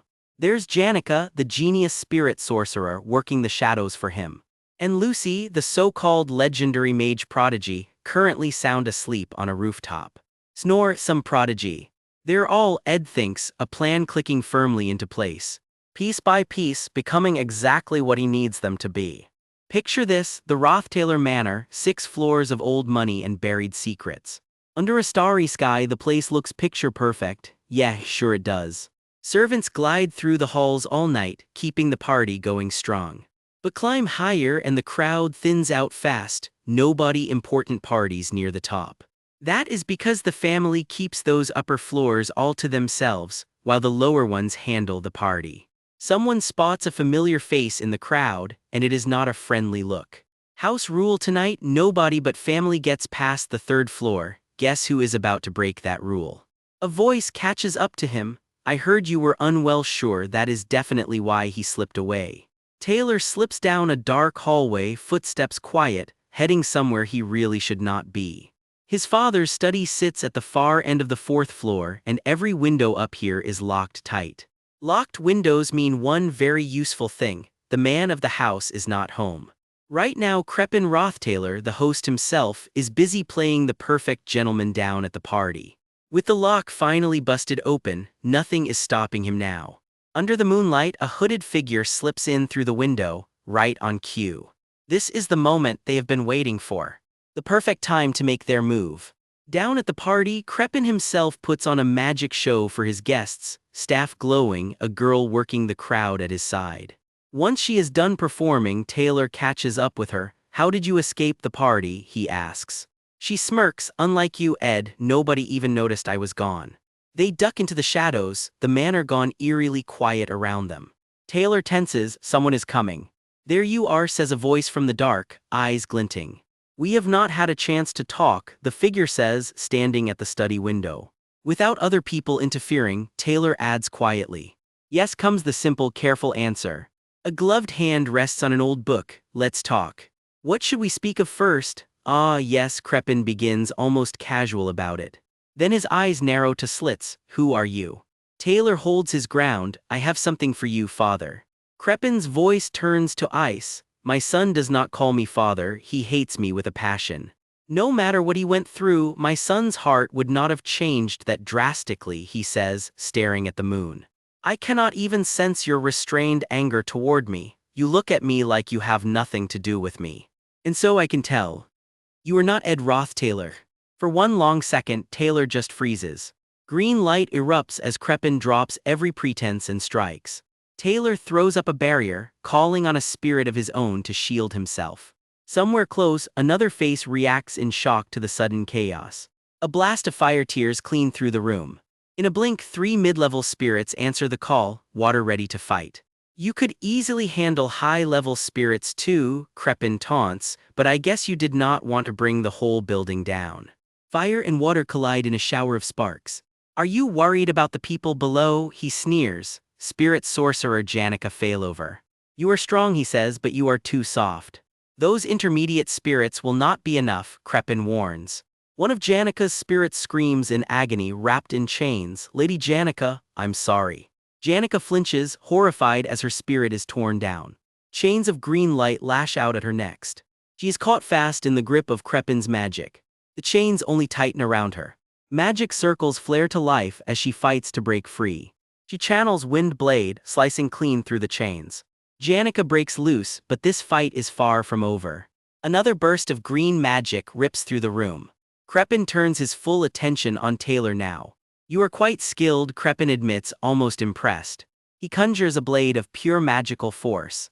You are certainly not my son, he says again, striking hard. Taylor takes the hit clean, crying out in pain. The impact detonates in a blast of light. Green energy surges through the wreckage. Who are you? Crepin finally demands. Taylor answers with a dagger wreathed in flame. Crepin actually grunts, caught off guard for once. Taylor is bloodied and breathing hard, but he is not backing down. Fire licks across the room as he presses the attack. His blade hums with a technique, spirit formula return. But I am still Ed Roththaler, he grits out. The flaming dagger flashes again. You speak nonsense, Crepin snaps back, sword raised.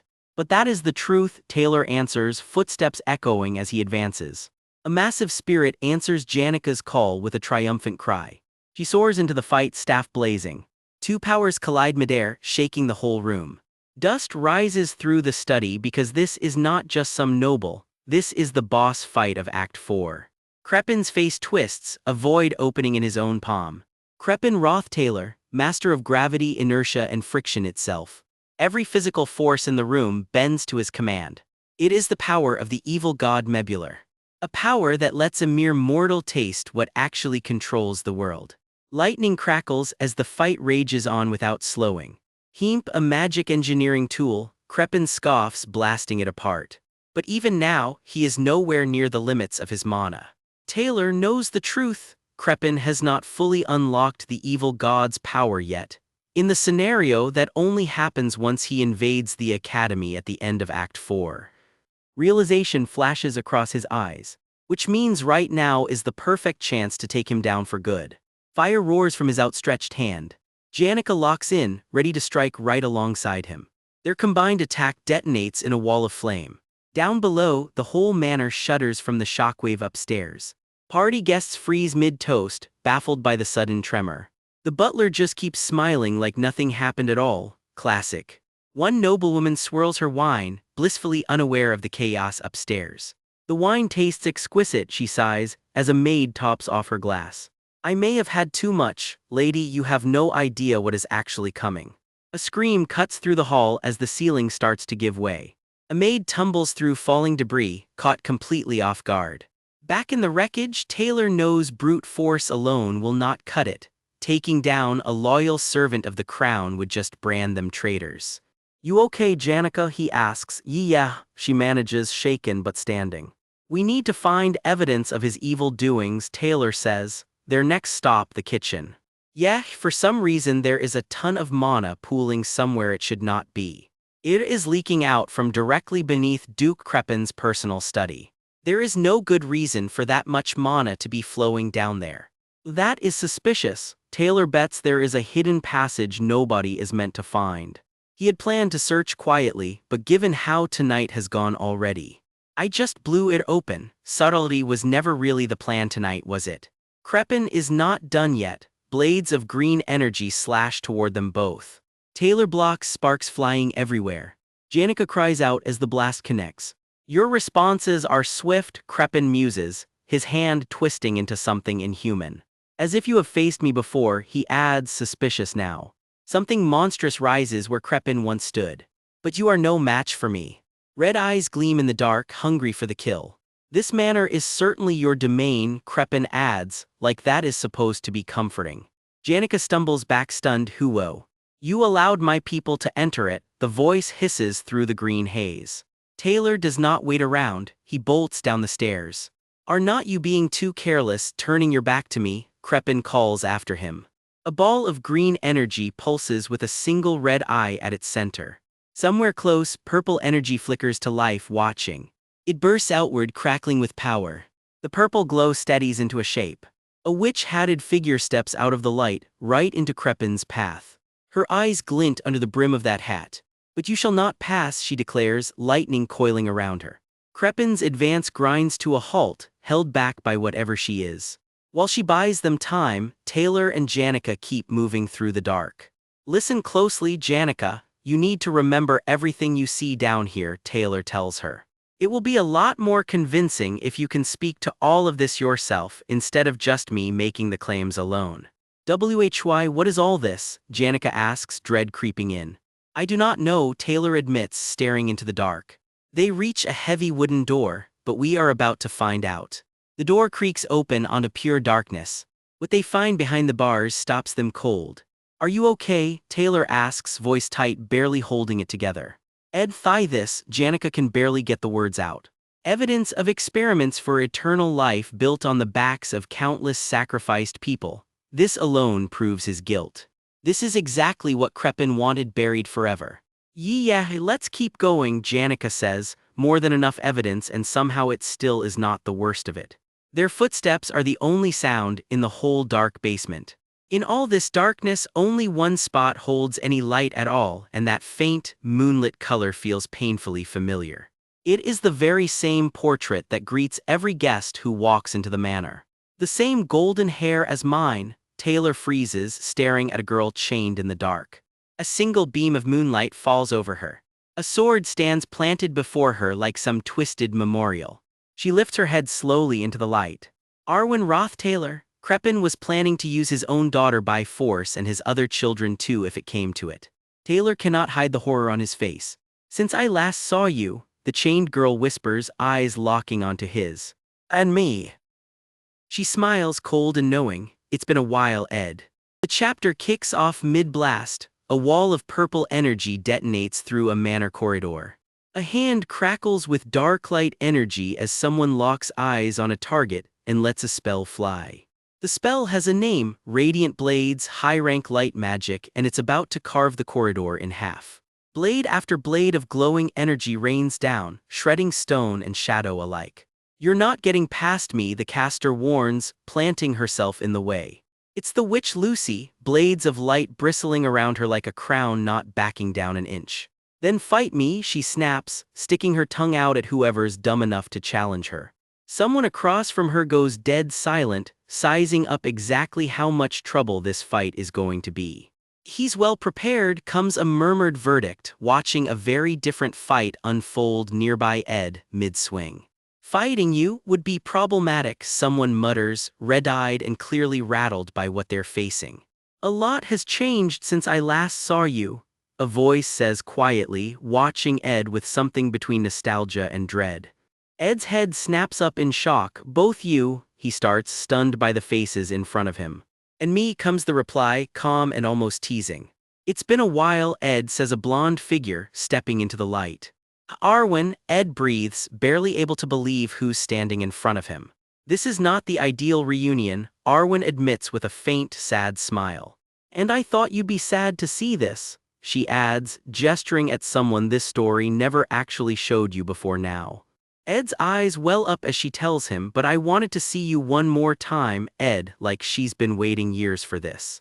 This is Arwen Roth Taylor, Ed's sister, someone this story never actually gave you a real look at until now. She smiles down at him, warm on the surface, but something about it doesn't quite sit right. How was life in Sylvania, she asks almost gently, were you able to do well? It couldn't have been easy, she needles, a little too pointed. Must have been hard since you've never had to work for anything before. Now isn't the time to talk about this, Ed cuts in, jaw tight. A memory surfaces, you should have left too, Arwen once told him, years before all this. You know just as well as I do what Crepin Rothtailor has been doing, Ed had pleaded with her back then. Why are you still following him, he demanded. I can't call what he's doing evil, she'd answered, unwavering. He nurtured us as we grew and left us the mighty legacy of the name Rothtailor, Arwen had argued, defending their father. So, come back, Ed, she'd pleaded, reaching for him. We'll continue to serve father, we're family, she'd insisted. Family, Ed's fists clench in the memory, magic sparking with his frustration. We'll be together forever, memory, Arwen laughs, which, in hindsight, is genuinely unsettling. Back in the present, that same face stares back at him, and every warning bell in Ed's head goes off at once. Stop, Ed says, voice flat, you are not Arwen Rothtailor. Claws of dark energy rip through the air toward him the second the accusation lands. A hand locks around the blade mid-strike, stopping it dead. The face in front of him cracks, literally spiderwebbing with black lines. How did you know? The thing wearing Arwen's face asks, delighted rather than offended. It grins wide, eyes blazing red, dropping every last pretense of being human. You're nothing but a fake yourself, Ed spits back, refusing to flinch. He holds his ground, bracing for whatever comes next. Arwen volunteered herself for the experiment to control an evil god, the creature reveals with a wicked smile. Few people know, Ed says grimly, flashing back to how he pieced it all together. How did a fake like you, the thing snarls, genuinely thrown. Come to know of this, it finishes right up in Ed's face. As Crepin himself once put it, Ed had a huge falling out with Arwen not long before all this. The answer's simple. Ed spent hours combing through a mountain of letters he found in his own old room. Every one of them was written in the short window right after that fight with Arwen. Written in secret right before he shipped off to another kingdom entirely. And every single one of them said the exact same thing. A cursed book hits the floor, a red eye glaring up from its cover, the source of everything. This is the first time you've gotten angry with me, Ed, the real Arwen had told him back when this all started. Look at this, she'd said, showing him a book crackling with forbidden magic. It outlined a mysterious evil god named Mebular, the god of hatred and rage, a book banned outright by the crown. Countless humans have to be sacrificed to summon the evil god, Arwen had explained, grim as anything. Especially those of higher status like nobles and royalty, she'd added, and the pieces started clicking for Ed. You know this too, Ed realizes, horrified, tears in his eyes. Father will stop at nothing for his goals, Ed had begged her to see reason. He'll sacrifice you too. Something in Arwen's expression breaks for just a second. But father does what he must for the family, and I too must do my part, she'd said. I know, Ed had admitted, defeated. I won't force you to do the same, Arwen had told him, and true to her word, she stayed loyal to Crepin right to the end. So, she'd said, steering the conversation somewhere unexpected. If you don't like what's happening here, then leave. You were never good with physical skills, Ed, she'd pointed out, not unkindly. Why don't you give magic a try, she'd suggested. Sylvania should be taking applications around this time, right? Arwen had asked, already scheming a way out for him. Turns out it was Arwen, of all people, who sent Ed off to Sylvania in the first place. One last look out the window before he left it all behind. And after sending her own brother away for good, Arwen just stayed. Back in the present, that memory slams shut. So, come back, Ed, the fake Arwen repeats, reaching for his hand. Ed says nothing, just stares her down. Yes, there is no reason for you to answer me, it says, raising a jagged staff over him. The staff glints, ready to come down. It swings. Ed's fist ignites with a defensive circle just in time. The whole corridor shatters around the clash. Elsewhere in the manor, the tremor rattles clean down to the lower floors. Wow, what should we do? This place looks like it's gonna collapse, someone cries, feeling the building shake. That noise, no way, another voice gasps, realizing exactly what's happening upstairs. There is no way I can fight against you alone, Ed admits out loud. Certainly, the creature agrees, almost pleased. Then it stops holding back. Mebular's true, monstrous face bleeds through, red eyes multiplying across rotting flesh. If I was alone, Ed finishes, which is exactly why he isn't. A wave of green magic collides with the creature head-on. Someone reacts with a startled gasp as the fight suddenly gets a lot more crowded. What is comes the confused half-question as green and purple magic tear the hallway apart. Lucy's back in the fight, tongue out, casting like her life depends on it, because it does. Radiant blades tears loose in full force, swords of light raining down on the monster. Purple energy floods the corridor as blade after blade finds its mark. Cut to something darker, a shape claws its way up out of the ground. I shall borrow your, it begins. Power, it finishes a vision of exactly how Mebular operates. A slick green tentacle uncoils from the shadows. In return, the vision continues, ominous as anything. Someone screams as tentacles close in. Saw save me, they beg, and it does no good at all. I offer, a desperate man cries out, swallowed by the same green horror. You, every life on my land, the vow finishes the price of power, paid in innocent lives. Ed snaps back to reality, shaken by exactly what he just saw. Ah, Ed, Janica yelps as he scoops her up and starts running full tilt. Let's run, Ed says simply, no time to explain the vision he just had. Ed, Janica squeaks, bouncing along on his shoulder. Aren't I heavy? She blurts, of all things to worry about right now. They keep sprinting as the building groans and crumbles around them. Debris crashes down just behind them. A spirit voice cuts through the chaos. Listen closely, Janica. It has something urgent to tell her. That magic circle exists too, the spirit explains, deadly serious. Sacrifice souls to the evil god, it finishes, as the monster's massive red eye glares out from the dark. Ed keeps running, Janica in tow, tentacles writhing just beneath them. I'm sure it was created because Crepin is using Mebular's powers, Janica reasons, piecing it together mid-sprint. Mebular never grants anything for free, she adds grimly. We are the sacrifice, and if we're still here when that circle activates, then we'll likely lose our lives, she realizes. You and I are the only ones who saw what's down there, Janica points out, so. If you ask me to escape before you do, I'm going to get angry, she warns Ed, dead serious. Ed's taken aback. Listen closely, Ed, Janica says, echoing the spirit's own words right back at him. I am prepared to die for you, she declares, tentacles curling ominously around her as she says it. So we both have to survive, she finishes, not a request, an order. Ed starts, completely thrown by the sudden confession. Well, I'm just saying, Janica backpedals, going red in the face. Thanks, but the evil god is still. Ed tries to redirect them back to the actual crisis at hand. Something purple flickers in the dark, watching them. Watch out, someone screams as an attack rips through the air. Lucy crashes in, hauling both of them clear of the blast just in time. Everyone's left coughing in the wreckage but alive. The dust settles over the ruined hallway.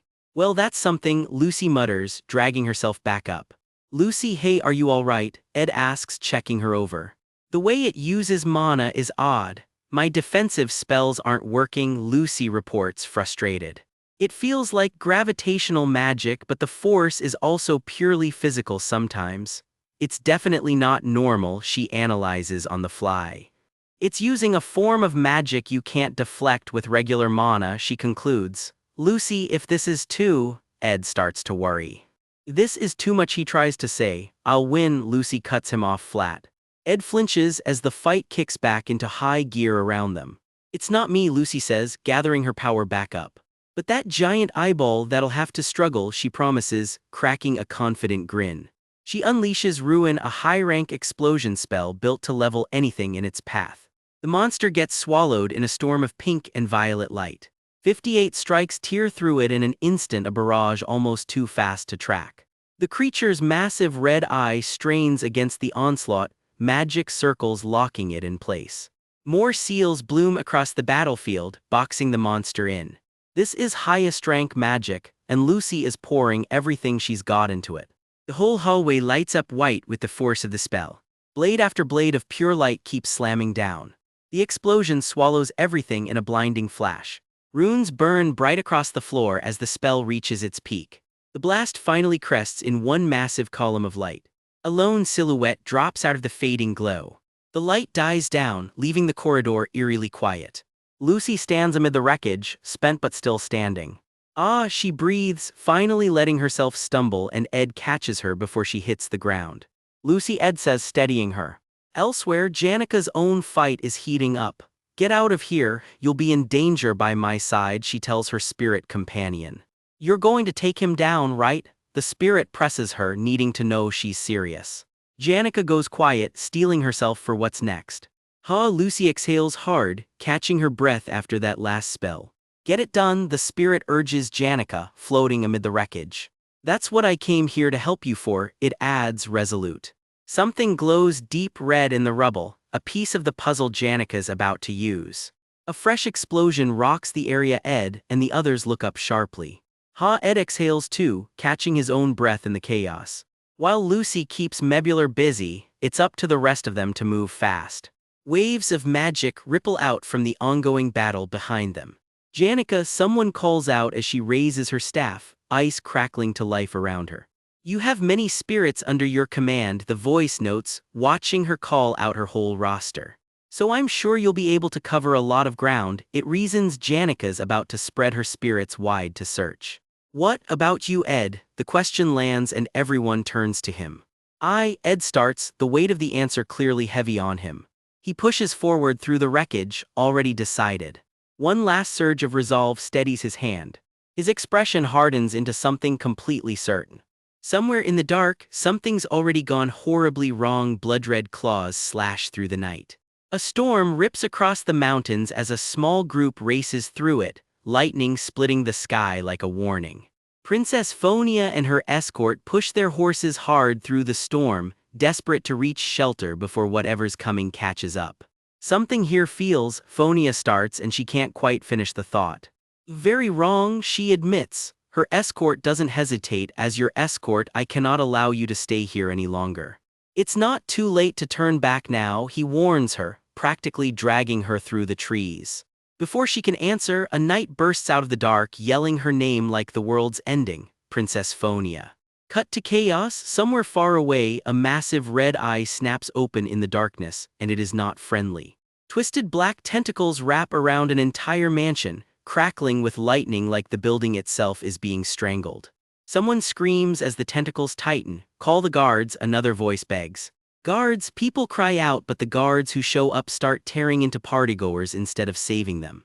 "Save me, Ag, what are the guards doing?" The people who are supposed to protect everyone have turned into the threat. A green-haired man chokes out a horrified gasp as he realizes what's really happening around him. "Are you out of your mind?" Someone shouts at the corrupted guards, but words aren't stopping this. Guards charge forward through the wreckage while a young noblewoman collapses, completely overwhelmed. Saintess Clarice, a group scrambles toward her for protection as tentacles creep in from the shadows. "We need to contact the nearby paladins now," someone shouts, but that plan is about to fall apart. The Saintess's face goes pale with horror. All she can manage is one word: no. A gloved hand grips a sword. "Are you refusing to follow my orders?" comes a chillingly calm voice. "I am simply following the orders of someone else," the knight replies. "My master's orders." His face cracks open into something inhuman, red, glowing, and very much not human anymore. The name card doesn't lie. This monstrous knight is Nox, once known as the Bear Knight, now something else entirely. Screams tear through the hall as the corruption spreads and chaos swallows the room whole. A man holds someone close, terrified. "Run, run, they're in on it too," he warns. The guards can't be trusted. "How could this?" Clarice gasps, finally putting it together. "These men, something is wrong with them." A protector steps between her and the monster. "Get back, Saintess, I know this is confusing," he shouts. She's not going down without a fight. The Saintess channels raw holy magic, a full-on divine power discharge. Golden light detonates outward, slamming into the corrupted knight with everything she's got. Glowing from head to toe, she steadies herself mid-cast, ready to hold the line. "My blessings protect me against most attacks," she reminds herself, her eyes narrow, sharp, and unshaken, even in the middle of all this madness. The knight howls as her holy fire tears into him. Flames engulf the monster in a blinding flash. For a second, it looks like she might actually win this. Even mid-fight, the priority is clear: we have to escape from here immediately. Meanwhile, panicked nobles start pointing fingers. The Rothtailor bastards are all missing. They were all in on it. That heir daughter and that son who returned. Yep, they're talking about Ed's family, and it is not a compliment. They all must be in on it. One furious noble roars, already convinced of their guilt. "Yes, we must convince the crown," another adds before dropping the real plan and get them all executed. A commanding voice cuts through the noise. "Everyone shut up." Not exactly a comforting way to restore order. Lightning crashes down as the fight and the political finger-pointing collide into one giant mess. Gasping for breath, the Saintess is helped up amid the wreckage, the monster's shadow still looming behind them. "Calm down," a man urges a shaken woman nearby. "Easier said than done tonight. Let's all survive," someone cries as the wall is broken, echoes through the halls. "Get out," tentacles reach for anyone too slow to move. Footsteps hurry through the dark, every shadow suddenly looking like a threat. A tentacle slithers closer through the gloom, patient and hungry. And then it shows itself fully, a horror stitched together from dozens of glowing red eyes. It looms over a man while a girl in a blood-streaked white dress collapses to her knees in front of it. What is that? Is honestly the only reasonable reaction here. Eyes go wide with pure terror as the scale of the thing finally sinks in. Our eyes met, never a good sentence to say out loud about a monster. That massive red eye locks onto its next target. Bat-winged horrors peel off the main body and come swooping in. Claws and screams fill the air as the creature closes in for real. What is that? Gree gremlins, someone shrieks because apparently one monster wasn't enough tonight. That monster even spawned demons. Yeah, it's a whole franchise now. The attack presses on, relentless and mindless. Run, run is the only strategy left as the little demons swarm. "Everyone, please calm down," someone pleads, using magic to try and hold the panic back. Two exhausted fighters admit the grim truth: the two of us can't help them all, we can't keep them under control either. Besides, we don't have any proper structure in the first place. This whole rescue is being made up on the fly. Fire erupts through the hall as a man sprints for his life. Cut to gossiping nobles at some point earlier. I've heard from my 2 daughters who are 4th years at Sylvania, one whispers. That the only reason they became valedictorian was because their timing was lucky. Ouch, petty, but ouch. Back in the chaos, the fight rages on without pause. That there is a generational genius of a mage in the 2nd year. The gossip continues, rumors about Sylvania's brightest never stop. And the monster keeps clawing through everything in its path.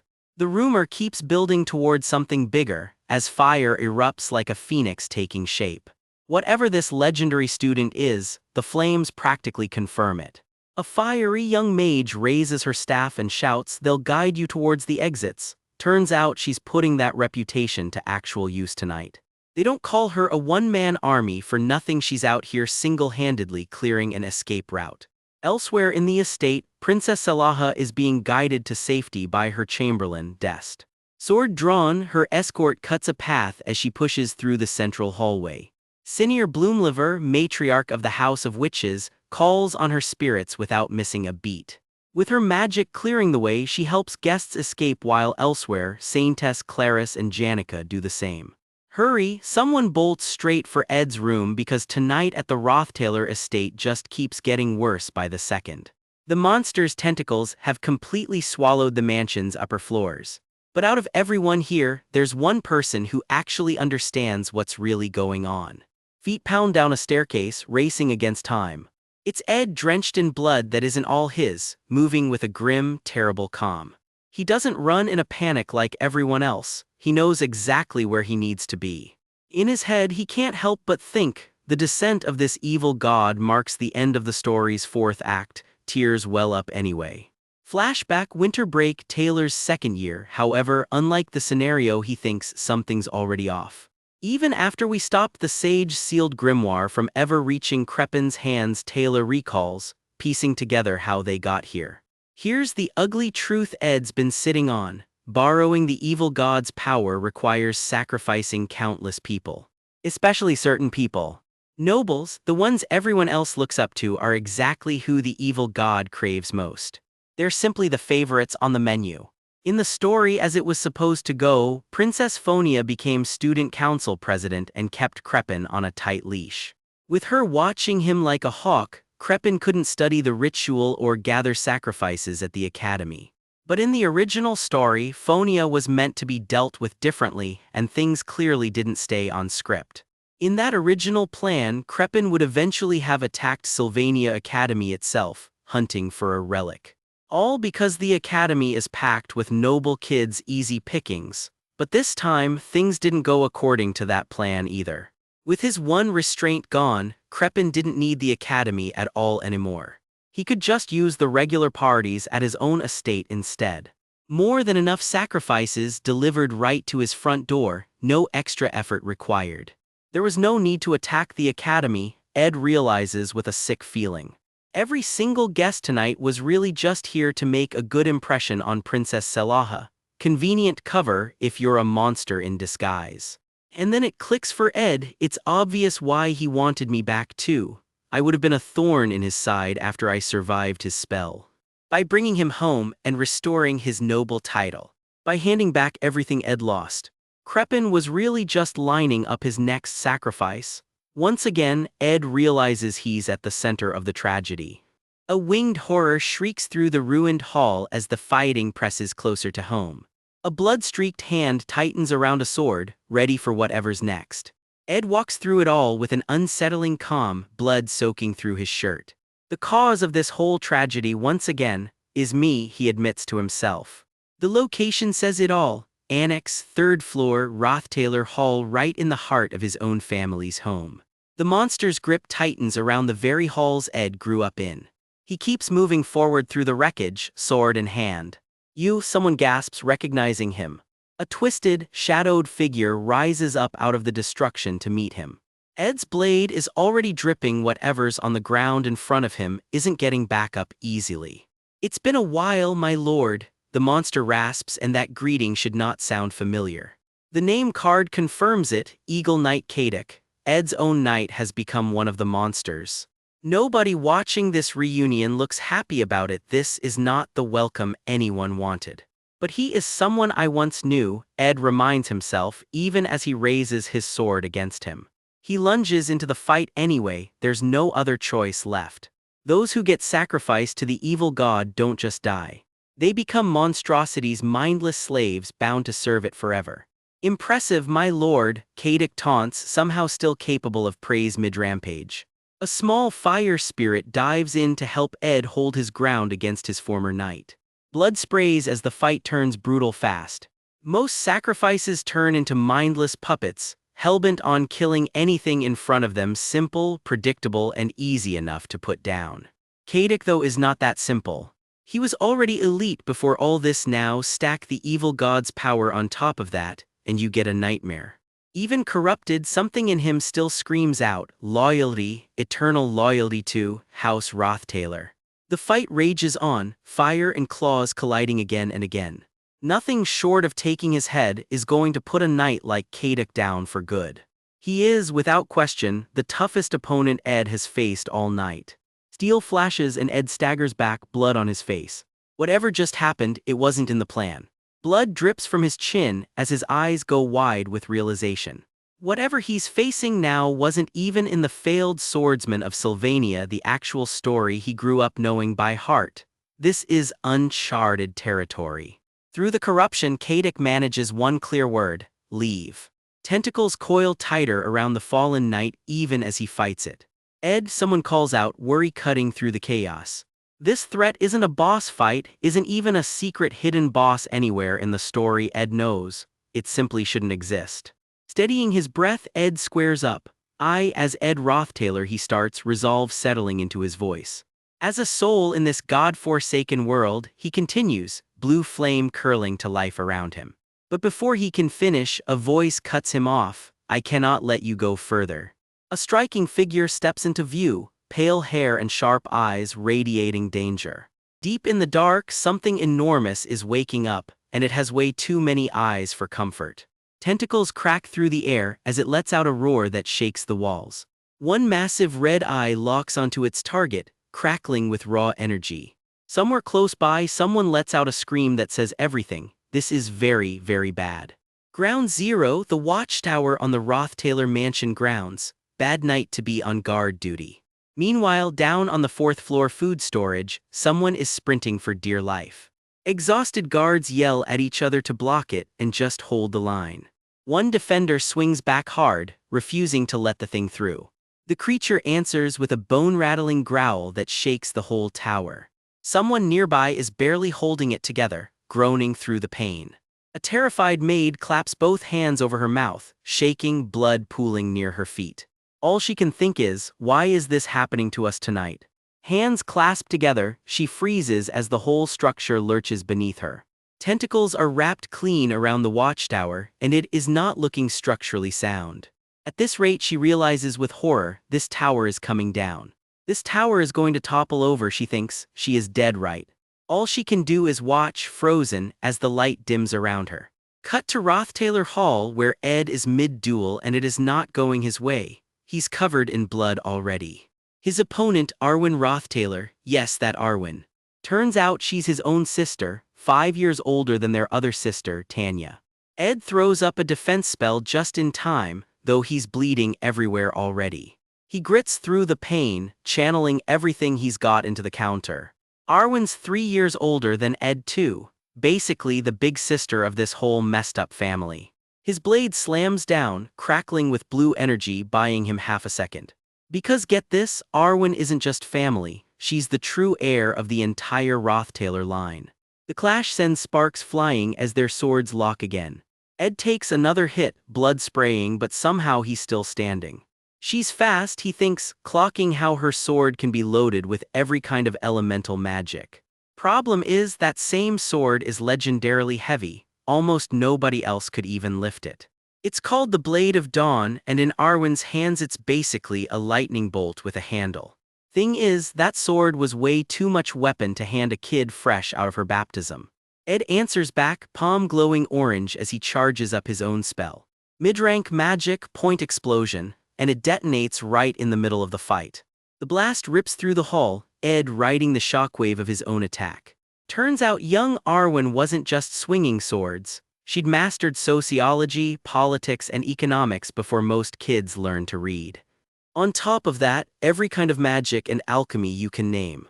And most importantly, she was also an expert swordswoman, total overachiever. The nobles who watched her grow up all had one phrase for her. Word for word every single time. Back in the present, Ed eats another brutal hit trying to close the gap. A flower has bloomed in the Rothtailor family, they used to say. No pressure at all. Years have passed since then, and Ed, now wreathed in blue flame, is nothing like that kid anymore. He's got his own trick now, Blessing of Fire, basically making him flameproof for a while. But to Arwen, he's still just the boy who used to look up to her. The little brother who once idolized his big sister is the one trying to bring her down now. And somewhere in the chaos, he thinks he's finally found her weakness. It only took 2 exchanges to spot it. Her greatsword is enchanted to feel light as air. The fire effect is just there to disguise that. Which means every attack she throws relies purely on speed and swing, not precision. Translation: no matter how fast she gets, she physically cannot thrust with that blade. If Ed only tracks her slashes, he can dodge them clean. Deactivate the lightweight spell mid-swing, and the blade instantly regains its full crushing weight. But that same trick has a cost. It's way more vulnerable to outside interference while it's active. A clawed tentacle lashes at her blade. If so, Ed starts thinking. His hand crackles with magic as he watches for his opening. Arwen whips around, blood on her claw hand, sensing something's off. Her sword floats for a split second, and Ed already knows exactly what her backup weapon is for. A dark shape coils in the smoke, claws twitching. It's her contingency plan for the moment her greatsword gets neutralized. And the second she puts distance between them, that's when the real trouble starts. And since I already called this, Ed thinks, eyes narrowing. Arwen lunges in a spray of blood, claw and blade both aim to kill. Reacting to it is the easy part, he tells himself through the pain. The two of them crash together again, sparks and steel ringing through the hall. Something is nagging at Ed's gut, something about this fight isn't adding up. Because unlike everything up to this point, this version of Arwen doesn't match the story he already knows. I can't shake the feeling I'm missing something, he thinks mid-clash. Whatever's crawling out of her, he tells himself, don't stop watching it. Turns out her regenerating claws are powered by something called mebular. That can't be good. Arwen lashes out again, her hair whipping like another weapon entirely. But that power comes at a brutal price, it costs you your own mind. Somewhere in memory, a demonic, horned face flashes, proof of what that cost really looks like. Whatever's left is a single, all-consuming desire burned into what remains of you. Take Eagle Knight Kaduk for example, loyal to the Rothtailors to his very last shred of sanity. Even corrupted out of his mind, he kept fighting to protect them until the end. Arwen swings again, faster this time. When it comes to raw speed and power, she hasn't lost a step. Her braided hair cracks through the air like a whip, forcing Ed back. I'm still at a serious disadvantage here, Ed admits to himself. I can't let this drag on. He grips his blade tighter, blood soaking through his shirt.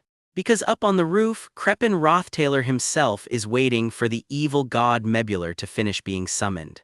Elsewhere in the chaos, Lucy is standing her ground against her own nightmare. If Mebular fully manifests, everyone here dies as a sacrifice, so Ed knows he has to take Arwen down now. Arwen swings down hard, claw and blade together, and Ed barely gets his guard up in time. Of course, he thinks, steadying himself mid-clash. If survival has been tipped onto one side of the scale like this, their swords crack together again, sparks flying. Arwen answers with a spirit formula, manifest waterhead, flooding the space around them. Then there's no reason left, Ed decides, turning to take the blast on his back. To keep fighting fair when she clearly isn't. Her spell crashes against him. She slashes again faster, and the blow connects hard. This is the exact attack pattern that shows up once the Blade of Dawn gets nullified. Her speed hasn't changed one bit, but Ed's already used to reading it by now. He counters steel meeting steel in a shower of sparks. Ed grits his teeth through the pain, refusing to back down. One wrong move here means instant death, no pressure. They trade blow after blow, one exchange at a time. A strange orb-shaped device flares to life in his grip. It hums with blue energy, locking onto its target. It's a magic engineering tool called Claw Hand, built to yank objects toward it. Ed plans to snag the tip of her sword the second she tries to pull it back. The two collide again, closer than ever. That split-second opening is all he needs to flip the entire flow of the fight. Even if she resets her stance, her next slash will land half a beat slower. Ed activates acceleration, and suddenly he's moving faster than before. Arwen's eyes go wide. Acceleration magic, she gasps.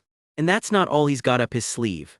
He drives forward with an actual thrust, something she never saw coming. The impact sends her flying backward through the air. Blood sprays from a fresh wound, her eyes wide with shock. Blood drips from the blade. Up on the rooftop, the summoning ritual churns on, glowing sickly green in the dark. And across the grounds, a monstrous glow tears through another fight entirely. Someone screams as she's swallowed in a burst of green magic. A clawed shape lashes out of the light. That glowing horror looms overhead while, below, Ed and Arwen keep trading blows. Smoke and debris fill the air as the fight rages on. Ed grips his bloodied blade, refusing to let up. Arwen swings again, her sword glowing with cold blue light. Steel gleams in the dark for one more strike. A cracked, corrupted eye stares out from the wreckage, barely human anymore. Hands reach out desperately for the hilt of a glowing weapon. Elsewhere, someone lies injured on the ground, barely conscious. The watchtower stands wrapped in tentacles and sickly green mist. Debris explodes outward as the structure takes another hit. The east watchtower, caught in the full force of Mebular's attack, shudders and starts to give way. It finally topples over completely. Chunks of stone rain down through the smoke. Blue-green light flickers through the falling debris. A cloud of dust swallows everything. In the wreckage, a figure stumbles through the rubble. Tanya, Ed shouts, panic in his voice as tentacles claw at the ruins around him. He finds her safe, thank goodness, he breathes. The story goes, and this part comes straight from Ed's own letters. Arwen had given up everything, smiling through it all. Father has a greater meaning, she'd said, this is the family's purpose. She decided to just obey Crepin completely. Everything past this point is pure speculation, but it isn't hard to guess where it leads. Because Crepin ran human experiments on his own daughter. Under pale moonlight, she knelt before him like it was some kind of ritual. All to summon an evil god that specifically craves victims of precious bloodlines. And during that torturous stretch of time, Arwen lay broken, barely holding on. What did she want most, as her mind crumbled under the evil god's grip? Barely conscious, she manages, you need to leave. Tanya, Ed, she whispers their names. Ed stands frozen, bloodied, listening to every word. Not here, she pleads. A clawed hand reaches out, please. She looks up at him, eyes brimming with everything she can't say anymore. Picture this, total darkness, a stairway swallowed by shadow, and something with way too many tentacles waiting at the bottom. Footsteps echo through the mist. Someone's walking straight toward the danger, twin blades drawn like they've done this 100 times before. A lone figure stands inside a blood-red magic circle, power crackling off him like static before a storm. His blades already dripping. Whatever just happened, it wasn't pretty. Somewhere in the dark, another shape slips down a fog-choked hallway alone. A woman's voice cuts through the haze, you're here. Her eyes go wide with shock the moment she sees him, blood already staining the air. The fight explodes into motion, a flash of light and a scream swallowed by the noise. Smoke and dust roll through the ruins as the shockwave settles. Something grabs a leg out of the wreckage and crushes it without mercy. Through the haze, a lone silhouette keeps walking, twin blades ready, footsteps steady despite the chaos. Tentacles claw up out of the dark like the ground itself is alive.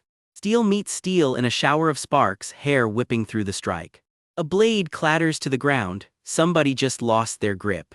Watching it all unfold, a woman lets out a quiet, unreadable, "H-shem." Her expression sharpens, something between curiosity and calculation. Cut to a white-haired fighter cloaked in blue light, sword drawn, ready to move. A masked figure braces against the surge of energy, eyes burning behind the mask. "Let's finish this," he says, and you can hear the grin in his voice. He channels a mid-rank spell called Point Explosion. Yeah, it's exactly as violent as it sounds. His fist connects and detonates on impact, blasting his opponent backward. A fireball swallows the battlefield whole. Someone drags a blonde ally out of the flames just in time. He starts small with basic magic, ignition, gotta walk before you run. The flame stream roars to life, tearing through everything in its path.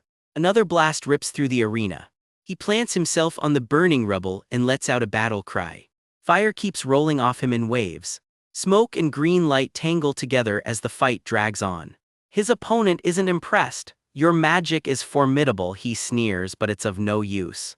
Wide-eyed, blood dripping, somebody just realized this fight is way more serious than they thought.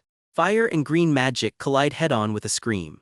The blast catches someone square on, sending them flying, blood spraying across the ground.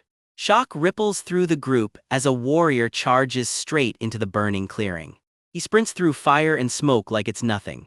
You left Mug with Tanya, someone snaps. What are you doing jumping into these flames without the blessing of fire? A massive spirit wolf rears up behind a bloodied ally.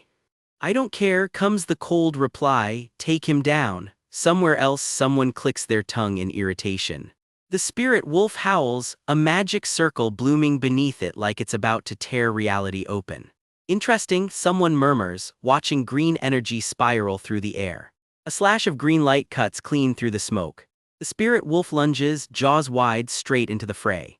Bloodied but not backing down, he spins into another strike. Green energy spirals off a devastating kick. He rides a beam of raw magic like he's daring it to throw him off.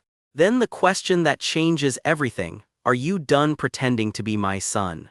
He coughs up blood gritting through the pain, but it's strange, he mutters.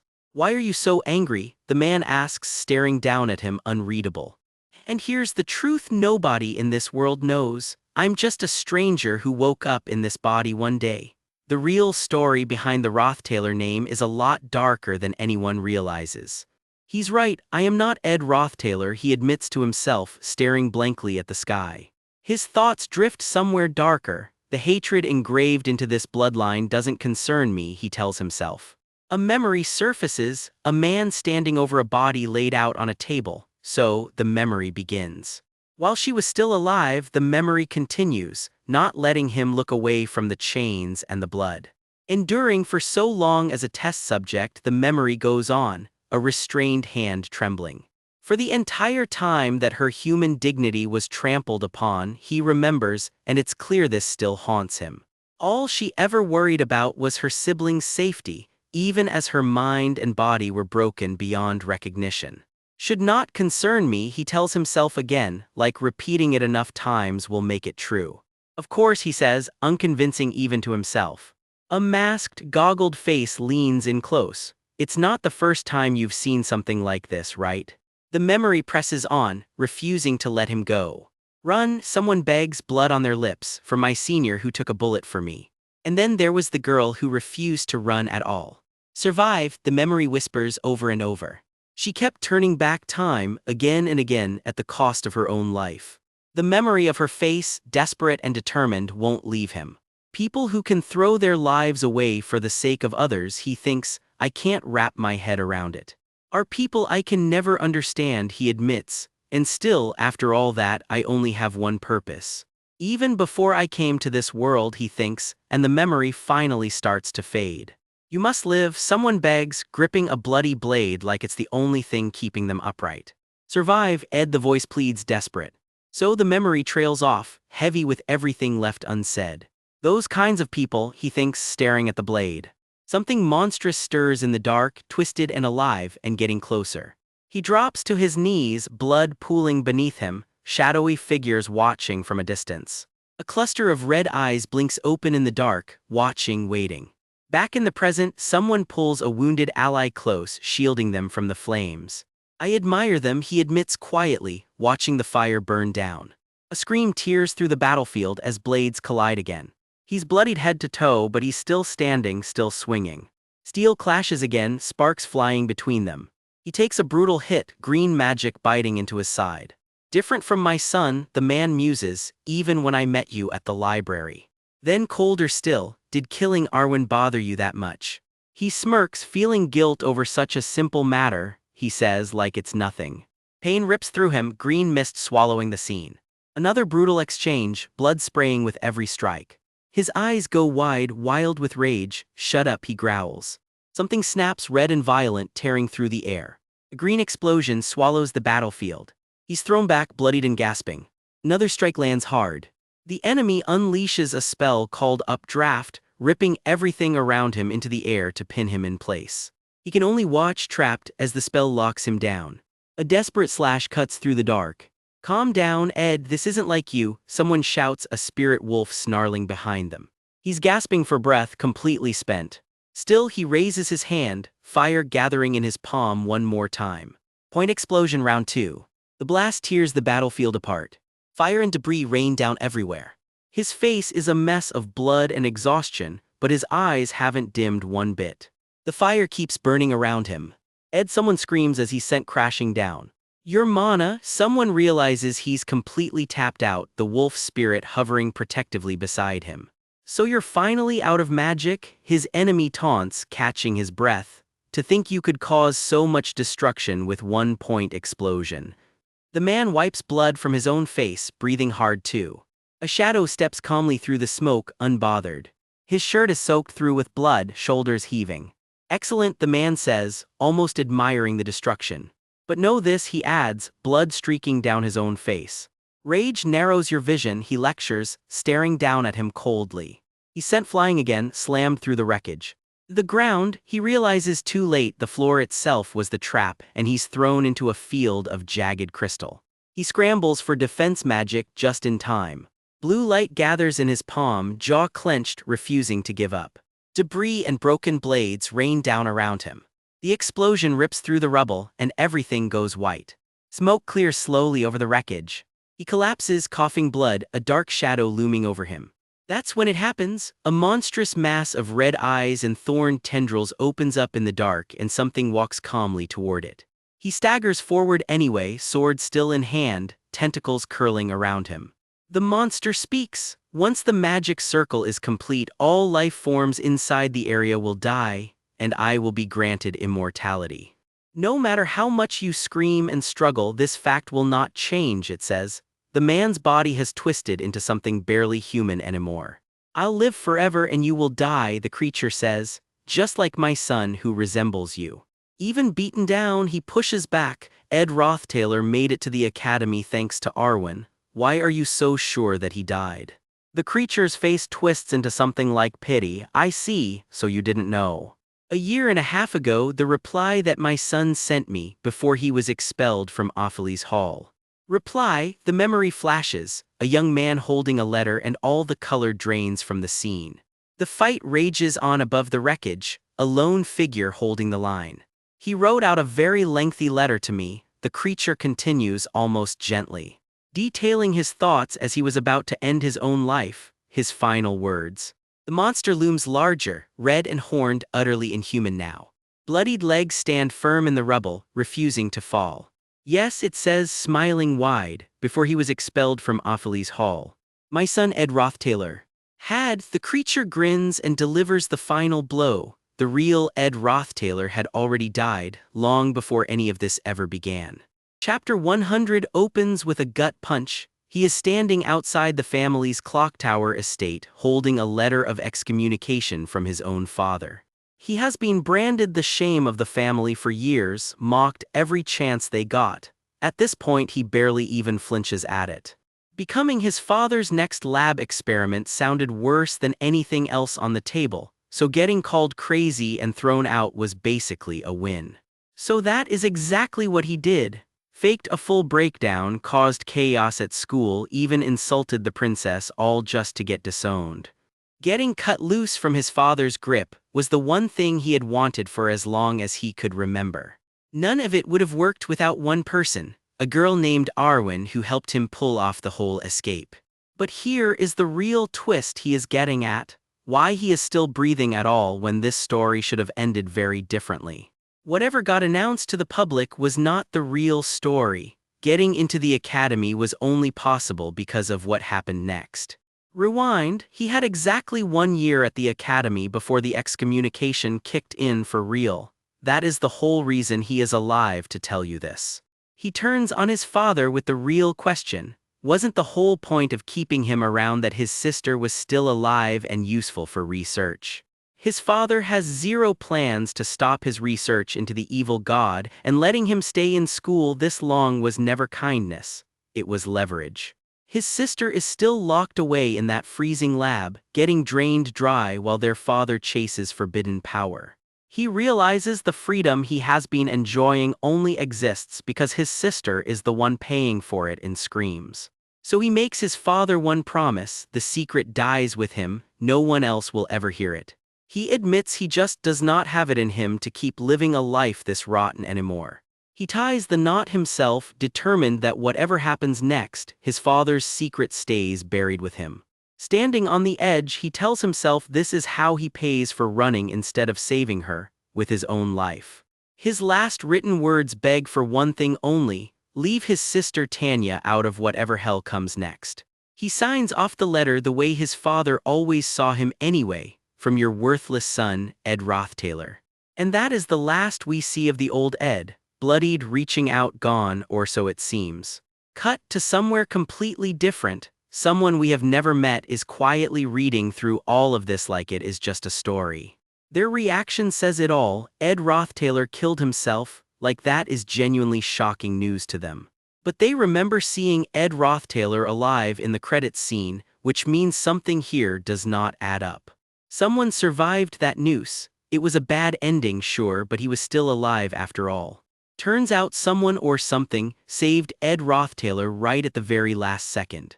And in that instant, a stranger from somewhere else entirely finally understands exactly why they ended up in this world. The body they are standing in now, the one everyone knew as Ed Rothtaylor, belongs to someone new. The Ed Rothtaylor who used to live here is gone, dead. A whole new soul just took the wheel. Before this possession, this new soul remembers screaming through unbearable pain, barely hanging on. And right after taking over, more chaos, more danger, like the trouble never actually let up. Even now, this new resident of Ed's body is still piecing together what his life is actually going to look like. He calls it plainly: my life, now wrapped up in fire, blood, and a body that was never originally his. Ghostly faces flicker in the flames around him, like reminders of everything that led here. Someone sums up the old Ed in one cold line: my son was a weak boy.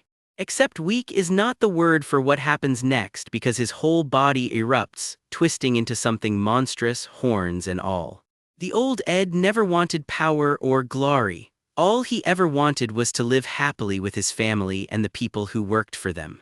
Someone is mocking him to his face, and he has had enough. Shut up, he snaps, blood streaked across his cheek. Pathetic, right? The enemy sneers back, clearly enjoying every second of it. This new demon form Ed squares up anyway, blade in hand, done listening to the taunts.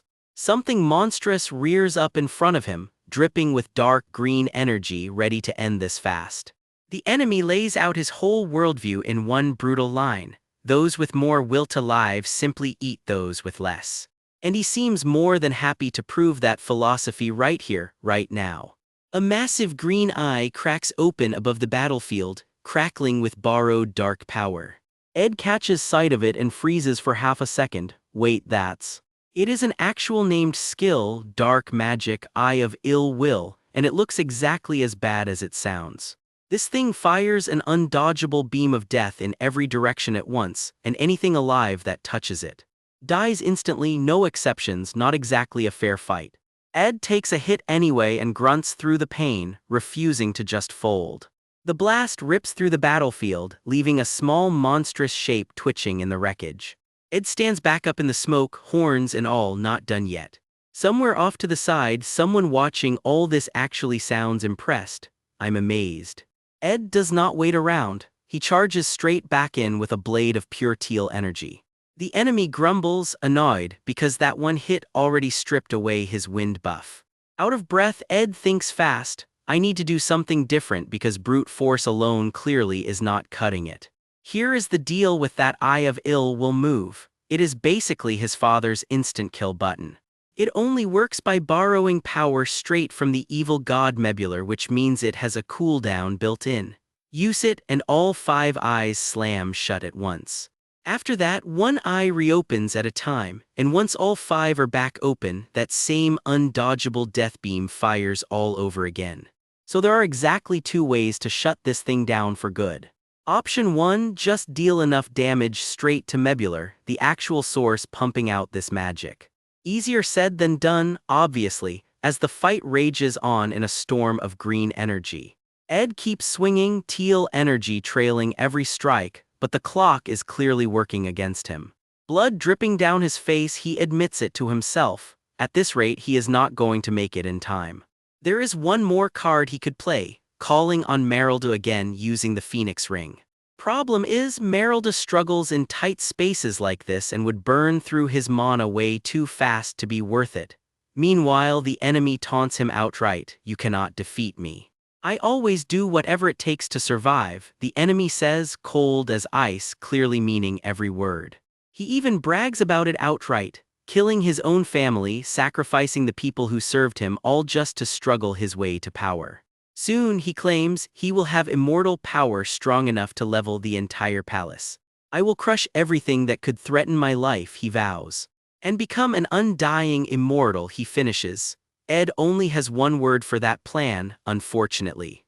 The red eye of ill will pulses back to life, charging up for another undodgeable shot.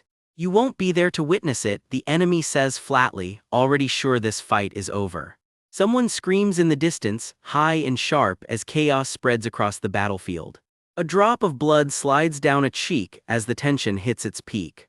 A scream tears out as another explosion rocks the fight, the demon-formed Ed caught right in the blast. Out of nowhere, a burst of gold and blue light slams into the fight. A brand new fighter just joined the chaos. Someone screams his name at the top of their lungs, Ed. The golden light clears just enough to reveal exactly who showed up, Clarice. Lightning crackles across the battlefield as the newcomer's power settles in. Ed can barely process it, reaching out in disbelief. Just what is? It is the saintess herself, golden light pouring off her staff, a butterfly resting calmly on her hair like nothing is wrong.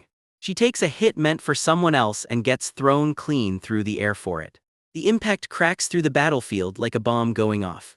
Coughing up blood, Ed manages to choke out Saintess. What is going on? The enemy just laughs it off. Saintess, if you were counting on some miracle. Ed, still half demon, still bleeding, braces for whatever comes next. It's too late, the enemy finishes, smug as ever.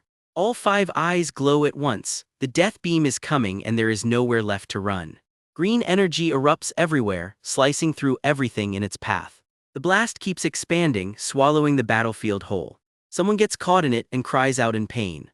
Eyes widen in shock, like even the people watching cannot believe what just happened. Holy magic's blessing, someone gasps, watching gold light collide head-on with the death beam. The saintess had thrown up a barrier at the last second, catching Ed right before the blast could finish him. "I knew you would catch me," she says with a tired smile. We can argue about how dangerous that was later. She is gasping for air, completely drained, the cost of that save written all over her hands. Ed sits there in the wreckage, bloodied and barely holding himself together. She reaches for him, one word cutting through everything else: wait. He tries to push forward anyway, now's not the time. But he stops himself, forcing the words out instead, just a moment. She admits she has no idea what is actually happening back at the Rothtaylor mansion, but he clearly does. "Right now she starts, trailing off as she looks him over. She helps him back to his feet, worried. "You don't seem like yourself, so." Their hands meet and she tells him gently, "Just rest a bit." Ed's face says everything. Exhausted, bloodied, barely keeping his eyes open. Catching his breath, he lets her hold the line while she channels the holy magic's blessing. "Just for this short moment," she says, pouring every bit of strength she has left into protecting him. The demon-formed Ed launches himself right back into the fight the second he is steady. The enemy just smirks, "So you survived," like that is mildly inconvenient at best. "I see," Ed answers back, cold, matching that same energy. The enemy sneers, "You had the holy magic's blessing," finally putting it together. Off in the distance, a mysterious ally rides in on a spirit wolf made of crackling blue flame. Turns out she has been protecting him this whole time, whether he realized it or not. Another named skill flashes up, Dark Magic Blade of Death, and it looks every bit as nasty as the last one. Red energy blades rip through the air, aimed straight at Ed. He barely gets clear of the explosion in time, horns cracked and bleeding. Both fighters trade blows again, red streaks slashing across the battlefield. The enemy keeps clawing at him, relentless, refusing to slow down. The enemy mutters, catching something he did not expect. "You still have mana left?" he asks, genuinely surprised Ed is not empty yet. Ed answers by casting something new entirely, a burst of pink-white light gathering around a blade in his hand. "Don't mess with me," Ed growls back, done playing defense. The enemy needles him. "You're doing this to survive. Sure, maybe you were at the start." Then the reveal drops, Glast's Golden Phoenix Ring, a legendary item that literally bends time to pull future magic into the present, cheating the timeline itself. Bold move. Ed calls out the enemy's whole philosophy for what it is. Sacrificing your own kids for eternal life is not exactly a noble struggle. "Have you finished spewing your last words?" The enemy snaps back unbothered. Green energy detonates across the battlefield again. This fight is nowhere near done. "Being able to do anything it takes to survive," Ed says, eyes narrowed. "I actually agree with that part." His eye burns with quiet intensity, like he is about to prove exactly how far he will go too. A blinding magic circle erupts around him, raw power surging up from somewhere deep inside. Lightning crashes through the wreckage as that power keeps building. He thinks back to everyone he has lost. A senior who died in his place, a woman who gave up her life to save her brother, and a boy who could not save his own sister. Whether they died because they had to, because someone needed them to, or just because they chose to, none of it made the weight any lighter. He remembers carrying people through fire once, refusing to let go of anyone on his shoulders. Some people have told him to just forget them and move on. But he never could, not one of them. Not a single one, he repeats, lightning trailing every step he takes forward. Blood on his lips, he growls it out plainly. "I hate people like you more than anything. Don't run from the death you've caused," he snarls, eyes burning red with fury. Fire lashes out like a whip, aimed straight at the enemy. "You damned weakling," the enemy spits back, right before Ed summons his highest rank fire spirit straight into the fight. Chains of fire streak across the sky as the battle explodes into its next phase. And just like that, the chapter cuts out on pure chaos, lightning and fire tearing the battlefield apart with everything still left to decide. A pair of heels click closer through the dark, slow and deliberate, like whoever's walking here already knows exactly how tonight ends. A wall of blood-red eyes and writhing tendrils bursts into the room, and a horrified girl can only gasp, "What is all this?" Framed by a wrecked carriage and cold stone, a woman in black stands completely composed, like she's the one actually in control here. Purple lightning and green fire collide in a storm of blades and burning eyes. This stopped being a normal fight a while ago. More red eyes claw their way out of the smoke. The darkness itself seems to be alive and hungry. The red-haired girl backs away through the haze, unable to tear her eyes off whatever's happening behind her. Green energy and steel keep tearing through the sky. Whatever's fighting up there is leveling the place.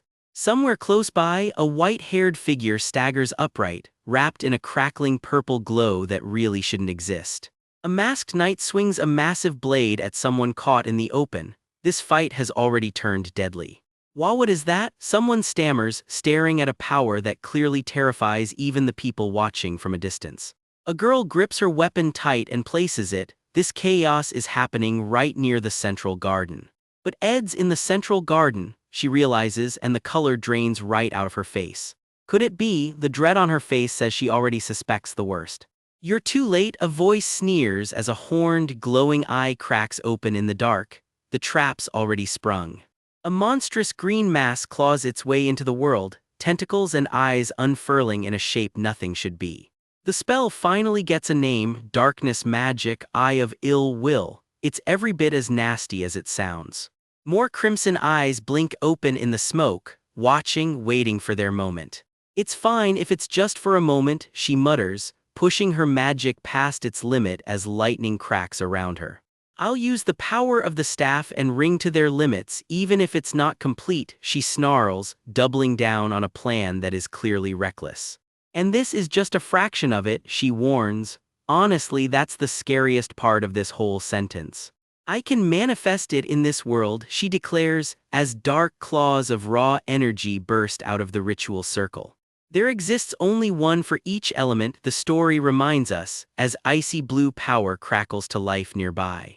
She's channeling the highest-ranked fire spirit itself, a scream of raw power tearing through the air. Its name flashes across the carnage, Teorphis. This is not a monster anyone should be summoning casually. Here and now, she says, stepping through the storm wrapped in crackling orange fire, completely unbothered by the destruction around her.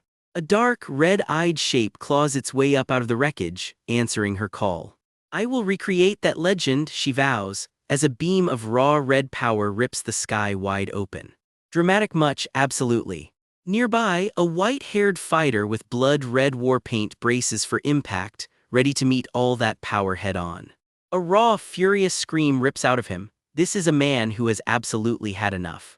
He charges in with a spear, moving fast enough to blur, throwing himself straight into the fight everyone else is running from. Light floods the frame as he unleashes everything he's got, a silhouette standing defiant against the storm. A beam of pure light rockets skyward, visible even from the distant towers of the academy. The story names it, the highest-ranked spirit formula, blessing of the fire dragon, summoned to meet her monster head-on. With the ability to burn all things, the story warns, as a clawed, bat-winged horror descends on a group of hooded fighters. Including all creatures summoned by magic, the flames don't discriminate. They burn friend and foes, monsters alike. Are burned away, the sentence finally lands, the sacred fire scouring the battlefield clean. Somewhere in the smoke, someone coughs violently, barely hanging on after all that firepower. Blood spatters the dark as she gasps, my magic, why won't my magic return? Something is badly wrong. She coughs again, blood on her lips, and grits out through the pain, not yet. The moment I give up, I'll be eaten, she reminds herself, reaching for a small gold ring like it's the only thing keeping her alive. Her mind drifts back. The first people I killed in order to survive, she thinks, standing in a sunlit room that used to be someone's home. Bodies lie sprawled across the floor of a lavish estate. This wasn't a fight, it was a massacre. Were my rivals, those who shared the same blood as me, she recalls coldly. Born into the greatest dukedom on the continent, she had everything, and it still wasn't enough for her family. As a child, she sits eating calmly at the table, a look on her face that's far too composed for what just happened around her. It was instinctive to me, as if it were the natural solution, she remembers, blood on her small hands, no hesitation at all. It doesn't matter if I don't have magic right now, she tells herself, trapped in some kind of pit, clutching a small blue gem. Once I leave this pit and receive magic again from the evil god, I'll get another opportunity, she plots, patient and merciless. I'll escape, she vows, blood streaking her pale hair as smoke swirls around her. A hand claws its way out of the ice, and bide my time until I regain my power, she finishes. This girl has been planning this for a very long time. Evil god Mebular, she screams into the void, grant me power. A monstrous, many-eyed red horror answers, tendrils spilling out of the dark like it's been waiting for the invitation. She reaches up into the swirling smoke, letting the evil god's power pour straight into her. Though the sacred flames incinerated all the magic in the area, the story reminds us that fire wasn't quite as thorough as everyone hoped. The source of that magic still exists, a lone green flame curling defiantly in the wreckage. Deep inside a cracked red eye, a spark of green fire still burns, the last ember of something that refuses to die. The evil god answers the call of his follower, and the many-eyed horror unleashes a beam of green fire straight down. At this rate, everything would simply return to how it was, the story warns, all that sacrifice about to be undone. A shimmering purple barrier snaps up to meet the flame head-on. Someone is not going to let that happen without a fight. A pale, silver-haired girl wrapped in violet magic circles cuts through the chaos with two flat words, quit scheming. Dark magic slams into her, sparks exploding across her body as she's thrown back by the force of it.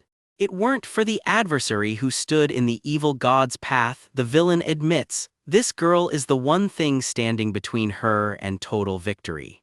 The many-eyed horror looms behind swirling magic circles, gathering itself for another strike. Runes blaze to life around the monster as it braces to unleash everything it has left. The blast finally connects, a single stunned "what" escapes her bloodied lips before everything goes white. A clawed hand reaches down through the purple haze, closing in on whoever's left standing. Blood streaks a battered face lit by crackling orange sparks. Whoever this is has already been through hell. Two shapes collide in midair with a deafening clash of steel. This fight has gone fully airborne.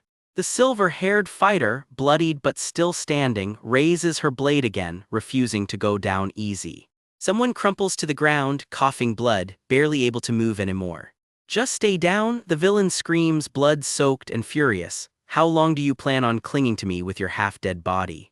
"You are no different," comes the grim reply. Even bleeding out, he's not backing down. "The one who dies in this pit will be you," she growls, done playing around. "I will be the one to survive, so just die," she screams, throwing everything she has left at him. Coughing blood, Ed admits the truth to himself. He's lost all feeling in his left arm from the ring's brutal backlash. "And I don't have any magic left," he realizes. "I can't expect help from anyone, he's completely on his own down here. Not even the blessing of the wind. I'll die," he thinks, and for once there's no backup plan left to reach for.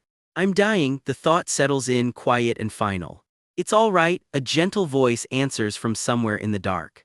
"You did what you could," the voice tells him, a faint blonde figure watching over him as his vision fades.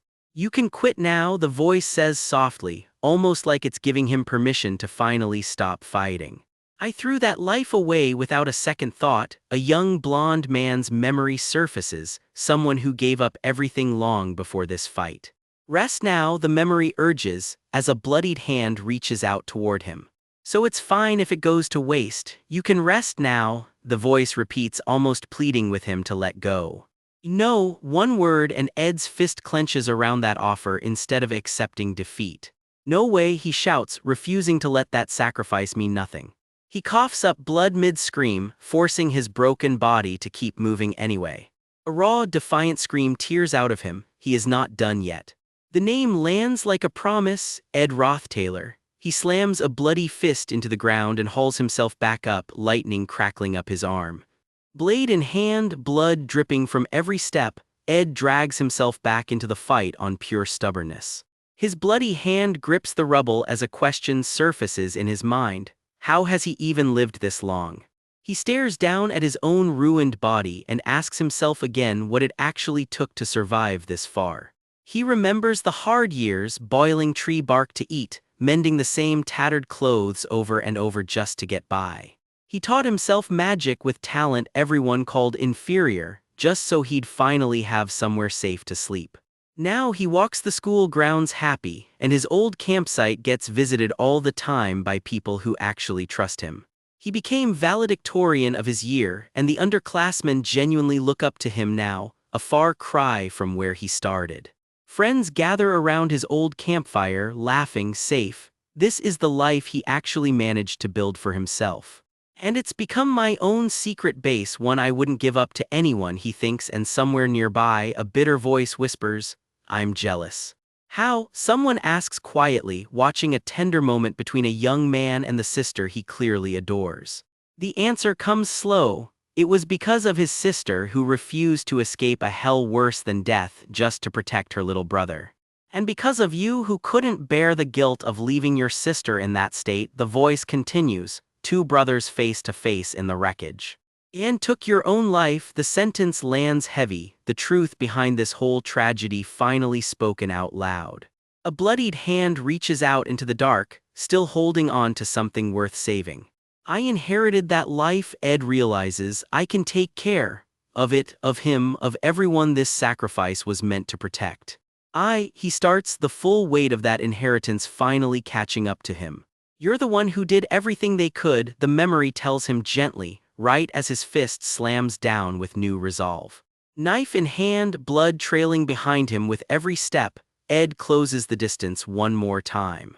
How, the villain manages, right as a bloodied hand grabs hold of her. His fist connects hard, driving her back with a force she clearly wasn't expecting. How, she screams, staring at the lightning wrapped around his fist like it's completely impossible. So is all she manages to get out before the next hit lands. Her bloodied face finally goes still, the fight draining out of her all at once. She crumples to the ground, completely spent. The battle is finally over. Ed pants hard, blood covering his own face too. There were no winners here, just survivors. You should get some rest now as well, he tells her quietly, no malice left in his voice at all. Both of them lie there in the wreckage, too broken to move another inch.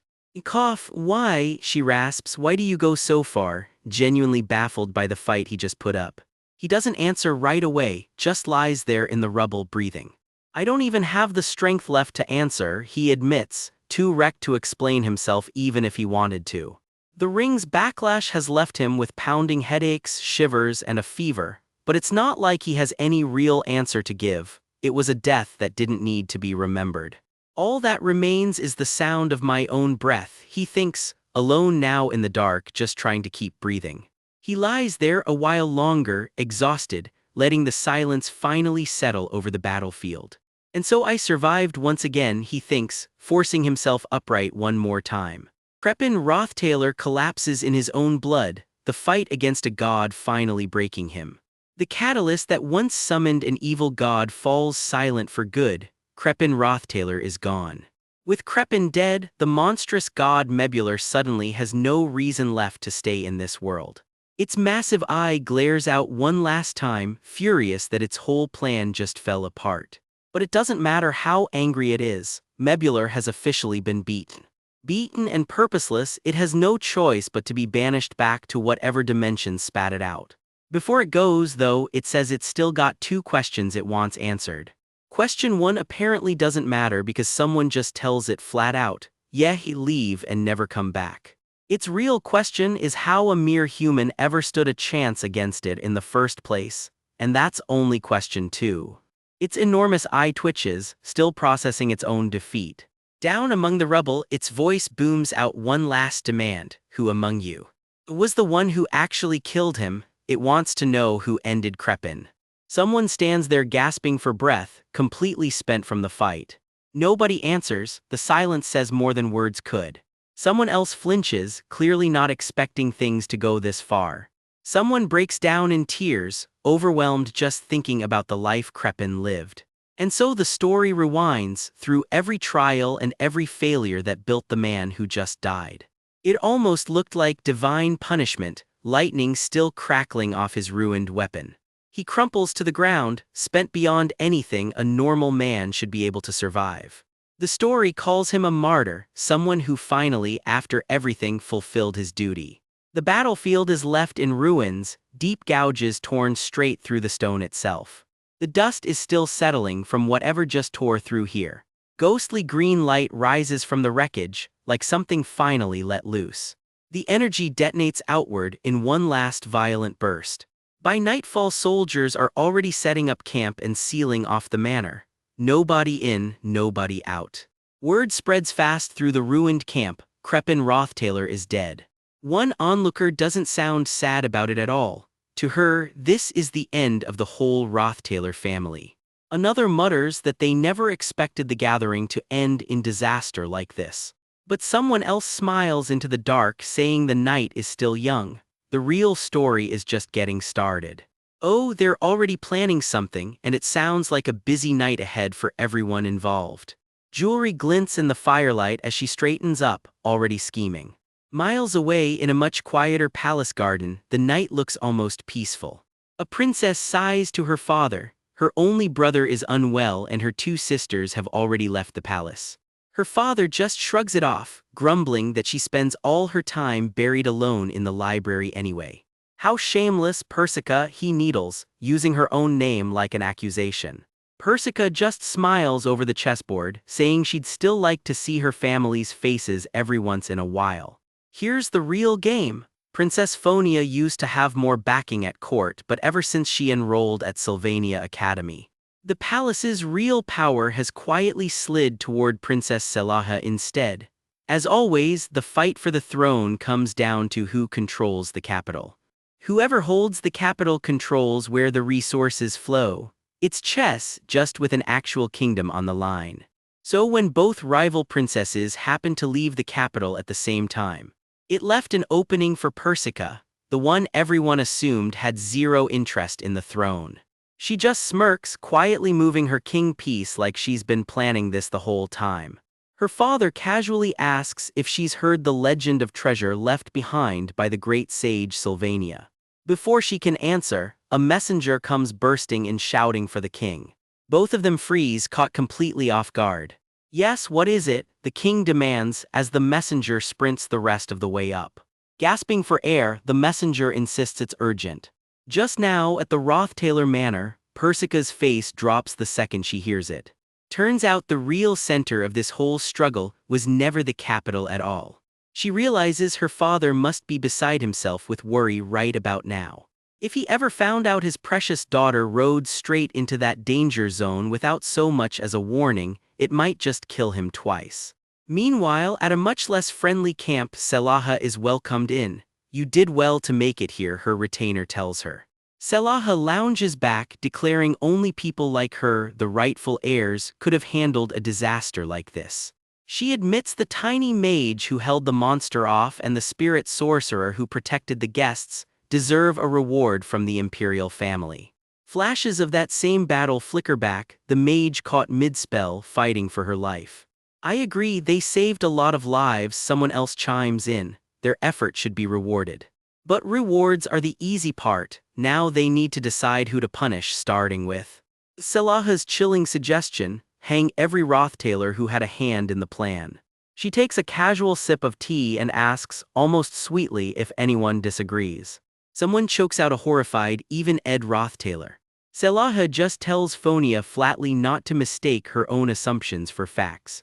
Listen closely, Selaha warns, ready to lay out her version of events. Her story starts simple. Ed Rothtailor was one of Crepin's own supporters. He only came back to this manor because Crepin had restored his authority. That's why Ed was right at the center of it all, and why he saw firsthand the mage and spirit sorcerer fighting monsters all night. Flames and spirit magic clash again in her retelling of the battle. And then Selaha claims Ed betrayed Crepin in the very end, all while playing the noble hero the whole time. You know that isn't true, Selaha, someone shouts back, refusing to let the accusation stand.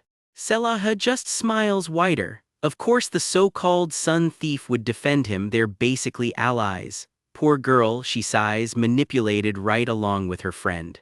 She turns back on Fonia, needling that if Ed could fool even her prized eyes, then Fonia must hold quite the soft spot for him, mustn't she? Fonia doesn't even bother arguing, she just flicks a spark of magic straight at her. The poor butler nearly has a heart attack just watching it happen. Selaha barely reacts, just sighing that Fonia is still such a child. Under the smugness though, there's a flicker of something else on her face. Selaha's real logic comes out cold and simple. The people always need a scapegoat to feel better. And nothing would sell everything is fine now, quite like watching Ed Rothtailor burn at the stake. That's just an excuse, Fonia snaps back furious. She adds that she genuinely couldn't care less who ends up on the throne, then freezes at a sound behind her. A new voice cuts in, and Fonia's eyes go wide the second she recognizes who it is. I apologize for the intrusion, please continue, the newcomer says, sweet as poison. She'd apparently overheard all the talk about burning a scapegoat at the stake. It's Lortel Ketcheln, and she's smiling like she's already 3 moves ahead of everyone in the room. So who's the scapegoat? She asks lightly. Selaha reminds her they're supposed to be rivals. Oh, I'm well aware, Lortel says, unbothered. Fonia's mind races. If Lortel is actually on Ed's side here, this changes everything. Sure enough, Lortel declares that Ed Rothtailor should be treated as a hero, not a criminal. Yes, he shares blood with a traitor, she argues, but he's also the one who stopped it. The Empire owes him a public honor and his family's power restored. Fonia isn't so sure the other nobles who were held hostage that night will agree so easily. A man whose influence rivaled a king's is dead, and that kind of power doesn't just disappear. Lortel smiles. Everyone at court is going to want a piece of it now, isn't that right, princesses? Now that Crepin Rothtailor is gone, the whole board has shifted. Once Phonia is out of earshot, Lortel leans in with a very different suggestion. Why not use this chance to take care of Ed Rothtailor too? He's too clever and too capable, she warns Selaha. Leave him be now and he'll be a problem later. Someone gasps her name like an accusation, Lordal Caheln. Lortel just shrugs. The truth isn't always profitable and she only ever chases profit. Right now she believes cozying up to Princess Selaha is simply the better investment. Phonia has nothing to say to that, the silence speaks for itself. But she isn't backing down either, she won't just allow this to happen. She marches straight in to make that very clear. Selaha, unbothered, keeps right on complimenting Lortel's business talent. Running a trading empire this size at such a young age, she says, gives you a different kind of vision entirely. Lortel flatters right back. If anyone asked who deserved the throne, even a fool would pick Selaha. Selaha eats it right up. Phonia's far too merciful to ever rule, she scoffs, glad to have the Elt Trading Company backing her instead. And if she takes the throne, Selaha promises, the entire west port of Oldek could belong to Lortel's company. Lortel plays it modest, just doing what she can, then casually warns that bringing Ed to the capital might actually be a bad idea. She lets Selaha know Persica has entered the picture too, and Selaha's smile falters.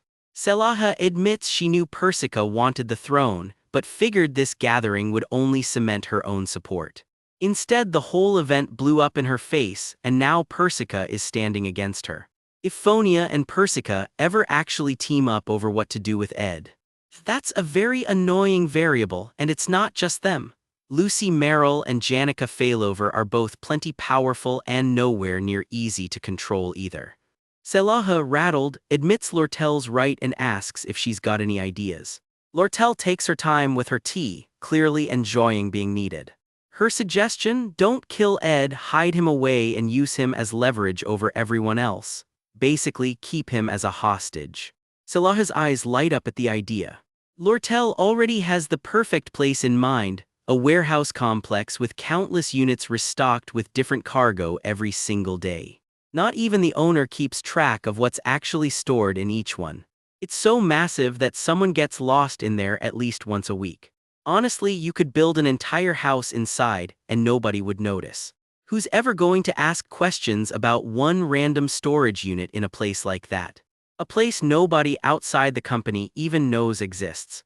Hide him there and they'd have total control over Ed Rothtailor. Lortel swirls her wine, savoring how neatly this is all coming together. Selaha smirks, asking if Lortel's really fine shouldering all the responsibility. Lortel just shrugs. If he stops being useful, her company can quietly get rid of him whenever they like. The deal is struck, sealed with nothing more than a knowing smile.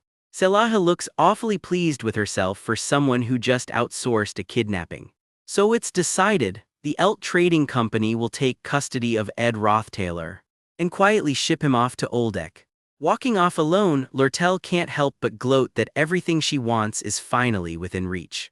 She's convinced there's no one alive she couldn't talk out of their most prized treasure. How easy, she murmurs to herself, already bored of winning. She turns her thoughts to Ed himself and then suddenly stops. Something flashes through the air, and her confident smile drops instantly. Somewhere else entirely, a fight is already breaking out in the middle of a firelit street. Someone whips around fast, robes and hair catching the light as embers scatter. She starts pressing a hand to her head, clearly sensing something is very wrong. She braces herself, sensing this is about to get complicated. Two more figures emerge from the shadows and it's clear, this fight is far from over.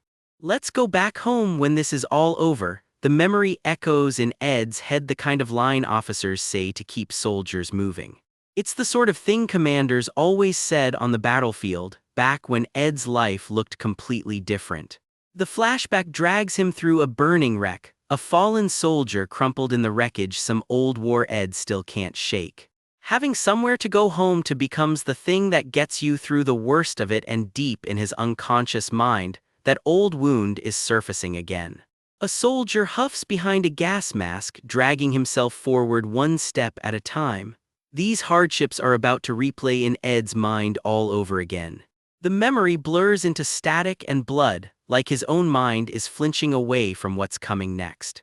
Unfortunately, in this world, not everyone gets a home waiting for them at the end of it all. Truth is, Ed doesn't have a single place he could really call home. Silence, then chaos, fire everywhere, and Ed, freshly wrecked, getting hauled out of the flames while the girls around him freeze in horror. One of them bolts through the rubble without a second thought, chasing after him. He got first aid, but he's still in bad shape, someone says. Maybe he should recover somewhere quiet like Pulen.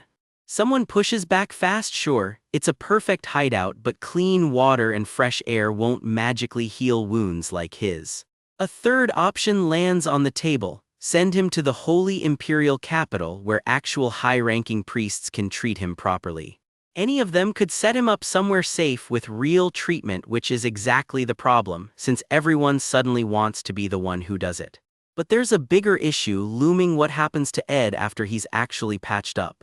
With the Roth-Taylor household about to collapse, Ed is seconds from becoming a massive political target. If he's ever treated like a hero, someone murmurs, letting the sentence trail off over an ominous, shadowed scene. It wouldn't take much for the Empire to have him quietly executed, all to keep imperial authority nice and tidy. So the real question gets asked: which of you can actually handle enemies powerful enough to come after him? The group goes tense. Nobody says it out loud, but everyone's quietly doing the math on how dangerous this actually is. Lortel steps up with a smirk. I'll take Senior Ed to Oldek with me. It's floated as the safest bet. The holy imperial capital is one of the few places that can actually stand up to the imperial family. She freezes mid-sentence, blindsided by her own words, nearly slipping out ahead of her plan. Someone can't believe it. Is she serious? She'd risk making enemies of the Empire and the Church for this. And then it clicks. Could it be that even the Saintess has feelings for Senior Ed? Busted, the Saintess turns bright red, caught crushing hard on the guy everyone's currently arguing over. Someone tries to steer the group back to reason. They have to be careful, and they can't let Ed get used by people with real power. Of course, Senior Janica, that's exactly why my trading company will step in. Lortel starts, all confidence. That's why I will take him, she says again, all the playfulness suddenly gone from her face. Another angle gets pitched. If the real problem is powerful people using him, maybe the answer is just hiding him from those people entirely. Wouldn't it be smarter to get him far away from all of them? Someone reasons. If I resolve myself to just run away with him, nobody will ever find us, she shouts, dead set on the plan. Unlike you two, I'm not tied down anywhere. Someone snaps back right before spotting movement. There you are. Bloody footprints trail across the stone. Someone's trying to slip away without anyone noticing. A shadow bolts toward the horizon in the distance, Ed making a run for it, injuries and all. As the sun sets, a new player arrives, an imperial escort marching in, led by a woman radiating pure authority. She doesn't even need to speak yet. Everyone can already tell this just got a lot more serious. Ed Roth-Taylor, she says, and the whole courtyard goes dead silent. I command you by my name, Salaha, first princess of the Klol Empire. From this moment, Ed Roth-Taylor will be taken to the imperial palace for investigation. Imperial soldiers close and fast, swords drawn, leaving absolutely no room to argue. The girls react in total shock. Nobody saw this coming. What are you? Someone shouts, scrambling to make sense of it. Someone argues back hard. Ed only got hurt fighting Crepin Roth-Taylor himself, and he was already promised treatment at the holy capital. The Saintess pleads her case too, but the mob isn't listening. Over 10 high-ranking nobles are dead, and people are screaming the Roth-Taylors summoned an evil god. The mob's fury boils over. Someone has to take responsibility for this, they scream. Behind the scenes, a quieter voice takes credit for stirring it all up. You said it yourself, didn't you, Phonia? Authority can't tolerate a power vacuum. With the patriarch gone, the crowd decides it's only fair to punish his son, Ed, in his place. Everyone, drag him over here, someone screams, and the mob surges forward. Quietly, the real mastermind gloats to herself. Once Rothtailor is destroyed, the nobles will scramble to divide up whatever authority is left. And once the dust settles, she figures, they'll all come crawling back to devote themselves to her instead. In the end, imperial authority will be mine, Phonia thinks, finally showing her true colors. Don't touch him, someone screams, and a burst of green light rips straight through the mob. A blast of raw energy slams into the crowd, scattering everyone who dared get close to Ed. The girls brace themselves as the dust settles, still reeling from what just happened. One of them stands protectively, hand outstretched, magic still crackling from the spell she just fired off. Tanya Rothtailor, someone calls out, finding her gasping for breath beside her badly injured brother. Elder brother, I have nobody left, Tanya whispers, breaking down completely. In her head it all crashes down at once, the imperial family coming after the household she gave her life to, about to go down in history as the family that massacred nobles. I've lost my father, she says, and our household has lost its honor along with him. I have nothing left, she repeats, the words barely holding together. Nothing, her voice trails off completely, swallowed by grief. The memory shifts back to the day Ed was cast out of the family in the first place. A bruised, battered face flickers through the memory, another piece of the past Ed can't outrun. You were the same as me, weren't you? Tanya asks quietly, realizing how much she and Ed actually have in common. Your Highness, she says, straightening up before Selaha, I will remain at this residence. Nothing has been proven yet, she argues, and if you need an investigation, you're welcome to carry it out right here. Some servants may have survived, she adds, and they're going to start rebuilding this place no matter what. Like it or not, she declares, I was the legitimate successor of the Rothtailor family. As matriarch of this family, she says, allow me to take full responsibility from here on out. And I've decided, she adds, that I will guarantee my elder brother's protection no matter what. The crowd can't process it. Is she out of her mind taking the matriarch title now of all times? She might as well be marching straight into hell. As the sun dips lower over the ruined estate, the group takes stock of exactly how bad things have gotten. She must be insane, someone mutters, taking charge of a household that's already in ruins. But honestly, the problem was never really Tanya Rothtailor. Standing by her now is basically walking into a fire while holding kindling, the thought continues grimly. It's that man, the voice concludes, and everyone knows exactly who they mean. Ed stands alone at sunset, shirt soaked in blood, looking every bit like the eye of the storm. Ed Rothtailor, that ignorant man, will end up branded a traitor before he can even spread his name, and yet, even then. Alongside Phonia, more and more powerful figures keep gathering around him. The girls help him limp through the wreckage, doing their best to keep him upright and moving. The Saintess proved she's a monster of a spirit sorcerer today, powerful enough to face down an evil god solo. Selaha weighs it carefully. Antagonize people like that carelessly and there will absolutely be retaliation.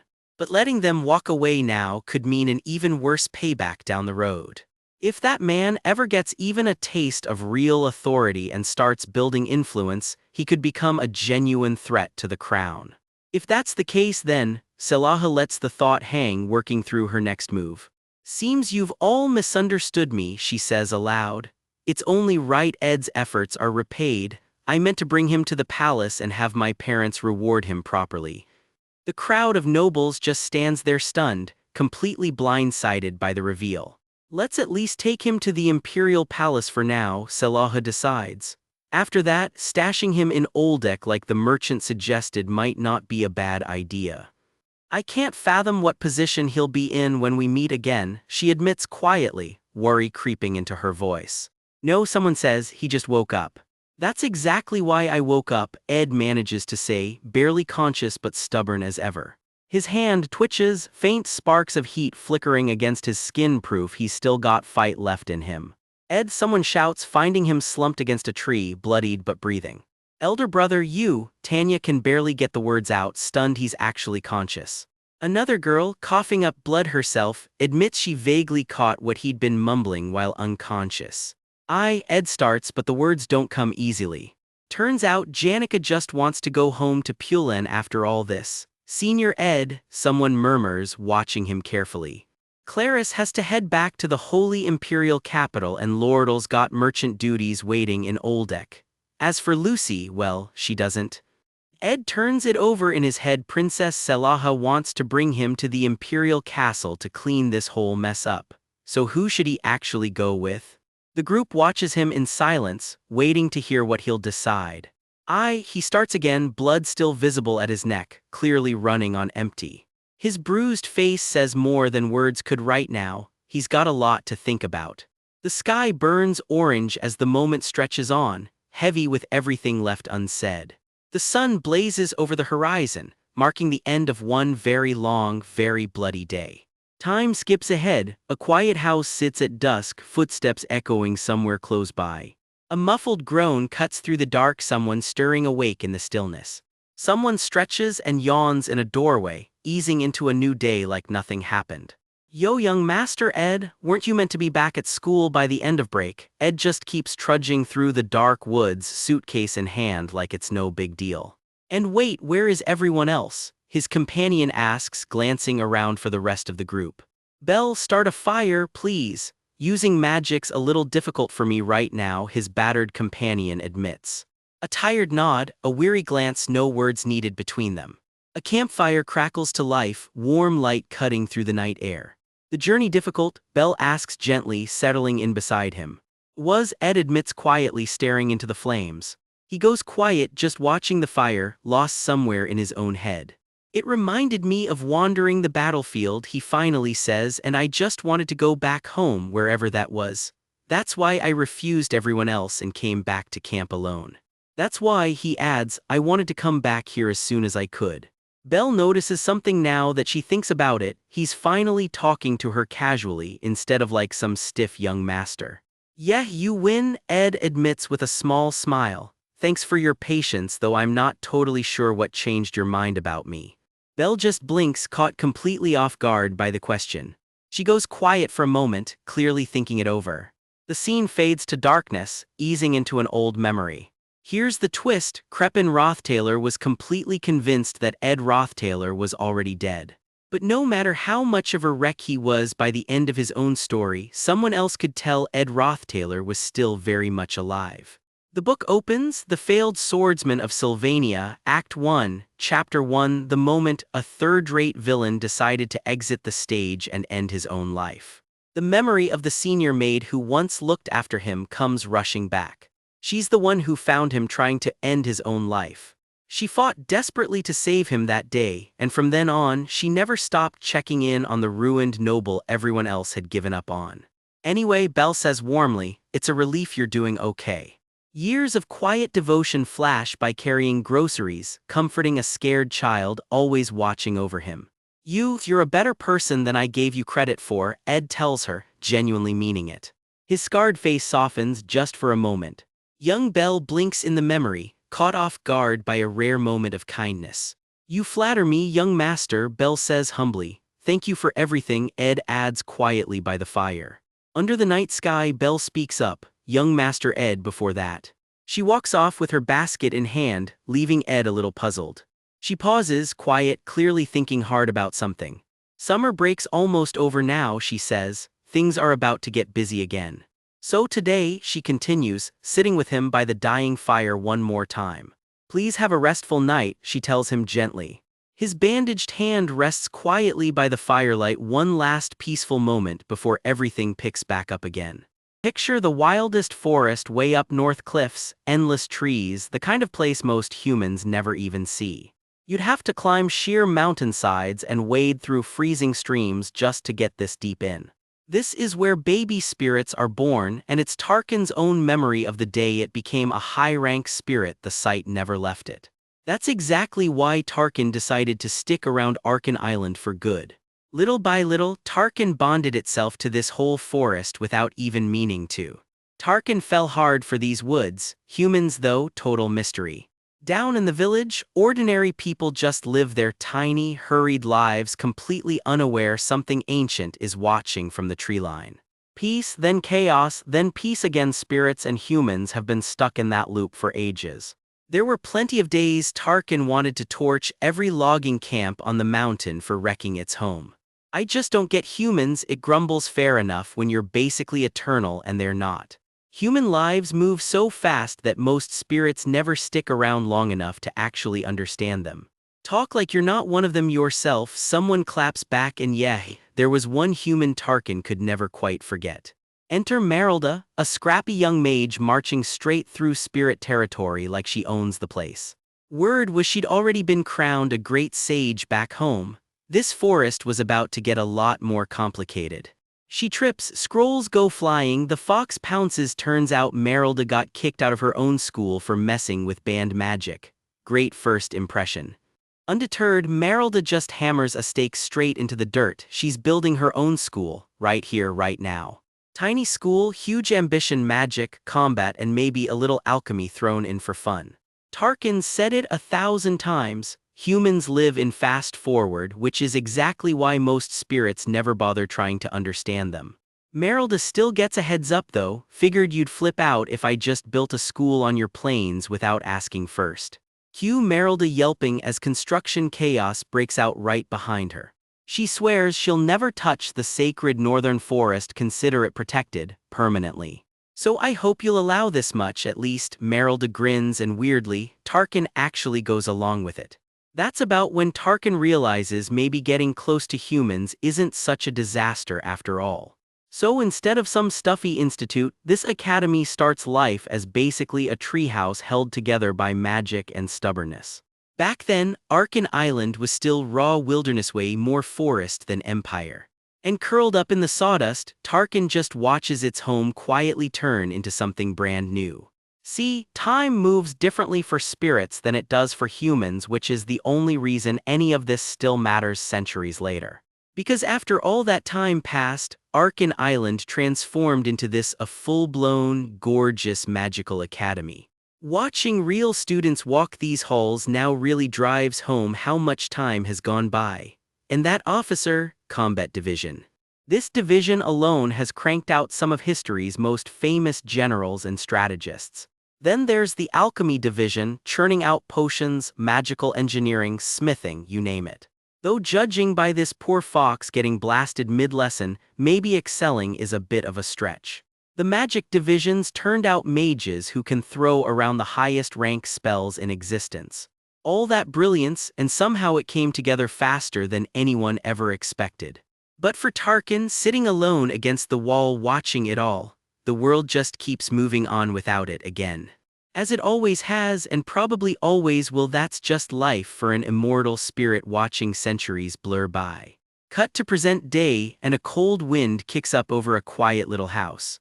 Meet Ed, wrapped in bandages head to toe by a campfire, though honestly, catching a cold is the least of his problems right now. His left leg barely responds anymore. One ear's basically shot and his eyesight's fading too. Whatever happened to him, it left some serious damage. His fevers keep swinging wild, and the shivers never really stop. At least the rest itself has been peaceful, mostly thanks to Merylda quietly keeping his kitchen running. But of course peace like this never lasts long around Ed. Dinner's cooking, life's quiet for about 5 more seconds. Merylda calls out from a distance, wondering if Ed just shouted for her. Nah, Ed says, brushing it off. Something Tarkin told him just cracked him up. Merylda's not buying it, I see. Nothing, don't worry about me, I just heard something funny, Ed insists completely unconvincingly. Turns out something funny means Tarkin tackling him mid-sentence, offended he'd call their joke merely funny. As I said, Tarkin huffs, tail flicking, clearly still riding that high horse. Then Tarkin drops the bomb, it's leaving for a bit. Everyone around here just takes me for granted, it sniffs, gotta keep my value up somehow. Your personality isn't exactly winning you any fans either, you know, Ed fires back. Turns out leaving just means manifesting itself and wandering the academy grounds while Ed's stuck resting. Fair question though. Lucy's away at the palace, so whose magic is Tarkin even planning to borrow to manifest? Tarkin just nods at the staff sitting right in Ed's hand. Oh, that'll do. Oh right, Ed mutters, like he'd forgotten his own magic staff was an option. The staff's got just enough juice for a basic manifestation, no fancy spirit formulas this time though. You don't mind if I take off for a bit? Merylda's got you covered anyway, Tarkin says. Merylda, unbothered, brings over food and immediately starts teasing Ed about what he's really thinking. Meanwhile, Tarkin's manifested into human form, strolling barefoot across the water just to feel the world under its feet again. Small joys for an ancient spirit that spent centuries watching everyone else live their lives. Tarkin can't resist a jab though. Moping by the fire won't make news from Ed's family show up any faster. Ed just sighs. Merylda's right, honestly better to focus on healing than obsess over what he can't control. Still, it eats at him. He basically fled the Rothtailor mansion and that doesn't sit right. Worse, apparently people were literally fighting over who'd get custody of him while he was unconscious. Janica ended up heading home to Pulin. Lordal went off to Oldek to wrap up some business of her own. Clarice packed up and returned to the holy imperial capital. But one girl refused to just walk away that easily.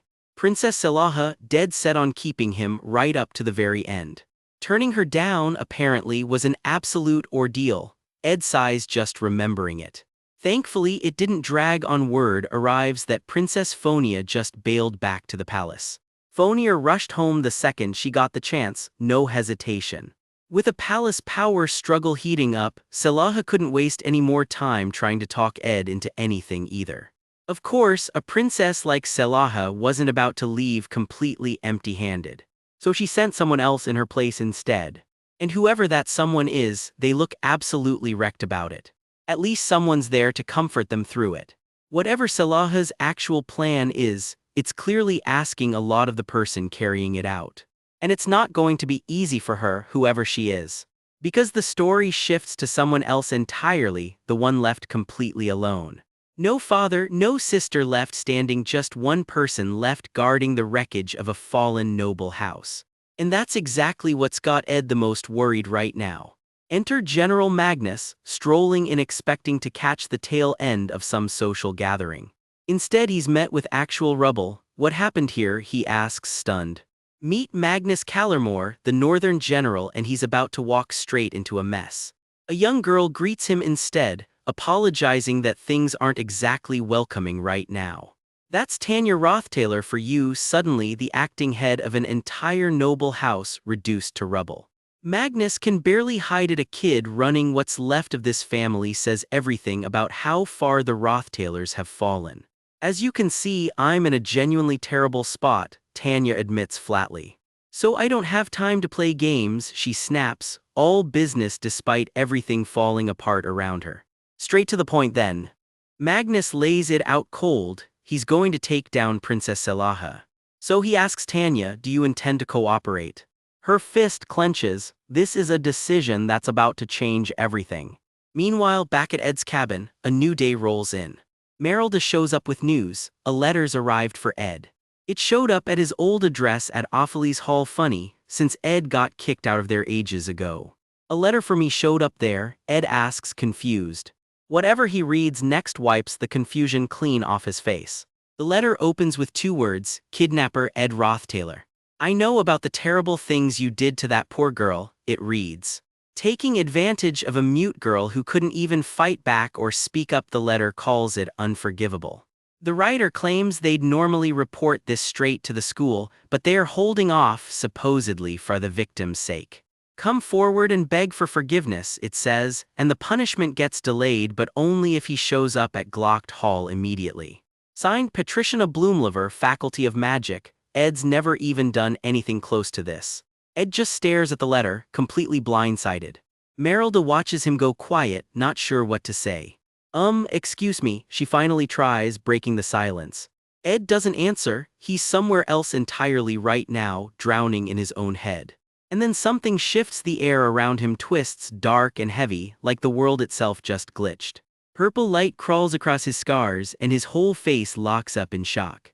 Picture this, someone's out here running secret auditions to fake being Ed Rothtailor in front of the nobles. First candidate whips out a blade and completely bombs it. Next candidate, a princess, takes one bite and just knows. This isn't the flavor, she groans, unimpressed. Poor head chef's been at this for 3 straight hours trying to nail her exact taste. He's basically begging forgiveness. 13 years as imperial head chef, and he's never had a guest this impossible to please. He swears he's never dealt with anyone like her in his whole career. Another hopeful candidate for the switcheroo just faceplants on the floor, totally wiped out. Turns out this whole audition parade is to find a stand-in to testify as Ed Rothtailor in front of the nobles. Verdict again, not this one either. The schemer sighs, this last option won't even speak, let alone make a deal with her. Someone's whole world flips upside down at that news, jar on the floor. Yeah, she's incredibly annoying, apparently. And with that, we cut clean away from all this drama.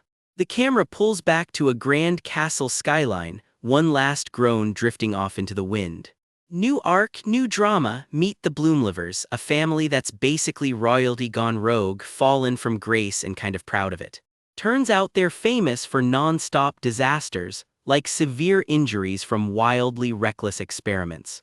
Or just casually leveling entire hills to the ground. You know, normal Tuesday stuff. With a reputation like that, everyone just started calling them the House of Witches. Okay, sure, they're not as bad as the family that literally summoned an evil god, but the Bloomlivers are still a whole handful. Especially one of them, Patricia Bloomliver. Enter the new student council president, orange hair and all, cackling over a letter she's clearly way too excited about. Turns out this letter landed at Ed's old address, the one he doesn't even live at anymore. She fills him in. The Bloomlivers are famous for messy rumors, but also for genuinely wild advances in experimental alchemy. And apparently the letter writer's older sister, Traciana, is the real celebrity of the family. As for the little sister Patricia, barely more than rumors, a total shut-in with zero interest in ever showing up to class. Which explains why she mailed a letter to Ed's old dorm, no clue he'd gotten kicked out of Ophelie's Hall ages ago. The council president gets it, who doesn't love locking themselves away to run wild experiments. But Patricia takes it way too far and probably doesn't even know there's a new student council president now. Ed chimes in, he's heard she skips literally every class just to keep experimenting. Oh ho, he says, clearly impressed and a little worried. So how has she not been expelled yet? Apparently she aces the written and field exams purely through self-study. Is she just built different like her sister? Maybe, but Ed trails off, something clicking into place. It's possible, he says, everyone just blinks. Possible how exactly? Cut to two identical silhouettes standing shoulder to shoulder, framed by a literal rainbow. Subtle. Twins. Traciana's apparently been posing as her sister to cover Patricia's attendance. No wonder she's top of the class, she's basically taking every class twice. Ed reads the letter and figures Patricia actually sounds like she's got a good sense of justice. Unlike you, he needles the council president, this is why you shouldn't just go around kidnapping people. Cut to her actual hostage, Clebius, gagged and squirming, while she casually asks why Ed's so sure that letter's even real. She just laughs it off while poor Clebius keeps muffled screaming through the gag. Ed admits he's been trying really hard to just not comment on this. But seriously, what is going on here? She's got Clebius strapped down outside like some kind of project. I'm turning him into a proper human, she declares, dead serious while Clebius sweats bullets. Her reasoning, left alone, this guy just blurts out depressing nonsense and locks himself in a dark room all day. So she's drilling him on lines like, help me, I'll treat you with respect from now on. And I'll talk politely to you, I won't swear either. Clebius, utterly defeated, just goes along with it. Ed asks the obvious question, how long is this hostage situation gonna last? Answer, until Clebius agrees to come to a faculty event with her. Specifically, an alchemy dinner next week. Great for networking, she says, and a perfect crash course in social skills. Oh, and also, she'd really like to bring a good-looking guy along to the event. I'm a girl too, after all, tilde, she gloats, clearly enjoying this way too much. Ed's completely unbothered, just a flat, oh. Meanwhile, Clebius is still tied up in the background like this is all totally normal. Ed can't resist the jab, being on a leash. Clebius, bruised and teary-eyed, has clearly given up on dignity for the day. Isn't so bad sometimes, Clebius, Ed teases, and all Clebius can manage is a defeated groan. Then Ed gets his own urgent letter. come to Glocked Hall immediately, signed Patricia Bloomlever, Faculty of Magic. So he takes off running, no time to waste on a demand like that. Glocked Hall, he reminds himself, is named after the legendary mage Glocked. The guy's basically a legend, literally wrote the book on aspectual magic, the one Ed's been trying to master. And aspectual magic is brutal. Ed's own progress has basically stalled out. His mind flashes back to the terrible experience that first cracked this power open for him. He's read that textbook cover to cover 10 times, memorized every line, and used it plenty in real fights. Somehow through all that pain he actually leveled up a rare skill, Time Prison. It cracked open a whole new field of magic for him, temporal aspectual magic, Time Prison level 1 and climbing. He's seen Professor Glast and Lucy both wield it before, so he knows exactly how strong it can get. The other trick up his sleeve, Bewitchment. It can temporarily hijack someone's mind and make them act however he wants. Like every aspectual magic, the effects are just absurd. Downside, it burns through a ridiculous amount of mana. And at level 1, it can't force anyone into something they genuinely refuse. He'd love to level it up, but right now his magic's barely cooperating at all. He finally reaches the steps of Glocked Hall and there she is, waiting. So you're finally here, Patricia says. Ed hesitates on the stairs, thinking fast, what's his move here? He stays quiet a beat too long and she doesn't let it slide. Hey, Ed Rothtailor. He snaps to attention, HM. What's with that clueless face? She snaps, you read my letter. Ah yeah, Ed admits, though I'm pretty sure most people already know who I am. Then tell me what you're scheming over there, she demands, pointing straight at him. I'm not scheming anything, Ed insists, I just don't have anywhere else to stay. She's baffled, the dorms here are perfectly fine. It's been 2 years since I got kicked out of the dorms, Ed says flatly. She just goes, huh. I see, she mutters, a little embarrassed. I'm slow on outside news. She catches herself, anyways, that wasn't the point. You know the girl who's slightly taller than me, white hair, ponytail, right? I've seen her near your camp every day, and I finally saw her run out of patience. She's barefoot with no proper clothes, you're not even treating her like a person.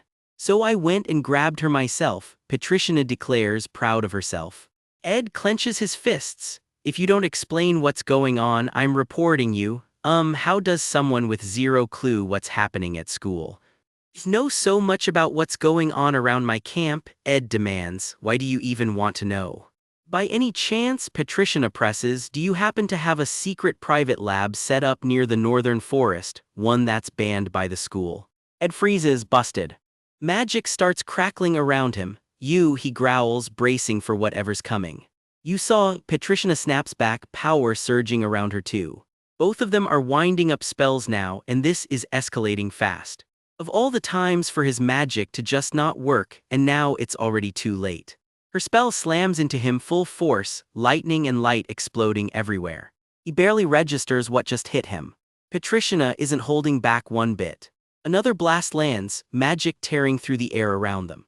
A strange clock-like magic circle flares to life, his time prison kicking in right on cue. Ed bolts down the stairs, the spell circle glowing beneath his feet. The chase is on, magic still crackling around them both. Then a new voice cuts through it all, sis, perfect timing this man. Traciana steps in fast, apologizing on the spot.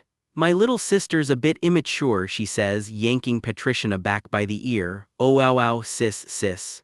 This is Traciana Bloomlever, 4th year in the Faculty of Magic, and clearly the one who actually has her act together. She's a good kid really, Traciana tells Ed, please let this one slide. Patricia's not having it, sis, that's not it. This guy's got a cute girl held hostage at his camp. Traciana just fires back, you're the actual kidnapper here, Patricia. And just like that, the three of them end up walking off together, awkward as it gets. Ed's face says it all, this day is spiraling completely out of his control. Someone spots a familiar face in the distance and yells out a name, but she doesn't even answer. Turns out she's not even talking, just gesturing, not who they thought after all. Yo, Ed sputters, realizing exactly how much worse this is about to get. Because tucked against his side is someone else entirely, and she is very much awake and very much surprised. Ed's just been casually carrying her around campus. Her identity being a total mystery, he figures, makes it way easier to sneak her around. She just stares at him, utterly speechless at the logic. Of course, he shrugs. She finally finds her voice. Hey Ed. That's her own problem, he says, completely unbothered by her protest. Traciana and Patriciana both freeze. A spirit. Patriciana's brain is visibly short-circuiting trying to process that sentence. Is all she can manage, cheeks burning. Ed opens his mouth to explain. Patriciana cracks first, blurting out a genuine, panicked apology. Welcome to Pyolan, a whole region that is basically just mountains as far as you can see. This place has way more cows and pigs than actual people. They literally call it the land of farming. And tucked into the deepest part of these mountains sits one sleepy little village. This is Torin, a quiet, slowly aging town where nothing exciting ever really happens. Except today, because right now the whole town is throwing a party. And a celebration like this in a town like Torin does not happen for no reason. Turns out the town's pride and joy rolled back in 3 days ago. Janica Failover is home, and this whole village is losing it over her. But behind closed doors at family dinner, Janica has clearly got something on her mind. Her dad notices the quiet and asks if her friend Ed is doing okay. Janica flinches and he guesses she is just bummed about losing her top-class ranking. Second place is still pretty impressive, he tells her, trying to cheer her up. She insists she is totally fine with it, though her sighing dad clearly is not buying it. So dad tries a completely different theory. Maybe there is a boy involved. Mom's whole face lights up at the mere suggestion. Janica nearly chokes denying it, flinging food everywhere in her panic. Why would I even be thinking about some guy that much, she snaps, completely mortified. She backpedals fast, insisting they just caught her off guard with that question. Her parents go dead silent for a second, then Mom just blurts out the word son-in-law. Dad is already cackling, thrilled his daughter might be dating someone from the fancy academy. He is fully celebrating now, and somehow his very first question is whether this boy can shoot a bow. He is already dreaming about target practice and drinks with his future son-in-law. Mom spirals too, suddenly worried about impressing this mystery boy's family. She is already talking about pulling out her old wedding dress and demanding to know his name. Janica finally loses it, shouting that they have got completely the wrong idea. She refuses to give up another word, which of course only makes her parents more convinced. Mom suddenly turns dramatic, sighing that they always knew this day would come. Dad wraps an arm around her, fully playing along with the bit. If she just stormed off to her room right now, Mom sighs, there would be nothing we could do about it. Dad fake cries about the lonely twilight of parenthood while Janica tries to shut the whole act down. She insists she is not running anywhere while her parents peek at her like a pair of gossiping kids. Her parents hug it out, thrilled with themselves, while Janica just burns with embarrassment. Finally cracking, Janica starts to admit there might actually be a guy. He's good with a bow, she mutters, and that is all Dad needed to hear. Word about this mystery archer boyfriend does not stay contained for long, because apparently the whole village has already heard the news. Neighbors start begging her to bring him around, promising to crack open their finest aged wine. One guy offers to roast a whole pig, convinced this Sylvania boy has to be some kind of noble. Everyone keeps telling her how proud they are, how she is basically carrying the whole town now. The chanting just keeps building, her name over and over from every direction. And under all that noise, Janica's smile is starting to crack a little. Buried under all that attention and confetti, she can barely breathe. All she can think is that she cannot live like this. She just wants to get back to Arkan Island already. Cut to somewhere much calmer, feet dangling in a quiet forest stream. Someone murmurs about being reminded of the old days. A pale, glowing figure drifts down toward an enormous ancient tree, admitting she gets a little melancholic sometimes. Ed points out they just helped bring down an entire noble house, the Rothtailers. She corrects him gently, she would not exactly call it destroying. To her, the Rothtailor name carries centuries of history she has watched unfold firsthand. Watching a family with that much history disappear just reminds her how much time has really gone by. She struggles to put it into words, it is just this quietly disheartening feeling. Sometimes, she admits, it feels like the whole world is just leaving her behind. Ed studies her carefully and asks if she is doing okay. Merylda brushes it off with a laugh, joking she has still got a solid 100 years left in her. Well, that is one thing, Ed admits, only half joking. What he really wants to know is why she has been feeling down in the first place. She goes quiet for a moment under the massive tree, thinking it over. The silence stretches out between them. Depressed me, she finally says, maybe a little actually. She lets out a slow breath, working up to explaining herself. Merylda admits someone recently reminded her of Sylvania, the legendary great sage from long ago. She is talking about Claire, who apparently gets so absorbed in her research she forgets everything else. Merylda admits she could not help but watch Claire work just to relive those old memories, nearly scaring the poor girl half to death doing it. She apologizes to Ed for the mess that little stunt caused, but he waves it off as no big deal. Turns out someone else already stepped in and smoothed the whole thing over. Merylda admits that, thinking it over, Claire is not really all that similar to Sylvania after all. Ed points out the obvious, that Sylvania was the great sage and they do not even look alike. Merylda says that is not what she means at all. What she means is she has found someone who reminds her far more of that old friend. Ed guesses she must mean Sylvania's sister or something. Merylda just looks at him, "You, Ed," and his brain short-circuits completely. Ed brushes past the shock, quietly noting just how much his bond with Merylda has grown. He does not even need to check a status screen to feel it anymore. His mind flips through flashes of every fight the two of them have survived together. All those close calls have built something between them that feels a lot like real camaraderie. They have put their lives on the line for each other more times than he can even count. Back when this was all just a game, higher affinity with a high-rank spirit meant serious stat boosts. And every so often, that kind of bond could unlock something even bigger. Merylda drops a bombshell. Somewhere out there lie the remains of the single highest-ranked wind spirit to ever exist. And if he wants it, she says, she can take him there. Its name was Teocalax. Legend says only one of these top-tier spirits ever exists per element, stuff Ed has only ever read about in history books. The wind slot has been empty ever since Teocalax died of old age, and reaching its remains could seriously supercharge his powers. Something he genuinely thought only existed on paper. Merylda clarifies it is not exactly a corpse, more like the last traces a spirit leaves behind as it fades away. Ed asks what has brought this on, and she just says a friend as good as him is hard to come by. Janica is great too, she adds, but she is just not the one Merylda vents to. But then she warns him, this kind of power never comes free. Ed's stomach drops, bracing himself for whatever the catch is going to be. Meanwhile, over at the Arkan Island docks, someone is stumbling off the boat looking half dead from seasickness. Her travel buddy suggests a carriage next time. The boat clearly wrecks Elka every single trip. They are hauling way more luggage than usual today. Then someone spots a familiar face waiting on the dock. It's Janica, waving them down like nothing ever happened. Elka mentions they always come back a few weeks early to check in with the research society. Then she turns it around on Janica, who usually milks every last day at home, so why come back so early this time? Janica stammers, clearly not ready to explain herself.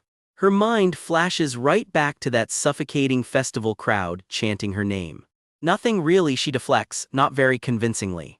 Elka is not fooled for a second and just asks straight up if things are rocky with Ed. Janica's whole face gives her away instantly. Her travel companion Ziggs bluntly points out that Elka herself has looked pretty down lately, earning an instant scolding.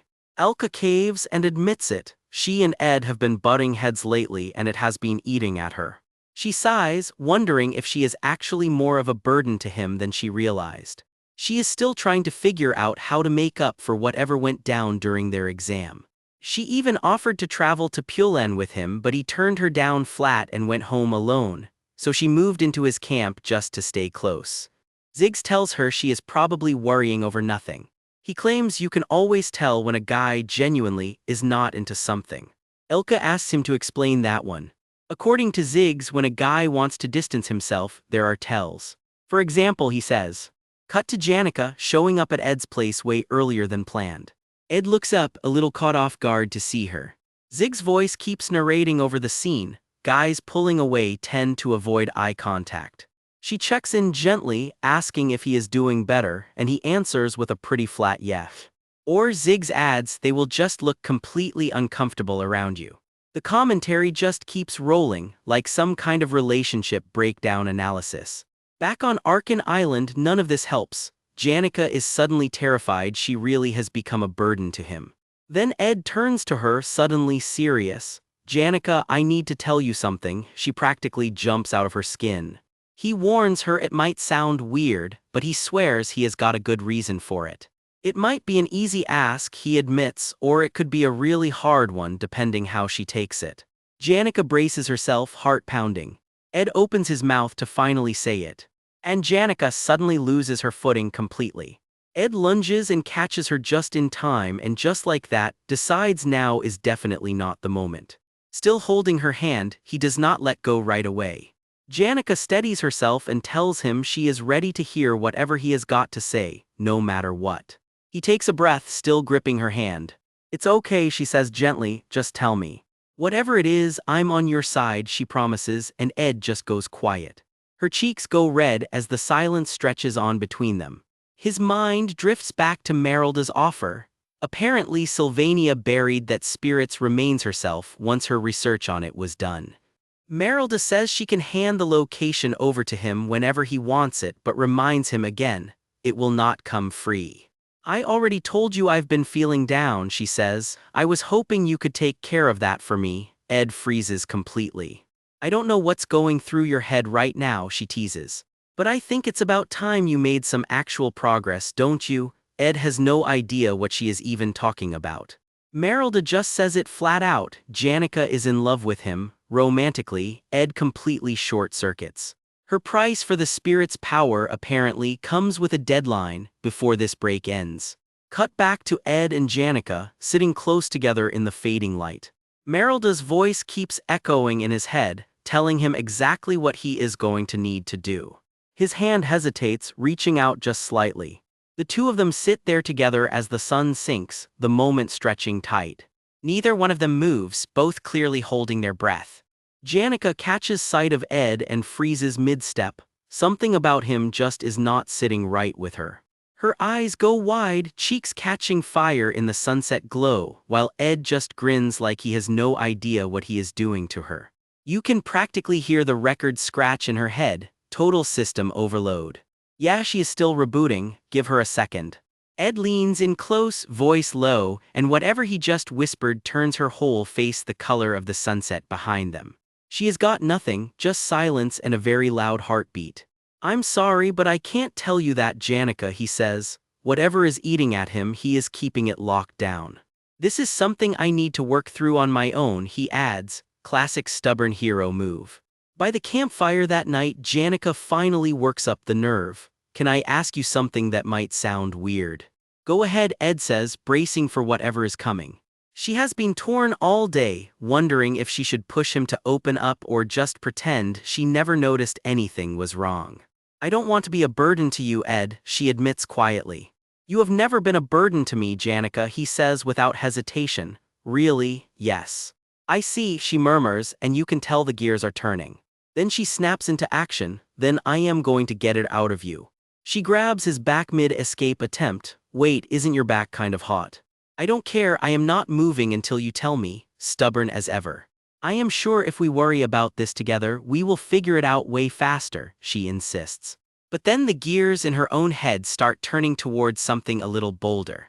You can see the exact moment the idea fully forms. Uh-oh. Ed, you shouldn't carry all of this alone, can you? Kiss me? Well, nobody saw that coming, least of all Ed. Ed's brain just short-circuits completely.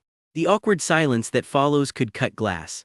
The campfire crackles on, blissfully unaware it is the most comfortable thing in this scene right now. Right on cue, Merylda interrupts and Ed practically jumps out of his skin. Oh, Merylda. Once she is gone, Ed can only grumble about the timing while Janica quietly realizes just how obvious her crush must have looked. Ed hesitates, hand raised, clearly wrestling with something. It might look like I am overthinking this, he admits, but if I am going to push through and actually tell you. I understand the kind of feelings you have for me, it would be ridiculous to say I did not know. There it is, he finally says it. Humph, Janica throws up her defenses immediately. Yeah, well, that is just how I am. I mean, why else would I be so nice to you if I did not have feelings for you? Smooth save. It is really just a given anyway, we are both adults, no need to make it weird. She is very committed to playing this cool. I am sorry, this is just how I am, Ed says, and the mood shifts somewhere heavier. HM, Janica catches the change in his voice immediately. Before I came to Arkan Island, he starts, my only priority was survival. But I have realized now, I still have not really changed. Those who watched their loved ones dragged off on a stretcher, bleeding from a bullet wound. No, a girl screams, breaking down completely as the wounded are carried past. This is the war Ed never talks about.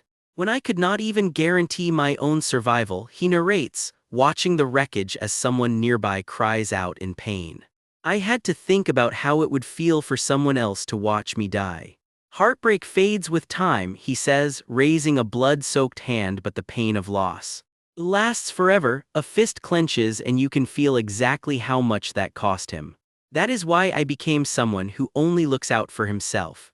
Back in the present, bandaged and worn, he finally lays it out. I am not exactly the kind of person you should like. Janica just leans back and lets it sink in, quiet for once. The reason you have been so troubled, it was because you cared about me, she realizes. If we had kissed just because of what Merylda said, I would have felt really weird about it, she admits. A total silence, awkward is putting it lightly. I misspoke anyways, she backpedals hard. It is Merylda's fault, making us worry about something like this. Anyways, I will handle it myself. Ed leans down, dead serious, so just pretend you did not hear any of that. Honestly, no matter how you feel, I am not okay with this. I don't want to use you like that, Janica says firmly. Ed, that is sweet, but I just thought of something. The fix is actually pretty simple. We just switch it. Oh, here we go. The sun dips low, painting everything gold, and the tension between them finally breaks. And there it is, the real kiss, no dares, no excuses, just the two of them under a sunset that could not have timed it better. Neither one pulls away. MMPF, real smooth you two. Time seems to just stop for a second. When they finally separate, neither of them says a word. Ed brushes her cheek, barely getting out Janny, before the moment gets too heavy for either of them to handle. Yeah, words are not really working right now. Janica panics and bolts for an exit. I am so tired, that boat ride wiped me out, I think I am gonna crash, see you tomorrow. Ed is left standing there completely alone. What, hey? What am I even supposed to? He has genuinely no idea what just happened to him. The fire keeps burning behind him while he tries to process the last 5 minutes of his life. Meanwhile, Janica is hiding behind her own hands, mortified. She curls up, knees to chest, replaying the kiss on an endless loop in her head. Somehow morning still manages to come. And with it, a whole new set of problems is about to show up. Bright and early, the sound of steel meeting wood echoes through camp. Ed is already up chopping firewood like his heart was not just publicly wrecked 12 hours ago. But someone has been watching him closely. Enter Belle, sharp-eyed and thinking hard about something. That is never a good sign coming from her. Her fists clench like she has just made a decision. Something clicks into place behind those eyes. She marches straight for Janica's room. Janica bolts upright and yanks the blanket over her head on instinct. Belle, I thought Ed was coming in and got startled. My apologies. No, it is not your fault, Belle. But it is not because I am sick, it is for other reasons, sure, Janica. Belle reaches for her forehead anyway. No, I can tell, it is my own body, I know it well. You should not make hasty judgments about yourself, Miss Janica, Belle warns. What do you mean hot but not sick? Belle sits down and actually starts taking notes on the two of them like some kind of romance scientist. Typical behavior patterns of these two students, she mutters, cross-referencing her data like this is a real research project. Miss Janica, Belle calls again. Janica peers out. Belle notes that Ed has been out chopping wood since early morning, way earlier than he should be. His health has not fully recovered yet, Belle says, genuinely worried as she approaches the bed. Yeah, Janica peeks further out from under the covers. Could you go talk to him? Belle asks, hoping Janica can get him to slow down. No, flat refusal. She is absolutely not ready to face him yet. I would like to stop him from overworking himself as his caretaker, Belle explains. Belle is not done yet though, not even close. Did you sleep with Ed last night? She just asks it, no warning at all. Belle's eyes light up with way too much interest for someone asking such a personal question. What are you saying? Janica loses it completely, while Ed obliviously keeps chopping wood outside. We didn't go that far, she blurts out, immediately realizing exactly how that sounded. That far, Belle repeats, one eyebrow raised. Oh, she caught that. Then, how far did you go? Janica short-circuits on the spot. Gulp, there is no getting out of this conversation now. Meanwhile, on the other side of the ocean, in the Holy City, a massive cathedral rises against the sky, the seat of power for the whole church. Inside, a council chamber sits mostly empty. There are quite a few open seats, someone notes dryly. A murmur rolls through the room as the meeting gets underway. I suppose that just shows how much talent came out of the Rothtailor family, one voice remarks. As you all know, the reason we've gathered here, somewhere in the back, someone is very loudly asleep already, is to discuss the tragedy on Rothtailor grounds and decide how we move forward. But as we all know, it is not that simple. And I know each of you already has your own opinion on this, the speaker adds. First up, the first princess, Selaha. Some in this room clearly are not walking away from this meeting happy. Her stance is brutal. Wipe out every talent tied to the Rothtailor name and drag both Tanya and Ed to the Holy City to answer for it. Next, the second princess, Persica. She wants the Rothtailor family stripped of its nobility outright and Ed locked up until the whole matter is settled. Then the third princess, Phonia. She is the lone voice of mercy, arguing the family's officials should be allowed back and judgment on Tanya and Ed should wait. The king himself speaks up, surprising that you would defend them, but it seems this decision has already swung one way. Father, someone cries out, sensing exactly where this is going. The son of Crepin Rothtailor, the king continues, the man behind the incident. Before anyone can react, something goes horribly wrong. A single eye goes wide with pure shock as dark energy starts to surge. Swords erupt out of nowhere, tearing through the throne room in a storm of violet light. Guards and nobles alike freeze in horror as the chaos rips through the chamber. The blades keep coming, shredding through the red carpet and everything in their path. Whoever is doing this is not holding back even a little. Through the wreckage, a voice cuts colder than the blades, say it. The Kloll imperial family calls a full council to decide what happens to the Rothtailor family, and the mood in that hall is ice cold. Turns out talk is not enough this time. The council wants to hear it straight from the family's own mouths before they believe anything. With her brother Ed still recovering, Tanya steps up to answer for the whole Rothtailor name in his place.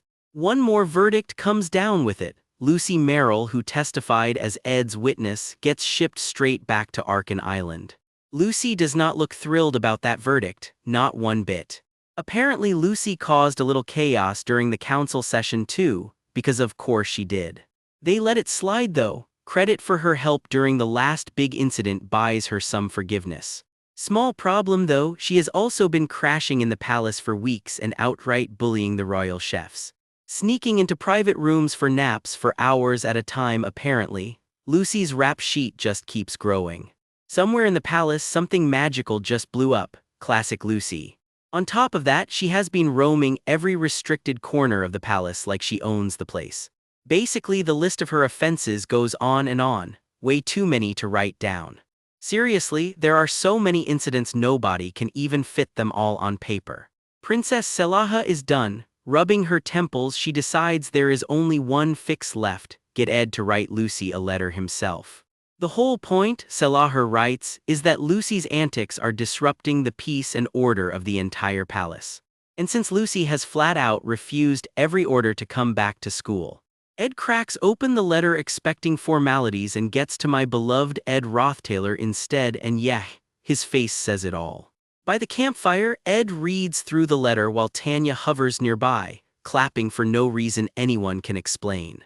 Tanya finally asks the obvious question, is he actually going to write back? Ed says of course he will, but he really wants to know why she will not stop clapping. Tanya presses her hands together, genuinely touched by something small Ed just did. In her head, she reflects on years of quiet service as a maid, and how proud she has felt in that role even when nothing seemed to be changing. She admits it feels like a whole new page just got added to her story with him.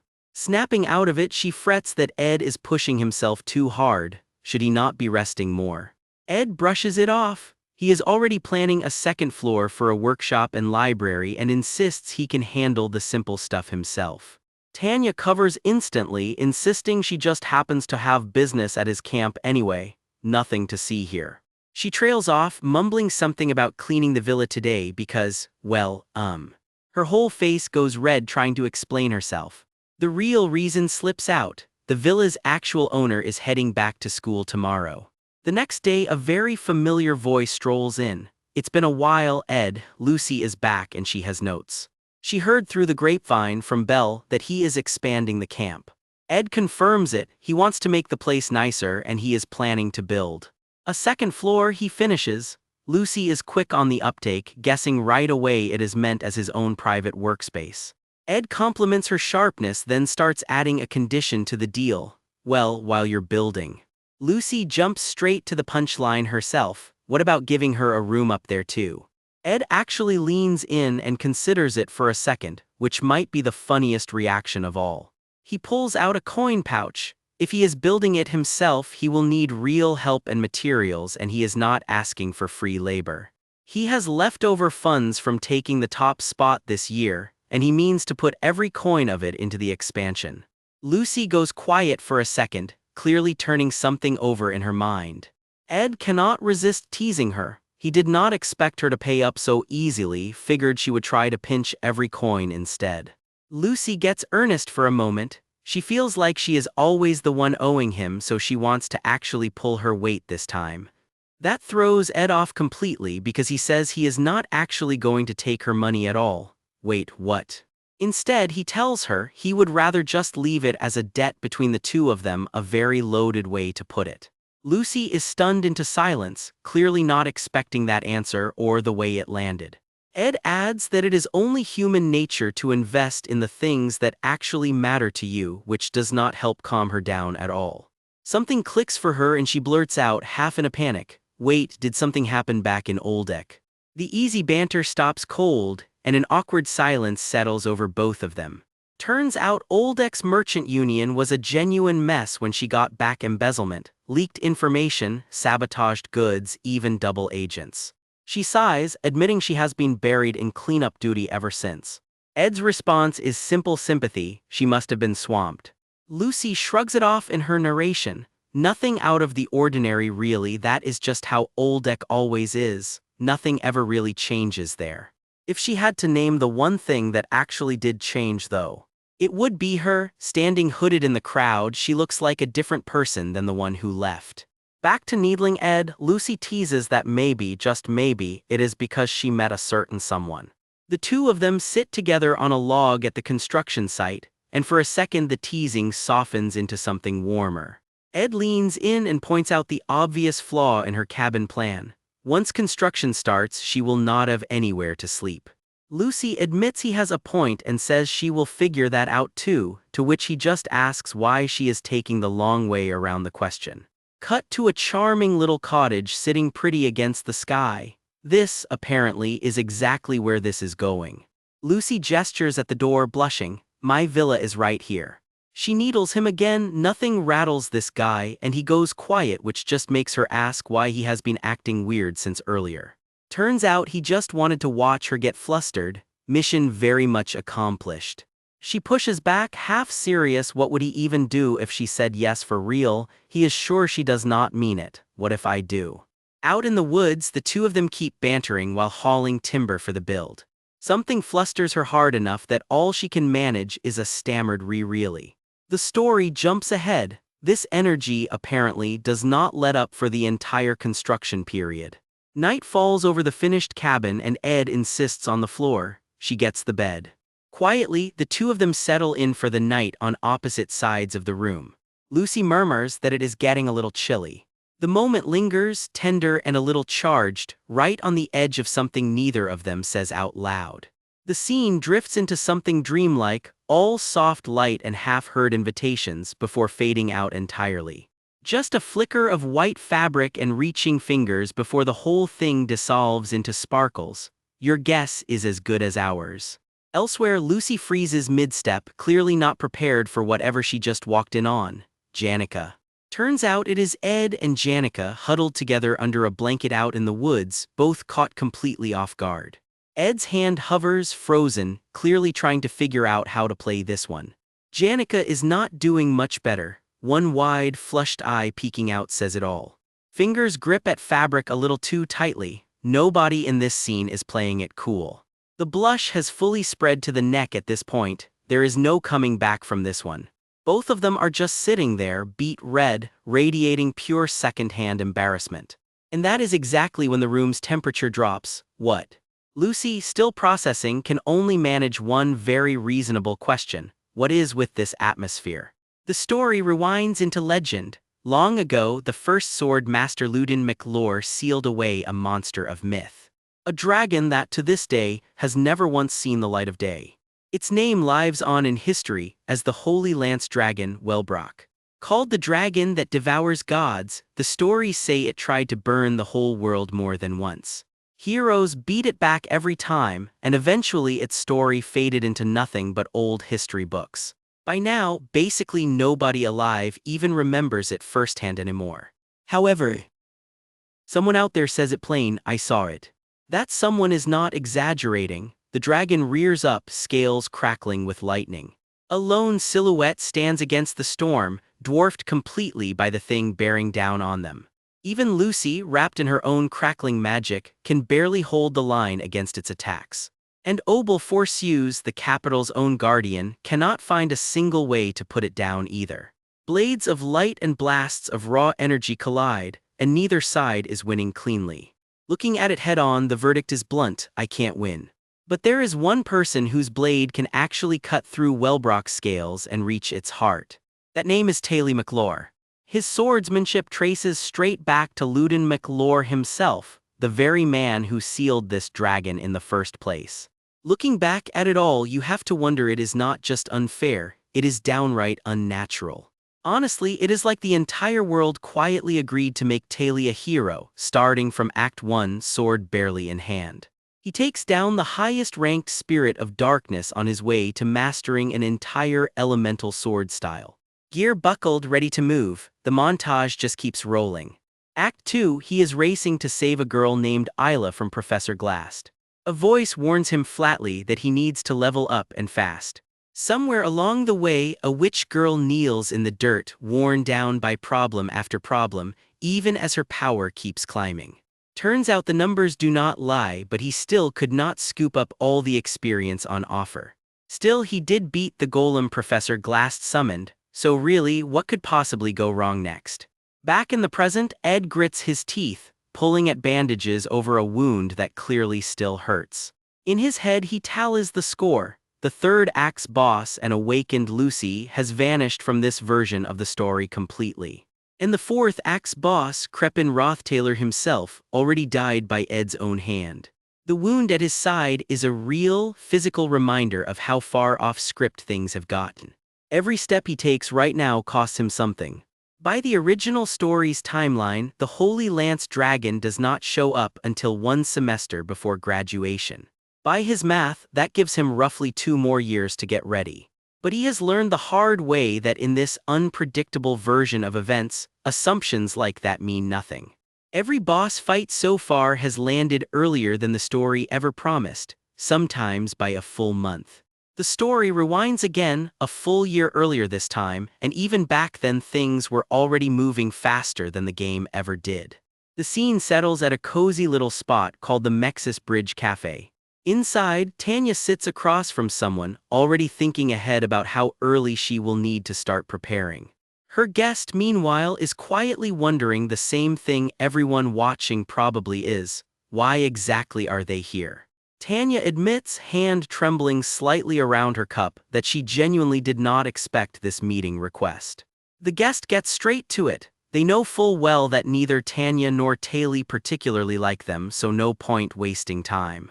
They start to explain themselves, hesitating right on the edge of the real reason. Cut back to present-day Ed, bloodied and bandaged, his expression darkening at the memory. Janica stares him down outside the manor and just asks it straight, so this is really his big plan, kidnap her. Ed's got this quiet, calculating look going. He wants his target so wound up he throws everything he's got into the fight. Kidnapping the girl you care about is an old trick, sure, but Ed swears by it. Nothing gets a guy fighting for real like watching someone he loves get taken. Janica has to admit it, every trial has made Taylor tougher than the last, but something about this plan still doesn't sit right with her. So she cuts to the real question: why does Ed care this much about Taylor getting stronger in the first place? Ed's answer is simple: because the two of them are cut from the same cloth. Janica's jaw drops. Ed just quietly adds that his own life hasn't exactly been a walk in the park either. Janica isn't done grilling him though, so he helped Taylor grow, then shoved him away again right after. Even if it meant torching his own reputation in the process, that's the real question hanging in the air. Ed just goes hum, stalling, that scarred face giving nothing away. Even in his own head he knows it, this excuse he's cooking up sounds painfully weak. But he can't exactly go around explaining the Holy Lance Dragon or his secret swordsman form, so that's the story he's sticking with. He tries to play it off with rank. Hey, he's the senior here, he gets to make the calls. Janica leans in, still not convinced. Is this whole scheme even going to work? In the end, they cave. Maybe they judged Ed way too fast and they owe him an apology for the misunderstanding. Turns out the plan actually worked. Taylor really did come running to save her, exactly like Ed predicted. Ed even fed the kid directions through the sewers to make sure he found her in time. This time, Janica decides she's actually going to trust the plan and play along. Turns out her hidden talent this whole time has been getting kidnapped, which, she admits, is a little embarrassing to say out loud. Cut to Janica awkwardly rehearsing a greeting, like she's about to meet someone way more important than usual. Sure enough, a stranger steps into the room, stammering out an introduction as the personal secretary of acting company leader Lordell. Ed barely looks up, flat as ever. What does she want? She bows apologetically for dropping in unannounced. She introduces herself properly this time. Leanna Clemson of the Elt Trading Company, here to see Mr. Ed Rothtaylor. Somewhere else, a young woman opens a letter with shaking hands, clearly bracing for bad news. Rewind 3 days. Evening falls over a quiet house and somebody immediately clocks the weirdly heavy mood in the air. One of the maids turns to her coworker Belle, dying to know what is going on. Turns out Ed and Janica have been tiptoeing around each other all day, shy as newlyweds who just spent their first night together. The maids clock every awkward glance and every dodge. Something is clearly going on between those two. Belle just goes quiet, caught red-handed, knowing exactly what happened. Turns out Lady Janica and Master Ed have already shared a kiss. The gossip mill is officially running. The other maid nearly falls over, surprised at just how calm Belle is playing it. Janica, totally unbothered, brags that she was actually the one who kissed him first anyway. Belle about chokes. Wait, they had kissed before this too. Someone quietly suggests it might be easier if Belle just came clean about the whole thing. Belle actually considers it for a second. Being the first girl to ever kiss Ed Rothtaylor is bragging rights she could get used to. Then she catches herself. Nope, absolutely not, she's got some shame left. Later that night comes a much less dramatic request. Somebody just wants a bottle of wine fetched from the private room in Ophelie's hall. Belle figures she will just grab it from the villa's wine cellar instead and get it done. Only problem, she still hasn't gotten the basement key, so the cellar's sitting untouched. Oh, and the grocery price list from head office just came in too. And the prices, apparently, have jumped up quite a bit lately. Word gets back that meal quality at Ophelie's hall has slipped and Lortel isn't happy. Dune was supposed to be handling that while she was away. For now though, she's finally getting a real break, stretching out in a hot spring like she hasn't relaxed in months.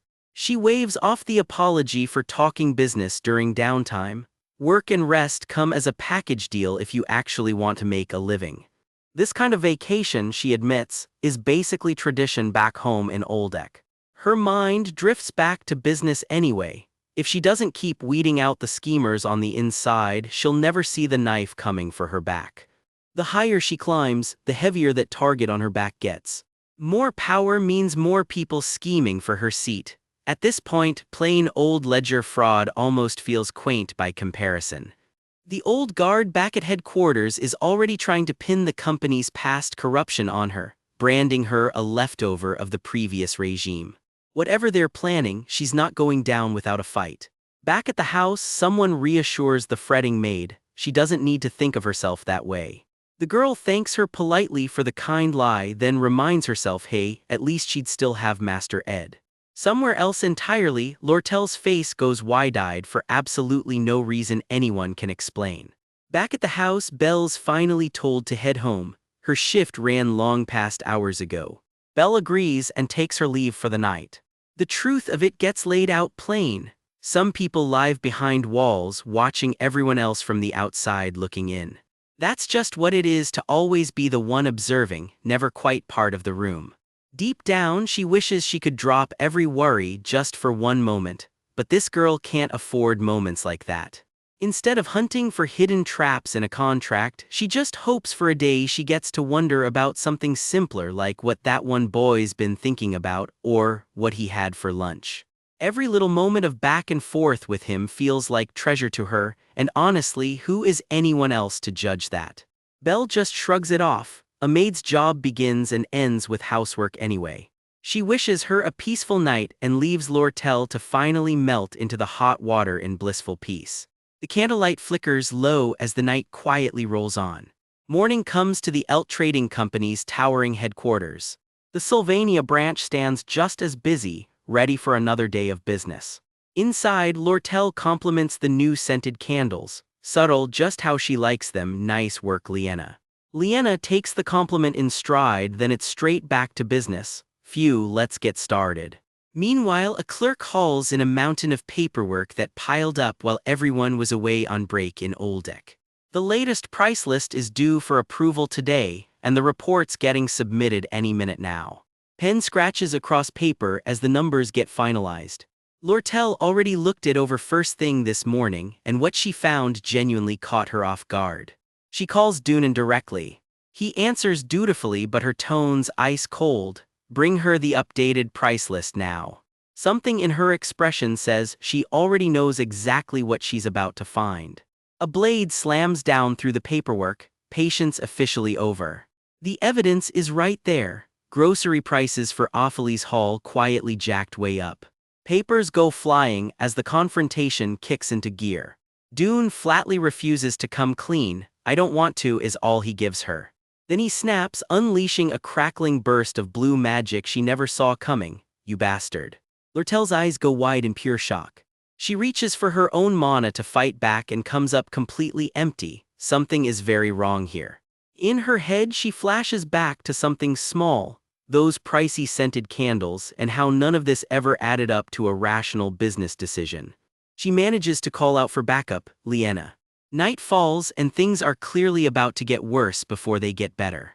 Liena's face hardens with resolve. Well, they'll just have to see about that.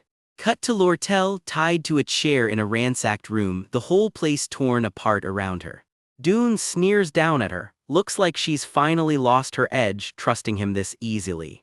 A second man steps in, smug behind his shades, mocking the very idea that Doon ever needed her trust in the first place.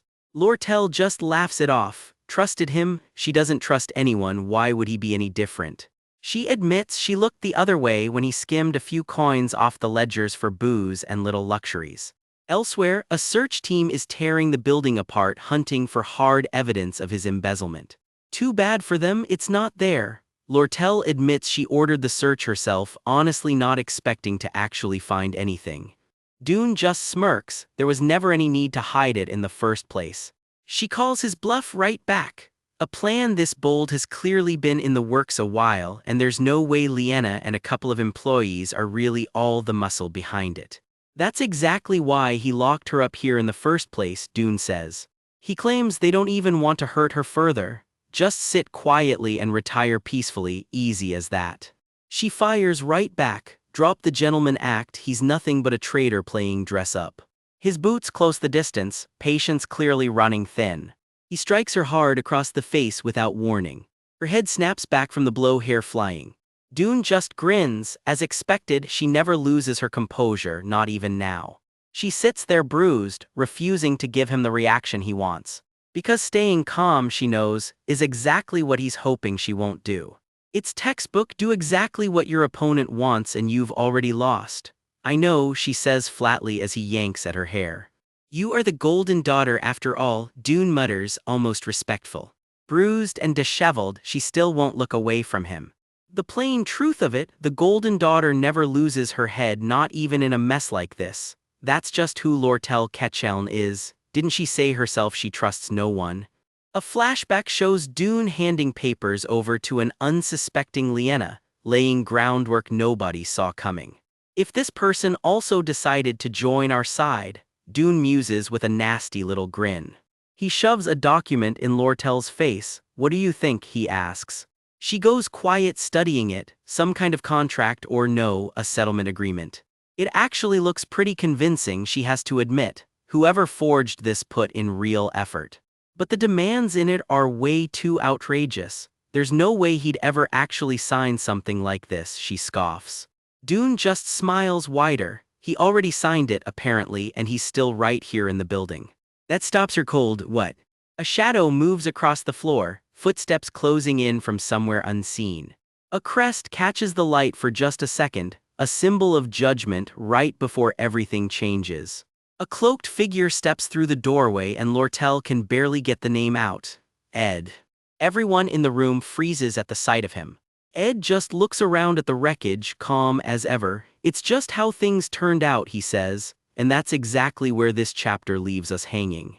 Rewind the clock. A year ago, on a rain-soaked night outside this mansion, everything about to unravel had already been set in motion. Locked behind bars, a broken man mutters that he fought everything he could to stop this and still ended up right here, defeated by betrayal. The hooded figure watching him doesn't gloat. She just leans in and says quietly, "You seem lonely." Once you hit rock bottom, she warns, nobody's coming to hold your hand. Cold words from someone who clearly knows that feeling firsthand. The rain keeps hammering down while she just stands there in the storm, soaked to the bone, waiting. Someone calls out to her and there it is, her name, Lordel. They ask why she isn't smiling like she usually does. Lordel's expression goes cold. I see. So you already know, she says before daring them to take a good long look at her. And just like that, this is the end of Elt, the so-called Golden King, brought down by the very betrayal he once used to climb. A single eye stares out from the dark and a shaky voice breathes this. Is your future? The warning finishes, cutting straight to Lordel, gripping the bars herself now like the same cycle is already coming for her too. Why do those words, ones that felt like a curse back then, still echo in her head after all this time? Snap to now, Lordel is tied up for real this time and that old curse is ringing louder than ever. What? She mutters, dazed. The door creaks open and there he is, Ed. Lordel's whole body goes rigid at the sight of him. Papers are scattered everywhere around her. Whatever went down here, it clearly wasn't gentle. Ed won't even look her in the eye. It's just how things turned out, he says, like that's supposed to make this okay. Turns out there's a signed contract behind all this. Ed agreed to help expose Lordel's crimes, all based on a report from a whistleblower named Dune Greggs. The deal is simple on paper. Dune backs Ed's early graduation and in exchange Ed helps bury Lordel. HM is all Ed says. Ed just leans back while Lordel flips through the very documents that spell out her own downfall. If this is really what's happening, Lordel trails off, doing the math on just how deep this betrayal goes. She lets out a breath and tries to shrug it off. I guess it can't be helped, she says, the most defeated non-defeat you've ever heard. Still, her hands shake just slightly. Even someone this composed has a breaking point. Cut to a sunny estate somewhere else entirely, where someone's cooing sarcastically about the amazing acting company leader. You know, Lordle isn't someone you handle just by tying her up, one voice warns. You're not seriously telling me she's under control after only grabbing the Sylvania branch, right? Of course comes the smug reply, like the whole thing's already wrapped up in a bow. A map spreads out, that's just what the main branch back in Oldek believes is happening anyway. Pins mark Rothtailor territory, Arhan Island, Oldek. This scheme has its claws in way more places than one mansion, which let me operate completely freely, the mastermind admits, laying out just how wide open the board really was. Of course, credit where it's due, Lordle still managed to wrangle everything back under control during the lull. But that scramble left the Sylvania branch wide open for a while, exactly the gap someone was waiting for. And I found a foolproof way to deal with her, the smirk says, dripping with confidence. All they need now is to keep Lordle completely powerless for exactly 3 days. Just 3, no pressure.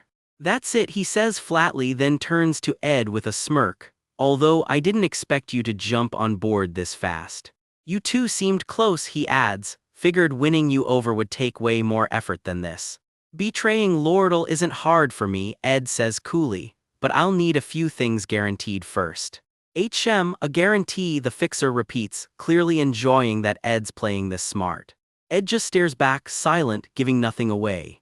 Wanna guess? The man teases from the doorway, clearly loving that he thinks he's got the upper hand. Ed starts walking off mid-sentence. How long do you think I've been waiting for a real shot at power inside the Elt Trading Company? A wall covered in red string and clues says he's been planning this a while. Every single time Sylvania faced real danger, turns out Ed was watching, quietly filing it all away.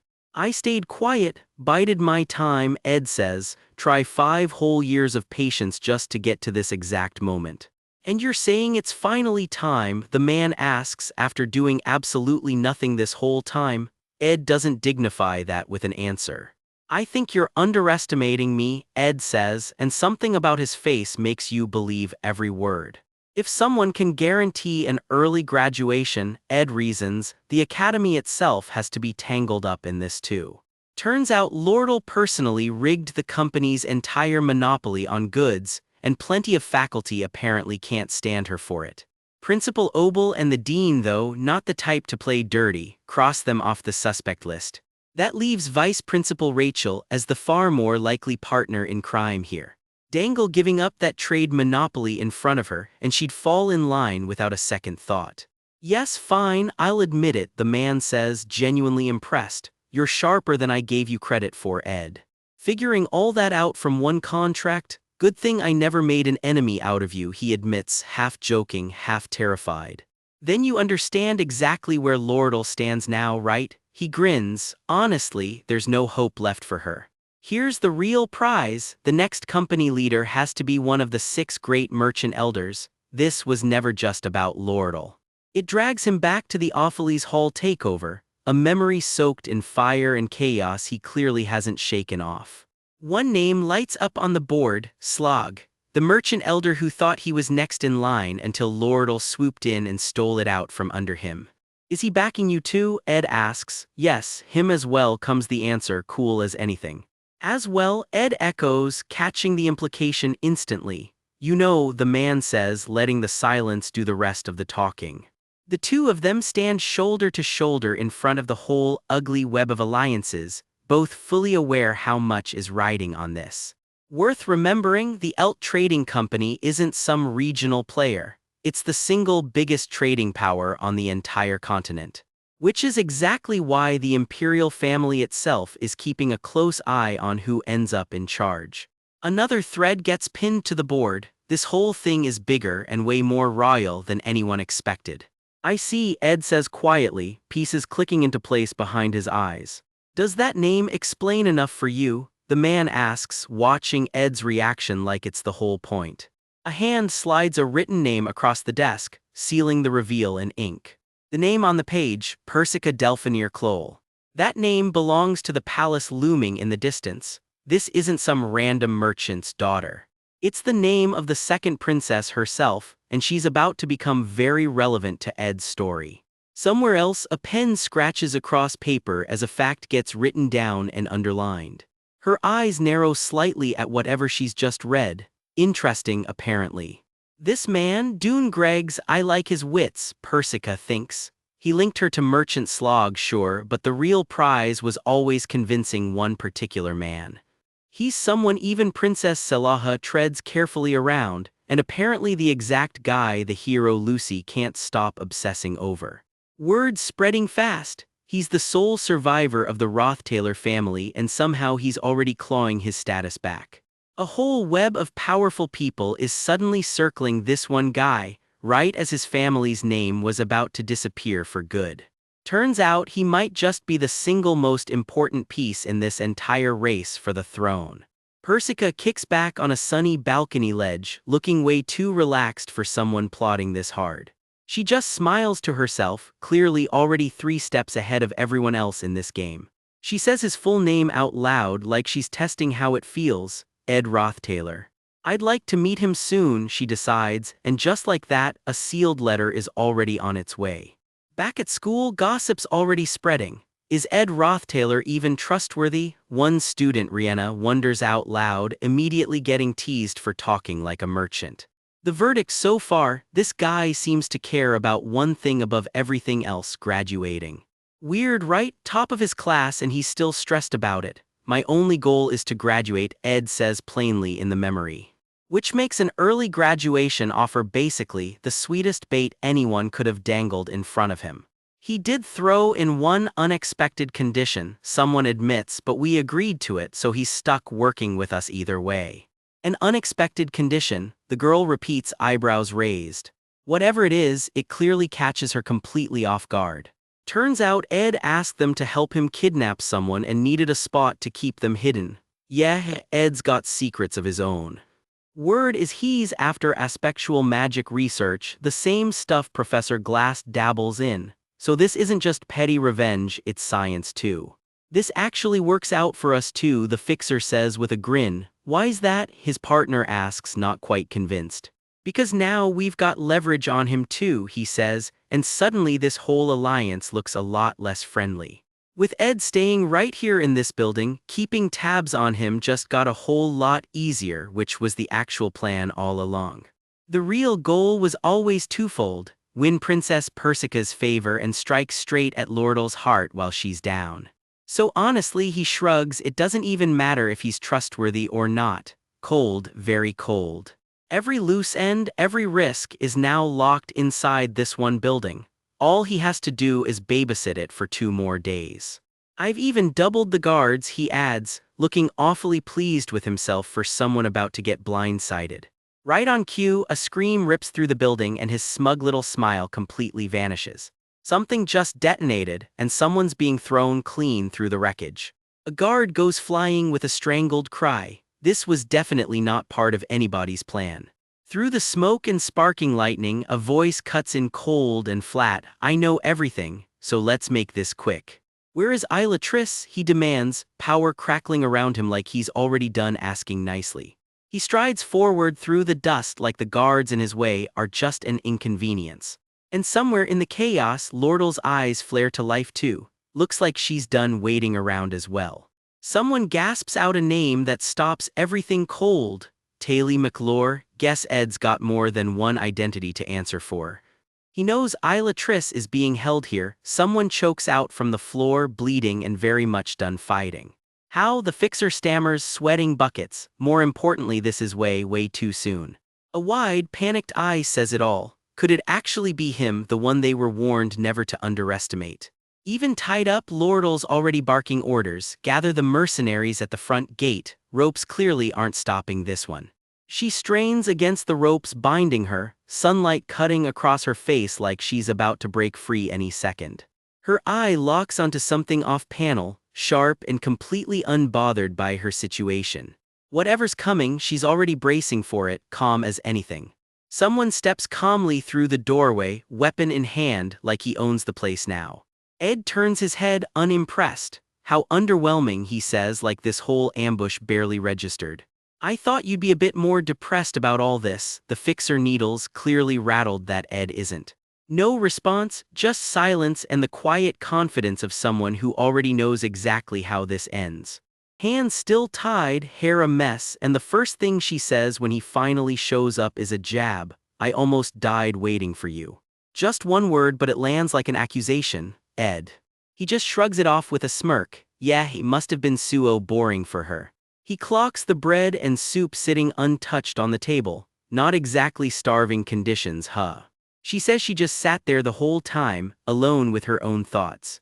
No matter how she turned it over in her head, she couldn't find an angle that made sense.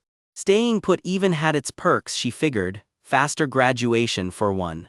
Meaning whoever grabbed her would come out ahead either way. Cold logic, even tied to a chair. He starts listing everything she's lost. Acting head of the Elt Trading Company, second seat of the Faculty of Magic gone.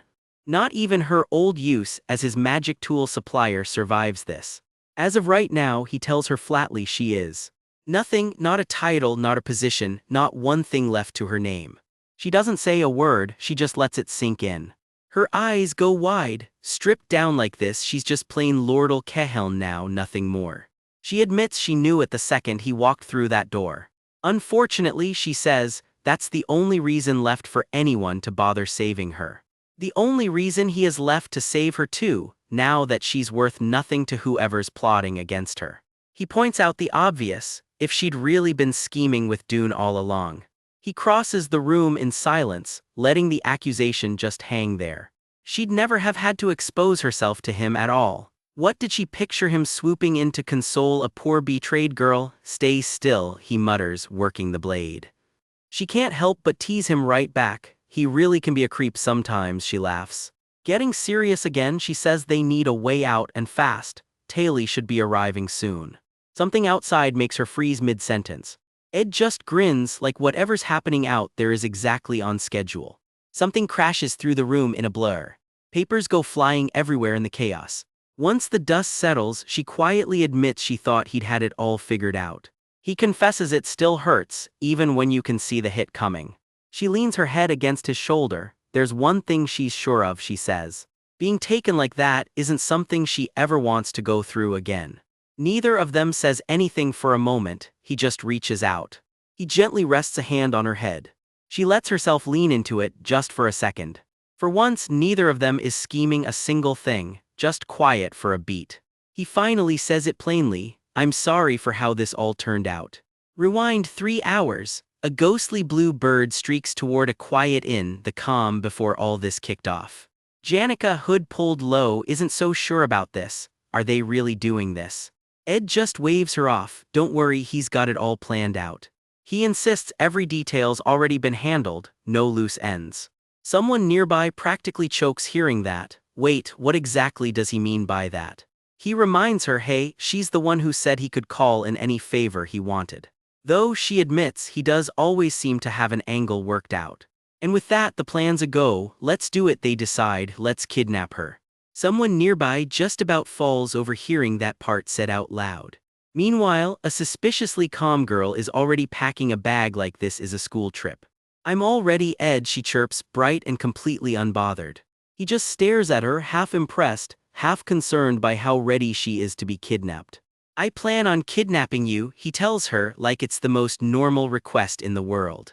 She stammers for a second, then shrugs it off. If it helps Taylor get stronger, she's in. She owes him plenty, she says, and she's happy to put herself in his hands. Ed admits he's a little conflicted too. This whole scheme means lying to Taylor. She's already onto logistics. One change of clothes should cover it, right? Toiletries too. Ed can only think she is frighteningly calm about all this. Am I getting tied up, she asks. Guess I'll wear clothes I don't mind ruining. You're not going on vacation, he sighs, keep it minimal. Turns out this isn't even her first time getting kidnapped for one of these schemes. Mid-kidnapping, she panics about forgetting to fold her sheets. Can't lose those dorm points. Even Janica has to ask, can they really call this a kidnapping at this point? Fair, Ed admits, feels almost disrespectful to real kidnappers who actually put in effort. Well, she trails off, not really arguing the point. The whole plan is already rolling before anyone can second-guess it. Cut to 1 hour ago, the ELT Trading Company's Sylvania branch after dark. Something's clearly being staged behind those walls. Down in the underground storage, the real target is already bound and alone, Lortel. Elsewhere, a masked schemer meets with a partner who's suspiciously interested in all this. They talk over just how naturally gifted their target is with magic. Keep this quiet, one of them warns, no leaks. The school's faculty won't exactly sit still if a student just vanishes either.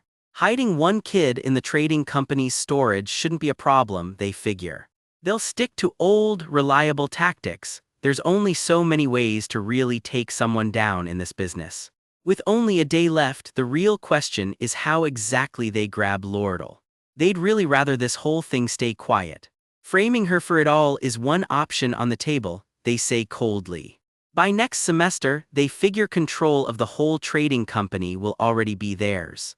Everything's moving smoothly on their end, so please, they say, just stay put a while longer. Well, one of them shrugs, I'm sure you know what you're doing. Then everything blows apart, literally. Someone takes a hit and goes down hard. Make this quick, a voice snaps, I already know everything, it warns. Where the voice demands is Isla Triss. A lone fighter cuts through the storm, weapon crackling, refusing to back down. They play dumb, kidnapped Isla Triss, never, don't play games, the fighter snaps back, Isla sent that letter herself. The masked woman rounds on her own allies, you're working with that bastard, aren't you? She's certain Ed Rothtailor is pulling the strings behind them. Confusion erupts, what is even going on right now? A blast rips through the room mid-argument. The fight spills into full chaos. Bring me Ed Rothtailor right now, she screams over the noise.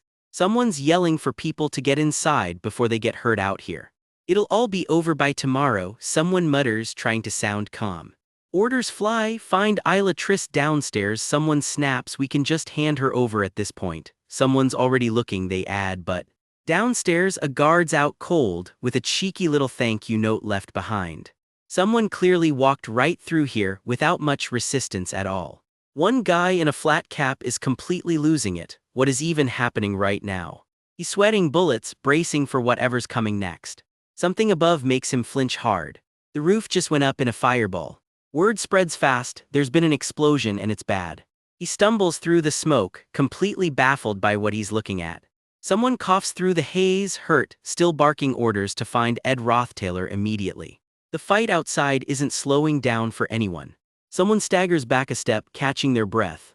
The white-haired attacker actually complains mid-fight, this building cost them a quarter's worth of profits. Seriously, she snaps back, is money really the issue right now?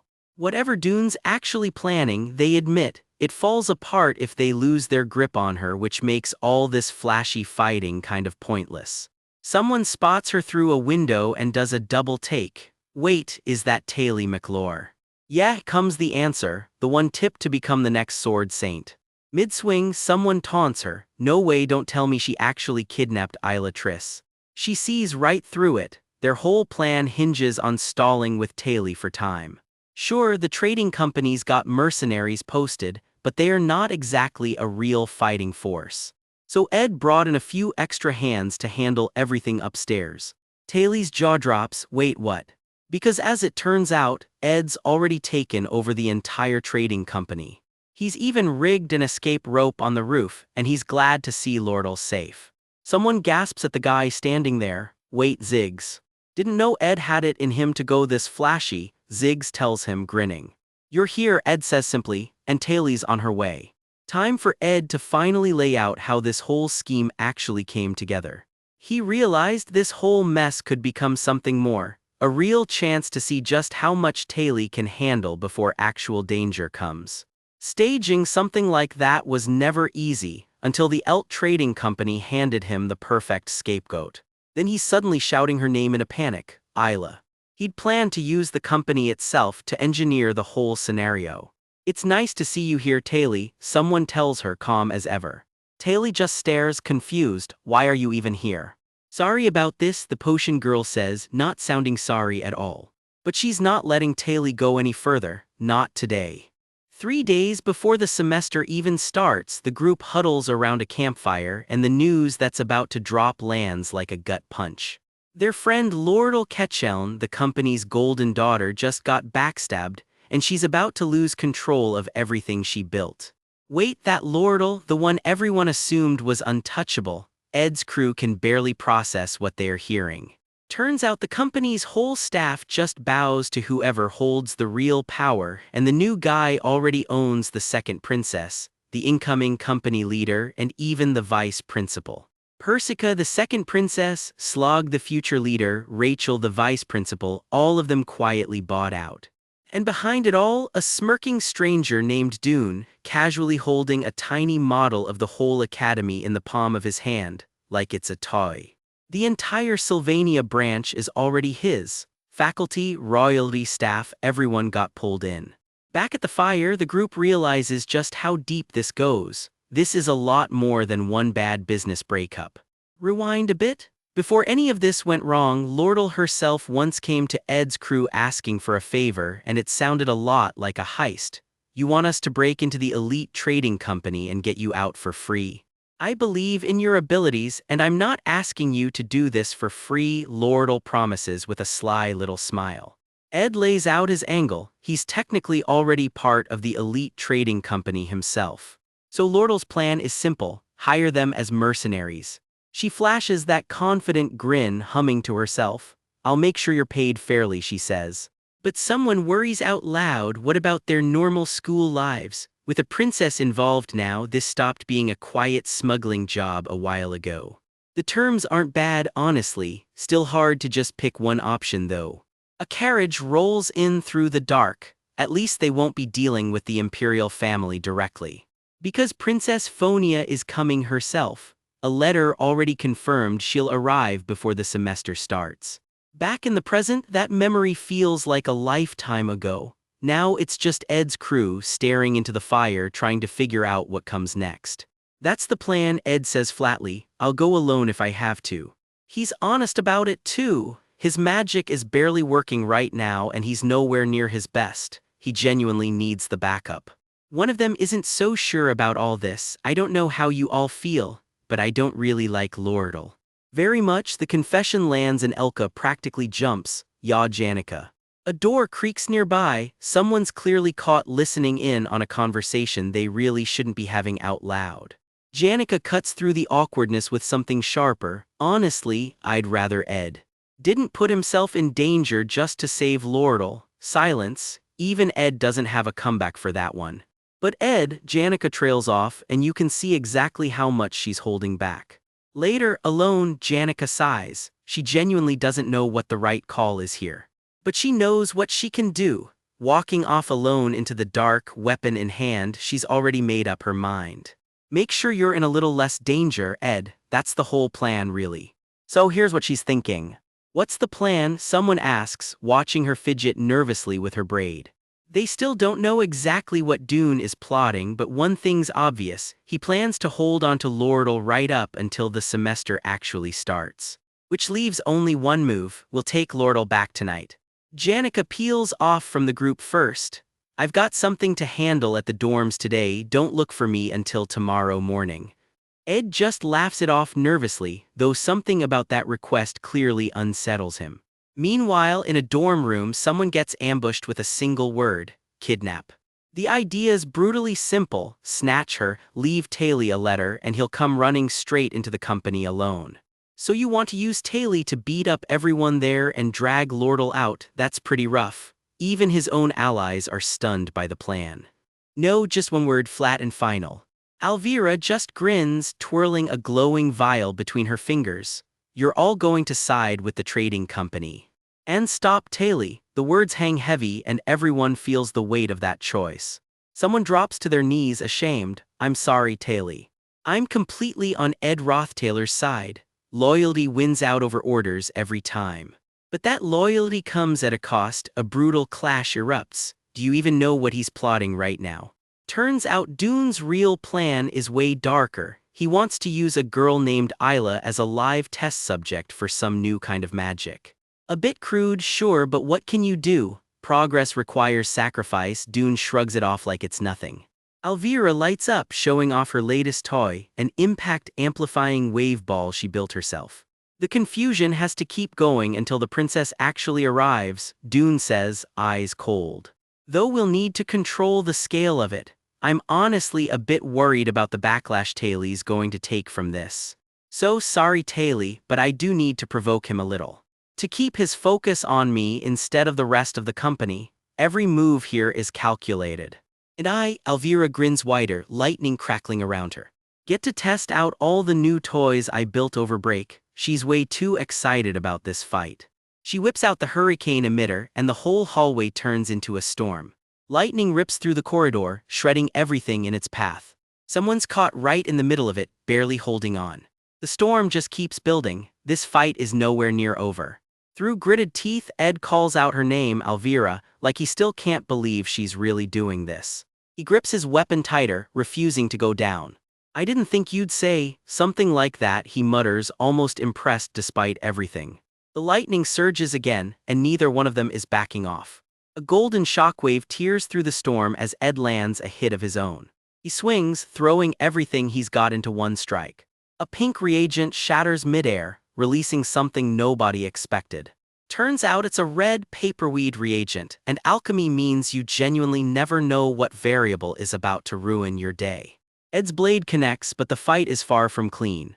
My sword just got so much heavier. Ed realizes too late he really doesn't know the first thing about alchemy. Elvira's eyes go wide as water starts swirling violently around her own feet.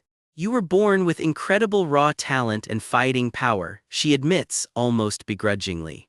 Ed staggers as the water rises around him, but this place is already a water orb. She smirks and the trap closes in around him. My territory, Elvira declares, and the whole room floods with her magic. Elsewhere in the building, on the second floor of the Sylvania branch, two shadows slip quietly through the dark. One of them freezes mid-step, zigs.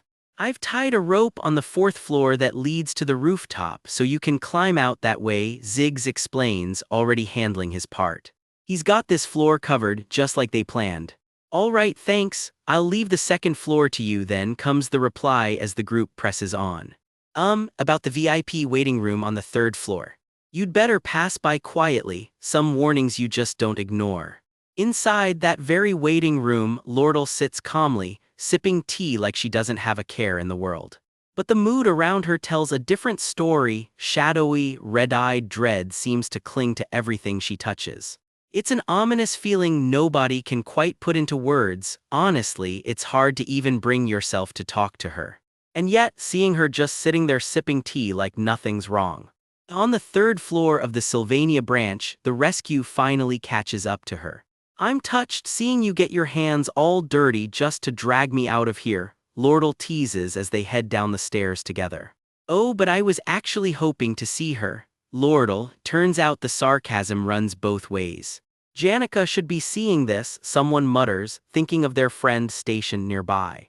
Then the real question comes out. Do you know how Dune actually intends to take you down? Be honest, Lordle, straight to the point. She hesitates, then admits it. To be honest, I did way too many shady things, recently too. So it's hard to just pick one reason, she adds with an awkward little laugh. Silence follows. We should get out of here, Elka decides, already moving toward the rope. We're getting out through the roof, can you make it? Take my hand, simple as that. I'm not confident in my own strength, but I'll try, Lordle says, tying her hair back and steeling herself. Slowly, carefully, they start climbing. Humph, phew. Yeah, as expected, Lordle's strength really is on the weaker side, Elka jokes with relief. But then the unexpected problem shows up. His grip strains hard against the rope. His left hand, still damaged from an old injury, gives out right when they need it most. They slip, barely holding on. Lordle can't help herself. Do you usually work out at night? Even mid-crisis she's got jokes. A hand suddenly reaches down to help, one they weren't expecting. You came, relief floods in as a glowing purple hand grabs hold and pulls. Traciana, the fourth-year valedictorian, nobody saw this rescue coming. I came with Ziggs, didn't think you'd make such a mess of things though. Why are you even here? They both ask, catching their breath on the rooftop. Stop lying, is what I'd say if I actually was lying, Patricia teases right back. Turns out she owes Ed Rothtailer a favor, and she's here to finally pay it off. Their two families made an agreement to cooperate with each other a while back. So I'll just put it on your tab, she says with a smirk, and Elka can only laugh it off. Thanks for coming out at this late hour. Hurry, you don't have much time left, someone urges from the shadows. Patriciana's magic swirls to life around her hand, ready to move them all. It was nice seeing you, it's fun running into other students out here. Of course, rescuing Lordal is still the priority. Let's go, but I still need to keep an eye on Taylor, especially since I can't use my own power right now thanks to some ring's backlash. Back with Dune, he's already thinking 3 steps ahead. That would be dangerous for me, assuming Taylor can even reach where I am. Wherever that is. And right now, reaching him means getting through Alvira first, and that fight is nowhere near done. Alvira will handle Taylor on the first floor, Dune confirms, watching it all unfold from a distance. Ziggs is on the second. And Janika's got the 3rd floor covered. Finally up on the 4th floor. Standing between him and total control. The 4th-year valedictorian herself, Patriciana. Every floor, someone's fighting for Lordal's freedom. Dune isn't worried though. I can get ready right now, so go ahead and try your best. Ed's face hardens, scars and all. He is not backing down from this one. Pitch dark forest and Isla can't see a thing in front of her. A bandaged hand grips hers in the dark. There might be people hunting them, so no lights allowed. Lordal doesn't need light to find her way, just follow close and keep your head down, she says, promising Belle will be waiting back at camp. Isla can't help side-eyeing that. Seriously, when does that maid ever sleep? Turns out Belle's holding the key to Isla's own villa near Lordal's camp, so she'll let them in. Lordal goes quiet for a beat, then just tells Isla to stay put and wait. Isla can't shake it. Did Belle Maya put this whole plan in her head? Something about the question sits wrong with her, tension flickering across her face in the dark. Isla stays quiet, half turned away from him. You don't trust Belle either, she finally says, calling him out flat. This is just who I am. Lordal admits she knows Belle's a genuinely good person. But that's only true while Lordal's still her employer. People betray decades of trust for the right price. No matter how close the relationship, a better offer can buy anyone out. I don't trust Belle Maya down to her core, Lordal says flatly, smirking through it. Then, doesn't that apply to me too? Isla asks, testing the ground beneath them. Lordal's mind drifts back. Becoming acting company leader taught her she'd always been missing something. In the memory, staff bow low as she passes. She thinks about how everyone who survives at the very top shares one trait. People who'd stand by you to the end, no matter what's in it for them. She walks the empty halls alone with that thought. Even Elt lacked that, she realizes. Maybe that's exactly why she was able to win. But staring at that memory again now, she's realizing it all over. They're people, the phrase won't leave her alone. Soon enough, she thinks, I'll end up just like that too, alone at the top. I don't have anyone I'd call one of my people, she admits to herself, right as an old memory of someone begging please be mine comes rushing back. Back in the present, Isla pushes the thought further. Nothing's free in this world. This is basically a contract between them. What an absurd offer, Lordal, Isla blurts, half stunned she's even suggesting it. She hesitates, working up the nerve to actually answer. Truth is, she says, I've already been one of your people for a long time now. Does that mean you weren't one of my people before? Lordal fires back, catching her off guard. Isla's whole body jolts. That question landed harder than she expected. Her eyes well up before she can stop them. Something in her cracks wide open right there in the dark. Hey, what's with you all of a sudden? Lordal asks, baffled, while Isla just goes red and breathless. Why, she manages. Lordal reaches over awkwardly and rests a hand on her head. This isn't something to cry about, Lordal mutters, even as her own eyes well up. Shut up, Isla snaps back through the tears, mortified at getting caught crying. This is the first time I've ever cried in front of someone, she admits quietly. Lordal doesn't say anything, just lets the silence sit there with her. Fireflies drift around them as they hold onto that quiet moment in the dark forest. Eventually they move on, 2 shadows slipping deeper into the trees. Elsewhere, a hand closes around a folded note. Thanks for the meal, it reads as the scene shifts back toward the estate. Back at the mansion, search teams find staff already tied up on the floor. Isla Triss is still missing. In the shadows nearby, A masked intruder wrestles down another staffer trying to fight back. If she's not down here, she must already be up on the second floor or higher. Everyone upstairs now. Men scramble up the stairwell at the order, boots pounding. And find Isla Triss and Ed Rothtaylor while you're at it, the search leader barks. What's that sound? Someone yells, catching a noise from below. Our own workers can't even reach the upper floors right now, one of them shouts. Turns out mercenaries hired against Ed Rothtaylor are tearing the first floor lobby apart as they speak. Mercenaries, the shock ripples through the room, nobody saw this coming. Meanwhile, somewhere else entirely, blue light tears through a building in the dark, a fight already well underway. Taylor rips into the enemy with a surge of glowing water and light. Something small and glinting flies loose from the clash, skittering across the ground. His eyes blaze, locked in, no room left for hesitation. The clash keeps building, static and light crackling around them both. A blast rips through the space and someone nearby watches it happen, wide-eyed. Now I'll put some distance between us, Taylor thinks, shielding an unconscious girl in his arms. These tricks won't save you, a voice sneers. It's pointless. Taylor freezes, caught off guard. You won't be able to stop me, the enemy roars, lunging in for more.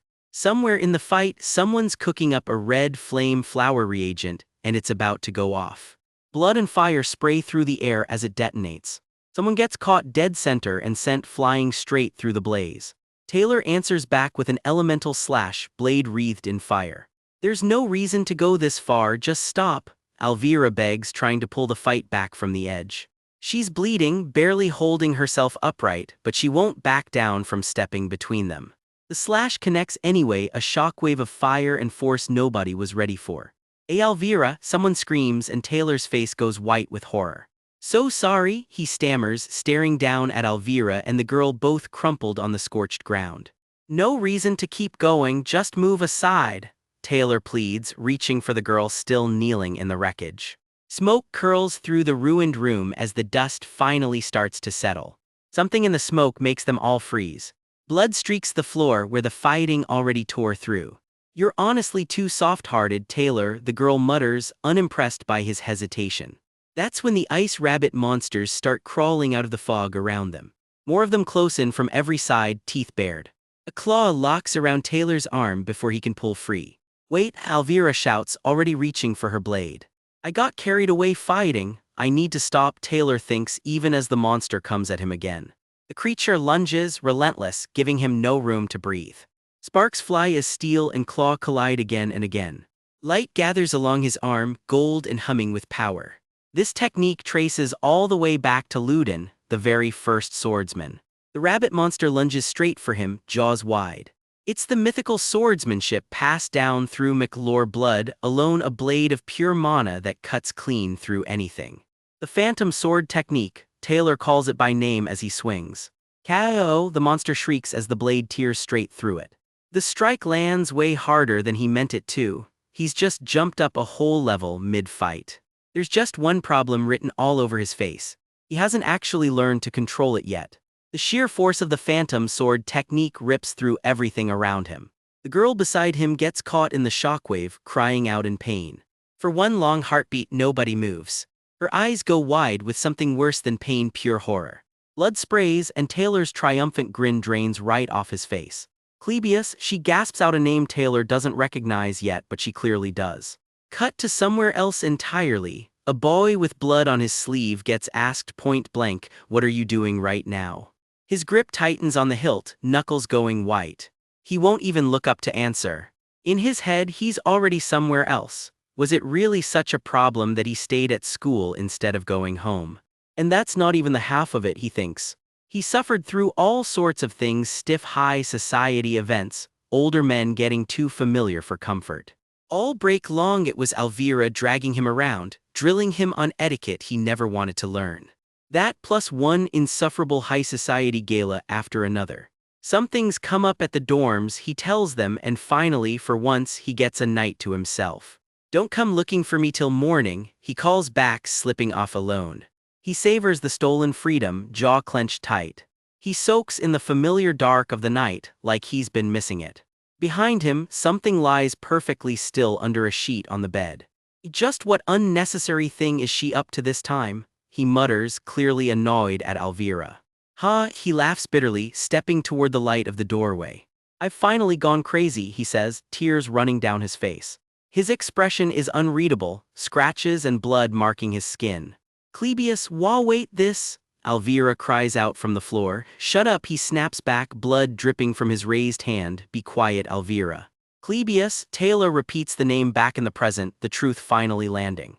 The afterglow of the blade still flickers faintly between them. As a swordsman himself, Taylor had heard the rumors about this guy once or twice before.